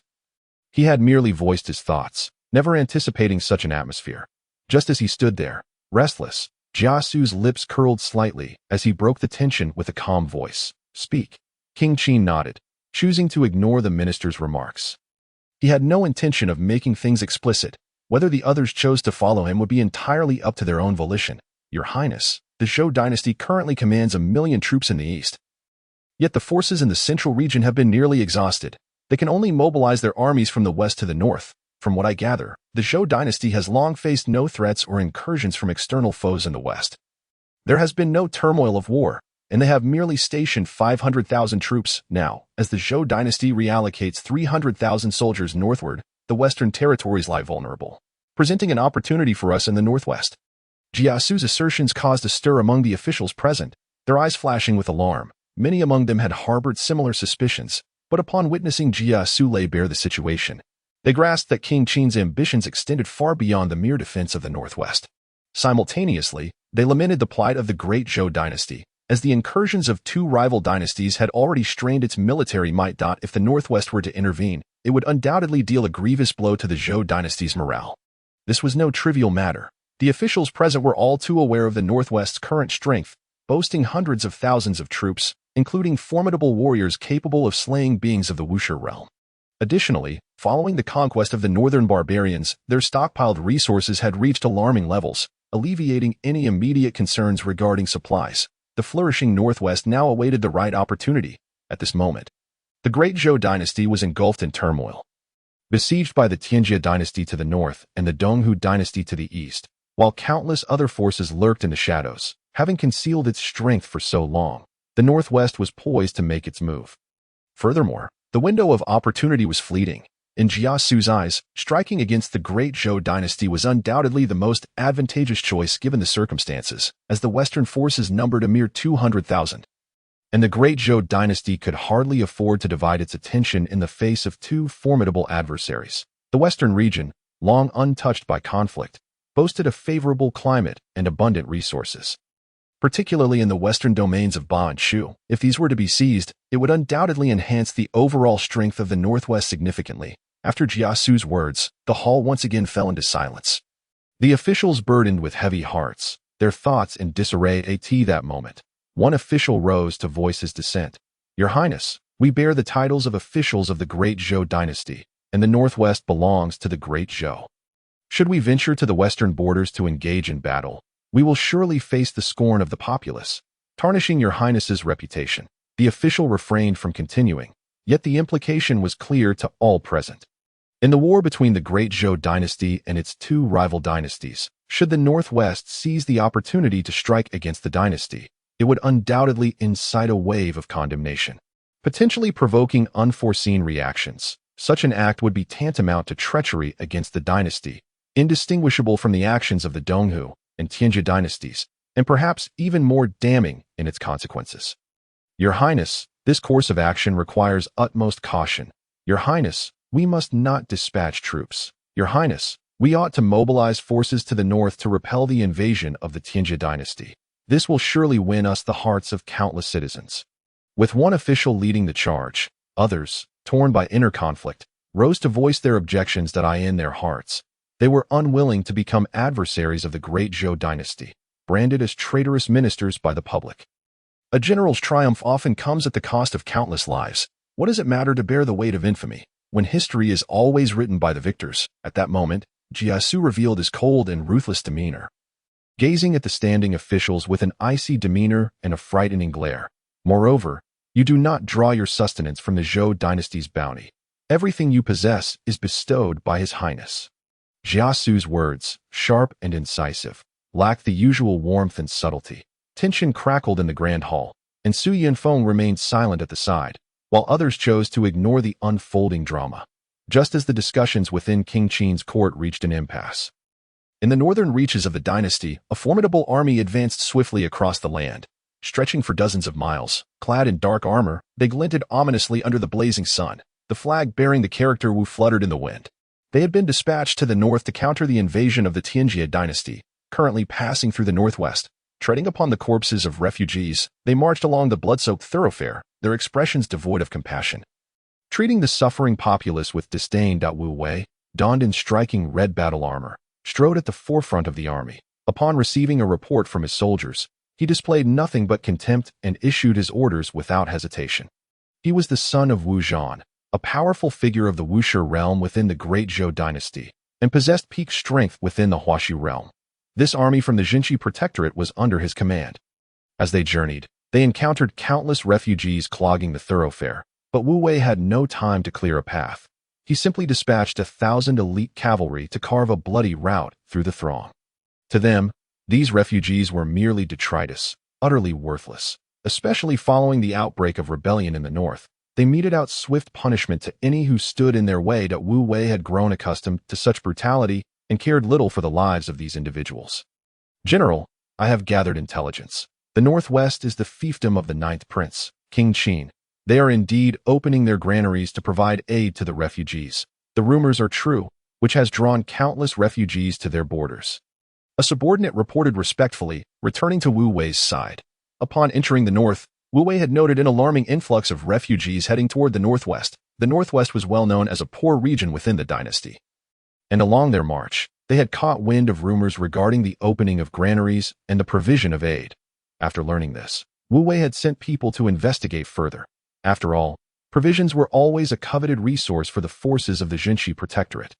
And the rapid dispatch of the Emperor's orders had left them ill-prepared, lacking sufficient supplies for their campaign. As they advanced northward, the sheer number of refugees made it nearly impossible to procure even a modicum of provisions. While the 30,000 troops consumed resources daily, having gone far too long without adequate supplies. Consequently, upon hearing the rumors, the Northwest became the lamb waiting to be slaughtered in their eyes. As for the notion of King Qin's territory, Wu Wei dismissed it entirely. What qualifications did a discarded prince of a dynasty possess to compare with him? Excellent, Wu Wei exclaimed with a smile upon hearing his subordinate's report, a gleam of shrewdness flashing in his eyes. Provisions were an ever-sought-after commodity, and without a moment's hesitation, he issued his orders. Mobilize 3,000 elite cavalry to the northwest to requisition supplies. Should anyone resist, execute them without mercy. The rest of the army will continue their march. As for himself, he resolved to pay a visit to King Qin, recognizing the substantial number of refugees. If the Northwest chose to open its granaries, the quantity of supplies would be immense. Thus, his journey was deemed essential. The cultivation of the void transformation realm surged explosively, propelling him swiftly towards the north. Given his level of cultivation, this distance was trivial. He soon found himself hovering above the Qin Wangfu at that moment. His aura was unrestrained as he descended upon the Qin Wangfu and entered the grand hall. His gaze filled with arrogance, completely disregarding the others present, he coldly commanded, "Where is the Qin Wang?" The Qin ruler regarded him with indifference, and the others mirrored this demeanor as he arrived at the Qin Wangfu. When Yang and the others sensed his presence immediately, but chose to remain unbothered. Curious to see who would dare act so brazenly in the Northwest. "Who are you?" Li Yuni stepped forward, his expression grave and frosty as he scrutinized Wu Wei. Wu Wei, of the Jinshi Protectorate, had been ordered to head north to resist the forces of the Tianjia dynasty, having heard of the abundant supplies in the Northwest, hence his arrival to requisition grain. Wu Wei refrained from attacking immediately. Despite his opponent being a discarded prince, he wished to avoid unnecessary complications. Should matters prove unfeasible, he could always resort to force later. Moreover, the momentum he exuded upon his arrival should have made it clear to those present the gravity of the situation. "How much do you desire?" The Qin ruler, seated in a position of superiority, gazed down at him, somewhat taken aback. The Jinshi Protectorate and the name Wu Wei triggered recognition in his memory. It seemed that Wu Wei was the scion of a formidable figure from the Zhou Dynasty. A surprise indeed that he was leading troops to counter the Tianjia dynasty. All of it. His audacious demand left the assembly momentarily stunned, unprepared for such brazen avarice. What if the answer was negative?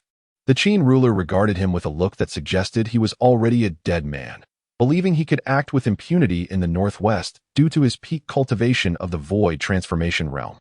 "There is none," Wu Wei snorted coldly, then continued with a frigid tone, "I extend you some courtesy due to your status as a vassal prince. Do not presume you have the right to converse with me." "Are you threatening me?" The Qin ruler chuckled icily. realizing that this was the first instance of someone daring to threaten him since his emergence, particularly within his own grand hall, before Wu Wei could finish his sentence. A fierce pressure descended upon him, enveloping his body with overwhelming force. With a sickening crack, his legs shattered beneath him, and he fell heavily to his knees in the grand hall, blood spilling from his mouth. His aura rapidly deteriorating, his eyes filled with shock and dread at this moment, he did not bow his head, astounded to discover such a powerful adversary in the northwest. Yet he felt no fear. Glaring up at the Qin Wang. "Qin Wang, my father is Wu Zhan, a transcendent of the Zhou Dynasty. Do you not fear his wrath for striking against me?" he boasted, aware that behind him stood his father, Wu Zhan, and Wu Ming, both transcendent beings. Even the Zhou Wang, Qin Lai, would hesitate to kill him. He was convinced that the Qin Wang would not dare to do so either.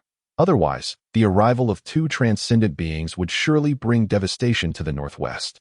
This was his prideful leverage. Upon hearing his words, the other officials in the grand hall were taken aback, surprised to learn that this man was the progeny of Wu Zhan, a figure of great renown within the Zhou Dynasty. Wu Zhan, as a transcendent, possessed formidable strength, ranking among the elite. Yet, Yu Huatian and Wen Yang remained impassive. Even though this individual had arrived at the Qin Wangfu, it was certain he would not leave unscathed. Just then, another presence manifested.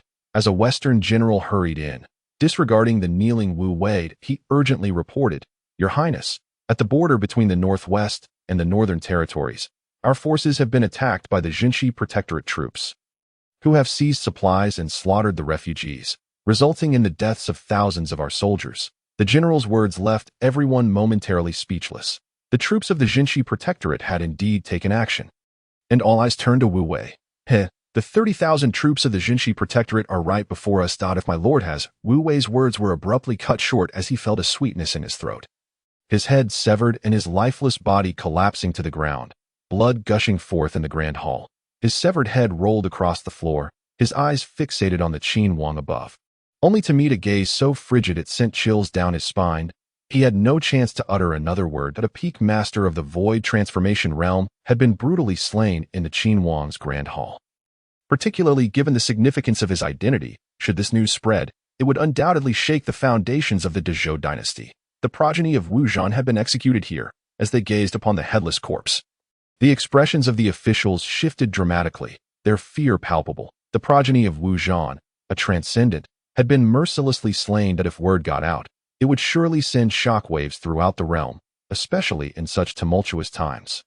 As the death of a powerful figure's child could unleash untold repercussions, the Qin Wang, with his cold gaze, did not even glance at the headless body on the ground. Instead, he turned to the general and inquired, "How many troops does the Jinshi Protectorate have?" "Reporting to your highness, there are a total of 3,000 troops. After the enemy engaged us, the white-robed army swiftly arrived and has eliminated them all," the general respectfully reported. Upon the arrival of the Jinshi Protectorate's 3,000 iron cavalry in the northwest, the local forces were alerted. Without knowledge of friend or foe, some officials relayed the news upwards. And upon learning of the slaughter perpetrated by the Jinshi Protectorate's cavalry, the white-robed army responded promptly. Otherwise, the casualties would have been significant. Good, very good. The Qin Wang's eyes deepened, exuding an aura as chilling as an endless abyss, causing the officials present to feel unease. This was the first time he had faced an external attack in the northwest, and to make matters worse, the assailants were from the Zhou Dynasty's Jinshi Protectorate. This ignited a fire of fury within the Qin Wang. Zhang Han commanded the Qin Wang coldly, "At your service." A general clad in black armor, with a bronze sword at his waist, stepped forward, with sharp brows and piercing eyes. He exuded a restrained yet formidable presence, revealing no hint of his cultivation level. However, the malevolent aura radiating from him could be felt even from a distance, imbued with a palpable chill.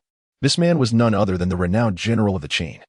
Zhang Han, now stepping forth, he awaited the Qin Wang's orders that I command you to lead 40,000 prisoners from Lishan to campaign against the Jinshi Protectorate. Depart in 2 days. Previously, Qin Jun had contemplated the harsh strategy determined by Jia Su regarding the West, but was interrupted by Wu Wei's sudden arrival, disrupting their discussions. At this moment, the Qin Wang had made up his mind. In such turbulent times, only a ruthless heart could secure a firm foothold.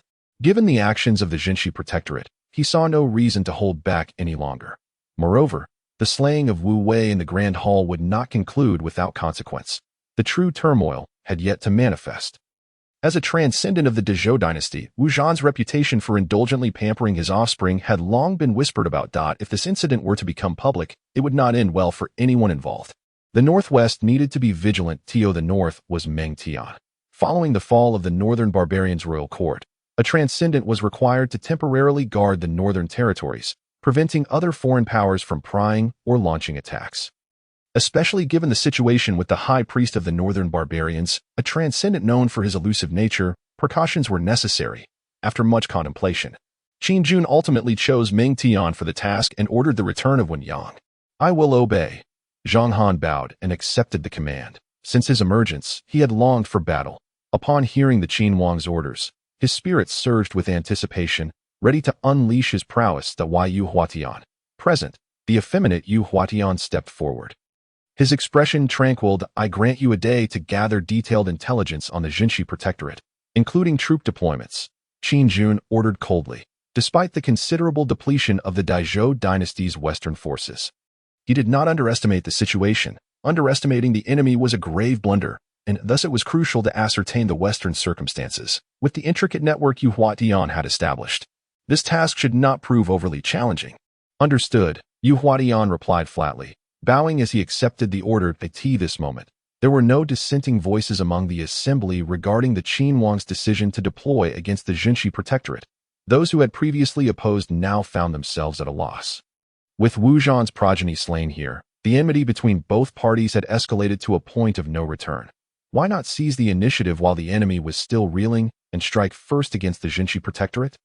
In the present day, the Great Zhou Dynasty finds itself increasingly beleaguered, struggling against the onslaught of two formidable dynasties, and its decline has become increasingly evident. As General Wu Zhan contemplates a potential strike to the northwest, he must also weigh the precarious state of the Great Zhou.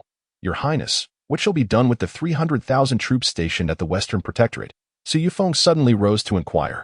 With General Wu Wei's death, his prolonged absence raises concerns. Should the 300,000-strong army grow suspicious and march into the northwest, countermeasures would be imperative. "There is no need for concern," Qin Jun replied, shaking his head. "The 300,000 troops are loyal to the Great Zhou.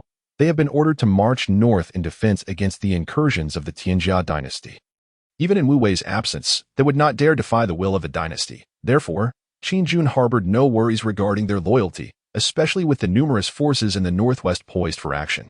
Should the enemy truly possess the audacity to invade, they would undoubtedly face annihilation. As time passed, Qin Jun delegated various trivial matters, and the assembly gradually dispersed. Meanwhile, the external situation was far from tranquil.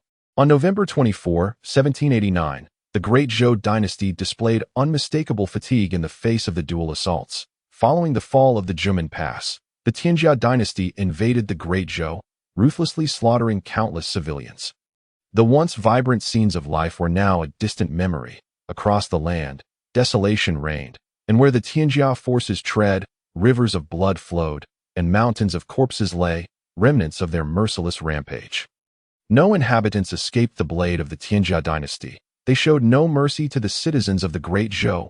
In a brief span, over 1 million lives were extinguished, and the population along the borders plummeted, leading to a stark decline in vitality. Countless villages and towns became mere ruins, turning into a paradise for monstrous beasts and ferocious birds of prey. With the northern front faltering, the eastern battlefield inevitably felt the repercussions.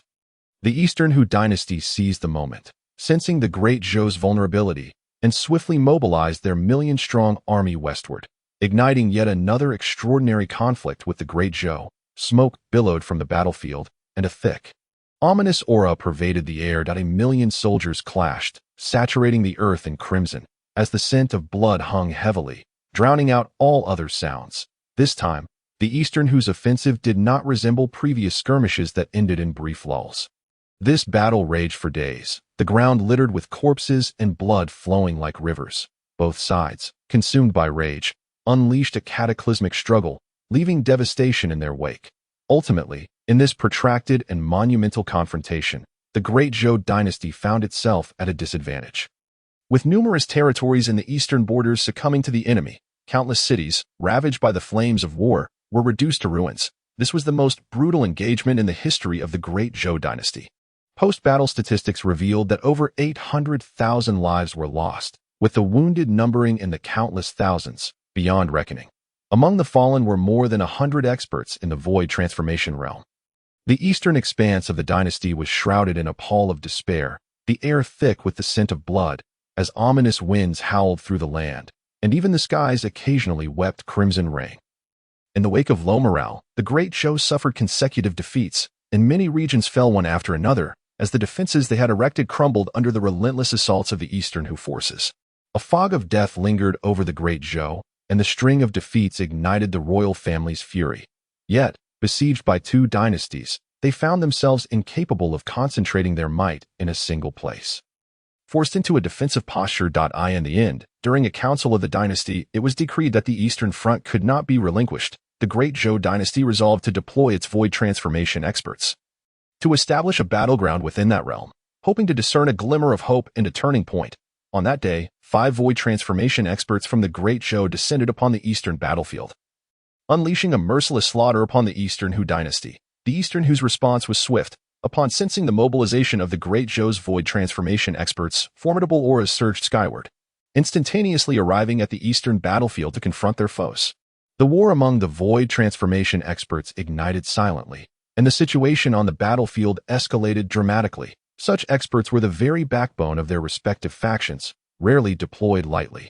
Yet, when they were called to action, it would be a fight to the bitter end, until one side was utterly incapacitated. As the 3 great dynasties clashed fervently, in the western regions of the Great Zhou Dynasty, Zhang Han led his 40,000 Li Mountain prisoners' army. Swiftly advancing under the cover of night, the flag bearing the character Qin fluttered mightily, exuding an imposing aura. Zhang Han, acting on the orders of the Qin king, led his 40,000 Li Mountain prisoners' army to the Western Protectorate. After gathering comprehensive intelligence regarding the Western Protectorate from Yu Huatian, Zhang Han set forth with his troops. With a void transformation expert at the helm, this campaign into the northwest would surely grant the Great Zhou Dynasty due respect. The Western Protectorate, established a millennium ago to guard the western frontier, was tasked with commanding the western military forces, safeguarding against external threats, and ensuring border security. However, in the last century, the Great Zhou had not faced any foreign threats, leading to a significant decline in the strength and status of the Western Protectorate, as troop deployments were reduced. According to the intelligence collected by Yu Huatian, the commander of the Western Protectorate was named Wu Bing, also of the Wu family, related to Wu Zhan and Wu Ming. His cultivation was at the half-step void transformation level, and for many years, there had been no signs of a breakthrough, but this was merely speculation. As for whether he had successfully entered the void transformation realm, that remained unknown. However, Yu Huatian surmised that due to his close ties with Wu Zhan and Wu Ming, he would undoubtedly assist in Wu Bing's breakthrough. And there was a considerable likelihood that he had already succeeded. The 40,000 Li Mountain prisoners' army pressed on under the cover of night, and upon learning of the troop deployments at the Western Protectorate, they encountered no significant obstacles. Their speed was remarkable, akin to a black torrent sweeping across the land. General, just ahead lies Anqi City. The Western Protectorate is situated within this very city. A black-clad scout, well-versed in the geography of the West, approached Zhang Han and reported with a bow. His features were obscured by a mask, rendering his identity indistinguishable. Even his aura was faint and elusive. Such skills could only be honed under Yu Huatian's tutelage. This black-clad scout was one of Yu Huatian's spies, tasked with guiding Zhang Han's army. After all, the military forces in the West were not concentrated solely at the Western Protectorate. They were dispersed across various locations, all under the command of the Protectorate. Recently, the dynasty had issued a decree to mobilize 300,000 troops northward, creating numerous vacancies in the Western military deployments. This was the reason Zhang Han and his 40,000 troops could advance so unimpeded. Otherwise, with just this force, entering the Western territories would undoubtedly draw attention, leading to even greater challenges. Indeed, Zhang Han's blood-red eyes fixated on the brightly lit city ahead, a cold detachment evident in his gaze. The defensive strength of Anqi City was exceedingly weak, with scarcely a few soldiers on duty, clearly a result of prolonged complacency. Observing this extravagant city, he raised his hand and commanded, Su Jiao, Shi Jian. Open the city gates. Understood. Clad in black armor and wielding ancient bronze swords, Su Jiao, and Qin Jun responded in unison to the general's order. Both were leaders of the Li Mountain Prisoners' Army and tragic figures in the history of the Qin Dynasty. Upon learning that these two were among the ranks, Qin Jun was also taken aback. Their cultivations were both at the 7th level of the Void Transformation realm. Upon hearing the general's command, they hesitated not, their forms vanishing in an instant. When they reappeared, they had already landed atop the city walls. Gazing at the lethargic soldiers, the two showed no mercy. Their formidable cultivation erupted, and a flash of cold light swiftly cleaved through the air. With a swift strike, several patrolling soldiers fell without a sound, their lives extinguished before they could even utter a cry. Looking across the battlements, they found merely 20 guards. In their eyes, this posed no challenge. And in a heartbeat, all defenders were slain. Witnessing the ease with which the guards were dispatched, Zhang Han waved his hand and coldly ordered, "Quickly seize the Western Protectorate." The heavy city gates creaked open, and the 5,000 elite Li Mountain prisoners unsheathed their swords, the sound of bronze blades ringing out incessantly. Each ancient sword, exuding a mottled bloodlust, glimmered ominously in the moonlight. The atmosphere of slaughter reverberated among the 5,000 elites, their armor clanking in unison. In an instant, as the general's words fell, the 5,000 elites surged forth, while the remaining troops remained still. It is worth noting that the Western Protectorate was merely a concentration of military authority. Forces were stationed across the western regions. If the news of an attack on the town West Protectorate were to spread, it would inevitably lead to a rescue mission, marking the true onset of war. It is essential to note that there are still 200,000 troops stationed to safeguard the western territories of the town West Protectorate. Within the city of Anxi, the distance from the western battlefield to the northern and eastern fronts has rendered the populace unaccustomed to the ravages of bloodshed and fire. They have long forgotten the agonies of war and are fully immersed in enjoyment. This moment, the night has deepened, and it is the most lively day in Anxi City. In the brothel, adorned courtesans sing and dance, and the occasional sounds of moans escape, imbued with an alluring charm that captivates countless men. Even the patrolling soldiers loiter outside the brothel, gazing at the alluring women as they pose seductively. One suggests, "Shall we go in and have some fun?" Another responds, "Forget it. We still have to patrol. If anything unusual happens tonight, we will surely be blamed." Upon hearing this, the first soldier feels a stirring in his heart. Yet upon recalling their duties, he hesitates momentarily before shaking his head. What could possibly happen? Our town west is so peaceful, unlike the northern and eastern fronts. Moreover, with recent troop movements, who would dare to act recklessly at such a time? The town west has not seen turmoil in a long while. The citizens live in peace and prosperity, and the economy is thriving. In his eyes, the recent troop reassignment from the court makes it improbable for any unexpected events to occur. He has previously patrolled under similar circumstances without concern. Under his persuasion, the other man is clearly tempted. He has not indulged in leisure for quite some time. Ultimately, after a struggle within himself, he nods in agreement. Resolute in their decision, the two enter the brothel. "Welcome, esteemed gentlemen. This way, please." A matron eagerly greets them as they step inside. Soon after, several young women, heavily made up and exuding the scent of the streets, emerge, gazing at the soldiers with eyes as captivating as autumn waters. Their bashful demeanor ignites a fervor within the two men, who find themselves unable to contain their excitement, just as they are about to speak. Outside, 5,000 elite lightly armored soldiers from the Lishan prison army stealthily infiltrate the city under the cover of night.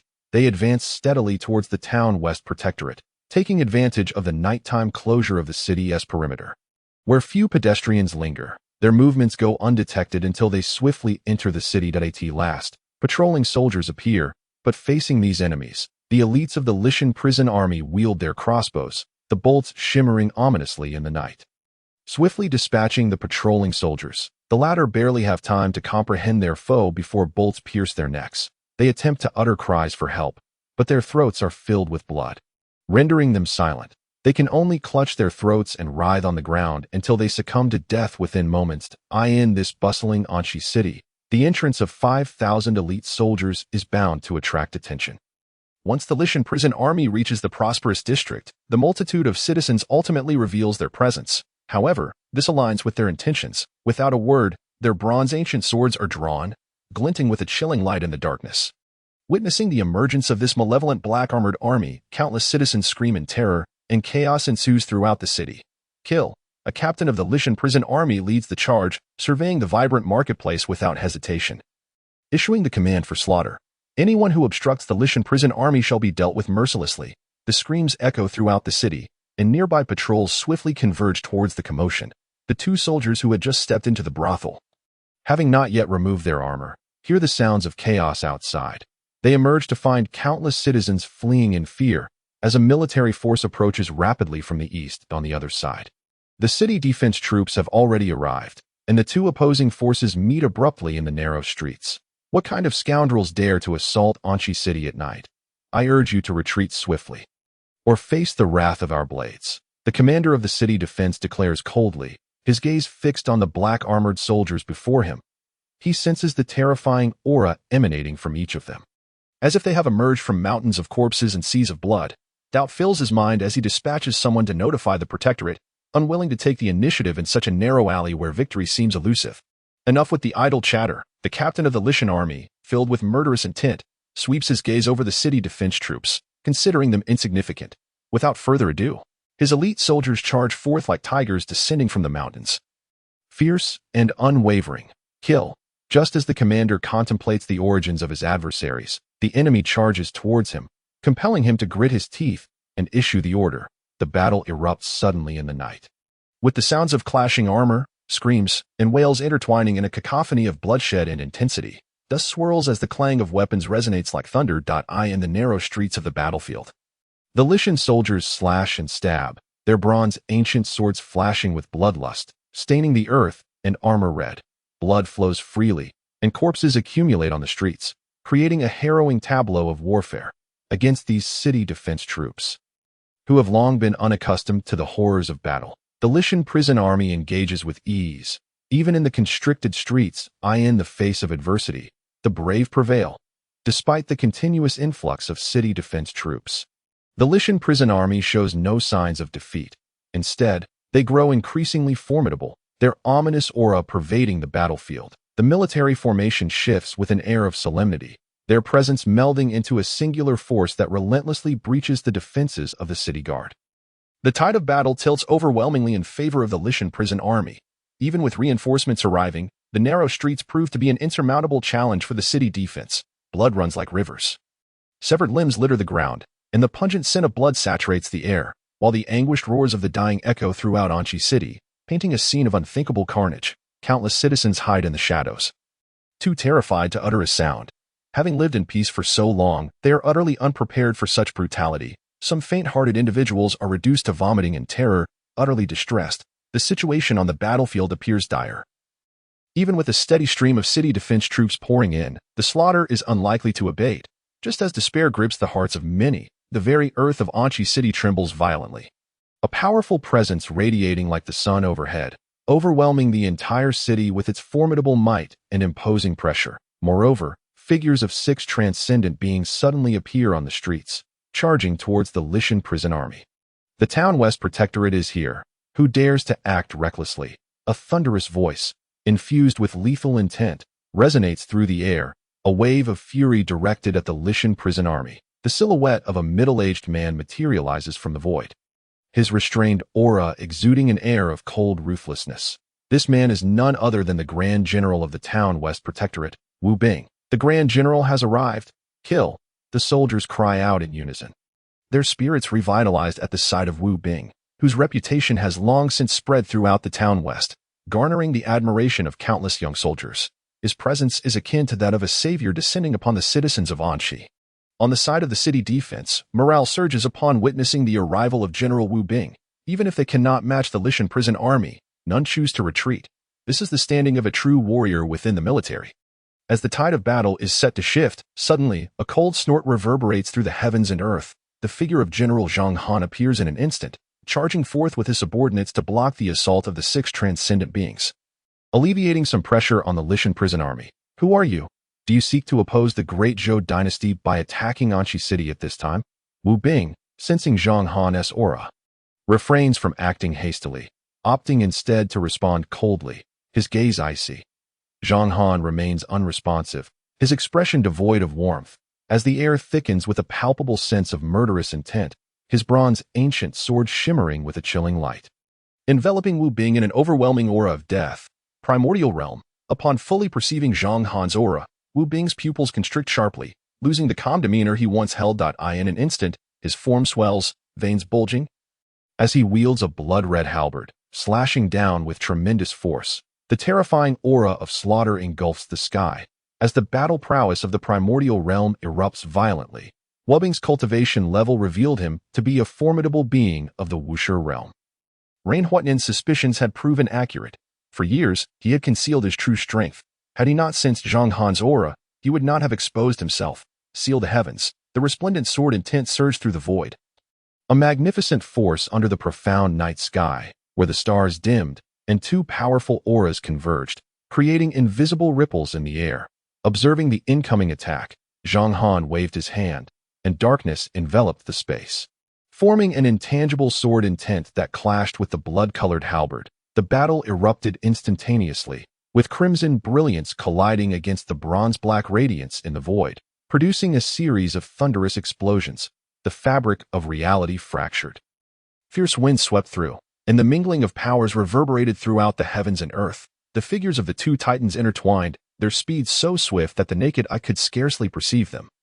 Countless citizens could only witness fleeting shadows and shimmering lights. With each engagement, the spiritual energies of heaven and earth trembled violently, the aftermath of their clash sweeping over Anqi City, causing numerous structures to suddenly collapse into ruins.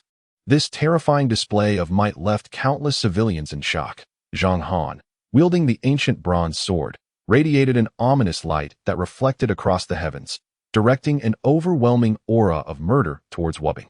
Relentless like the ceaseless flow of a great river, the force behind it was as solid and profound as the mountains, compelling Wu Bing to wield his halberd in defense, yet he found himself continuously coughing up blood and being sent flying. The tempest of wind and clouds roared, the heavens trembled. Zhang Han relentlessly struck out with his sword, inflicting grievous wounds upon Wu Bing's body, blood spraying into the air.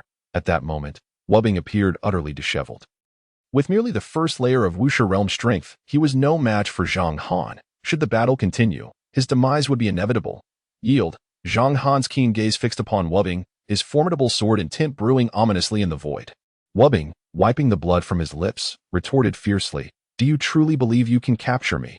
Do not forget, this is the town West Protectorate. Before I arrived, over 100,000 troops were already converging here." Upon learning of the unknown forces within the city, Wu Bing felt a sense of foreboding. Just recently, 300,000 soldiers had been redeployed under the imperial decree, and now Anqi City was facing an assault from unidentified armies, stirring unease within him. Thus, he arranged for reinforcements to support Anqi City before his arrival. Should those over 100,000 troops appear, the soldiers within the city would be trapped with no escape.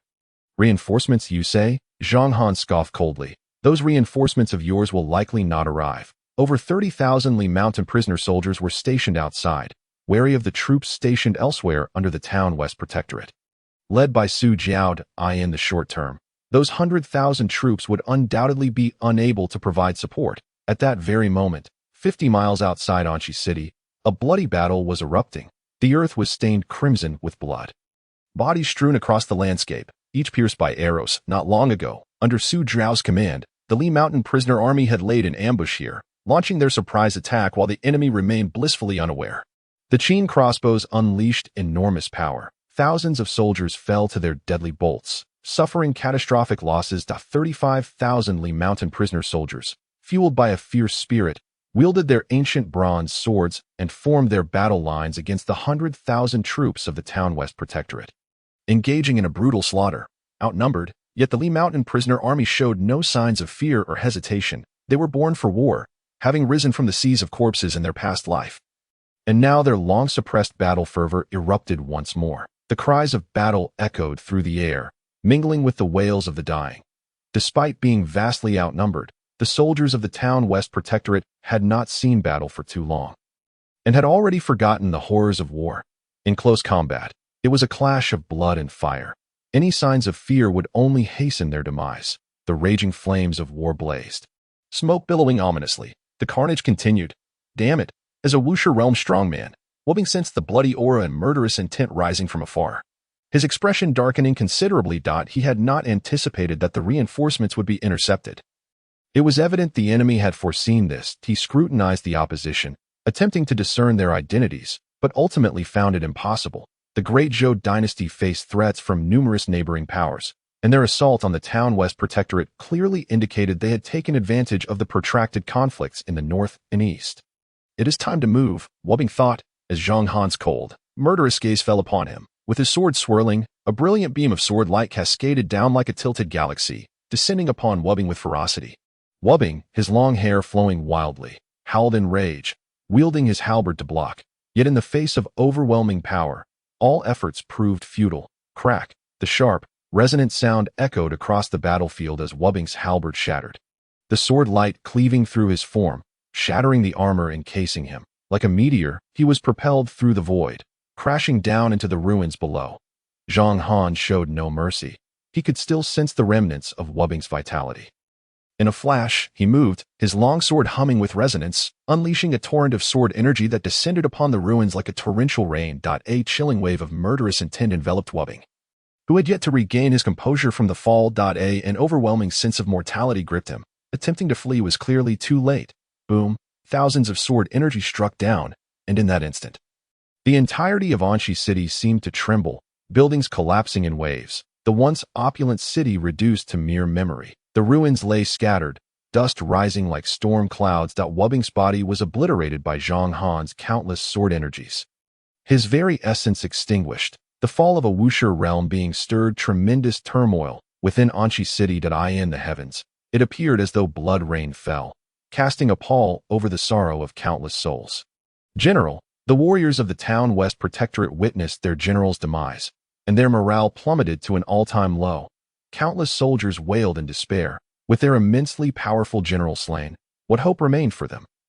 In that moment, the Wuxia realm experts of the town West Protectorate and the city defense forces fled the battlefield, scattering in all directions. With their general dead, remaining here would only lead to their own demise. Yet, they had underestimated the situation.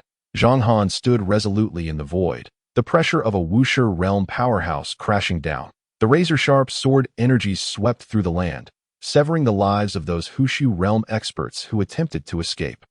Countless soldiers cried out in despair, their eyes void of hope as they gazed upon the powerful figure in the sky, their spirits utterly crushed as they watched the Li Mountain prisoner soldiers relentlessly cleave through their ranks.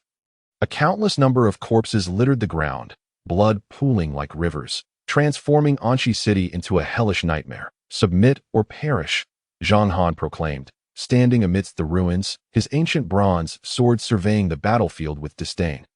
His cold gaze sweeping across the remaining forces of the Protectorate.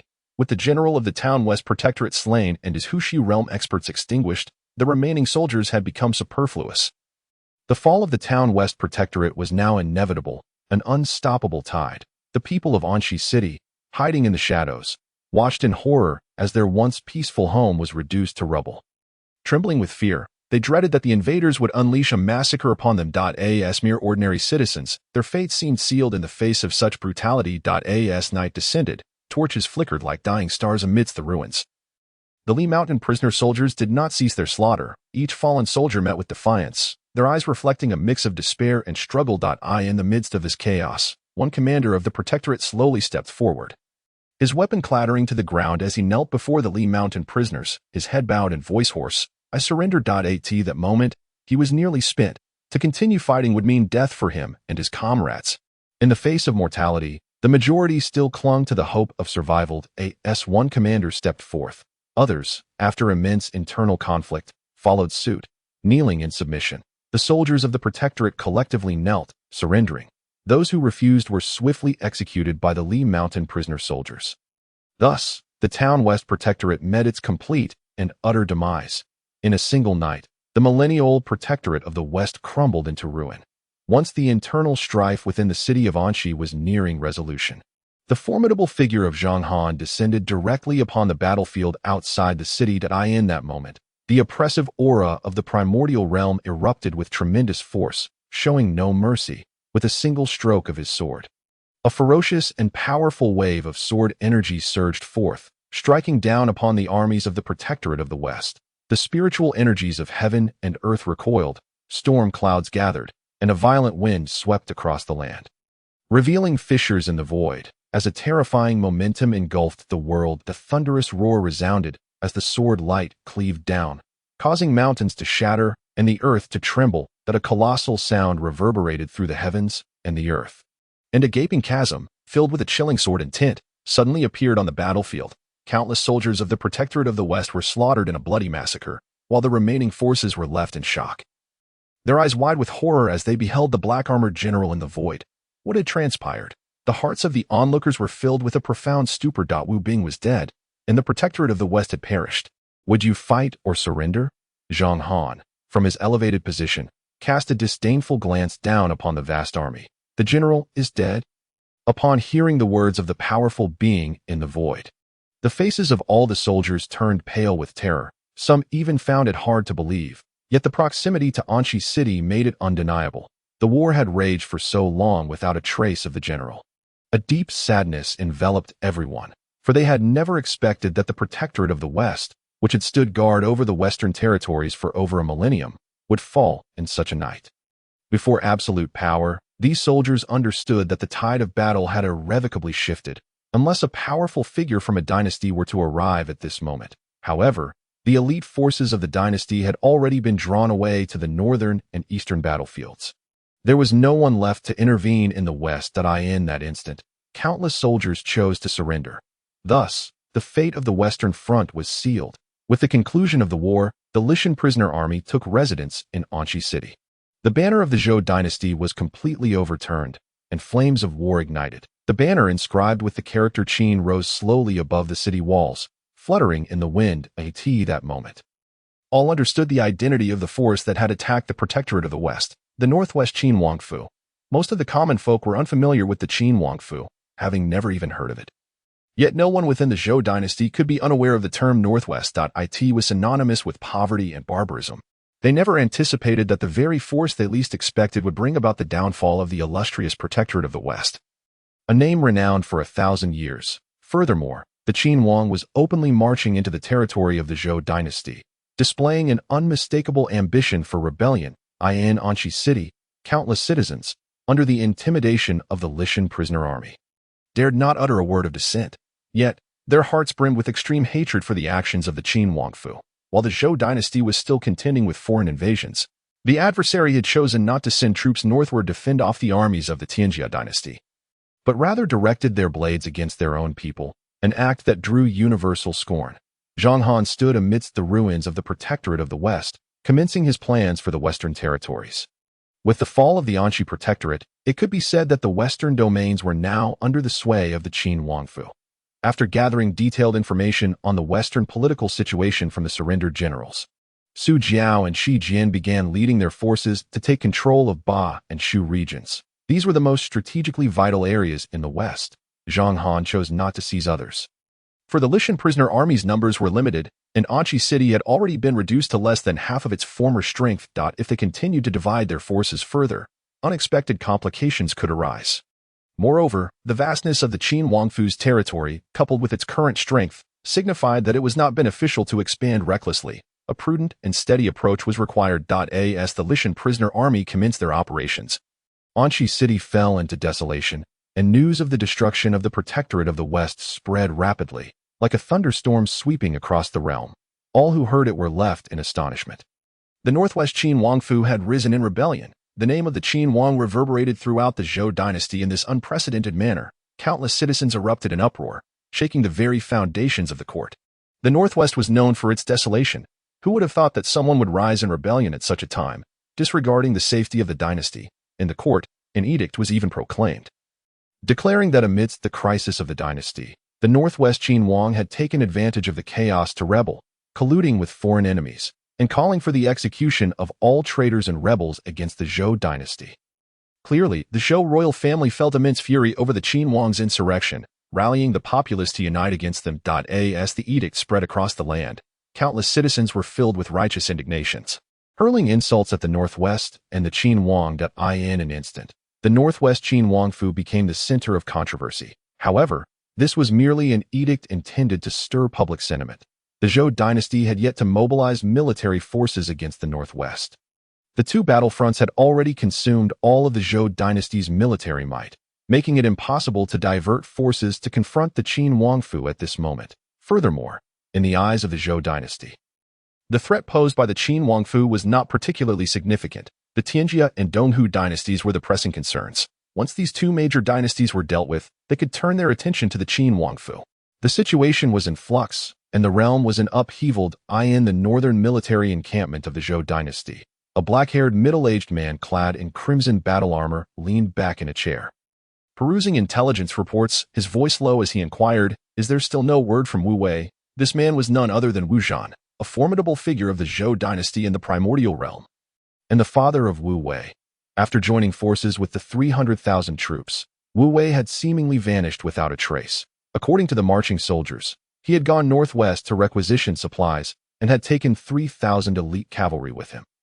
Yet, after that, both he and the 3,000 cavalry had disappeared as if they had evaporated from the mortal realm, with no further news reaching them.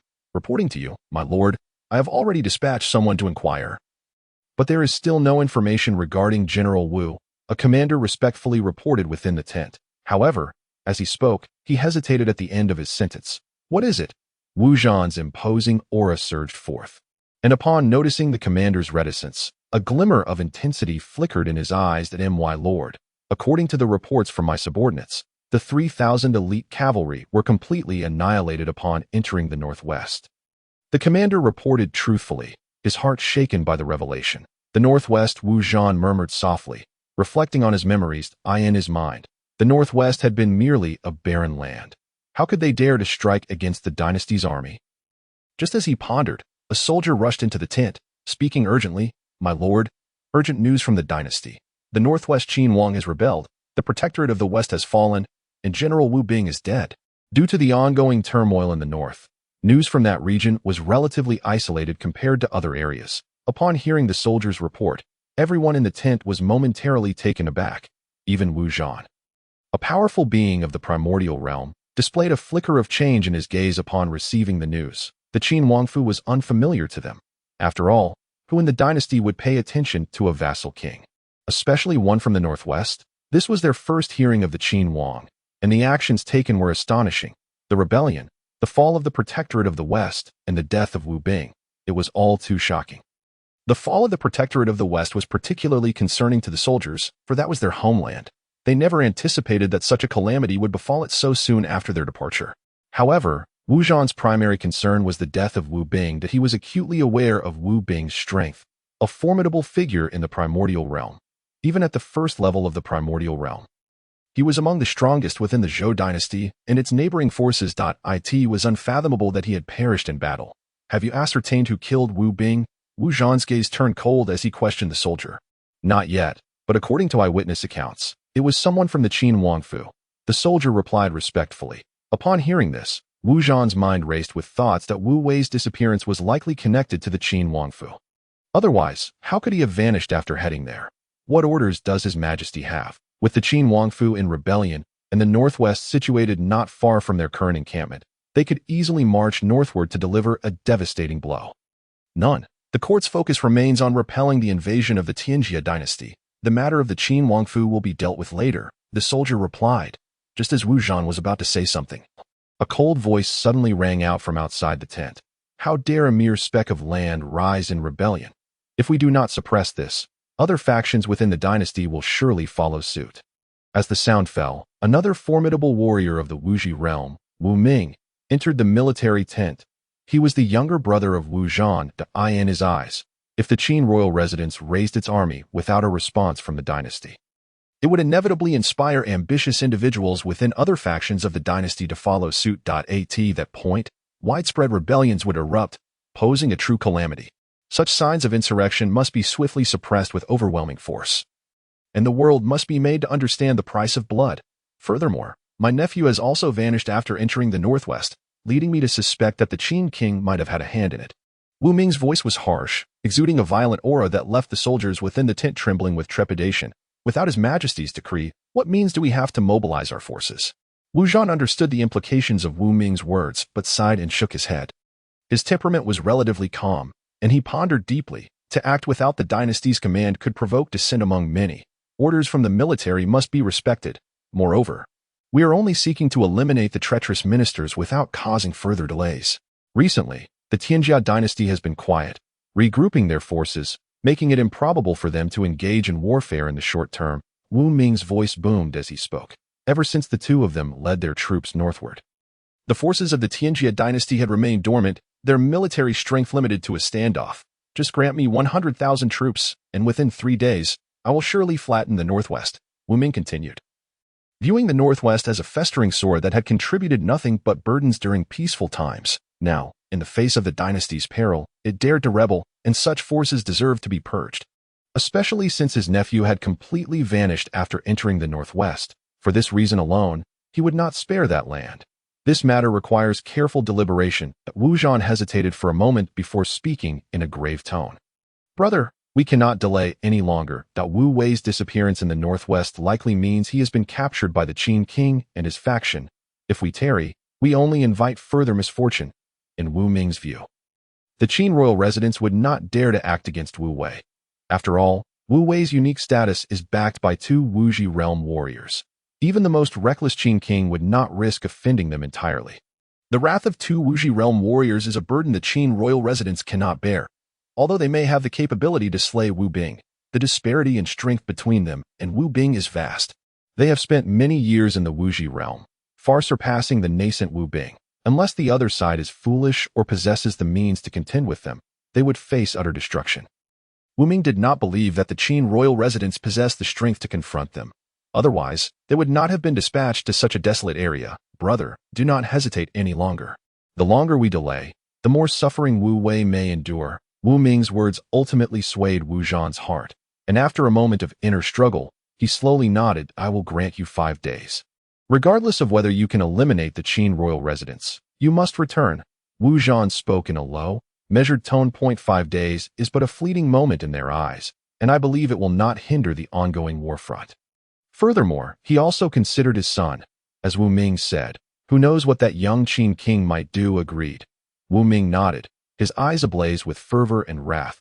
This time, as he marched into the northwest, he was determined to transform it into a mountain of corpses and a sea of blood, annihilating the Qin royal residents. Inside the tent, Wu Zhan watched Wu Ming depart, feeling a sense of hesitation. Uncertain whether this decision was the right one, his heart burdened with worried eye in the northwest, at the Qin royal residence. Your Highness, the northern front's Jinshi Protectorate has mobilized 100,000 troops and is advancing towards us with ominous intent. Rain Huatian suddenly appeared in the desolate hall, respectfully reporting the news. After the Qin Dynasty invaded the territory of the Great Zhou Dynasty, Qin Jun arranged for spies to keep a watchful eye on both sides' movements. Since Wu Wei was slain within the hall, Rain Huatian had personally assigned experts to monitor the Jinshi Protectorate's activities. After all, there was a pair of Wuji realm warriors involved. The northwest required vigilant precautions. After Wu Ming led 100,000 troops into the field, the spies quickly relayed the message back to the hall. 100,000 troops. Qin Jun nodded, this moment. Only Qin Jun and Jia Su occupied the hall. Upon hearing Rain Huatian's words, both men maintained a calm demeanor, as if they had anticipated this turn of events, showing little surprise in their eyes. A confrontation with Wu Zhan and Wu Ming was merely a matter of time. The Jinshi Protectorate would fall, and the 3,000 elite cavalry would be suppressed. These events could not be concealed. Eventually, they would encounter one another. However, the audacity of the other side to lead 100,000 troops here was perplexing. Did they not fear the wrath of the Great Zhou royal family? It must be noted that the Qin Dynasty's invasion was like a raging fire, with less than 500,000 troops available. Including those of Wen Zhan, the other side's reckless decision to mobilize 100,000 troops could significantly impact the situation on the southern front against the Qin Dynasty.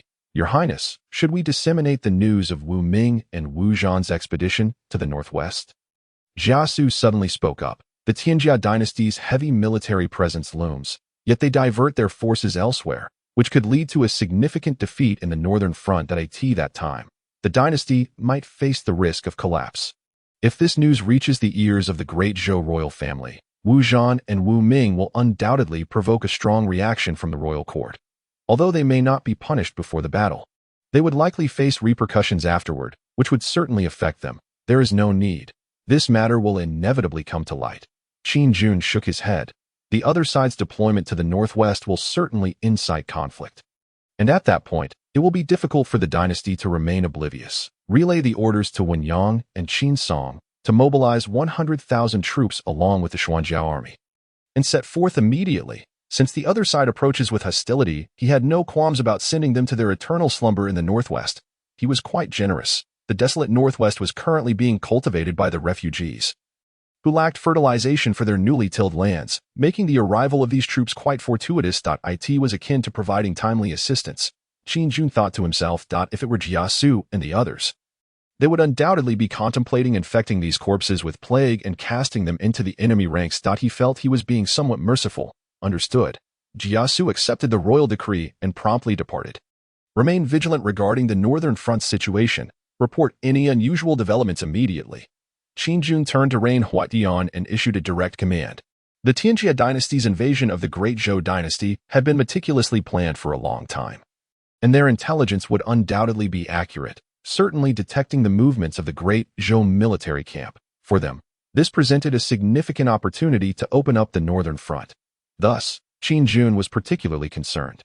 He felt no ripple of anxiety regarding the approaching 100,000 troops in his eyes. This force posed less of a threat than the northern barbarians' royal court. He believed that Wu Zhan and his brother's decision was indeed correct. The threat posed by the Qin royal residents far exceeded that of the Qin dynasty and other factions. However, in the end, they had underestimated the strength of the Qin royal residents in the northwest. The vast land lay covered in yellow earth, with harsh, piercing cold winds sweeping through, laden with the flavors of dust and drought. The winds traversed the desolate plains, flowing through valleys, brushing against ancient walls and watchtowers. During this time, the number of refugees gradually dwindled, and Su Yunfeng's movements were remarkably swift, with most having been relocated to the northern barbarians' royal territory. With the help of the Qin royal residents, they had begun anew, free from the scourge of war and the enemy's slaughter. In this chaotic world, their lives were as mere weeds, overlooked by all. At this moment, amidst the swirling yellow sands, the 100,000 troops led by Wu Ming charged across the plains. He had but 5 days. However, he did not intend to descend directly upon the Qin royal residence.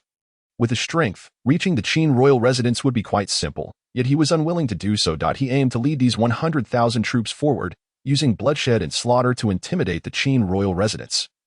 Demonstrating the consequences of rebellion, the 100,000 troops surged forth, stirring up clouds of yellow dust, their momentum formidable in the eyes of their soldiers. Embarking on an expedition to the northwest seemed a lucrative endeavor.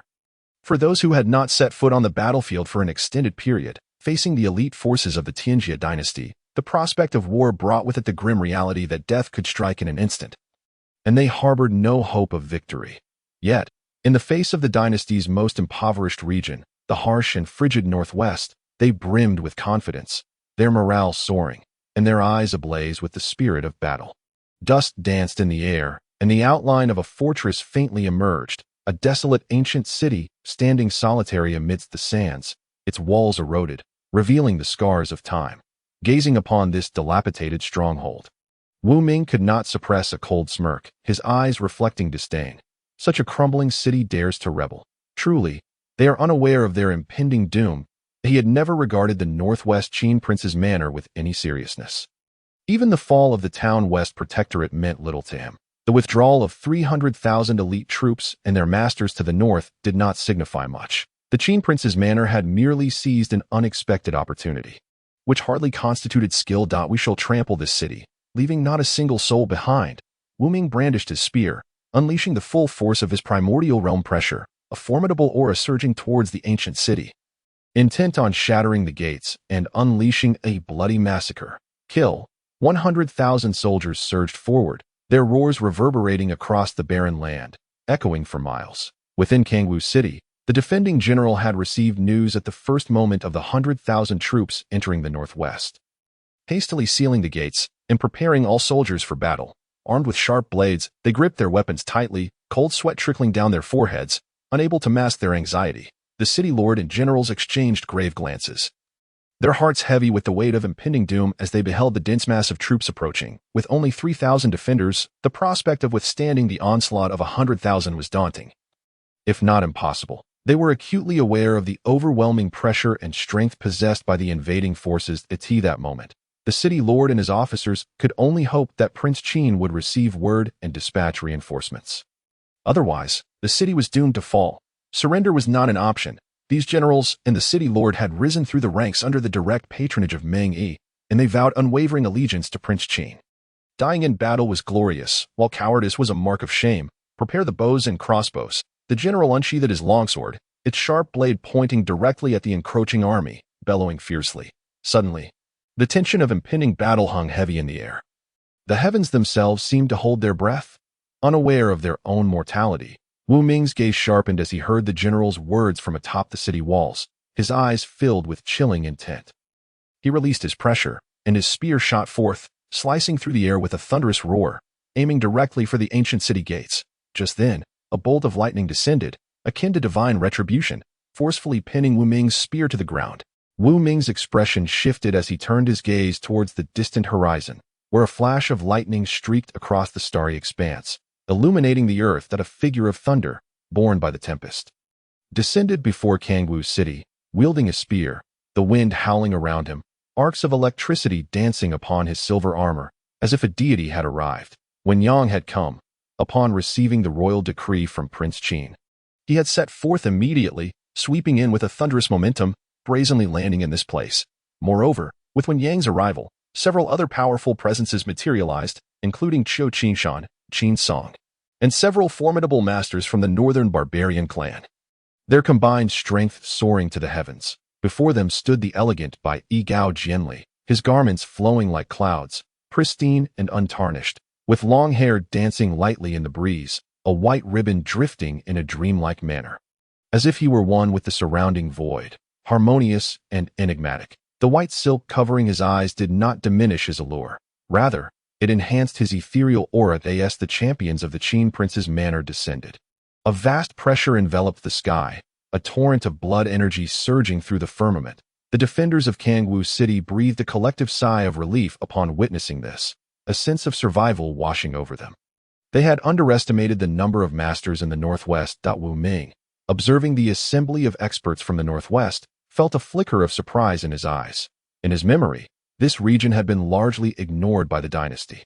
Yet here were so many formidable warriors. Nevertheless, their appearance would not alter the outcome. That he felt immense pride, confident that his strength ranked among the top 5 within the Great Zhou Dynasty. He harbored no worries, only a fervent desire for battle and slaughtered. As the forces of the northern barbarian clan closed in, they expressed mild astonishment upon seeing the masters from the Qin prince's manor. It was indeed the northern barbarian clan. Having previously encountered their warriors, he recognized them immediately. In that moment, clarity washed over him. No wonder there were so many experts in the northwest. They had already pledged allegiance to the northern barbarian clan. What a disgrace, Wu Ming sneered, his eyes ablaze with fury. The vassal king of the Great Zhou Dynasty had actually allied with the northern barbarian clan. Such an immense humiliation. Once this battle concluded, he would undoubtedly proclaim this news to the world. Hearing Wu Ming's words, Wen Yang's lips curled into a cold smile. Regardless of what was said, he remained unfazed. Why should a strong man explain himself to mere ants? Boom! Countless bolts of lightning intertwined as Wen Yang wielded the Taichu Thunderbolt Spear, charging forth with the speed of lightning. Wen Yang's speed was astonishing. By the time Wu Ming registered the attack, Wen Yang had already materialized before him, offering no words. The Taichu Thunderbolt Spear, imbued with the annihilating power of thunder, thrust forward, shattering the void and unleashing a tempest. Wu Ming instinctively raised his spear in defense. But suddenly, an overwhelming force of destruction erupted between them, the explosion of magical energy creating a surge of spiritual essence that rippled for miles. Both were masters of the primordial realm. Wu Ming had reached the 4th layer, while Wen Yang had only recently entered this realm, yet his attack was no less formidable. The clash of these two primordial realm titans ignited the battlefield. Below, the 100,000 troops had drawn near the city, their overwhelming momentum threatening to engulf Kangwu City. Just then, the war drums thundered, shaking the earth. From one side of the 100,000 troops, another 100,000 from the northwest approached, a stampede of horses led by the Xuanjia army. Akin to a tempest, banners fluttered, the Qin standard standing tall at the forefront, exuding an indomitable spirit. It was the clarion call for the army's charge. a symbol of the valor and glory of the warriors from the northwest.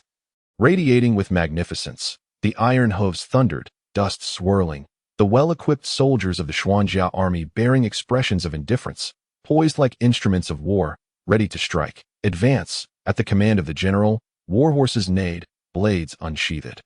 And the torrent of the Xuanjia army surged forth, their blades gleaming with a bloodthirsty glint. Hold the line, the general of the Town West Protectorate bellowed, every soldier bracing for the impending melee. Their eyes fierce and resolute. Despite the overwhelming onslaught, they felt no fear. Facing the Northwest warriors, they were filled only with the fervor of ambition and glory. The two armies drew closer, and in an instant, blades clashed, blood flew, and both sides erupted with a fervent battle spirit. The cries of war horses and the wails of soldiers reverberated across the battlefield. Smoke and chaos obscured their forms, 1,000 troops charging forth. Their momentum like a raging torrent. The air was thick with the scent of blood, the curtain rising on a brutal slaughter. At that moment, the chilling melody of a battle song echoed across the battlefield, igniting the fighting spirit and morale of every Northwest soldier, their blood surging, unleashing an unending torrent of power, embarking on a savage and merciless massacre of the Town West Protectorate's forces. The musician Gao gently descended from the city walls. Standing atop Kanwu City, the haunting melody enveloping the entire battlefield, a powerful force of soul energy enveloping each soldier, igniting their blood and stirring their spirits. Kill him. Noticing the change in the enemy soldiers, the general of the Town West Protectorate issued a sharp order, his sword pointed directly at Gao Jinli on the city wall. Among the 100,000 troops, there were indeed masters of the transformation realm. After all, this was a mobilization of 300,000 strong. However, all the elite forces of the Town West Protectorate were withdrawn in an instant. In a fleeting moment, 3 experts of the void transformation realm departed the battlefield, their formidable magical energies surging, lethal intent locking onto Gao Zhanli as they charged forth.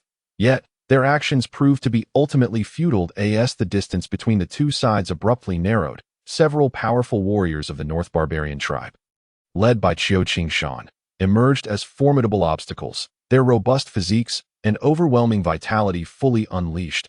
Encircling the 3 void transformation experts, they had become mere battle slaves to Gao Zhanli, sensing the threat posed to him.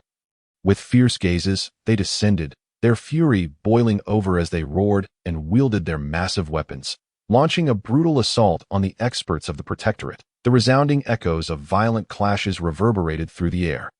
Powerful magical forces sweeping across the battlefield. In a sudden turn of events, one void transformation expert was cleaved in two by Qingshan, falling lifelessly to the ground.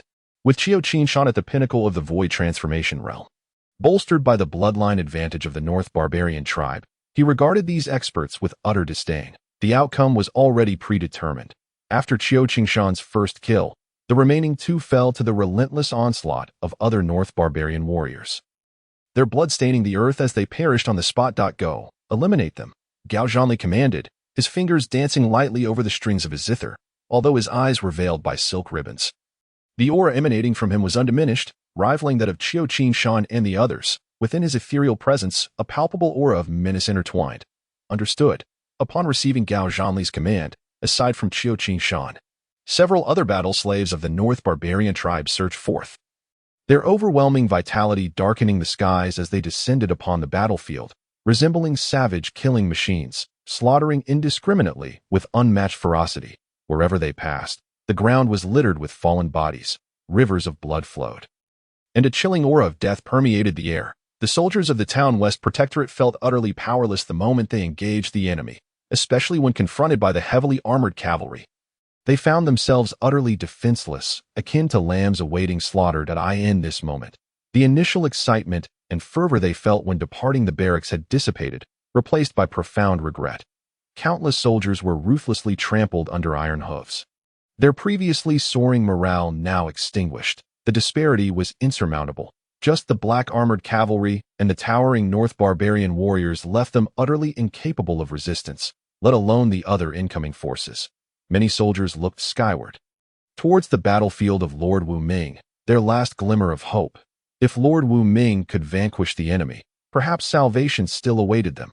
However, as they raised their heads, despair washed over them. They beheld Wu Ming, who was being relentlessly battered, his formidable form now adorned with shattered armor and tattered clothing, his body marked with ghastly injuries, blood ceaselessly pouring from him.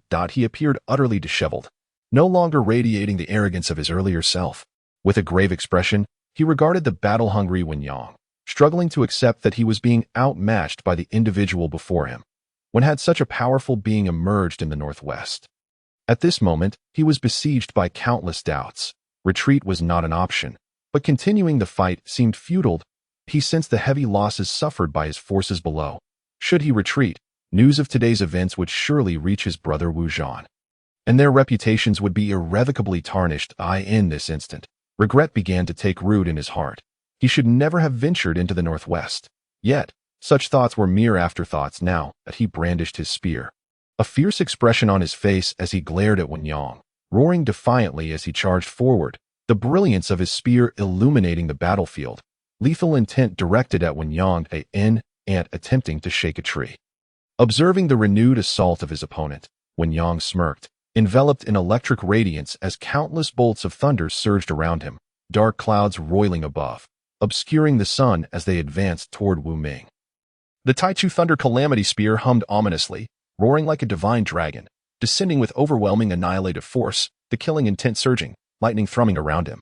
With a crack, the spear in Wu Ming's hand was instantly vaporized upon contact with the Taichu Thunder Calamity Spear, his arm disintegrating into dust, vanishing into the void. Wu Ming spat blood, retreating rapidly, horrified by the sight of his obliterated limb. Had he not decisively severed his own arm, he would have likely faced complete annihilation from that terrifying thunderous force. The lightning roared like an ocean, and Wen Yang stood amidst the tempest, resembling a deity, gazing down upon the world with unparalleled arrogance. Observing Wu Ming, who was now gravely injured, Wen Yang's eyes radiated with golden brilliance as his aura surged dramatically. Witnessing this scene, Wu Ming's desire to continue fighting dissipated entirely. His instinct for survival urged him to flee. Without hesitation, he pivoted, and despite his grievous injuries, he summoned all his strength to dash southward, his figure vanishing like a whirlwind. Wen Yang's body shimmered with golden lightning, thousands of lightning spears coalescing behind him before launching toward Wu Ming's fleeing form. The crackling of electric arcs filled the air, the golden beams weaving a grand tapestry of lightning that engulfed Wu Ming's escape route. The golden lightning spears pierced Wu Ming's body in an instant, erupting in a shower of blood. Ultimately, Wu Ming's speed could not compete with the lightning, and in the blink of an eye, countless spears pierced his chest and head, reducing his already battered body to a cloud of ashes.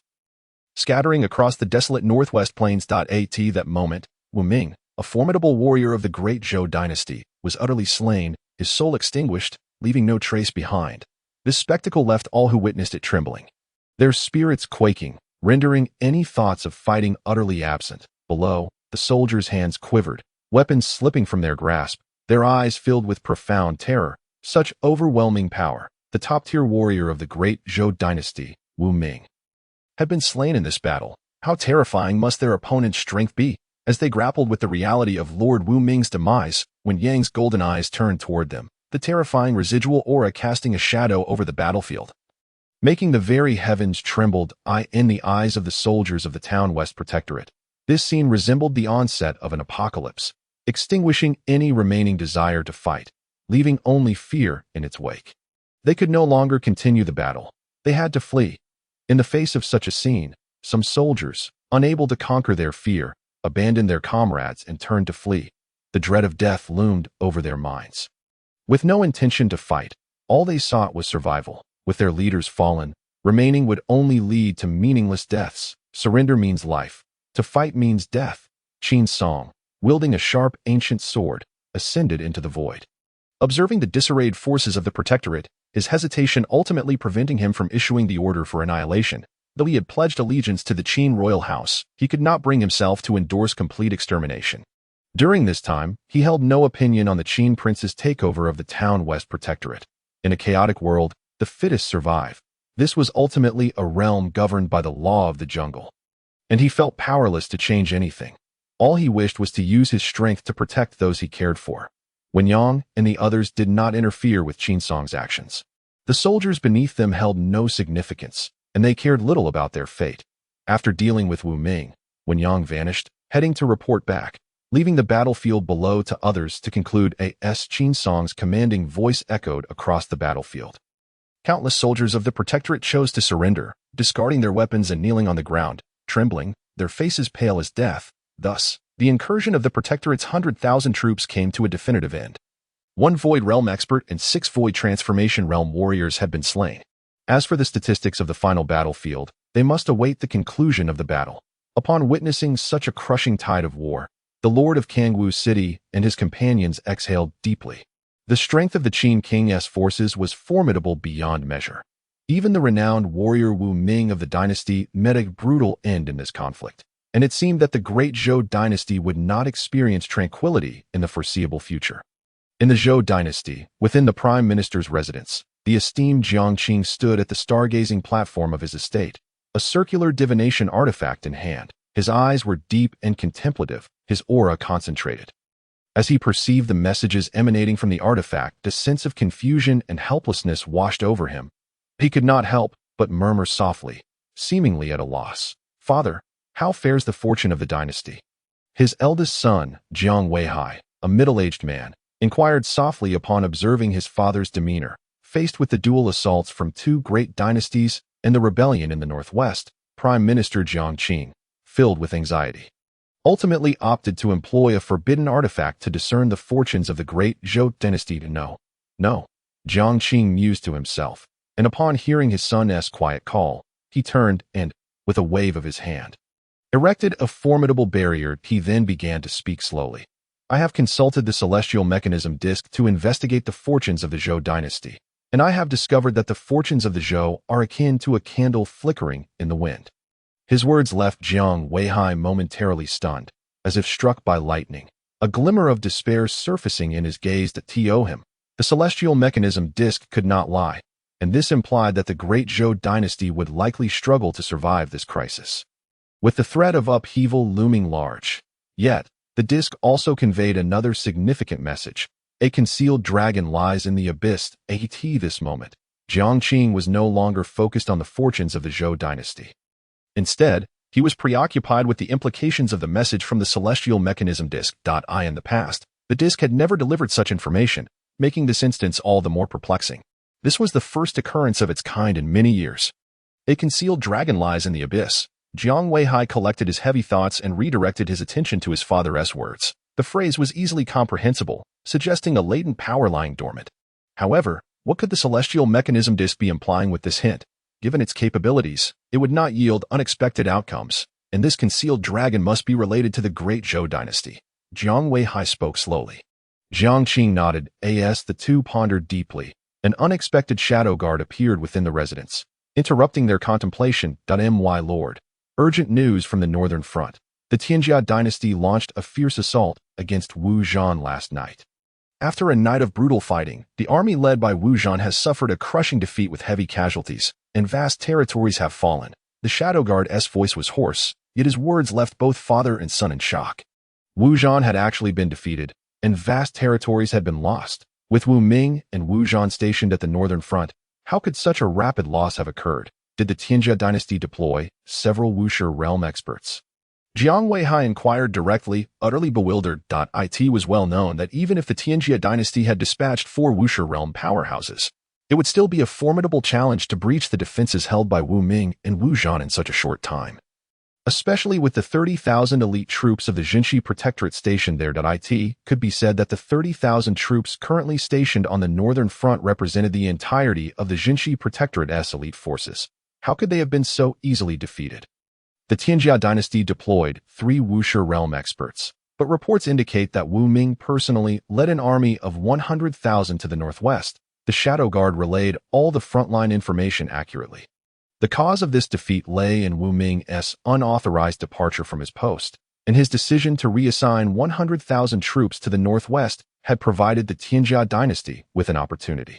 Resulting in the current grim situation, the loss of vast territories signified that the Great Zhou Dynasty had completely lost control over its northern lands, a catastrophic blow for the Zhou Dynasty.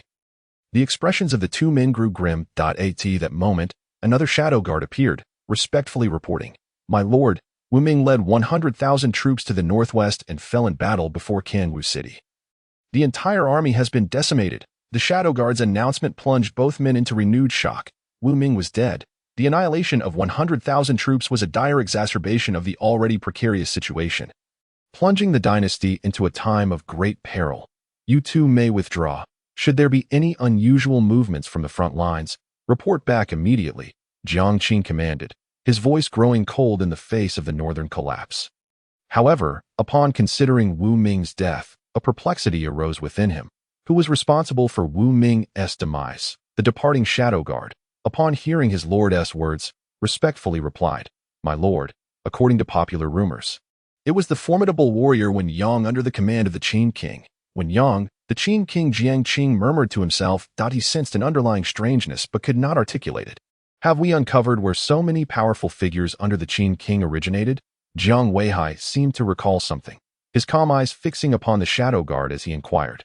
After the Qin King initiated actions against the Jinshi Protectorate in the northwest, the death of the Wuxia realm expert Wu Bing had drawn considerable attention within the dynasty. The Prime Minister of the Great Zhou Dynasty, the Jiang family promptly dispatched individuals to gather intelligence, seeking to clarify all information regarding the ninth prince since his fiefdom began.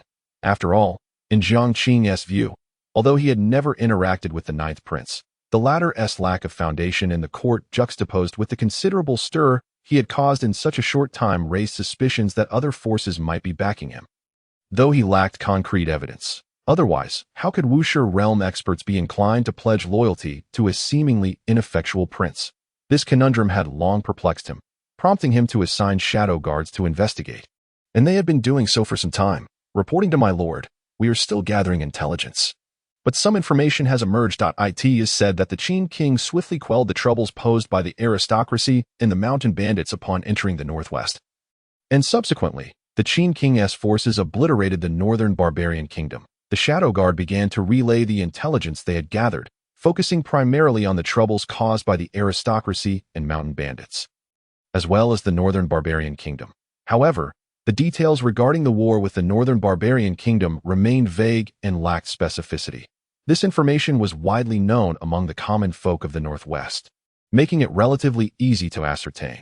Yet acquiring precise intelligence remained a challenge for the Shadow Guards, as fully comprehending the situation proved somewhat difficult. The Northern Barbarian Kingdom has been destroyed. Upon hearing the Shadow Guard's report, Jiang Weihai was utterly astonished, a hint of incredulity flashing through his eyes. Though the Great Zhou Dynasty had limited entanglements with the Northern Barbarian Kingdom, they were familiar with the latter's strength. With two Wuxia realm experts stationed there, the Great Zhou Dynasty could indeed eradicate the Northern Barbarian Kingdom, but it would come at a considerable cost. How long had it been since the Qin King first entered the Northwest? He had amassed the power to annihilate the Northern Barbarian Kingdom, and even the Great Zhou Prime Minister Jiang Qing, while maintaining an expression of calm, could hardly believe it'd in such a short span of time. The Northern Barbarian Kingdom had been vanquished, the Jinshi Protectorate occupied, Wu Bing slain, and the formidable Wu Ming subdued. Each piece of news was bound to incite a tempest. A concealed dragon lies in the abyss.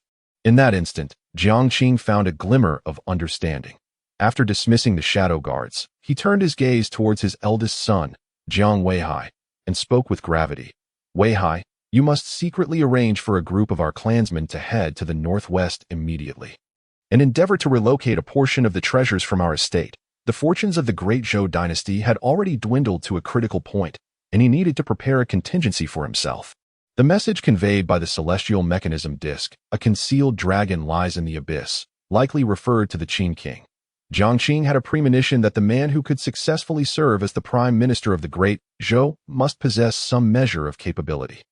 Furthermore, if an opportunity arises to serve under the Qin King, seize it without hesitation, disregarding other factors. Jiang Qing continued after a brief pause. Understood, father, Jiang Weihai replied, refraining from questioning his father further. However, he understood in his heart that his father's actions were undoubtedly rooted in reason. He did not linger any further but proceeded directly to arrange these matters. There were numerous forces keeping a watchful eye on the Prime Minister's residence. Thus, organizing his Qin's relocation required meticulous planning. As Jiang Weihai departed, Jiang Qing stood solemnly on the stargazing platform, holding the celestial mechanism. The gentle breeze tousled his strands of white hair, and a faint scent of blood wafted in the air from the north. prompting him to sigh deeply. Truly, it is a tumultuous autumn. The fortunes of the Great Zhou Dynasty had evidently dwindled to a mere flicker, with the northern territories lost over vast expanses. One could only imagine how many lives would be extinguished amidst this upheaval. Moreover, this northern collapse could very well trigger a cascade of repercussions, potentially impacting the eastern battlefield as well. A prolonged lament echoed through the stillness of the night. As the solitary figure remained on the stargazing platform throughout the night. As time flowed on, the east gradually brightened with dawn, and the common folk prepared for a day they presumed would be ordinary. Yet, news from the northern front instilled a chilling dread within countless hearts. The army of the Qin Jun Dynasty had unleashed a cataclysmic battle at the front lines, suffering grievous losses among the hundreds of thousands led by the formidable warrior Wu Zhan, who himself bore severe wounds and nearly perished in combat. With the northern territories falling, the path for the Qin Jun Dynasty southward lay utterly unimpeded, presenting a dire threat to the capital of the Great Zhou. After the collapse of the Great Zhou Dynasty, the Qin Jun seized the opportunity, breaking through the final northern line of defense at a cost of blood and lives, advancing with relentless vigor. The defenses, long established and manned by two mighty figures of unparalleled strength, crumbled utterly on that day, resulting in the deaths of countless soldiers in the north, a scene of profound tragedy. Corpses lay strewn across the land. Rivers ran red with blood, chilling winds howled, and the stench of carnage permeated the entire northern expanse. In the sky, a blood fog spread, casting the north into a realm of unthinkable suffering. Furthermore, another grave tidbit emerged. The unparalleled warrior Wu Ming led an army of 100,000 to the northwest Qin Wangfu, only to meet complete annihilation, along with Wu Ming's own demise. This somber news plunged the populace into an abyss of despair. In the span of a mere moment, the northwest Qin Wangfu had dispatched two unmatched warriors from the Great Zhou, directly contributing to the utter collapse of the northern front. In the eyes of the common people, had it not been for the Qin Wangfu's rebellion, Wu Ming would likely not have ventured northwest. Further compounding the northern line's downfall, countless citizens, filled with indignation, directed their ire at the Qin Wangfu for the dynasty's misfortunes. In an instant, the name of the Qin Wang stirred a tempest within the kingdom. Upon receiving the news, the Great Zhou court was thrown into disarray, with innumerable ministers stirred from their complacency at this moment. All within the court comprehended that if the Tianjia army continued its advance southward, the dynasty faced the real possibility of ruin. Your Majesty, with our current national strength, we cannot contend against two great dynasties, especially with the emergence of treacherous ministers within our realm. It is my counsel that we dispatch envoys to the Great Zhou Dynasty to implore their assistance. During the court assembly, someone finally proposed seeking aid from the Great Zhou Dynasty. The Great Zhou and the Great Zhou shared familial bonds and were considered part of the same alliance. Should the Great Zhou perish, the balance of power would be disrupted, and the Great Zhou could find itself ensnared in the turmoil. Hence, for whatever considerations might arise, the Great Zhou would undoubtedly choose to intervene. This notion resonated with many ministers, for should the Great Zhou fall, the next to face calamity would indeed be the Great Zhou. The logic of when the lips are gone, the teeth are cold was certainly not lost on them. Your Majesty, I second this motion. One by one, ministers rose to express their agreement. In the current circumstances, seeking external assistance seemed the sole viable strategy. The Great Zhou's strength was adequate to contend with a single dynasty. Yet facing two simultaneously posed a significant challenge. Thus, they could only seek the military support of the Great Zhou. This would alleviate the situation for the Great Zhou and provide them with a moment to breathe. Convey my decree. Immediately arrange for envoys to travel to the Great Zhou Dynasty and persuade them to send troops. Regarding the counsel of his ministers, King Qin Lai of the Great Zhou nodded. This course of action seemed the only recourse. The rapidly shifting tides of war had become unfathomable. It was astonishing that two of the Great Zhou's most formidable figures had suffered such dire fates in a single day, leading to catastrophic losses among hundreds of thousands. An unparalleled blow to the dynasty. The atmosphere in the court grew grave. A general hurriedly entered that moment. A foreboding sensation gripped the hearts of all present. Your Majesty, urgent news from the front. At dawn, the Tianjia army launched a ferocious assault on General Wen Jun. In the midst of the confrontation with the Tianjia forces, the Eastern Hu army appeared from behind, leaving General Wen Jun besieged and ultimately leading to his sacrifice. Moreover, Lord Qi Huan, stationed with the troops, has sustained serious injuries and has since returned to the dynasty to recuperate. The general's words left the assembly in stunned silence. General Qin Jun had been dispatched to quell the rebellion of the northern refugees and had led hundreds of thousands to intercept the Tianjiao army, aiming to prevent a union with the eastern Hu. In response to the threat posed by the Tianjia's unmatched warriors, King Qin had ultimately deployed one of his own to bolster their defenses, with Qi Huan being one such figure of unparalleled strength. If even the opposing side had suffered heavy injuries, the brutality of last night's battle had etched a painful reminder into the minds of all present. Truly, misfortune does not come alone. In a single night, the defenses against the Tianjiao army had collapsed entirely, with countless soldiers forever consigned to the shadows. Your Majesty, with the northern defenses completely shattered, it is my humble opinion that we should abandon the northern territories and concentrate our forces to confront the impending crisis. A minister stood, his countenance reflecting a deep internal conflict. To relinquish the northern territories would be a monumental decision for the Great Zhou, one that had never been made in the millennium since its establishment. Now, faced with such a situation, a heavy pall hung over every heart. Even King Qin's expression darkened. However, for the current state of the Great Zhou, continuing to send troops north held little significance. Any further military engagements would only lead to more casualties. Abandoning the northern territories was indeed a prudent course of action for the dynasty. With the critical northern territories already lost, regrouping the army would prove difficult. It would be wiser to withdraw all forces from the north and concentrate their might for a decisive confrontation with the Tianjia army. The distribution of military strength could no longer continue. Given the Great Zhou's current predicament, they had reached a point where they could not afford to lose any further. Qin understood the minister's sentiments, yet making such a choice remained a daunting task. Since the inception of the Great Zhou Dynasty, there had never been a precedent for relinquishing territory. Your Majesty, with General Qin Jun deceased, no one can impede the union of the Tianjia and Eastern Hu armies. It is my view that we should immediately consolidate our forces on the Eastern Front. If we are encircled by the two great armies, another minister spoke, his voice heavy with gravity. The ministers lowered their heads. Resigned to the situation, Prime Minister, what is your perspective? King Qin's expression darkened, his heart torn between choices, and he turned his gaze toward Prime Minister Jiang Qing. Your Majesty, the Great Zhou has run out of options. Prime Minister Jiang Qing rose, his voice tinged with melancholy. Given the current circumstances, the Great Zhou could do no more than conserve strength, avoiding unnecessary losses while awaiting the arrival of reinforcements from the Great Zhou to break the deadlock. In such a scenario, there might still be a glimmer of hope for the dynasty. Qin's hand trembled slightly as he listened to the Prime Minister's counsel. He sighed inwardly, his resolve waning, and spoke in a tone laced with resignation. Issue the decree. All northern forces shall retreat to establish a defensive line in the central region. On the eastern front, we must consolidate our positions to guard against the Tianjiao army. I accept the decree. Prime Minister Jiang Qing nodded respectfully. As the court convened concluded, the imperial edict, conveyed by Prime Minister Jiang Qing, spread throughout the realm. The withdrawal of all forces from the northern territories was akin to a bombshell, proclaiming to the world that the dynasty would forsake the northern lands.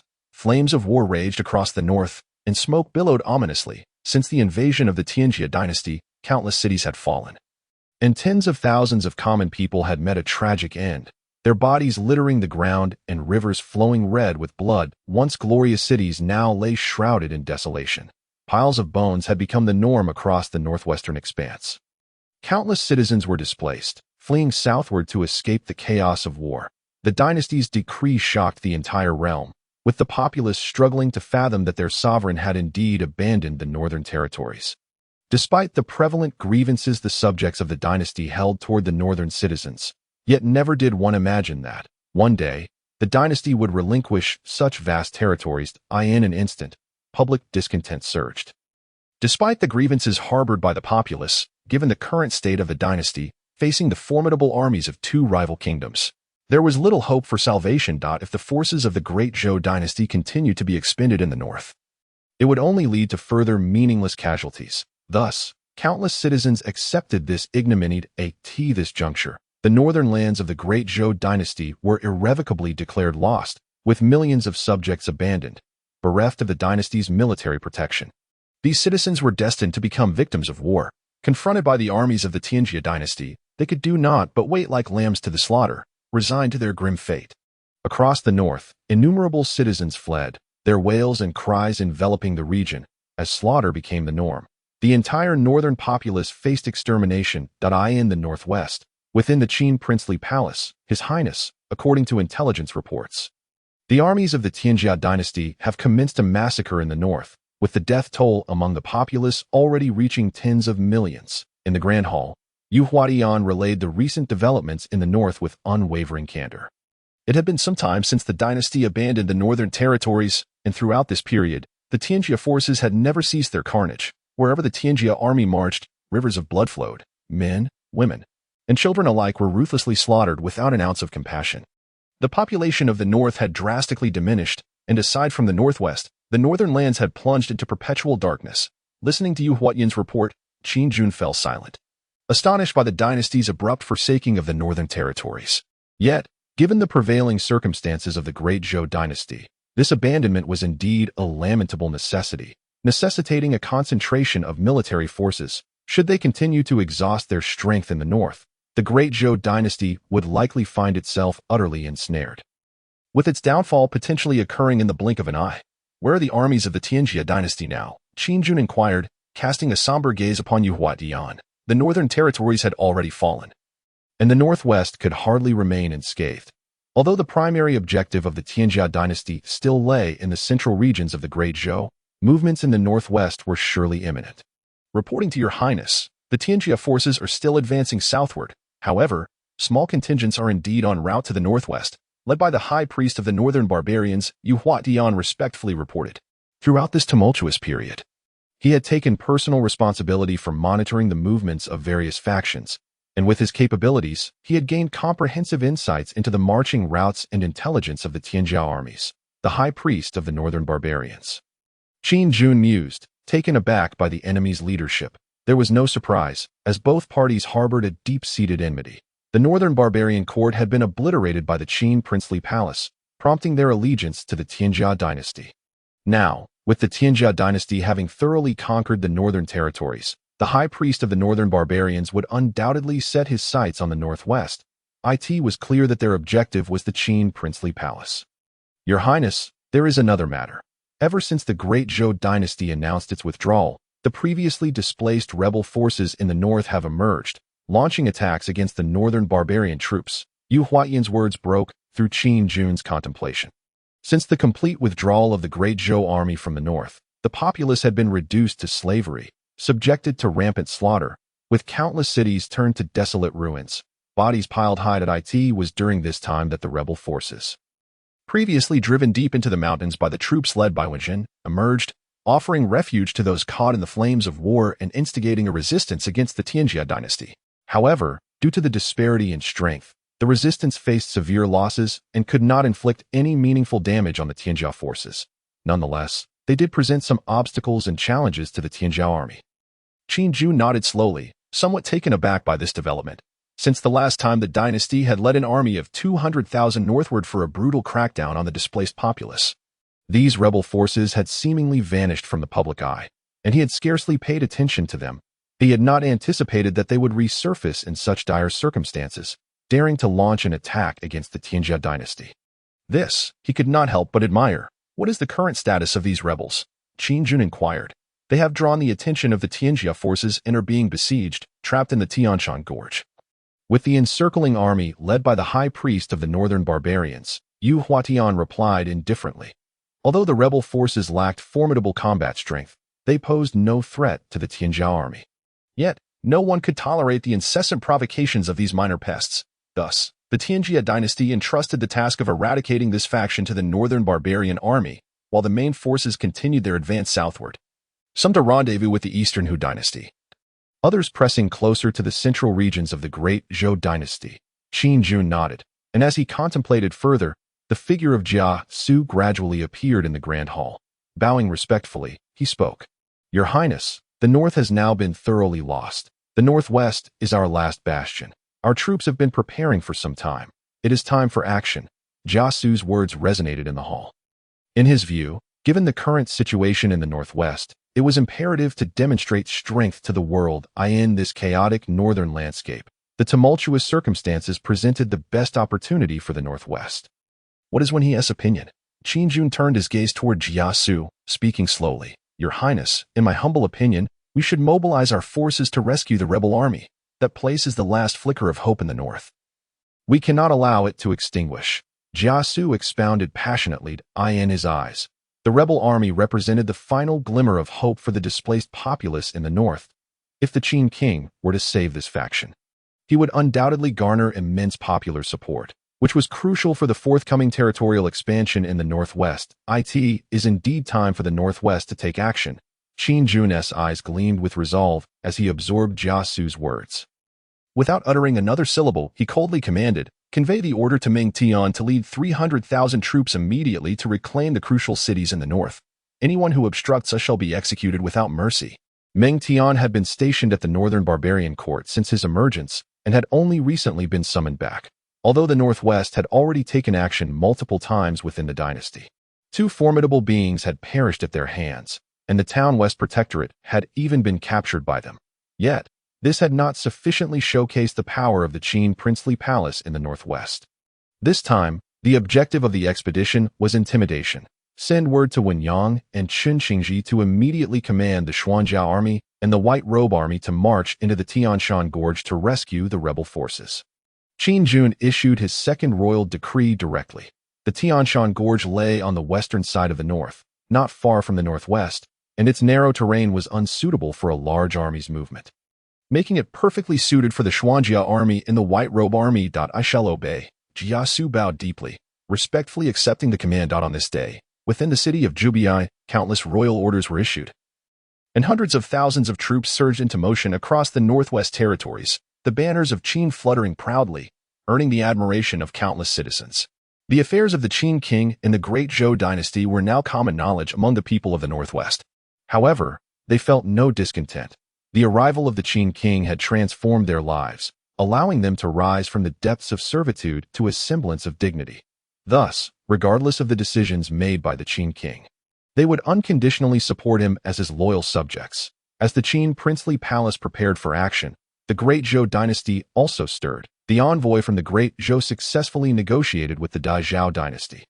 The Dezhou king and his court agreed to dispatch troops. Within a mere 3 days, 800,000 soldiers from the Dezhou Dynasty entered the territory of the Great Zhou Dynasty, commanded by 3 formidable entities, setting forth to engage the Eastern Hu Dynasty in the east. The grand army of 800,000 marched forth from the southern borders of the Great Zhou Dynasty, and it was believed that they would reach the eastern battlefield within a few days. With the aid of the Dezhou Dynasty's 800,000 troops, the tense situation facing the Great Zhou Dynasty was poised for alleviation. Upon hearing this news, the citizens of the Great Zhou erupted with excitement, a renewed hope swelling within them to defeat their enemies. Their hopes ignited the morale of the Great Zhou Dynasty's army, instilling within them a fervent fighting spirit. Even in the face of the successful convergence of the Tianjia Dynasty and the Eastern Hu Dynasty, the elite forces of the Great Zhou remained undaunted. As once more, a tempest of slaughter and bloodshed surged forth in the eastern territories of the Great Zhou. The smoke of war permeated the skies above the eastern battlefield, where 1,000,000 soldiers clashed, and numerous formidable beings engaged in combat. The sounds of blood and bone colliding, the chaos of battle, the wails of the fallen, and the roars of the furious reverberated throughout the eastern theater. Where the ground lay strewn with corpses and rivers flowed with blood, brutality and passion became the prevailing themes of the battlefield, as countless soldiers charged forth to defend the dynasty and their homes. In this confrontation, the Great Zhou army faced the warfare of 2 formidable dynasties without succumbing to despair. Rather, they achieved notable successes on the battlefield, showcasing the strength and splendor of the Great Zhou, instilling confidence among the military and civilians alike, revealing to them a glimmer of hope. Following this battle, the Tianjia Dynasty and the Eastern Hu Dynasty withdrew their forces, clearly seeking to evade the might of the Great Zhou. After all, their momentum was undeniable, and to minimize casualties, the 2 dynasties opted to retreat from the fray. At this juncture, the 80,000 reinforcements from the Zhou Dynasty surged into the eastern battlefield, successfully rendezvousing with the Great Zhou forces. Ultimately, after discussions among the formidable beings of the 2 dynasties, they resolved to act swiftly, seizing the opportunity presented by the Tianjia and Eastern Hu Dynasty's apparent disarray on the battlefield. They concentrated their military might to deliver a decisive blow against the enemy, securing victory in the Eastern Theater. The Great Zhou and Zhou dynasties amassed 1,000,000 valiant troops, augmented by dozens of adept practitioners of the Void Realm and 9 formidable beings of the Boundless Realm. Their presence creating an overwhelming aura that reverberated through the eastern skies, shattering the void and unleashing fierce winds. This conflict garnered global attention. Countless citizens prayed for the soldiers on the front lines, beseeching them to vanquish the external foes and return safely. Even the crown prince of the Great Zhou appeared on the battlefield, invigorating the troops and boosting their morale. The royal family and the populace of the Great Zhou firmly believed that the assembled forces of the two dynasties were more than capable of overcoming the invasions of the Eastern, Hu, and Qin dynasties. Indeed, the people began to harbor hopes that, once the Eastern conflict was resolved, the elite forces would return to reclaim the northern territories, restoring the grandeur of the Great Zhou. Yet, the unpredictability of fate loomed ominously. The 4 great dynasties stood in opposition on the plains, a palpable aura of dread surging through the void, as both armies, armed and poised for battle, awaited the inevitable clash beneath a shroud of ominous clouds that spoke of the slaughter to come. Suddenly, a formidable presence surged from the east, emanating the oppressive aura of the Boundless Realm, and just as this globally significant war was about to erupt, an unexpected turn of events unfolded. The 80,000 elite troops of the Zhou dynasty abruptly turned their blades against the Great Zhou army. A maneuver that left the formidable beings of the Great Zhou both astonished and perplexed. At that moment, the Eastern Hu and Qin dynasties also mobilized, joining forces with the Zhou dynasty to encircle the elite troops of the Great Zhou. In this battle, faced with the onslaught of 3 great dynasties, the Great Zhou met with a disastrous defeat, and the Eastern territories fell irrevocably into chaos. Upon learning of this news, the world was engulfed in shock and horror. The Zhou dynasty's betrayal of the Great Zhou resulted in catastrophic losses for the elite forces. Even the formidable beings of the Boundless Realm suffered grievous injuries, as 3 valiant warriors sacrificed themselves to cover the retreat of their army, while the remaining survivors bore wounds. This battle plunged the Great Zhou into a dire predicament. Within the dynasty, countless citizens were engulfed in despair, as the Zhou dynasty's treachery turned their blades upon the Great Zhou forces. While the Qin and Eastern Hu dynasties swiftly advanced, forming a siege around the Great Zhou army. At this moment, the truth became glaringly evident to all. The previous conflicts had clearly been orchestrated by the Qin and Eastern Hu dynasties. The attempts of the Great Zhou to persuade the Zhou dynasty had merely invited wolves into their fold, leaving many in stunned silence. The northern, eastern, and western territories fell into ruin, with half of the dynasty's lands lost, and 1 million elite troops decimated by the Zhou dynasty's betrayal. A profound silence enveloped the people. On this day, the venerable ancestor of the Great Zhou, Qin Feng, announced his return from seclusion, sending shockwaves through the court and the populace. On this very day, turmoil engulfed the royal city of the Great Zhou, as any factions with ties to the Zhou dynasty were ruthlessly eradicated, leaving no survivors. Even the crown prince's consort did not escape this fate, as she was executed in a blood-soaked retribution against the Zhou dynasty. It was evident that this conflict had been instigated by a collusion among the Qin, Eastern Hu, and Zhou dynasties, with the intent to completely partition the Great Zhou, taking advantage of the failure of the Great Zhou's venerable ancestor to break through. They sought to eliminate the dynasty entirely. The fall of the Eastern battlefield dealt a devastating blow to the Great Zhou's military strength, rendering them incapable of resisting the invasions of the 3 great dynasties. As their defensive lines crumbled, allowing the armies of the 3 dynasties to penetrate deep into the heart of the Great Zhou, advancing towards the royal city, even with the emergence of the venerable ancestor Qin Feng. The tide of fate seemed inexorable, leaving the destiny of the Great Zhou shrouded in uncertainty. In the north, following the decree of King Qin, Meng Tian personally led 300,000 troops eastward. With the ferocity of a thunderstorm, he swiftly captured numerous vital cities and strategic passes before the army of the Qin dynasty could arrive. The tattered banners of the Zhou dynasty fell, while the flag bearing the character Qin rose steadily in the northern expanse. Thus, the western territories of the north fell under the complete control of the Qin royal house, establishing a new line of defense. Meanwhile, in the Tianshan Gorge, the high priest of the northern barbarian kingdom stood atop a cliff, gazing coldly at the army of refugees trapped within the gorge. When the news of the northern barbarian kingdom's destruction reached him, he was initially shocked, his first instinct being to lead a rescue mission. Yet, Upon contemplating that even the boundless realm strongman, King Tidar, had been slain, he realized that with his own strength, he could hardly alter the outcome and was left with no choice but to seek refuge with the Qin Dynasty. Not long after aligning with the Qin Dynasty, he found an opportunity for revenge by launching an assault on the northern front of the Great Zhou. This was undoubtedly a chance for him to avenge the enmity of his race. Once he thoroughly defeated the Great Zhou's forces in the north, he would lead his elite troops westward, targeting the Qin royal house. Encircling the insurgents was merely a part of his plan. He had deliberately refrained from annihilating the army of refugees, treating them like cattle as he drove them northwest. "Is there any movement from the west?" The high priest's voice rasped, his aura heavy and inscrutable. "My lord, as you anticipated, the Qin royal house in the northwest has indeed mobilized. According to the scouts, a 10,000-strong army is rapidly approaching the Tianshan Gorge." A slender man appeared behind the high priest, delivering the report with a sharp voice. For them, suppressing the army of refugees was a trivial task. However, the northern barbarian high priest was reluctant to proceed hastily. He wished to see whether the northwest would send troops for rescue. After all, the northern territories of the Great Zhou had already fallen completely, making it impossible for the northwest to remain aloof. It was highly probable that they would dispatch forces for a rescue.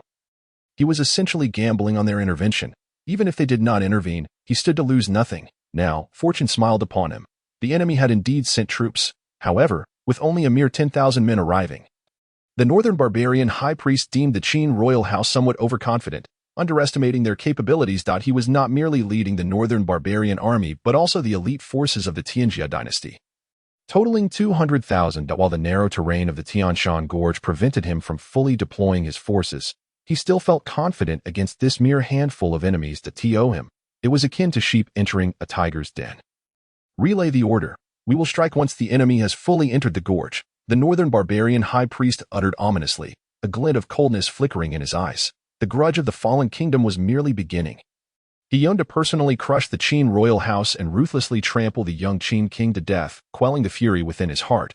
Understood. The slender man disappeared after receiving his orders, leaving the northern barbarian high priest alone atop the cliff. Simultaneously, Wen Yang and Chen Qingji personally led the elite forces of the Qin royal house, the Xuanjiao army and the White Robe army, towards the Tianshan Gorge. Both armies represented the pinnacle of the Qin royal house's might. Though their numbers were few, their strength rivaled that of thousands. The aura and power they exhibited were not inferior to any other army. Ambushes lay in wait within the Tianshan Gorge. A middle-aged man clad in an elegant white robe gazed upon the serene yet foreboding canyon, his voice steady as he spoke. This man was none other than the renowned General Chen Qingji from the northern and southern dynasties. Since his birth, he had remained within the military camp, honing the White Robe army. Even before his arrival, the White Robe army had already accompanied King Qin in battles across the land. Despite their formidable strength, they could not escape the toll of casualties. However, under the command of Wen Yang, a portion of the elite soldiers was integrated into the White Robe army, maintaining the troop count at a steadfast 7,000. After Chen Qingji's emergence, he focused on training these newly incorporated elites.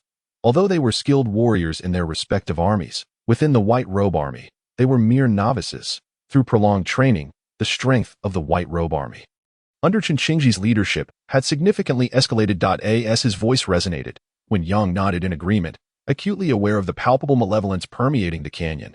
"Let us see who ambushes whom," he mused.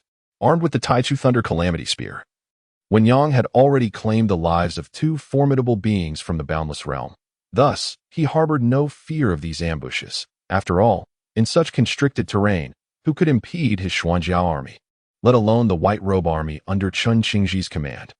Even the arrival of a boundless realm expert would likely prove futile against the White Robe army. He remained unperturbed by such concerns. "Let us advance," Chen Qingji affirmed, a smile gracing his countenance, as he eagerly anticipated the forthcoming ambush. In his previous life, he had been powerless, but in this life, he possessed formidable strength and yearned to test his mettle. Relishing the sensation of dominating the battlefield, under his directive, the White Robe army took the lead, entering the Tianshan Canyon with unyielding resolve, their eyes brimming with martial fervor and an ironclad determination.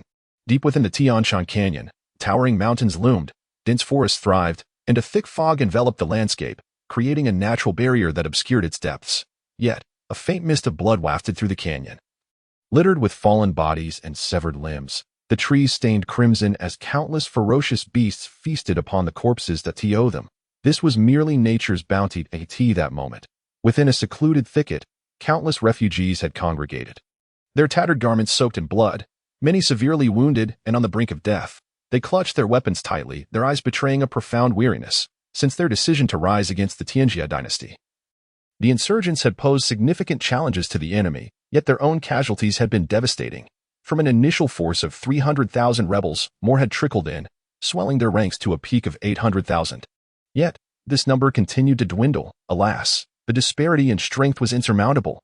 Mere numbers could not bridge the gap. Faced with the elite troops of the Qin Dynasty, some insurgents wielded nothing but wooden clubs, inflicting no harm upon the enemy.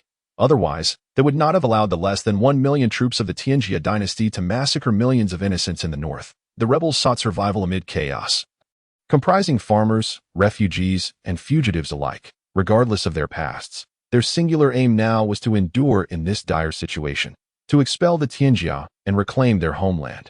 Yet, this task proved exceedingly arduous, despite their peak strength of 800,000. Fewer than 300,000 remained, besieged by the Qin forces. Inside a hastily assembled tent, several rebel leaders deliberated. One burly man voiced, "We cannot delay any longer. Reports indicate that over 1,000 have perished from their injuries. If we continue to linger, the death toll will only rise that we may not even need to contend with the Qin. We might well perish here." This robust man was named Qin Jun. Seated beside him was a quiet youth clad in a blue garment. As the leaders debated their next course of action, each day spent in this confinement resulted in countless deaths among the refugees due to disease and hunger. Thus, the insurgents were compelled to make a swift decision. Qin Jun advocated for a breakout, asserting that even if they could not defeat the Qin army, they must at least inflict some damage upon the enemy. Yet, another leader immediately countered, "The canyon's mouth is already occupied by the enemy. Attempting a breakout now would be tantamount to seeking death. Our forces lack even adequate weaponry. Should we choose to escape, we would merely await slaughter, with little hope for a different outcome." The opinions clashed, and the others fell into silence, uncertain of the best course. That a breakout might still hold promise, while remaining here meant certain death. Qin Jun gazed at the leader who had opposed him, a hint of dissatisfaction in his tone. This was their final hope. If they continued to stall, not only would the death toll rise daily, but their fervent fighting spirit would also wane over time, leading them to true despair. What if the dynasty sends troops to the north? We might find salvation then. A coordinated breakout would surely succeed. The opposing leader shook his head, lacking a long-term perspective. In his eyes, a breakout was a guaranteed death sentence, while stalling might yield a future opportunity. He could only cling to hope for what lay ahead. The dynasty? Qin Jun scoffed, his eyes reflecting a trace of disdain as he retorted, "Not long ago, the dynasty's army slaughtered our kind. Do you truly expect them to rescue us? Furthermore, the Great Zhou Dynasty is likely preoccupied with its own troubles. How could it muster the strength to send troops north?" Qin Jun spoke candidly. The enmity between them and the Great Zhou Dynasty was palpable, and to rely on them for salvation was utterly absurd, a tragic mockery. "Let us prepare for the breakout. We shall save as many as we can, and leave the rest to fate." As the two continued their argument, a middle-aged man in black robes slowly rose, his voice echoing in the tense atmosphere. "Since we have no other choice, we must take a gamble. How many will escape alive is left to fate." Following the black-robed man's words, the eyes of the other leaders turned toward him, nodding in agreement. With no further dissent, the black-robed man was the most powerful among the insurgents, possessing peak strength in the transforming void realm. Having previously escaped from a boundless realm expert, the chasm between the transforming void and boundless realm was immense, and to evade a boundless realm expert was a feat worthy of admiration. No one dared to underestimate him. Thus, his words carried significant weight among the insurgents, and the others chose to comply. Even the leader who had opposed Qin Jun remained silent, just as the leaders were about to disperse to prepare. A young man suddenly entered the tent, breathless with urgency. "Leaders, an external army has breached the mouth of the Tianshan Canyon." The youth's voice was youthful and unsteady. He had been tasked with monitoring the movements within the canyon, and today he had witnessed a force charging in. His revelation stunned the leaders, followed swiftly by excitement. The black-robed man immediately inquired, his tone laced with anticipation. "External army? How many? From which faction?" "Over 10,000. I saw the soldiers clad in white robes, with the character Qin emblazoned on their banners. The young man relayed all he had witnessed, leading the leaders in the tent to ponder deeply in the Great Zhou Dynasty. An army clad in white robes was a rarity. Most among them had never heard of such a force. The Qin banner. Could it be the Qin prince's faction from the northwest? I have heard of a unit known as the White Robe Army. Renowned for their white robes and silver armored, the leaders contemplated this. A lean figure among them suddenly spoke up, his words instantly captivating everyone's attention. Even the young man in the blue robe exhibited a flicker of interest at this moment. Noticing the gaze of the middle-aged man, the emaciated individual continued, I have also heard of these matters by chance. The renowned generals of the past, such as Emozilio, have been evaded by countless troops under the banner of the white robes. Which is how this army formed among the folk of the northwest. The emaciated man elaborated on everything he knew to the gathering. It is important to note that information from the northwest is relatively insular, both internally and externally. Despite being situated in the northern territories, the common folk of the northwest rarely engage with outsiders. Furthermore, outsiders are often reluctant to associate with the people of the northwest, which has contributed to a multitude of reasons. With only a little over 10,000 men, what purpose could they serve? After learning about the White Robe Army, excitement waned into a sense of despondency. In the current circumstances, what could over 10,000 men accomplish? The Qin Dynasty's hundreds of thousands of troops have surrounded the Tianshan Gorge, and throwing in over 10,000 men would likely not even create a ripple. In their minds, those 10,000 men were simply marching to their doom. Regardless, the fact that the opposing side is willing to send troops to rescue us should be remembered, though whether there will be an opportunity to repay this kindness remains uncertain. The man in the black robe glanced at the leaders, his voice slightly hoarse, and as he concluded, he found himself at a loss for words. Whether they would successfully break out was still an unknown. Even if they did manage to escape, how many would ultimately survive? At that moment, the leaders ceased their discussions and proceeded to organize their troops, preparing for the breakout. Currently, the rebel army numbers fewer than 300,000. And due to illness and injury, they are left with a scant 240,000 soldiers. This remaining force represents the last vestiges of the rebellion and their final hope for a breakout. In the Tianshan Gorge, where the terrain is treacherous and the mountain paths rugged, when Yang and Qin led their troops as they galloped through the mountains, their path was strewn with the remains of the fallen. The ground stained with old blood, and lurking beasts in the forest eyed the advancing army, a chilling aura reverberating through the valley, with a thin mist of blood shrouding their vision. They're coming. Qin, positioned at the forefront alongside the White Robe Army, remarked as they marched into an area dense with blood mist. His eyes flickered, as if piercing through the haze, and a golden tome appeared in his hands. An artifact known as the soul-capturing heavenly book. The moment his voice fell, the blood mist surged, and soldiers from the northern barbarians erupted from within, charging forth with their towering physiques and overwhelming bloodlust aimed at the White Robe Army. They had long awaited this moment to ambush the forces of the Qin Wangfu. It was evident that those hidden among them were all of the northern barbarian clan, seeking to exact revenge for the destruction of their royal court, using the blood of their foes to honor the souls of their fallen kin. As far as the eye could see, the forest was alive with the movements of the northern barbarian army. Once the blood mist dissipated, the silhouettes of both armies became starkly visible, and the atmosphere in the woods turned tense. Kill. Although Qin donned an elegant white robe, amidst the chaos of battle, his aura radiated the ferocity of a seasoned general, exuding a commanding presence. Observing the appearance of the northern barbarian army, he brandished the soul-capturing heavenly book, unleashing an overwhelming force that erupted from his being, and issued the command to advance with a cold shout. With Qin's order, the soldiers of the White Robe Army surged forth with ferocity, causing the very earth to tremble beneath them. Under the blazing sun, a dazzling silver light shone, reflecting off their silver armor as they swept through the dense forest like a torrent. Armed with long spears and eyes filled with determination, they radiated intent to kill, a palpable aura of violence enveloping the army, echoing the fervent battle spirit within each soldier. The banner inscribed with the character Qin fluttered loudly as they surged forth like an unstoppable flood against the surrounding foes. In the confines of the dense woods, the two armies collided with the force of a natural disaster, erupting in an explosion of blood, and the clashing of weapons resounded across the battlefield. The once tranquil forest was now a scene of carnage, with bodies strewn across the ground. As both armies clashed with overwhelming momentum, fierce flames of war igniting the landscape, and the cries of the dying mingling with the sounds of battle. As if singing a dirge for death, the disparity in numbers was staggering. The Qin Wangfu had fewer than 20,000 men, while the northern barbarians amassed around 100,000. However, due to the terrain, even this vast number struggled to unleash their full might within the confines of the forest. The soldiers engaged in close-quarter combat, devoid of any strategy, only immersed in the baptism of blood and fire. In the heart of the battlefield, Chun Qingji observed his valiant soldiers, his gaze glinting with icy resolve. With a wave of his hand, the soul-capturing heavenly book erupted with golden radiance, enveloping the entire battlefield. Countless souls of the slain were drawn forth, converging around Chun Qingji, and as he uttered a soft command, the surrounding air grew heavy with an intense, malevolent power rapidly coalescing at that moment. Each soldier of the White Robe Army's eyes gleamed with a white glow, an ethereal aura rising from within them. That instant, a blinding white light pierced the heavens, akin to a sword cleaving through the void.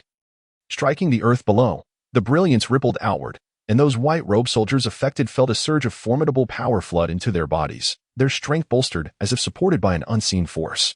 This far surpassed the effects conjured by Gao Jianli. Their minds united. A tide of killing intent surged. Kill. Chun Qingji's eyes were now consumed by the white radiance. In this moment, his aura soared, his presence transcending the mundane, exuding an air of otherworldliness that was both unfamiliar and terrifying. The soul-capturing heavenly book continuously absorbed the souls from the battlefield, and as the number of souls drawn increased, so too did the strength of the White Robe Army and Chun Qingji's aura.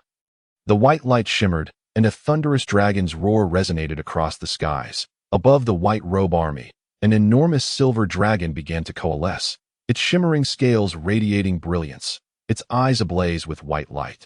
The overwhelming aura it emitted swept across the battlefield, instilling fear in the hearts of the enemy. This was a sight they had never witnessed before, with the roar of the silver dragon. Every soldier of the White Robe Army moved like arrows through the forest, leaving a trail of blood in their wake. Countless northern barbarian soldiers falling before them, as the aura of the White Robe Army surged. Several peak true spirit realm soldiers simultaneously ascended to the virtual realm, sweeping through the woods without opposition. Even against the northern barbarian forces, which outnumbered them tenfold, they faced no resistance. Their might was overwhelming. While a single strong individual might be manageable, this was a collective enhancement of 7,000 men, and it was not an exaggeration to say that hundreds of virtual realm warriors emerged on the battlefield. Such a formation would render any additional 10,000 troops ineffective against them. The military soul, the grand priest of the northern barbarians, stood in the air, perceiving the silver dragon above the battlefield and the might displayed by the White Robe Army below. Instinctively linking it to the concept of the military soul is a manifestation of collective strength, a synthesis of a military's legacy in essence. When an army endures countless trials and tribulations, their beliefs, courage, and resilience converge into a shared will, empowering each soldier. That is the military soul in the Great Zhou Dynasty and its neighboring kingdoms. Few armies can truly manifest a military soul. Even those powerful enough to do so lack the formidable nature of the army before him. A chill rose within the grand priest as he gazed upon the source of this military soul, a refined middle-aged man, who stood drawing the souls of the fallen from the battlefield, nurturing the military soul to ever greater heights. His expression hardened as he summoned a skeletal scepter into his hand, a surge of powerful dark energy emanating from him. Just then, the elegant man in white slowly lifted his head, gazing through the mist toward the grand priest's position. Without a word, the silver dragon let out a piercing roar, charging directly toward him. As the colossal dragon moved, the void shattered, and a fierce gale swept through. An overwhelming aura of killing intent locking onto the northern barbarian grand priest. In a flash, Chun Qingji vanished from the battlefield like a wisp of breeze. When it re-emerged, it had already descended upon the silver dragon. He resembled a deity from the heavens, his indifferent gaze fixed upon the high priest of the northern barbarians. Just then, the figure of Wen Yang appeared abruptly, accompanied by a chilling proclamation. When the royal court of the northern barbarians fell, you managed to escape by sheer luck. Now, it is time for your reckoning. His voice was cold, and as Wen Yang spoke, dark clouds enveloped the void, thunder rumbled, and countless arcs of lightning intertwined.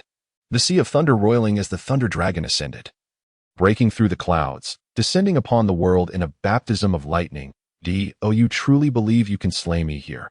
I fear you shall leave with regrets. observing the formidable emergence of Wen Yang. The high priest of the northern barbarians remained unperturbed. Long ago, this individual had the power to vanquish the royal court and suppress the king of title. Even the dimmest of priests would not come alone. For otherwise, the outcome would surely mirror that of the royal court. As his words fell, the winds howled in the void, dark clouds swept through, and three figures materialized, exuding the aura of primordial realm experts. The visitors were indeed the primordial realm strongmen of the Qin Jun Dynasty. With the high priest of the northern barbarians, a total of 4 primordial realm experts lay in ambush here. Such a grand scheme indeed. When the high priest chose to ally with the Qin Jun Dynasty, his condition was to avenge the royal court of the northern barbarians. Thus, these 3 primordial realm experts assisted him in his quest for vengeance. Initially, as the 3 primordial realm experts lay in wait, they observed fewer than 20,000 troops arriving, and in their hearts, they thought it somewhat excessive to prepare for such a force, after all. During the previous surprise attack on Wujian, they had not deployed so many primordial realm experts, yet dealing with a vassal king of the Great Zhou Dynasty truly required such formidable strength. Now, having witnessed the might of this less than 20,000 strong army, alongside the 2 figures before them, they finally understood that the strength of the Northwest was woefully underestimated. Were it not for the high priest of the northern barbarians, the Qin Jun Dynasty would undoubtedly suffer substantial losses were they to engage the Qin Wangfu at this moment. The 3 strongmen of the Qin Jun Dynasty wore grim expressions, their gazes riveted on Wen Yang and Qin Qingji. Their battle intent surging, swift and decisive action is required. Our forces on the front lines await our participation in the battle. The Qin Jun experts addressed the high priest coldly. The elite forces of the 3 major dynasties on the front lines had already launched a war against the central domain of the Great Zhou Dynasty. And it would not be long before they besieged the Great Zhou royal city. By then, regardless of what transpired, they must return to the fray. Thus, the conflict here must be resolved swiftly. Very well. Let us slay them. The decayed visage of the high priest of the northern barbarians curled into a cold smile. At the instant his words fell, the skeletal staff in his hand exhaled waves of ominous energy, transforming into black hellfire that surged toward Qin Qingji. Intent on reducing him to ashes, that he resolved to strike first at the weaker of the 2, although the latter emanated the aura of a primordial realm expert. His true realm was far from it, relying solely on the power of military spirit for enhancement. Unlike Wen Yang, who was genuinely a primordial realm expert and had already slain others of the same level.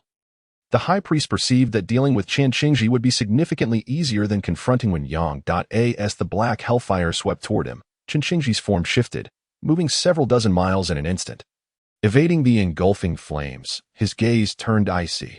In that moment, the air of elegance that once surrounded him vanished, replaced by a chilling, killing intent. Die. After dodging the black hellfire, a strong man from the Qin Jun Dynasty launched himself forward, transforming into a streak of black light, shattering the void, and hurtling toward Qin Qingji like a falling star. The other 2 primordial realm experts summoned their powers, eager to swiftly eliminate the white-clad middle-aged man. But as they moved, a divine thunder descended upon them like a heavenly punishment, directly blocking their path. The thunder dragon roared, with Wen Yang's battle form interposing itself before them, the Taichu Thunder Tribulation Spear crackling with arcs of electricity. An overwhelming force of destruction brewing in the tempest of thunder. His single presence alone was enough to intimidate the 2 Qin Jun experts. To think you can block us alone is a delusion. Let us see what the strength of the Northwest truly is. The Qin Jun experts exchanged glances, and despite being somewhat daunted by the aura emanating from Wen Yang, their own strength was formidable. The primordial realm experts present here, even at the lowest level, had already reached the 3rd layer of the primordial realm, their realm significantly surpassing his. The 2 charged forward, closing in on Wen Yang. Their expressions grim, their gazes deep, brimming with murderous intent on executing Wen Yang right here. The terrifying might surged, saturating the void with the power of primordial realm experts. A powerful pressure enveloping the entire Tianshan Gorge, causing countless ferocious beasts to cower in fear, trembling in their hiding places, instinctively sensing the overwhelming dread, kill. In the face of the approaching duo, Wen Yang exhibited no hint of panic, issuing a soft command. The Taichu Thunder Tribulation Spear trembled, resonating as if the very void echoed in response. Not only that, but behind him, the Thunder Dragon reared its massive form, obscuring the heavens, its roar reverberating across the skies. Countless bolts of lightning intertwining, as if the very lightning were carving through the cosmic sea, unleashing a spectacular might. In that moment, when Yang sprang into action, channeling all his power into the Taichu Thunder Tribulation Spear. Launching it at one of his assailants, the spear surged forth. It seemed to emit a dragon's roar, thousands of lightning bolts parting the way, transforming him into the very embodiment of the Thunder Dragon. Roaring forth, roar. The Taichu Thunder Tribulation Spear shot forward like the Thunder Dragon's ferocious charge, its immense form hurtling toward the Tianjia expert. A formidable attack, feeling the dragon's roar emanating from ahead, coupled with the extreme killing power it contained. The Tianjia expert brandished a golden staff, charging directly at Wen Yang. He did not entertain the thought of retreat. His formidable cultivation surged forth at that instant, the power of the sixth layer of the primordial realm blossoming fully. Among the four, he was the strongest, known as Zhizhan, and his strength was sufficient to withstand Wen Yang's assault. Boom! The golden staff collided with the Taichu Thunder Tribulation Spear, and from their collision, a terrifying wave of explosive force engulfed the entire battlefield. Even Chun Xingji and others on the opposite side felt varying degrees of impact. The void shattered, winds howled, and the explosion generated by their powers sent both combatants reeling backward. The Tianjia expert quickly retreated, shock evident in his eyes. Before him, the golden staff that had brought him fame suddenly bore a multitude of cracks, the runes inscribed upon its surface rapidly deteriorating, as a force of annihilation relentlessly destroyed them. In the blink of an eye, the golden staff shattered, reduced to nothingness in the vast expanse. This was his long-cherished weapon, renowned within the Qin Dynasty for its lethality. Even primordial realm peak experts would hesitate to take a direct hit from the golden staff. Yet he had never anticipated its destruction on this day. Moreover, the assailant was merely at the second layer of the primordial realm. This ignited his rage, his gaze fixed intensely on his opponent, ultimately landing on the Taichu Thunder Tribulation Spear in Wen Yang's grasp. What a fine weapon! I shall claim it. He immediately summoned all his magical energy, charging once more at Wen Yang, with another primordial realm expert closely following him. Arrogant, upon hearing the words of his adversary, Wen Yang's eyes glinted with icy resolve. He had met his match. The opponent's strength far surpassed any enemy he had faced since his emergence. It was likely the strongest he had encountered to date. After that last strike, his hand gripping the Taichu Thunder Tribulation Spear was now stained with blood. The tremendous backlash had cracked his palm, blood oozing and staining the spear. This was the first time he had bled since his emergence, a sensation he had not felt in ages. It must be noted that Wen Yang's body was the Taichu Thunder Tribulation body, revived from annihilation, and his physical strength was incomparable even to the northern barbarian tribe. Yet, to sustain an injury from a single attack was a testament to the opponent's prowess. In that moment, his fighting spirit remained undiminished. Instead, it surged more intensely. The Thunder Dragon seemed to sense his battle intent. With countless bolts of lightning intertwining, transforming the heavens and earth into his battlefield, at that moment, he resembled a thunder god descending upon the world, solemn and majestic, the wound in his palm healing rapidly.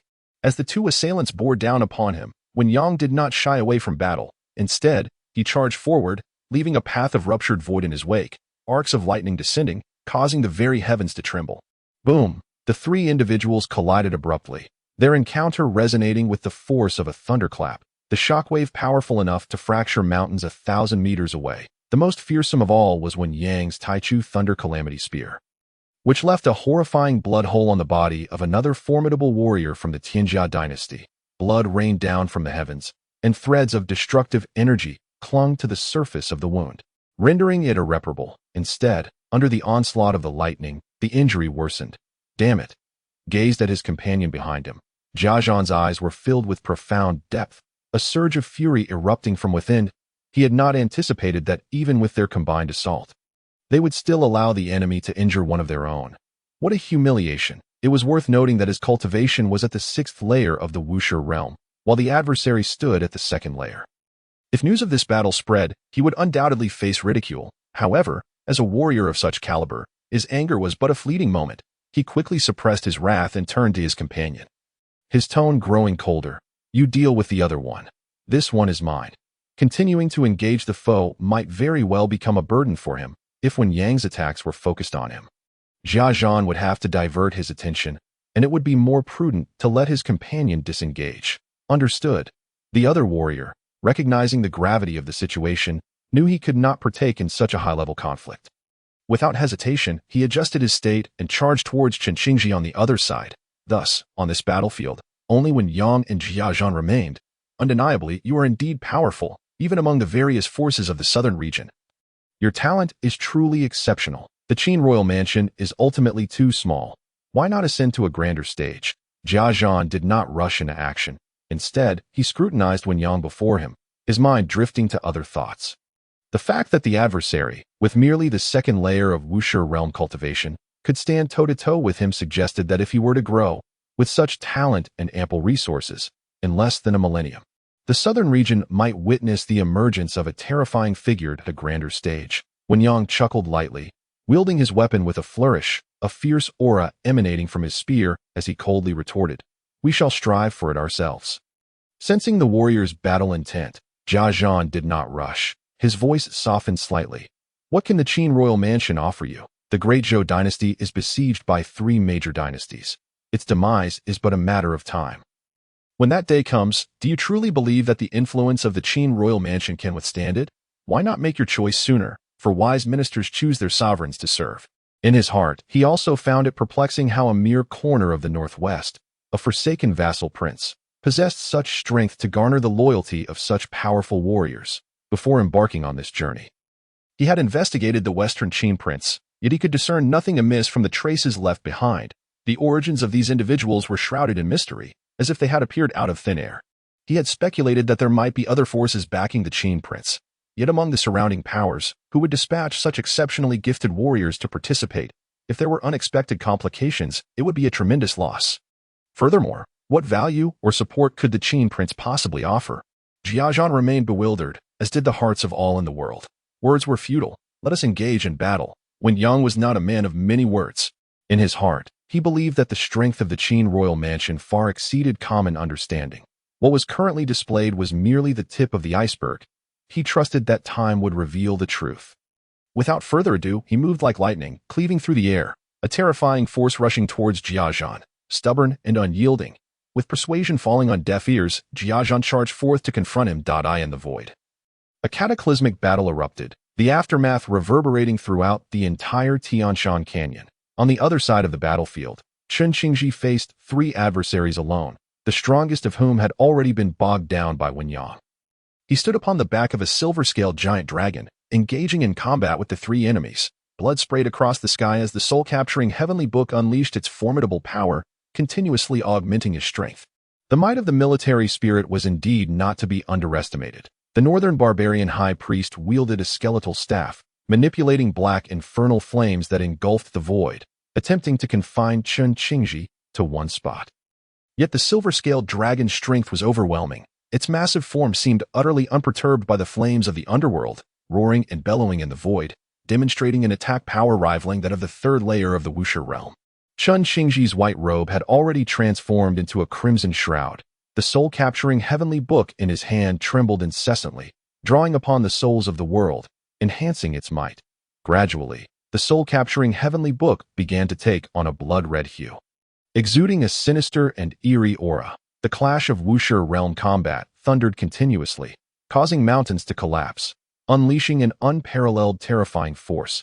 As if annihilation were imminent, Qin Jun led the remaining able-bodied soldiers of the uprising army in a final push to break free.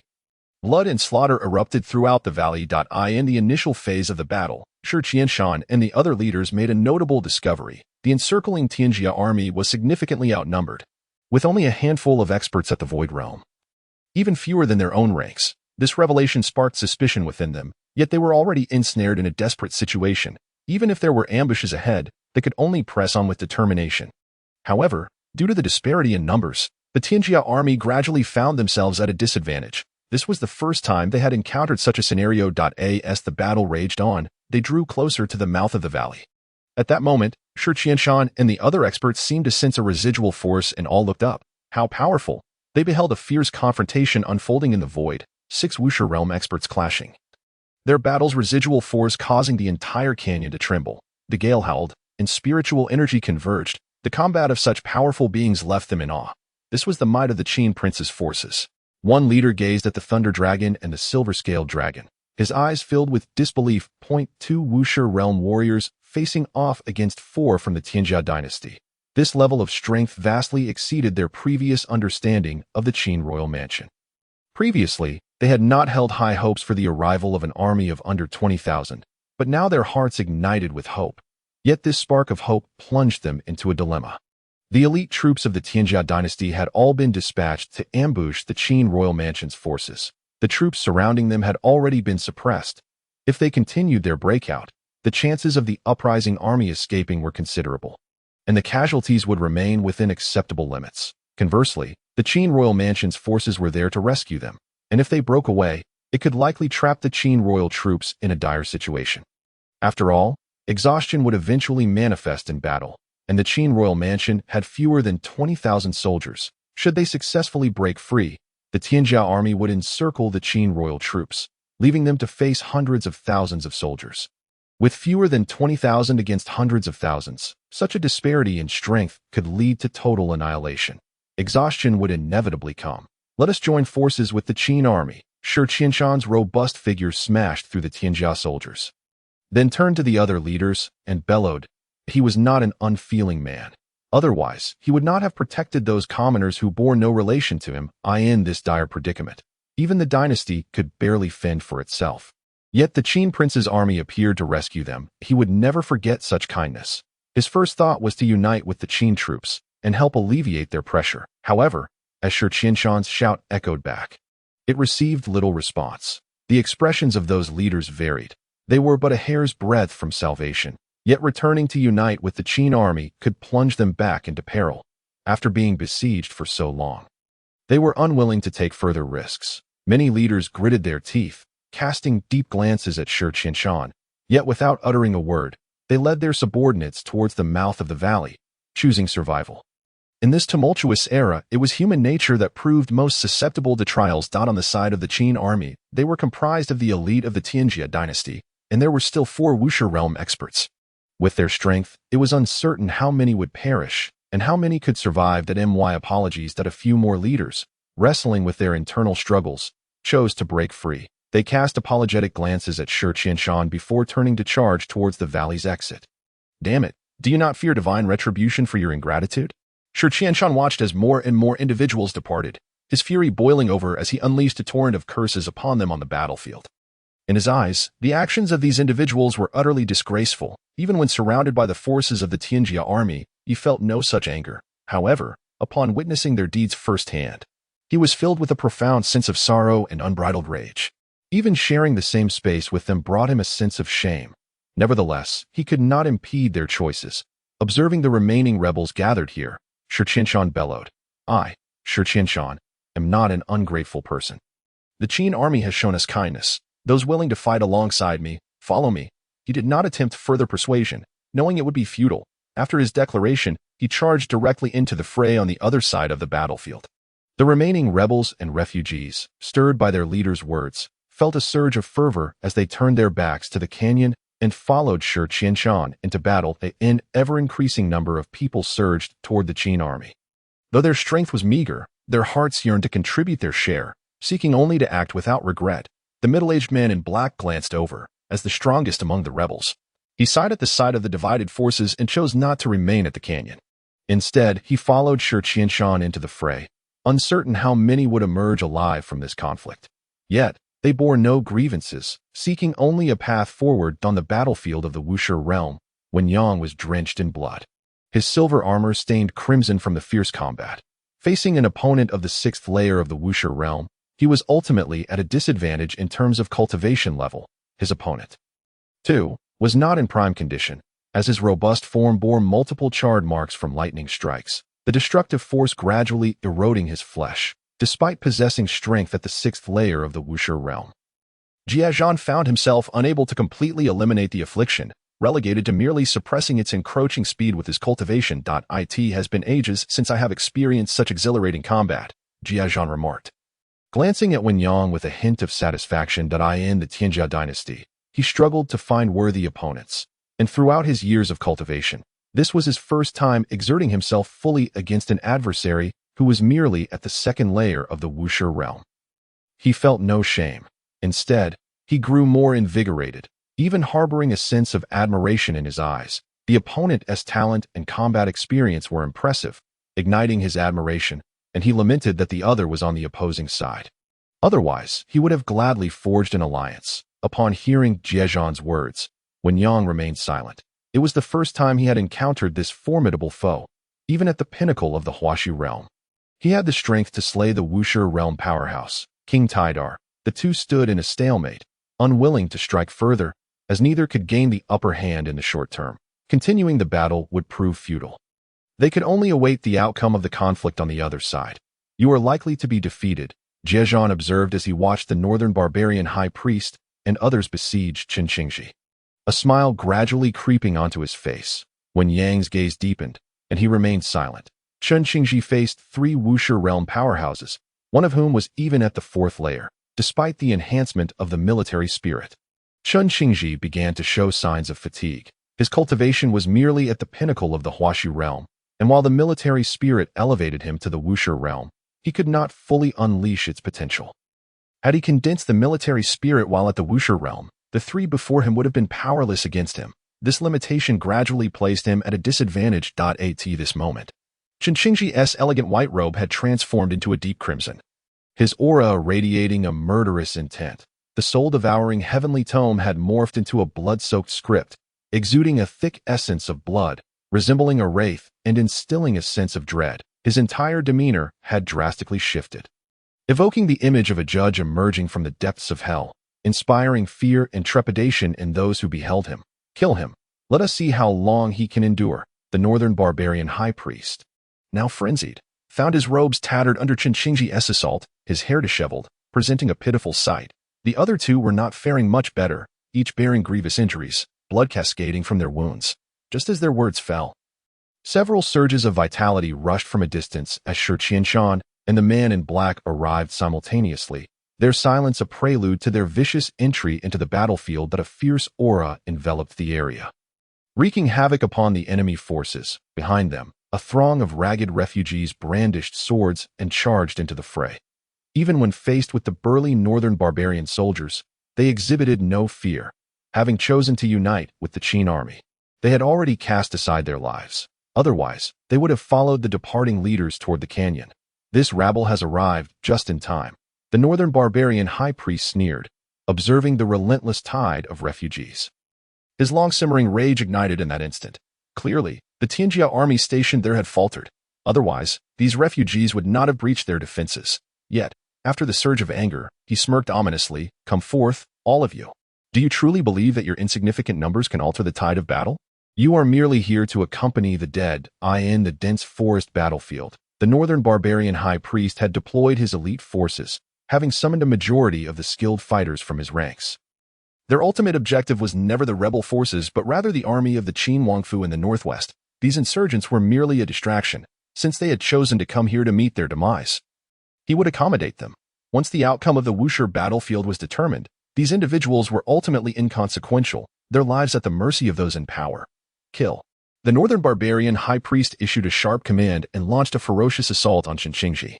Not only that, the other 2 swiftly followed suit, a barrage of attacks converging upon Qin Jun, leaving him with no avenue for retreat. Just watch from here. Wen Yang, wishing to intervene, found Jiejan blocking his path, preventing him from doing so. In that fleeting moment, all the attacks slammed into Qin Jun and the body of the silver-scaled giant dragon, an explosion of magical energy erupting in the void, causing countless trees to disintegrate into ash under the overwhelming force, leaving behind a charred expanse. The surrounding mountains trembled under the residual power, fissures spreading across their surfaces as if they might collapse at any moment. Qin Jun emerged from the aftermath of the explosion, bloodied and battered, his once mighty aura significantly diminished. Even the presence of the silver-scaled giant dragon had waned considerably. Clearly, he had suffered injuries under the relentless assault of the 3 opponents. End this swiftly. Kill him. Sensing the opponent's weakened state, the northern barbarian high priest's excitement soared as he bellowed, brandishing his skeletal staff and conjuring dark clouds and infernal flames as he lunged toward Qin Jun. The other 2, their eyes alight with determination, unleashed their utmost powers, intent on delivering a fatal blow. The threat posed by Qin Jun was formidable, with merely the pinnacle of the Huaxi realm. He had managed to stand toe-to-toe with 3 Wuxia realm adversaries. Had it not been for their profound cultivation, prolonged exertion would have left them vulnerable. This conflict could have dragged on indefinitely. Such a threat must be eliminated. Otherwise, should he ascend to the Wuxia realm, augmented by the military spirit, his power would be unfathomably terrifying. As the three launched their decisive strikes, the distance between them and Qin rapidly closed, just as it seemed he could evade no longer. A crisp sound of a sword ringing echoed through the air, a bronze glow illuminating the world. An ancient sword materialized before Qin, blocking all incoming attacks. Even the sharp sword energy repelled the three assailants. In the void, all present were taken aback, and Jiazhan, sensing the malevolent energy emanating from the ancient sword, felt a stirring in his heart. The wielder of this sword was no ordinary being. Amidst the astonished onlookers, a towering figure descended like a mountain, his face resolute, emanating an undeniable aura of authority. Beneath his sharp brows, deep-set eyes glimmered with piercing light, exuding resolve and decisiveness. Clad in black armor, he radiated an aura of chill under the blazing sun, while the rifts created by the earlier battle seemed to heal at a markedly reduced pace. The moment he arrived, the bronze sword returned to its sheath, inscriptions adorning the blade, imbuing it with unmatched brilliance. The first warrior of China, Meng Tian, had arrived. His realm is at the 4th level of the primordial realm, yet the formidable aura he exudes is by no means inferior to any of those present, including the 6th level primordial realm expert, Jiazhan. His gaze swept across the myriad of strong individuals in the void, and the murderous intent he gathered stirred up violent winds, akin to the sharpness of sword energy. Sweeping across the heavens, Jiazhan and the other powerful beings looked at Meng Tian with grave expressions. Another expert from the primordial realm had descended, and the overwhelming presence he displayed instilled a sense of crisis even within their hearts. How many formidable warriors are under King Qin? The high priest of the northern barbarians felt a chill in his eyes. The lethal strike from the three of them had been repelled by the opponent, leaving the high priest with a sense of helplessness and hatred. He could hardly fathom how so many strong individuals could pledge their loyalty in such a decayed and desolate land in the northwest. "Who are you?" Jiazhan inquired gravely, fixing his gaze on Meng Tian. "The one who will kill you," Meng Tian replied, his sharp eyes locking onto Jiazhan. In the instant his words fell, an ancient bronze sword appeared in a flash, its clear ringing echoing through the void. Meng Tian disregarded the barriers of space and launched a fierce attack directly at the high priest of the northern barbarians, intending to cleave him in half. The speed was astonishing, leaving everyone in a daze. Before the high priest and his companions could even react, Meng Tian had already appeared before them, delivering a powerful strike that sliced the high priest cleanly in two. Blood gushing high into the air, painting the sky dada. The high priest screamed in terror as the bronze sword severed his legs, the sword energy mercilessly shredding his flesh, turning his blood and meat into a gruesome pulp that scattered with the raging winds. This was after he had managed to react and evade. Had he not done so, he would have been cleaved in two on the spot. "How dare you?" Jiazhan roared, taken aback by the suddenness of Meng Tian's assault. He intended to rush forward to provide aid, yet when Yang stood resolutely in his way, the Taichu thunderbolt spear radiating a chilling light, threatening destruction should Jiazhan make a move. Unsurprisingly, Meng Tian's first strike did not result in a kill.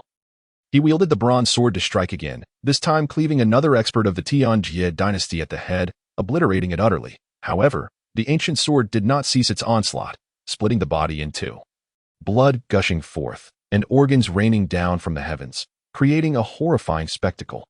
Meng Tian's actions were swift and terrifying, as the primordial realm experts of the Qin Dynasty had yet to recover from the shock of the previous attack when the Grim Reaper's scythe descended upon them, cleaving another primordial realm expert in half in the void, life force rapidly draining away. The two halves of his bloodied body shattered under the relentless sword energy, a mist of blood enveloping the air, its pungent scent wafting high. This scene profoundly shocked all present. But a single strike, a primordial realm expert was slain. Such power left everyone wondering who could withstand it. What kind of terrifying land was the Northwest that had harbored so many nearly monstrous individuals? This battle, our Qin Dynasty concedes defeat, retreat. Jiazhan's thoughts were resolute.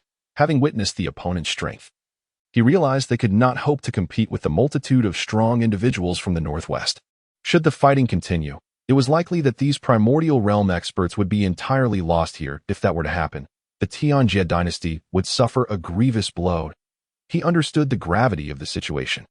The annihilation of the Zhou Dynasty was of utmost importance to the Qin Dynasty, and they must return to the front lines to engage in battle. If they were to perish here, they would be vulnerable to the predatory gazes of the Donghu Dynasty and the Zhou Dynasty, and the Qin would likely face dire consequences. Thus, without a hint of hesitation, he issued the order to retreat.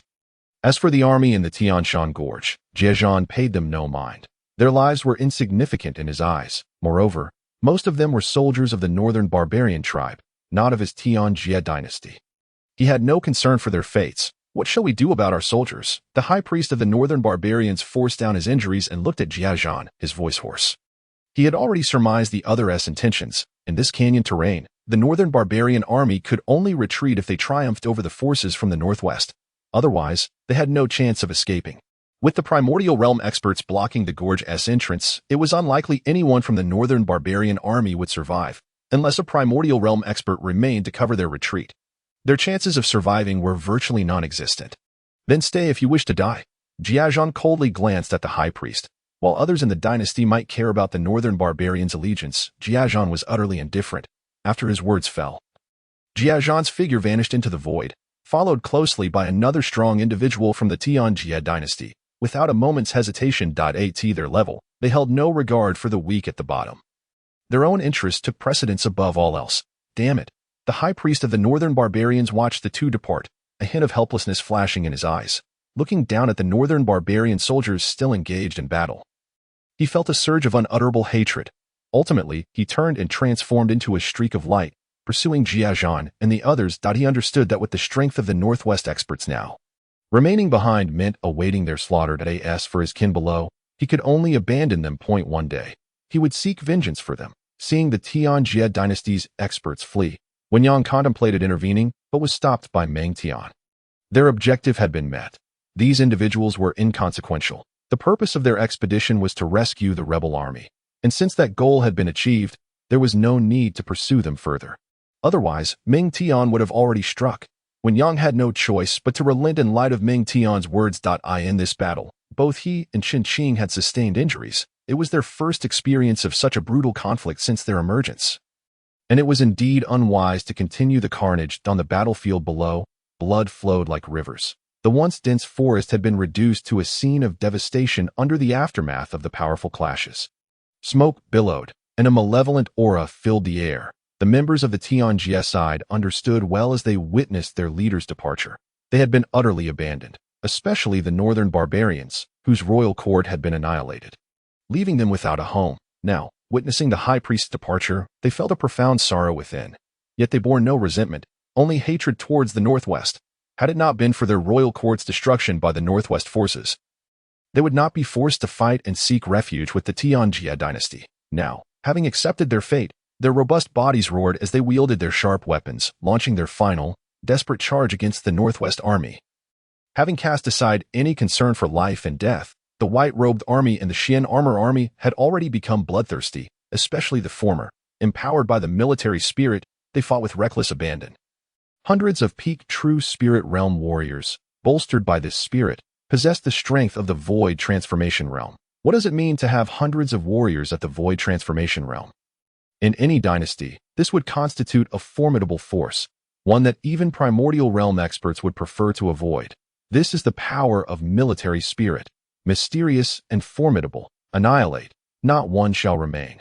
Meng Tian commanded from the void, his overwhelming aura casting a shadow over the entire Tianshan Gorge. He issued the order coldly. To him, these individuals held no value. With the flow of refugees continuously moving towards the northwest, revitalizing the desolate and barren lands, they had no shortage of captives. Moreover, these individuals possessed no worth. Bringing them back to the northwest would only deplete their resources. Upon receiving Meng Tian's military order, the Xian armor army and the white-robed army surged with murderous intent. Their roars and howls erupting across the battlefield, slaughter became the only theme of the conflict, with lives extinguished at every moment, the searing blood soaking the earth, adding a further layer of gruesomeness to the battlefield. Qin Jun and the other rebels felt the fervor of the battlefield ignite their spirits, overwhelmed by the sheer strength before them. If they had not been present, they could hardly comprehend the caliber of these soldiers. They were on an entirely different level. This army of less than 20,000 gave Shi Qianshan the illusion of facing 1,000,000 troops, an oppressive feeling of being overwhelmed. What a thrill! Since the establishment of the rebel army, they had either been hunted by the Great Zhou Dynasty or pursued by the Qin Jun Dynasty. Never having experienced such a war, the remaining members of the rebel army shared this sentiment as well. Despite the numerous injuries sustained by many, their spirits remained fervent and their blood surged with passion, each one bellowing as they trailed behind the white-clad army, relentlessly striking with their blades. This spectacle unfolded throughout the battlefield, injecting a touch of absurdity into the otherwise solemn and lethal atmosphere. As time passed, the earth became stained with blood, billowing smoke rose, and the flames of war lingered in the canyon, unyielding. The blood sun was obscured by the haze of gunpowder, and the sky lost its brilliance, replaced by a shroud of gray mist, with a gentle drizzle cascading down, washing away the vivid crimson of the battlefield. The chilling winds howled, echoing the anguished wails of the souls lost in combat.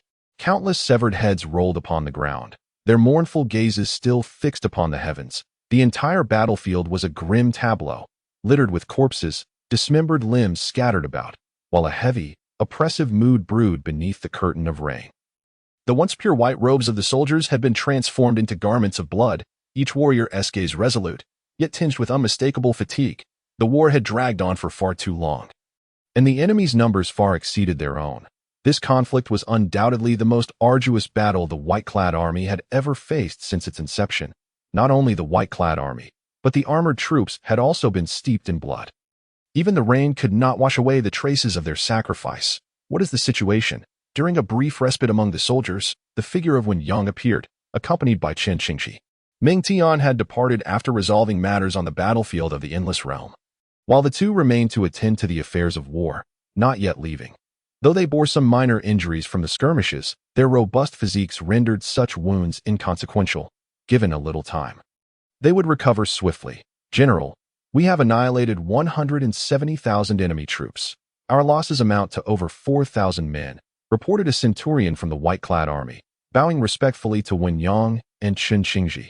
With fewer than 20,000 troops, the destruction of 170,000 foes was a commendable achievement by any external measure. Yet in the eyes of Wen Yang and Chen Qingji, it was a devastating loss. The white-clad and armored troops were the elite forces of the Northwest. Particularly, the white-clad army had cultivated a strong military spirit, and the loss of over 4,000 men was a heavy blow. Clear the battlefield and escort the remains of our fallen comrades back to the Northwest. Wen Yang commanded decisively. Understood. The centurion nodded and promptly departed to make arrangements. After attending to the post-battle matters, Wen Yang and Chen Qingji's gaze fell upon the leaders of the rebel forces. They, too, noticed the attention and approached, kneeling on one knee. We, of humble status, are eternally grateful for your assistance. Their voices brimmed with gratitude. After all, in such dire circumstances, it was a profound favor to have someone willing to come to their aid. A kindness they would never forget. Such gratitude is unnecessary. We act under the command of His Highness, the Qin Wang, Wen Yang replied, raising his hand and using his powers to gently lift them. He spoke softly. The intelligence regarding the rebels' breakout had already been relayed to him by the secret guards, who had infiltrated the Tianshan Canyon under the command of Yu Huatian, and even the refugee forces had been penetrated. Otherwise, Meng Tian would not have arrived in a timely manner. The secret guards promptly conveyed any changes on the battlefield. They were already aware of the divisions that had emerged among the rebels, with some choosing to leave. However, neither Wen Yang nor Chen Qingji chose to comment on this. As the battle in the Tianshan Canyon reached its conclusion, the Great Zhou Dynasty found itself in turmoil. The coalition of three great dynasties, having thoroughly occupied the eastern territories, did not cease their invasion, flooding into the central regions of the Great Zhou Dynasty with a 1,000,000-strong force, igniting the flames of war. What was once a prosperous and affluent central region was dragged into the quagmire of conflict. Countless cities reduced to ruins, and the golden fields of wheat trampled into scorched earth by iron hooves. Countless citizens were mercilessly slaughtered by the three dynasties, and even the noble families were not spared from the calamity. The entire central region was engulfed in chaos, with innumerable citizens flocking toward the royal city, having no other choice but to seek refuge there. Hoping for a glimmer of survival, the smoke of war spread and the gunpowder lingered. after the betrayal and disastrous defeat of the Great Zhou's elite forces in the east.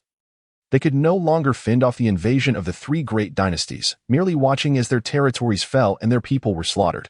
Ultimately, one fateful day, the Qin Dynasty's reinforcements descended from the northern territories, effortlessly entering the central regions of the Great Zhou Dynasty, drawing ever closer to the royal city. This news echoed throughout the Great Zhou, akin to a death knell, instilling a sense of despair in both the court and the common folk. The northern and eastern territories had already fallen completely, and with the southern territories adjacent to the Great Zhou Dynasty, all military forces had been redeployed to the central region. It was only a matter of time before they succumbed. The Great Zhou Dynasty found itself with no retreat, and the only course of action was to concentrate all forces in the royal city, the foundation of their existence and the last bastion of the Zhou Dynasty. Under the direct command of the esteemed ancestor Qin Feng, a defensive line was established around the royal city to resist the invasion of the three great dynasties. Thus, the three great dynasties encircled the royal city.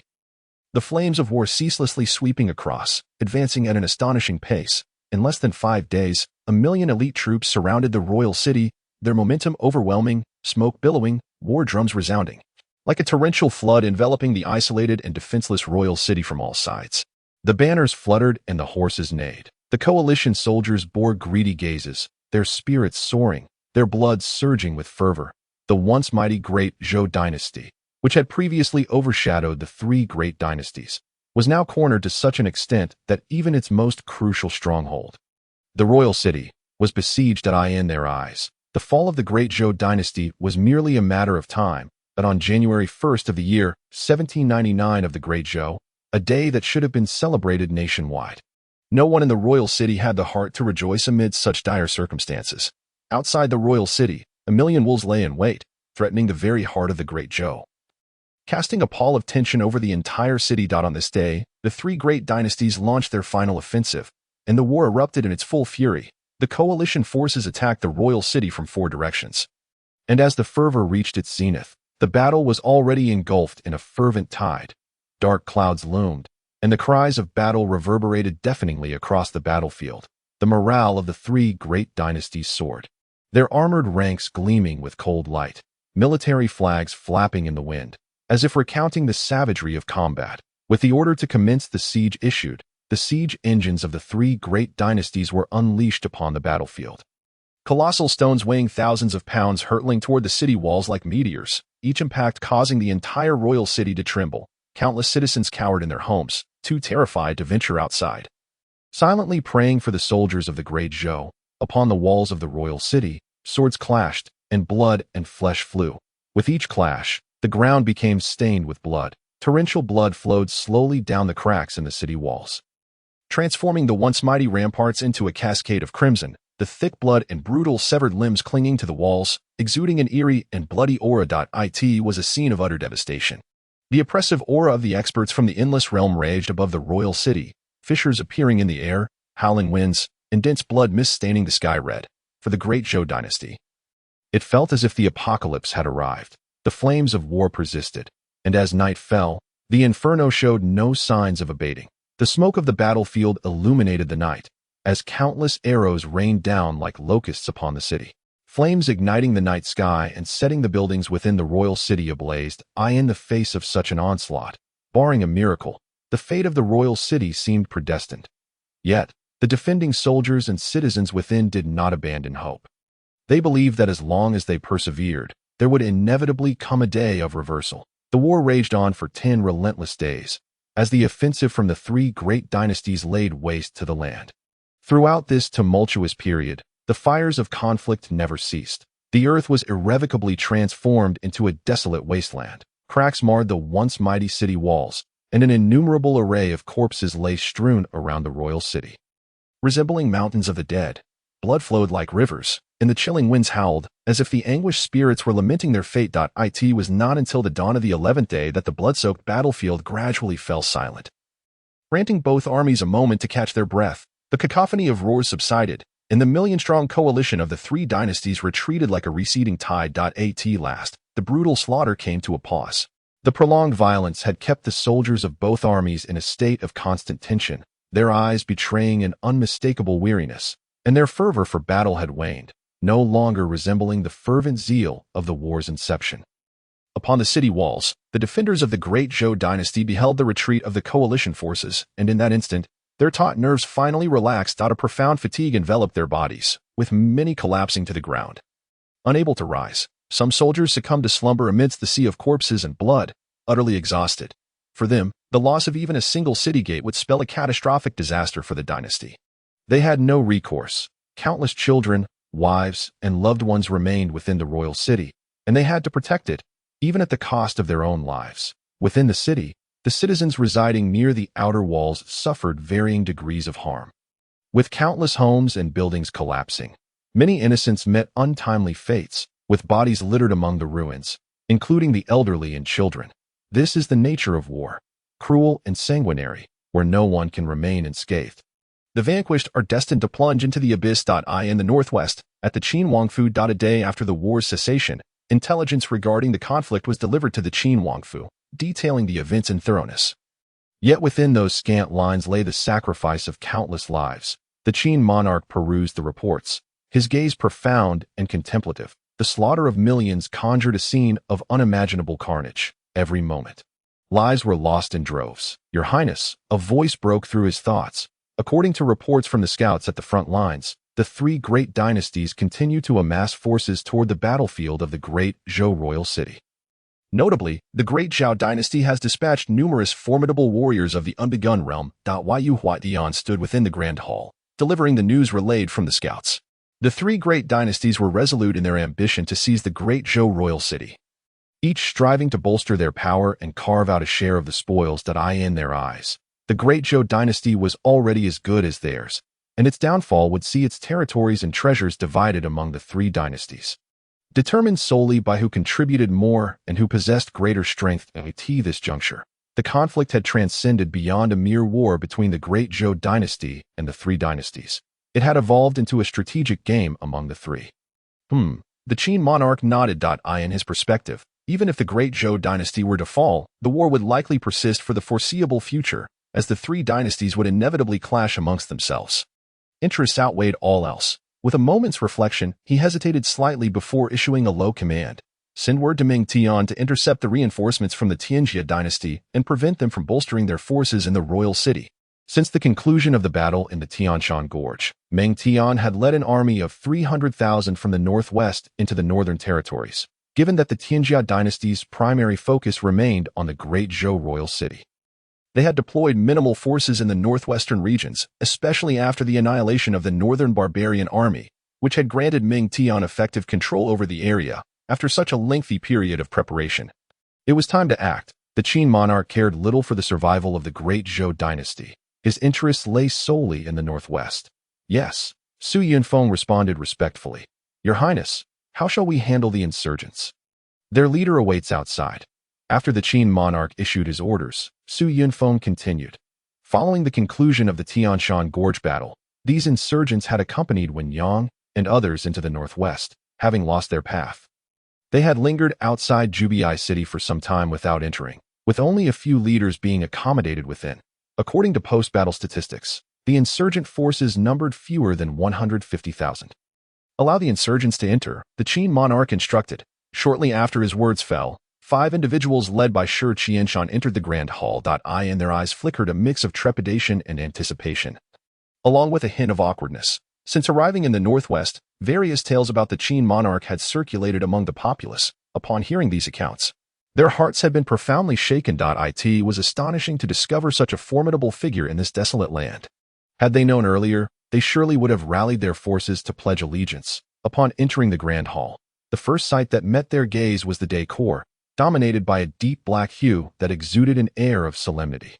Their attention then shifted forward, where courtiers stood, and at the head of the assembly sat a young man, radiating the unique aura of a sovereign. Rendering the 5 momentarily speechless, they were taken aback. Realizing the Qin monarch was surprisingly youthful, although they had heard tales of the 9th prince, they had not anticipated his youthfulness. Yet, despite his tender years, the group refrained from any impropriety. Bowing respectfully to the ground and addressing him, we, the commoners, pay our respects to His Highness, the Qin Wang. The formidable warriors under his command were numerous, especially one who wielded an ancient bronze sword, capable of effortlessly slaying a formidable opponent from the Qin Jun Dynasty. Such prowess, in the Great Zhou Dynasty, could only be matched by the dynasty's ancestors, and no need for such formalities, the Qin monarch replied, his voice deep and his gaze profound, as if it contained the cosmos itself. The five did not immediately rise but remained kneeling, expressing their gratitude. We, along with all the insurgent populace, are eternally grateful for your highness's military intervention. If your highness does not disdain us, we pledge our lives to you and vow unwavering loyalty. Shi Qianshan, typically boisterous, displayed decisiveness in this momentous situation. The circumstances surrounding the Great Zhou Dynasty were tumultuous, with multiple factions emerging within its borders. Leaving the populace destitute, they had no viable foothold unless they aligned themselves with a powerful entity. However, given their meager strength, who would regard them as worthy? Why not seek refuge under the banner of the Qin monarch? His forces were a veritable congregation of might, and even the most naive child could discern that the Qin monarch's ambitions extended far beyond this humble northwest territory. They had heard tales of the Qin Huangfu's annihilation of the Western Protectorate. Clearly, in the evolving landscape, the Qin Huangfu would soon make its move, presenting perhaps their only opportunity. With no place to stand in the Great Zhou Dynasty, why not gamble everything? A victory would crown them with glory, while a defeat would entail little loss. The Tianshan Gorge had already been their grave, and without the Qin monarch's intervention, they might not have even reached this point. Thus, Shi Qianshan had made his decision. The others remained silent. In the current climate, they had no alternative. There is no need for such formality. If you wish to join the Qin Huangfu, I shall be most pleased, the Qin monarch remarked. Casting a glance at Shi Qianshan, nodding slowly and smiling gently. Originally, these individuals had clashed with the northern barbarian and Tianzhou armies, and the Qin monarch intended to recruit them into his ranks. After all, such forces would require little training to be combat-ready. However, considering their status as refugees and the insurgency being a reluctant choice, the Qin monarch left their fate to their discretion, now that they expressed a willingness to ally. He bore no opposition. The situation demanded it, and the Northwest was in dire need of troops. Thank you, Your Highness. Shi Qianshan and the others clasped their fists and slowly rose to end the ensuing moments. The Qin monarch began to address other matters. Meng Tian, leading 300,000 troops, would intercept the Tianjia dynasty's reinforcements, inevitably drawing the attention of other factions and opening a new front in the north. The logistics of supplies, the appointment of frontline commanders, all required meticulous planning. Once the conflict resumed, the Northwest would be thrust into turmoil, and at that juncture, the resolution would not rest upon a mere few skirmishes. Convey orders to Zhang Han to lead the Li Mountain prisoner army, along with 200,000 troops from the Northwest, carrying 30,000 loads of supplies to reclaim the northern territories. The Qin sovereign issued a direct command. The 300,000 troops, led by Meng Tian, were tasked with intercepting the reinforcements from the Tianjia dynasty, while Zhang Han was responsible for reclaiming the northern territories and cities. He began to formulate his subsequent strategies from the north as a starting point. As for the White Robe Army and the Xuanjia Army, the Qin sovereign decided to refrain from deploying them for the time being. In the Battle of Tianshan Gorge, both elite forces suffered significant losses. Although they were formidable, they required rest. Additionally, replenishment of troops from various armies would commence, necessitating a period of training and integration. Once all matters were settled, everyone withdrew, leaving the Qin sovereign alone in the Grand Hall. He accessed the system panel. Host, Qin Jun age, 16 cultivation level, 4th layer of Divine Palace realm moral value, 440,000. Gazing at the moral value, Qin Jun felt a tinge of emotion. Since the resolution of the noble family's troubles and the bandit crisis, the growth of his moral value had slowed considerably. However, with the onset of chaos in the north, countless refugees inundated the northwest, which accelerated the increase in his moral value. Originally, Qin Jun believed that the more people one killed, the more moral value one would receive, but he soon discovered this was not the case. Otherwise, the system's moral value would have already skyrocketed. Lottery. Observing the 440,000 moral value, Qin Jun opted for a lottery draw. Ding! The host obtained a chance for a cultivation enlightenment, which would consume moral value.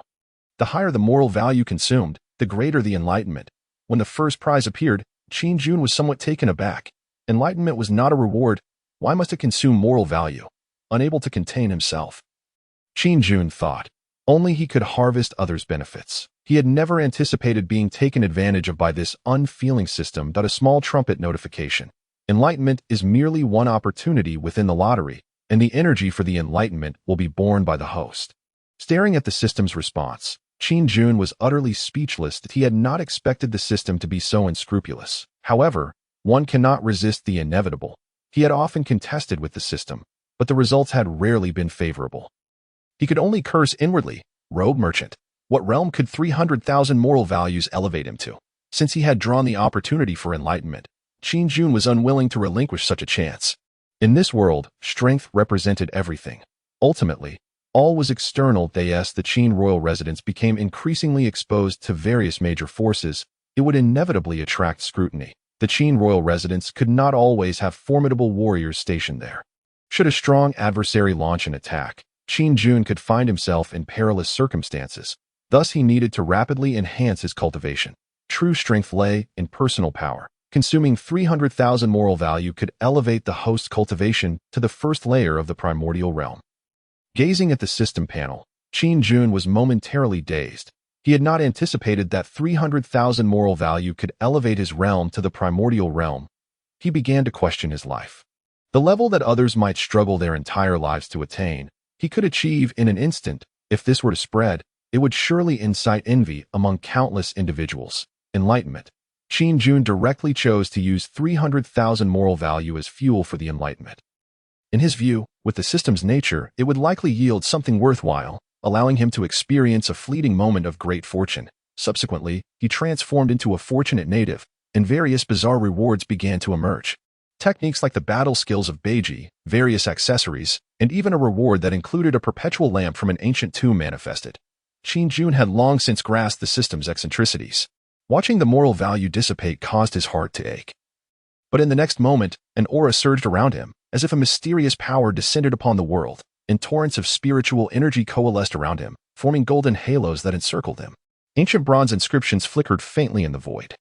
The moment the bronze inscriptions appeared, the heavens and earth changed color, and the winds and clouds gathered.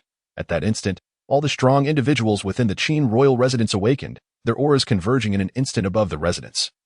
Gazing gravely at the grand hall, Jia Su, Chen Qingxi, Yu Huatian, Gao Jinli, Ming Yi, and others appeared, sensing the mysterious power. This unfamiliar sensation compelled their immediate arrival, just as they intended to approach the grand hall.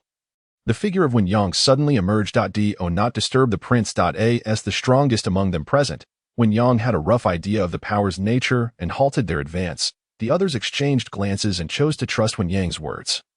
Opting not to approach the grand hall, but instead maintaining vigilance around them. At that moment, the sky above the Qin royal residence erupted with brilliance, and thunderous roars reverberated through the heavens, incessantly echoing as if the entire world were affected.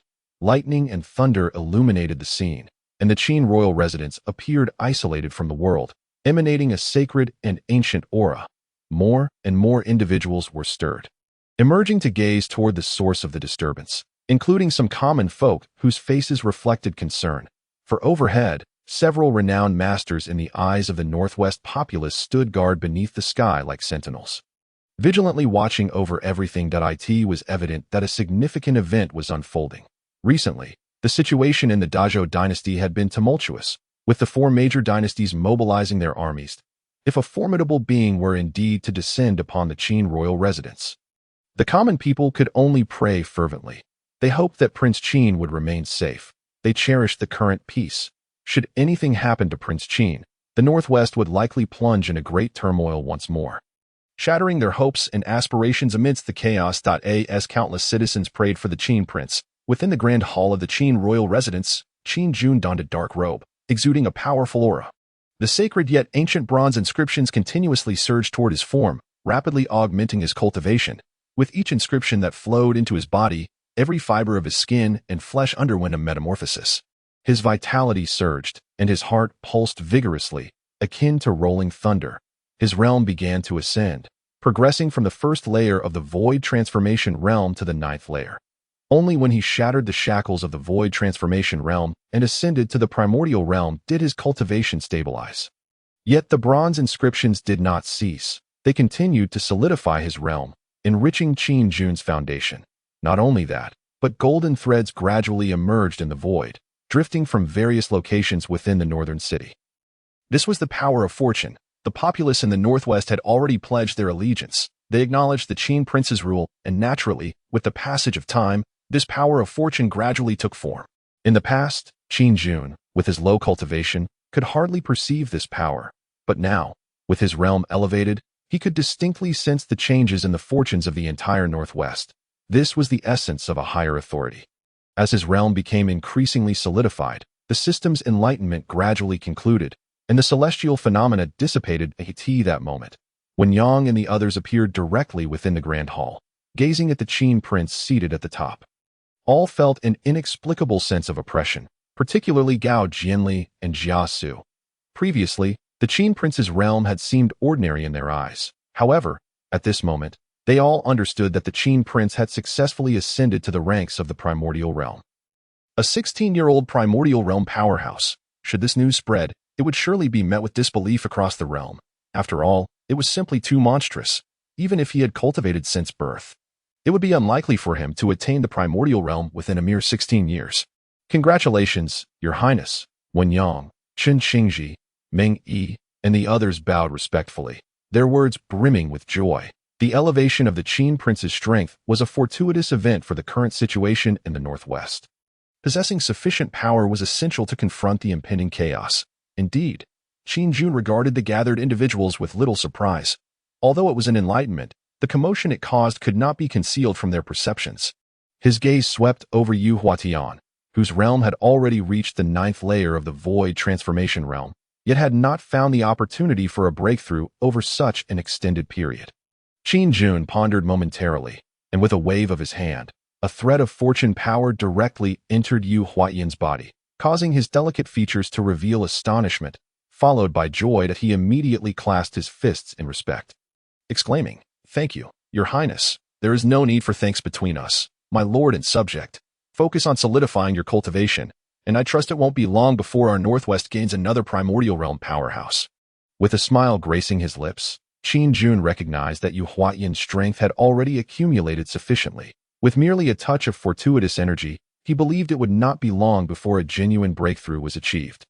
The others, witnessing this, shared in his joy, devoid of any envy. After exchanging a few words, the group gradually dispersed. Eventually, Qin Jun's gaze returned to the system panel. Host, Qin Jun age, 16 cultivation. First layer of the primordial realm moral value, 140. 000 having expended 300,000 moral points for enlightenment. He currently retained 140. 000. Without hesitation, Qin Jun opted for a lottery draw. Ding! Congratulations, host. You have gained the loyalty of the black and white impermanents. Ding! Congratulations, host. You have acquired the artifact. The Yin Soldier Command. Ding! Congratulations, host. You have summoned the strategist Gui Jia from the Three Kingdoms. Ding! Congratulations, host. You have obtained the Spirit Building Origin Stone. Ding! Congratulations, host. You have received the Tao Te Ching. The system panel continued to present an array of rewards, and Qin Jun surveyed the offerings with great satisfaction. Initially believing that the system could merely summon figures from history, he was pleasantly surprised to find even the black and white impermanents had been called forth. 2 of the 10 great Yama generals. Without delay, he began to examine their detailed information. Summoned character, black impermanence, Fan Wujiao, race, divine race cultivation, 6th layer of the primordial realm spirit body, soul binding spirit body artifact, soul hook,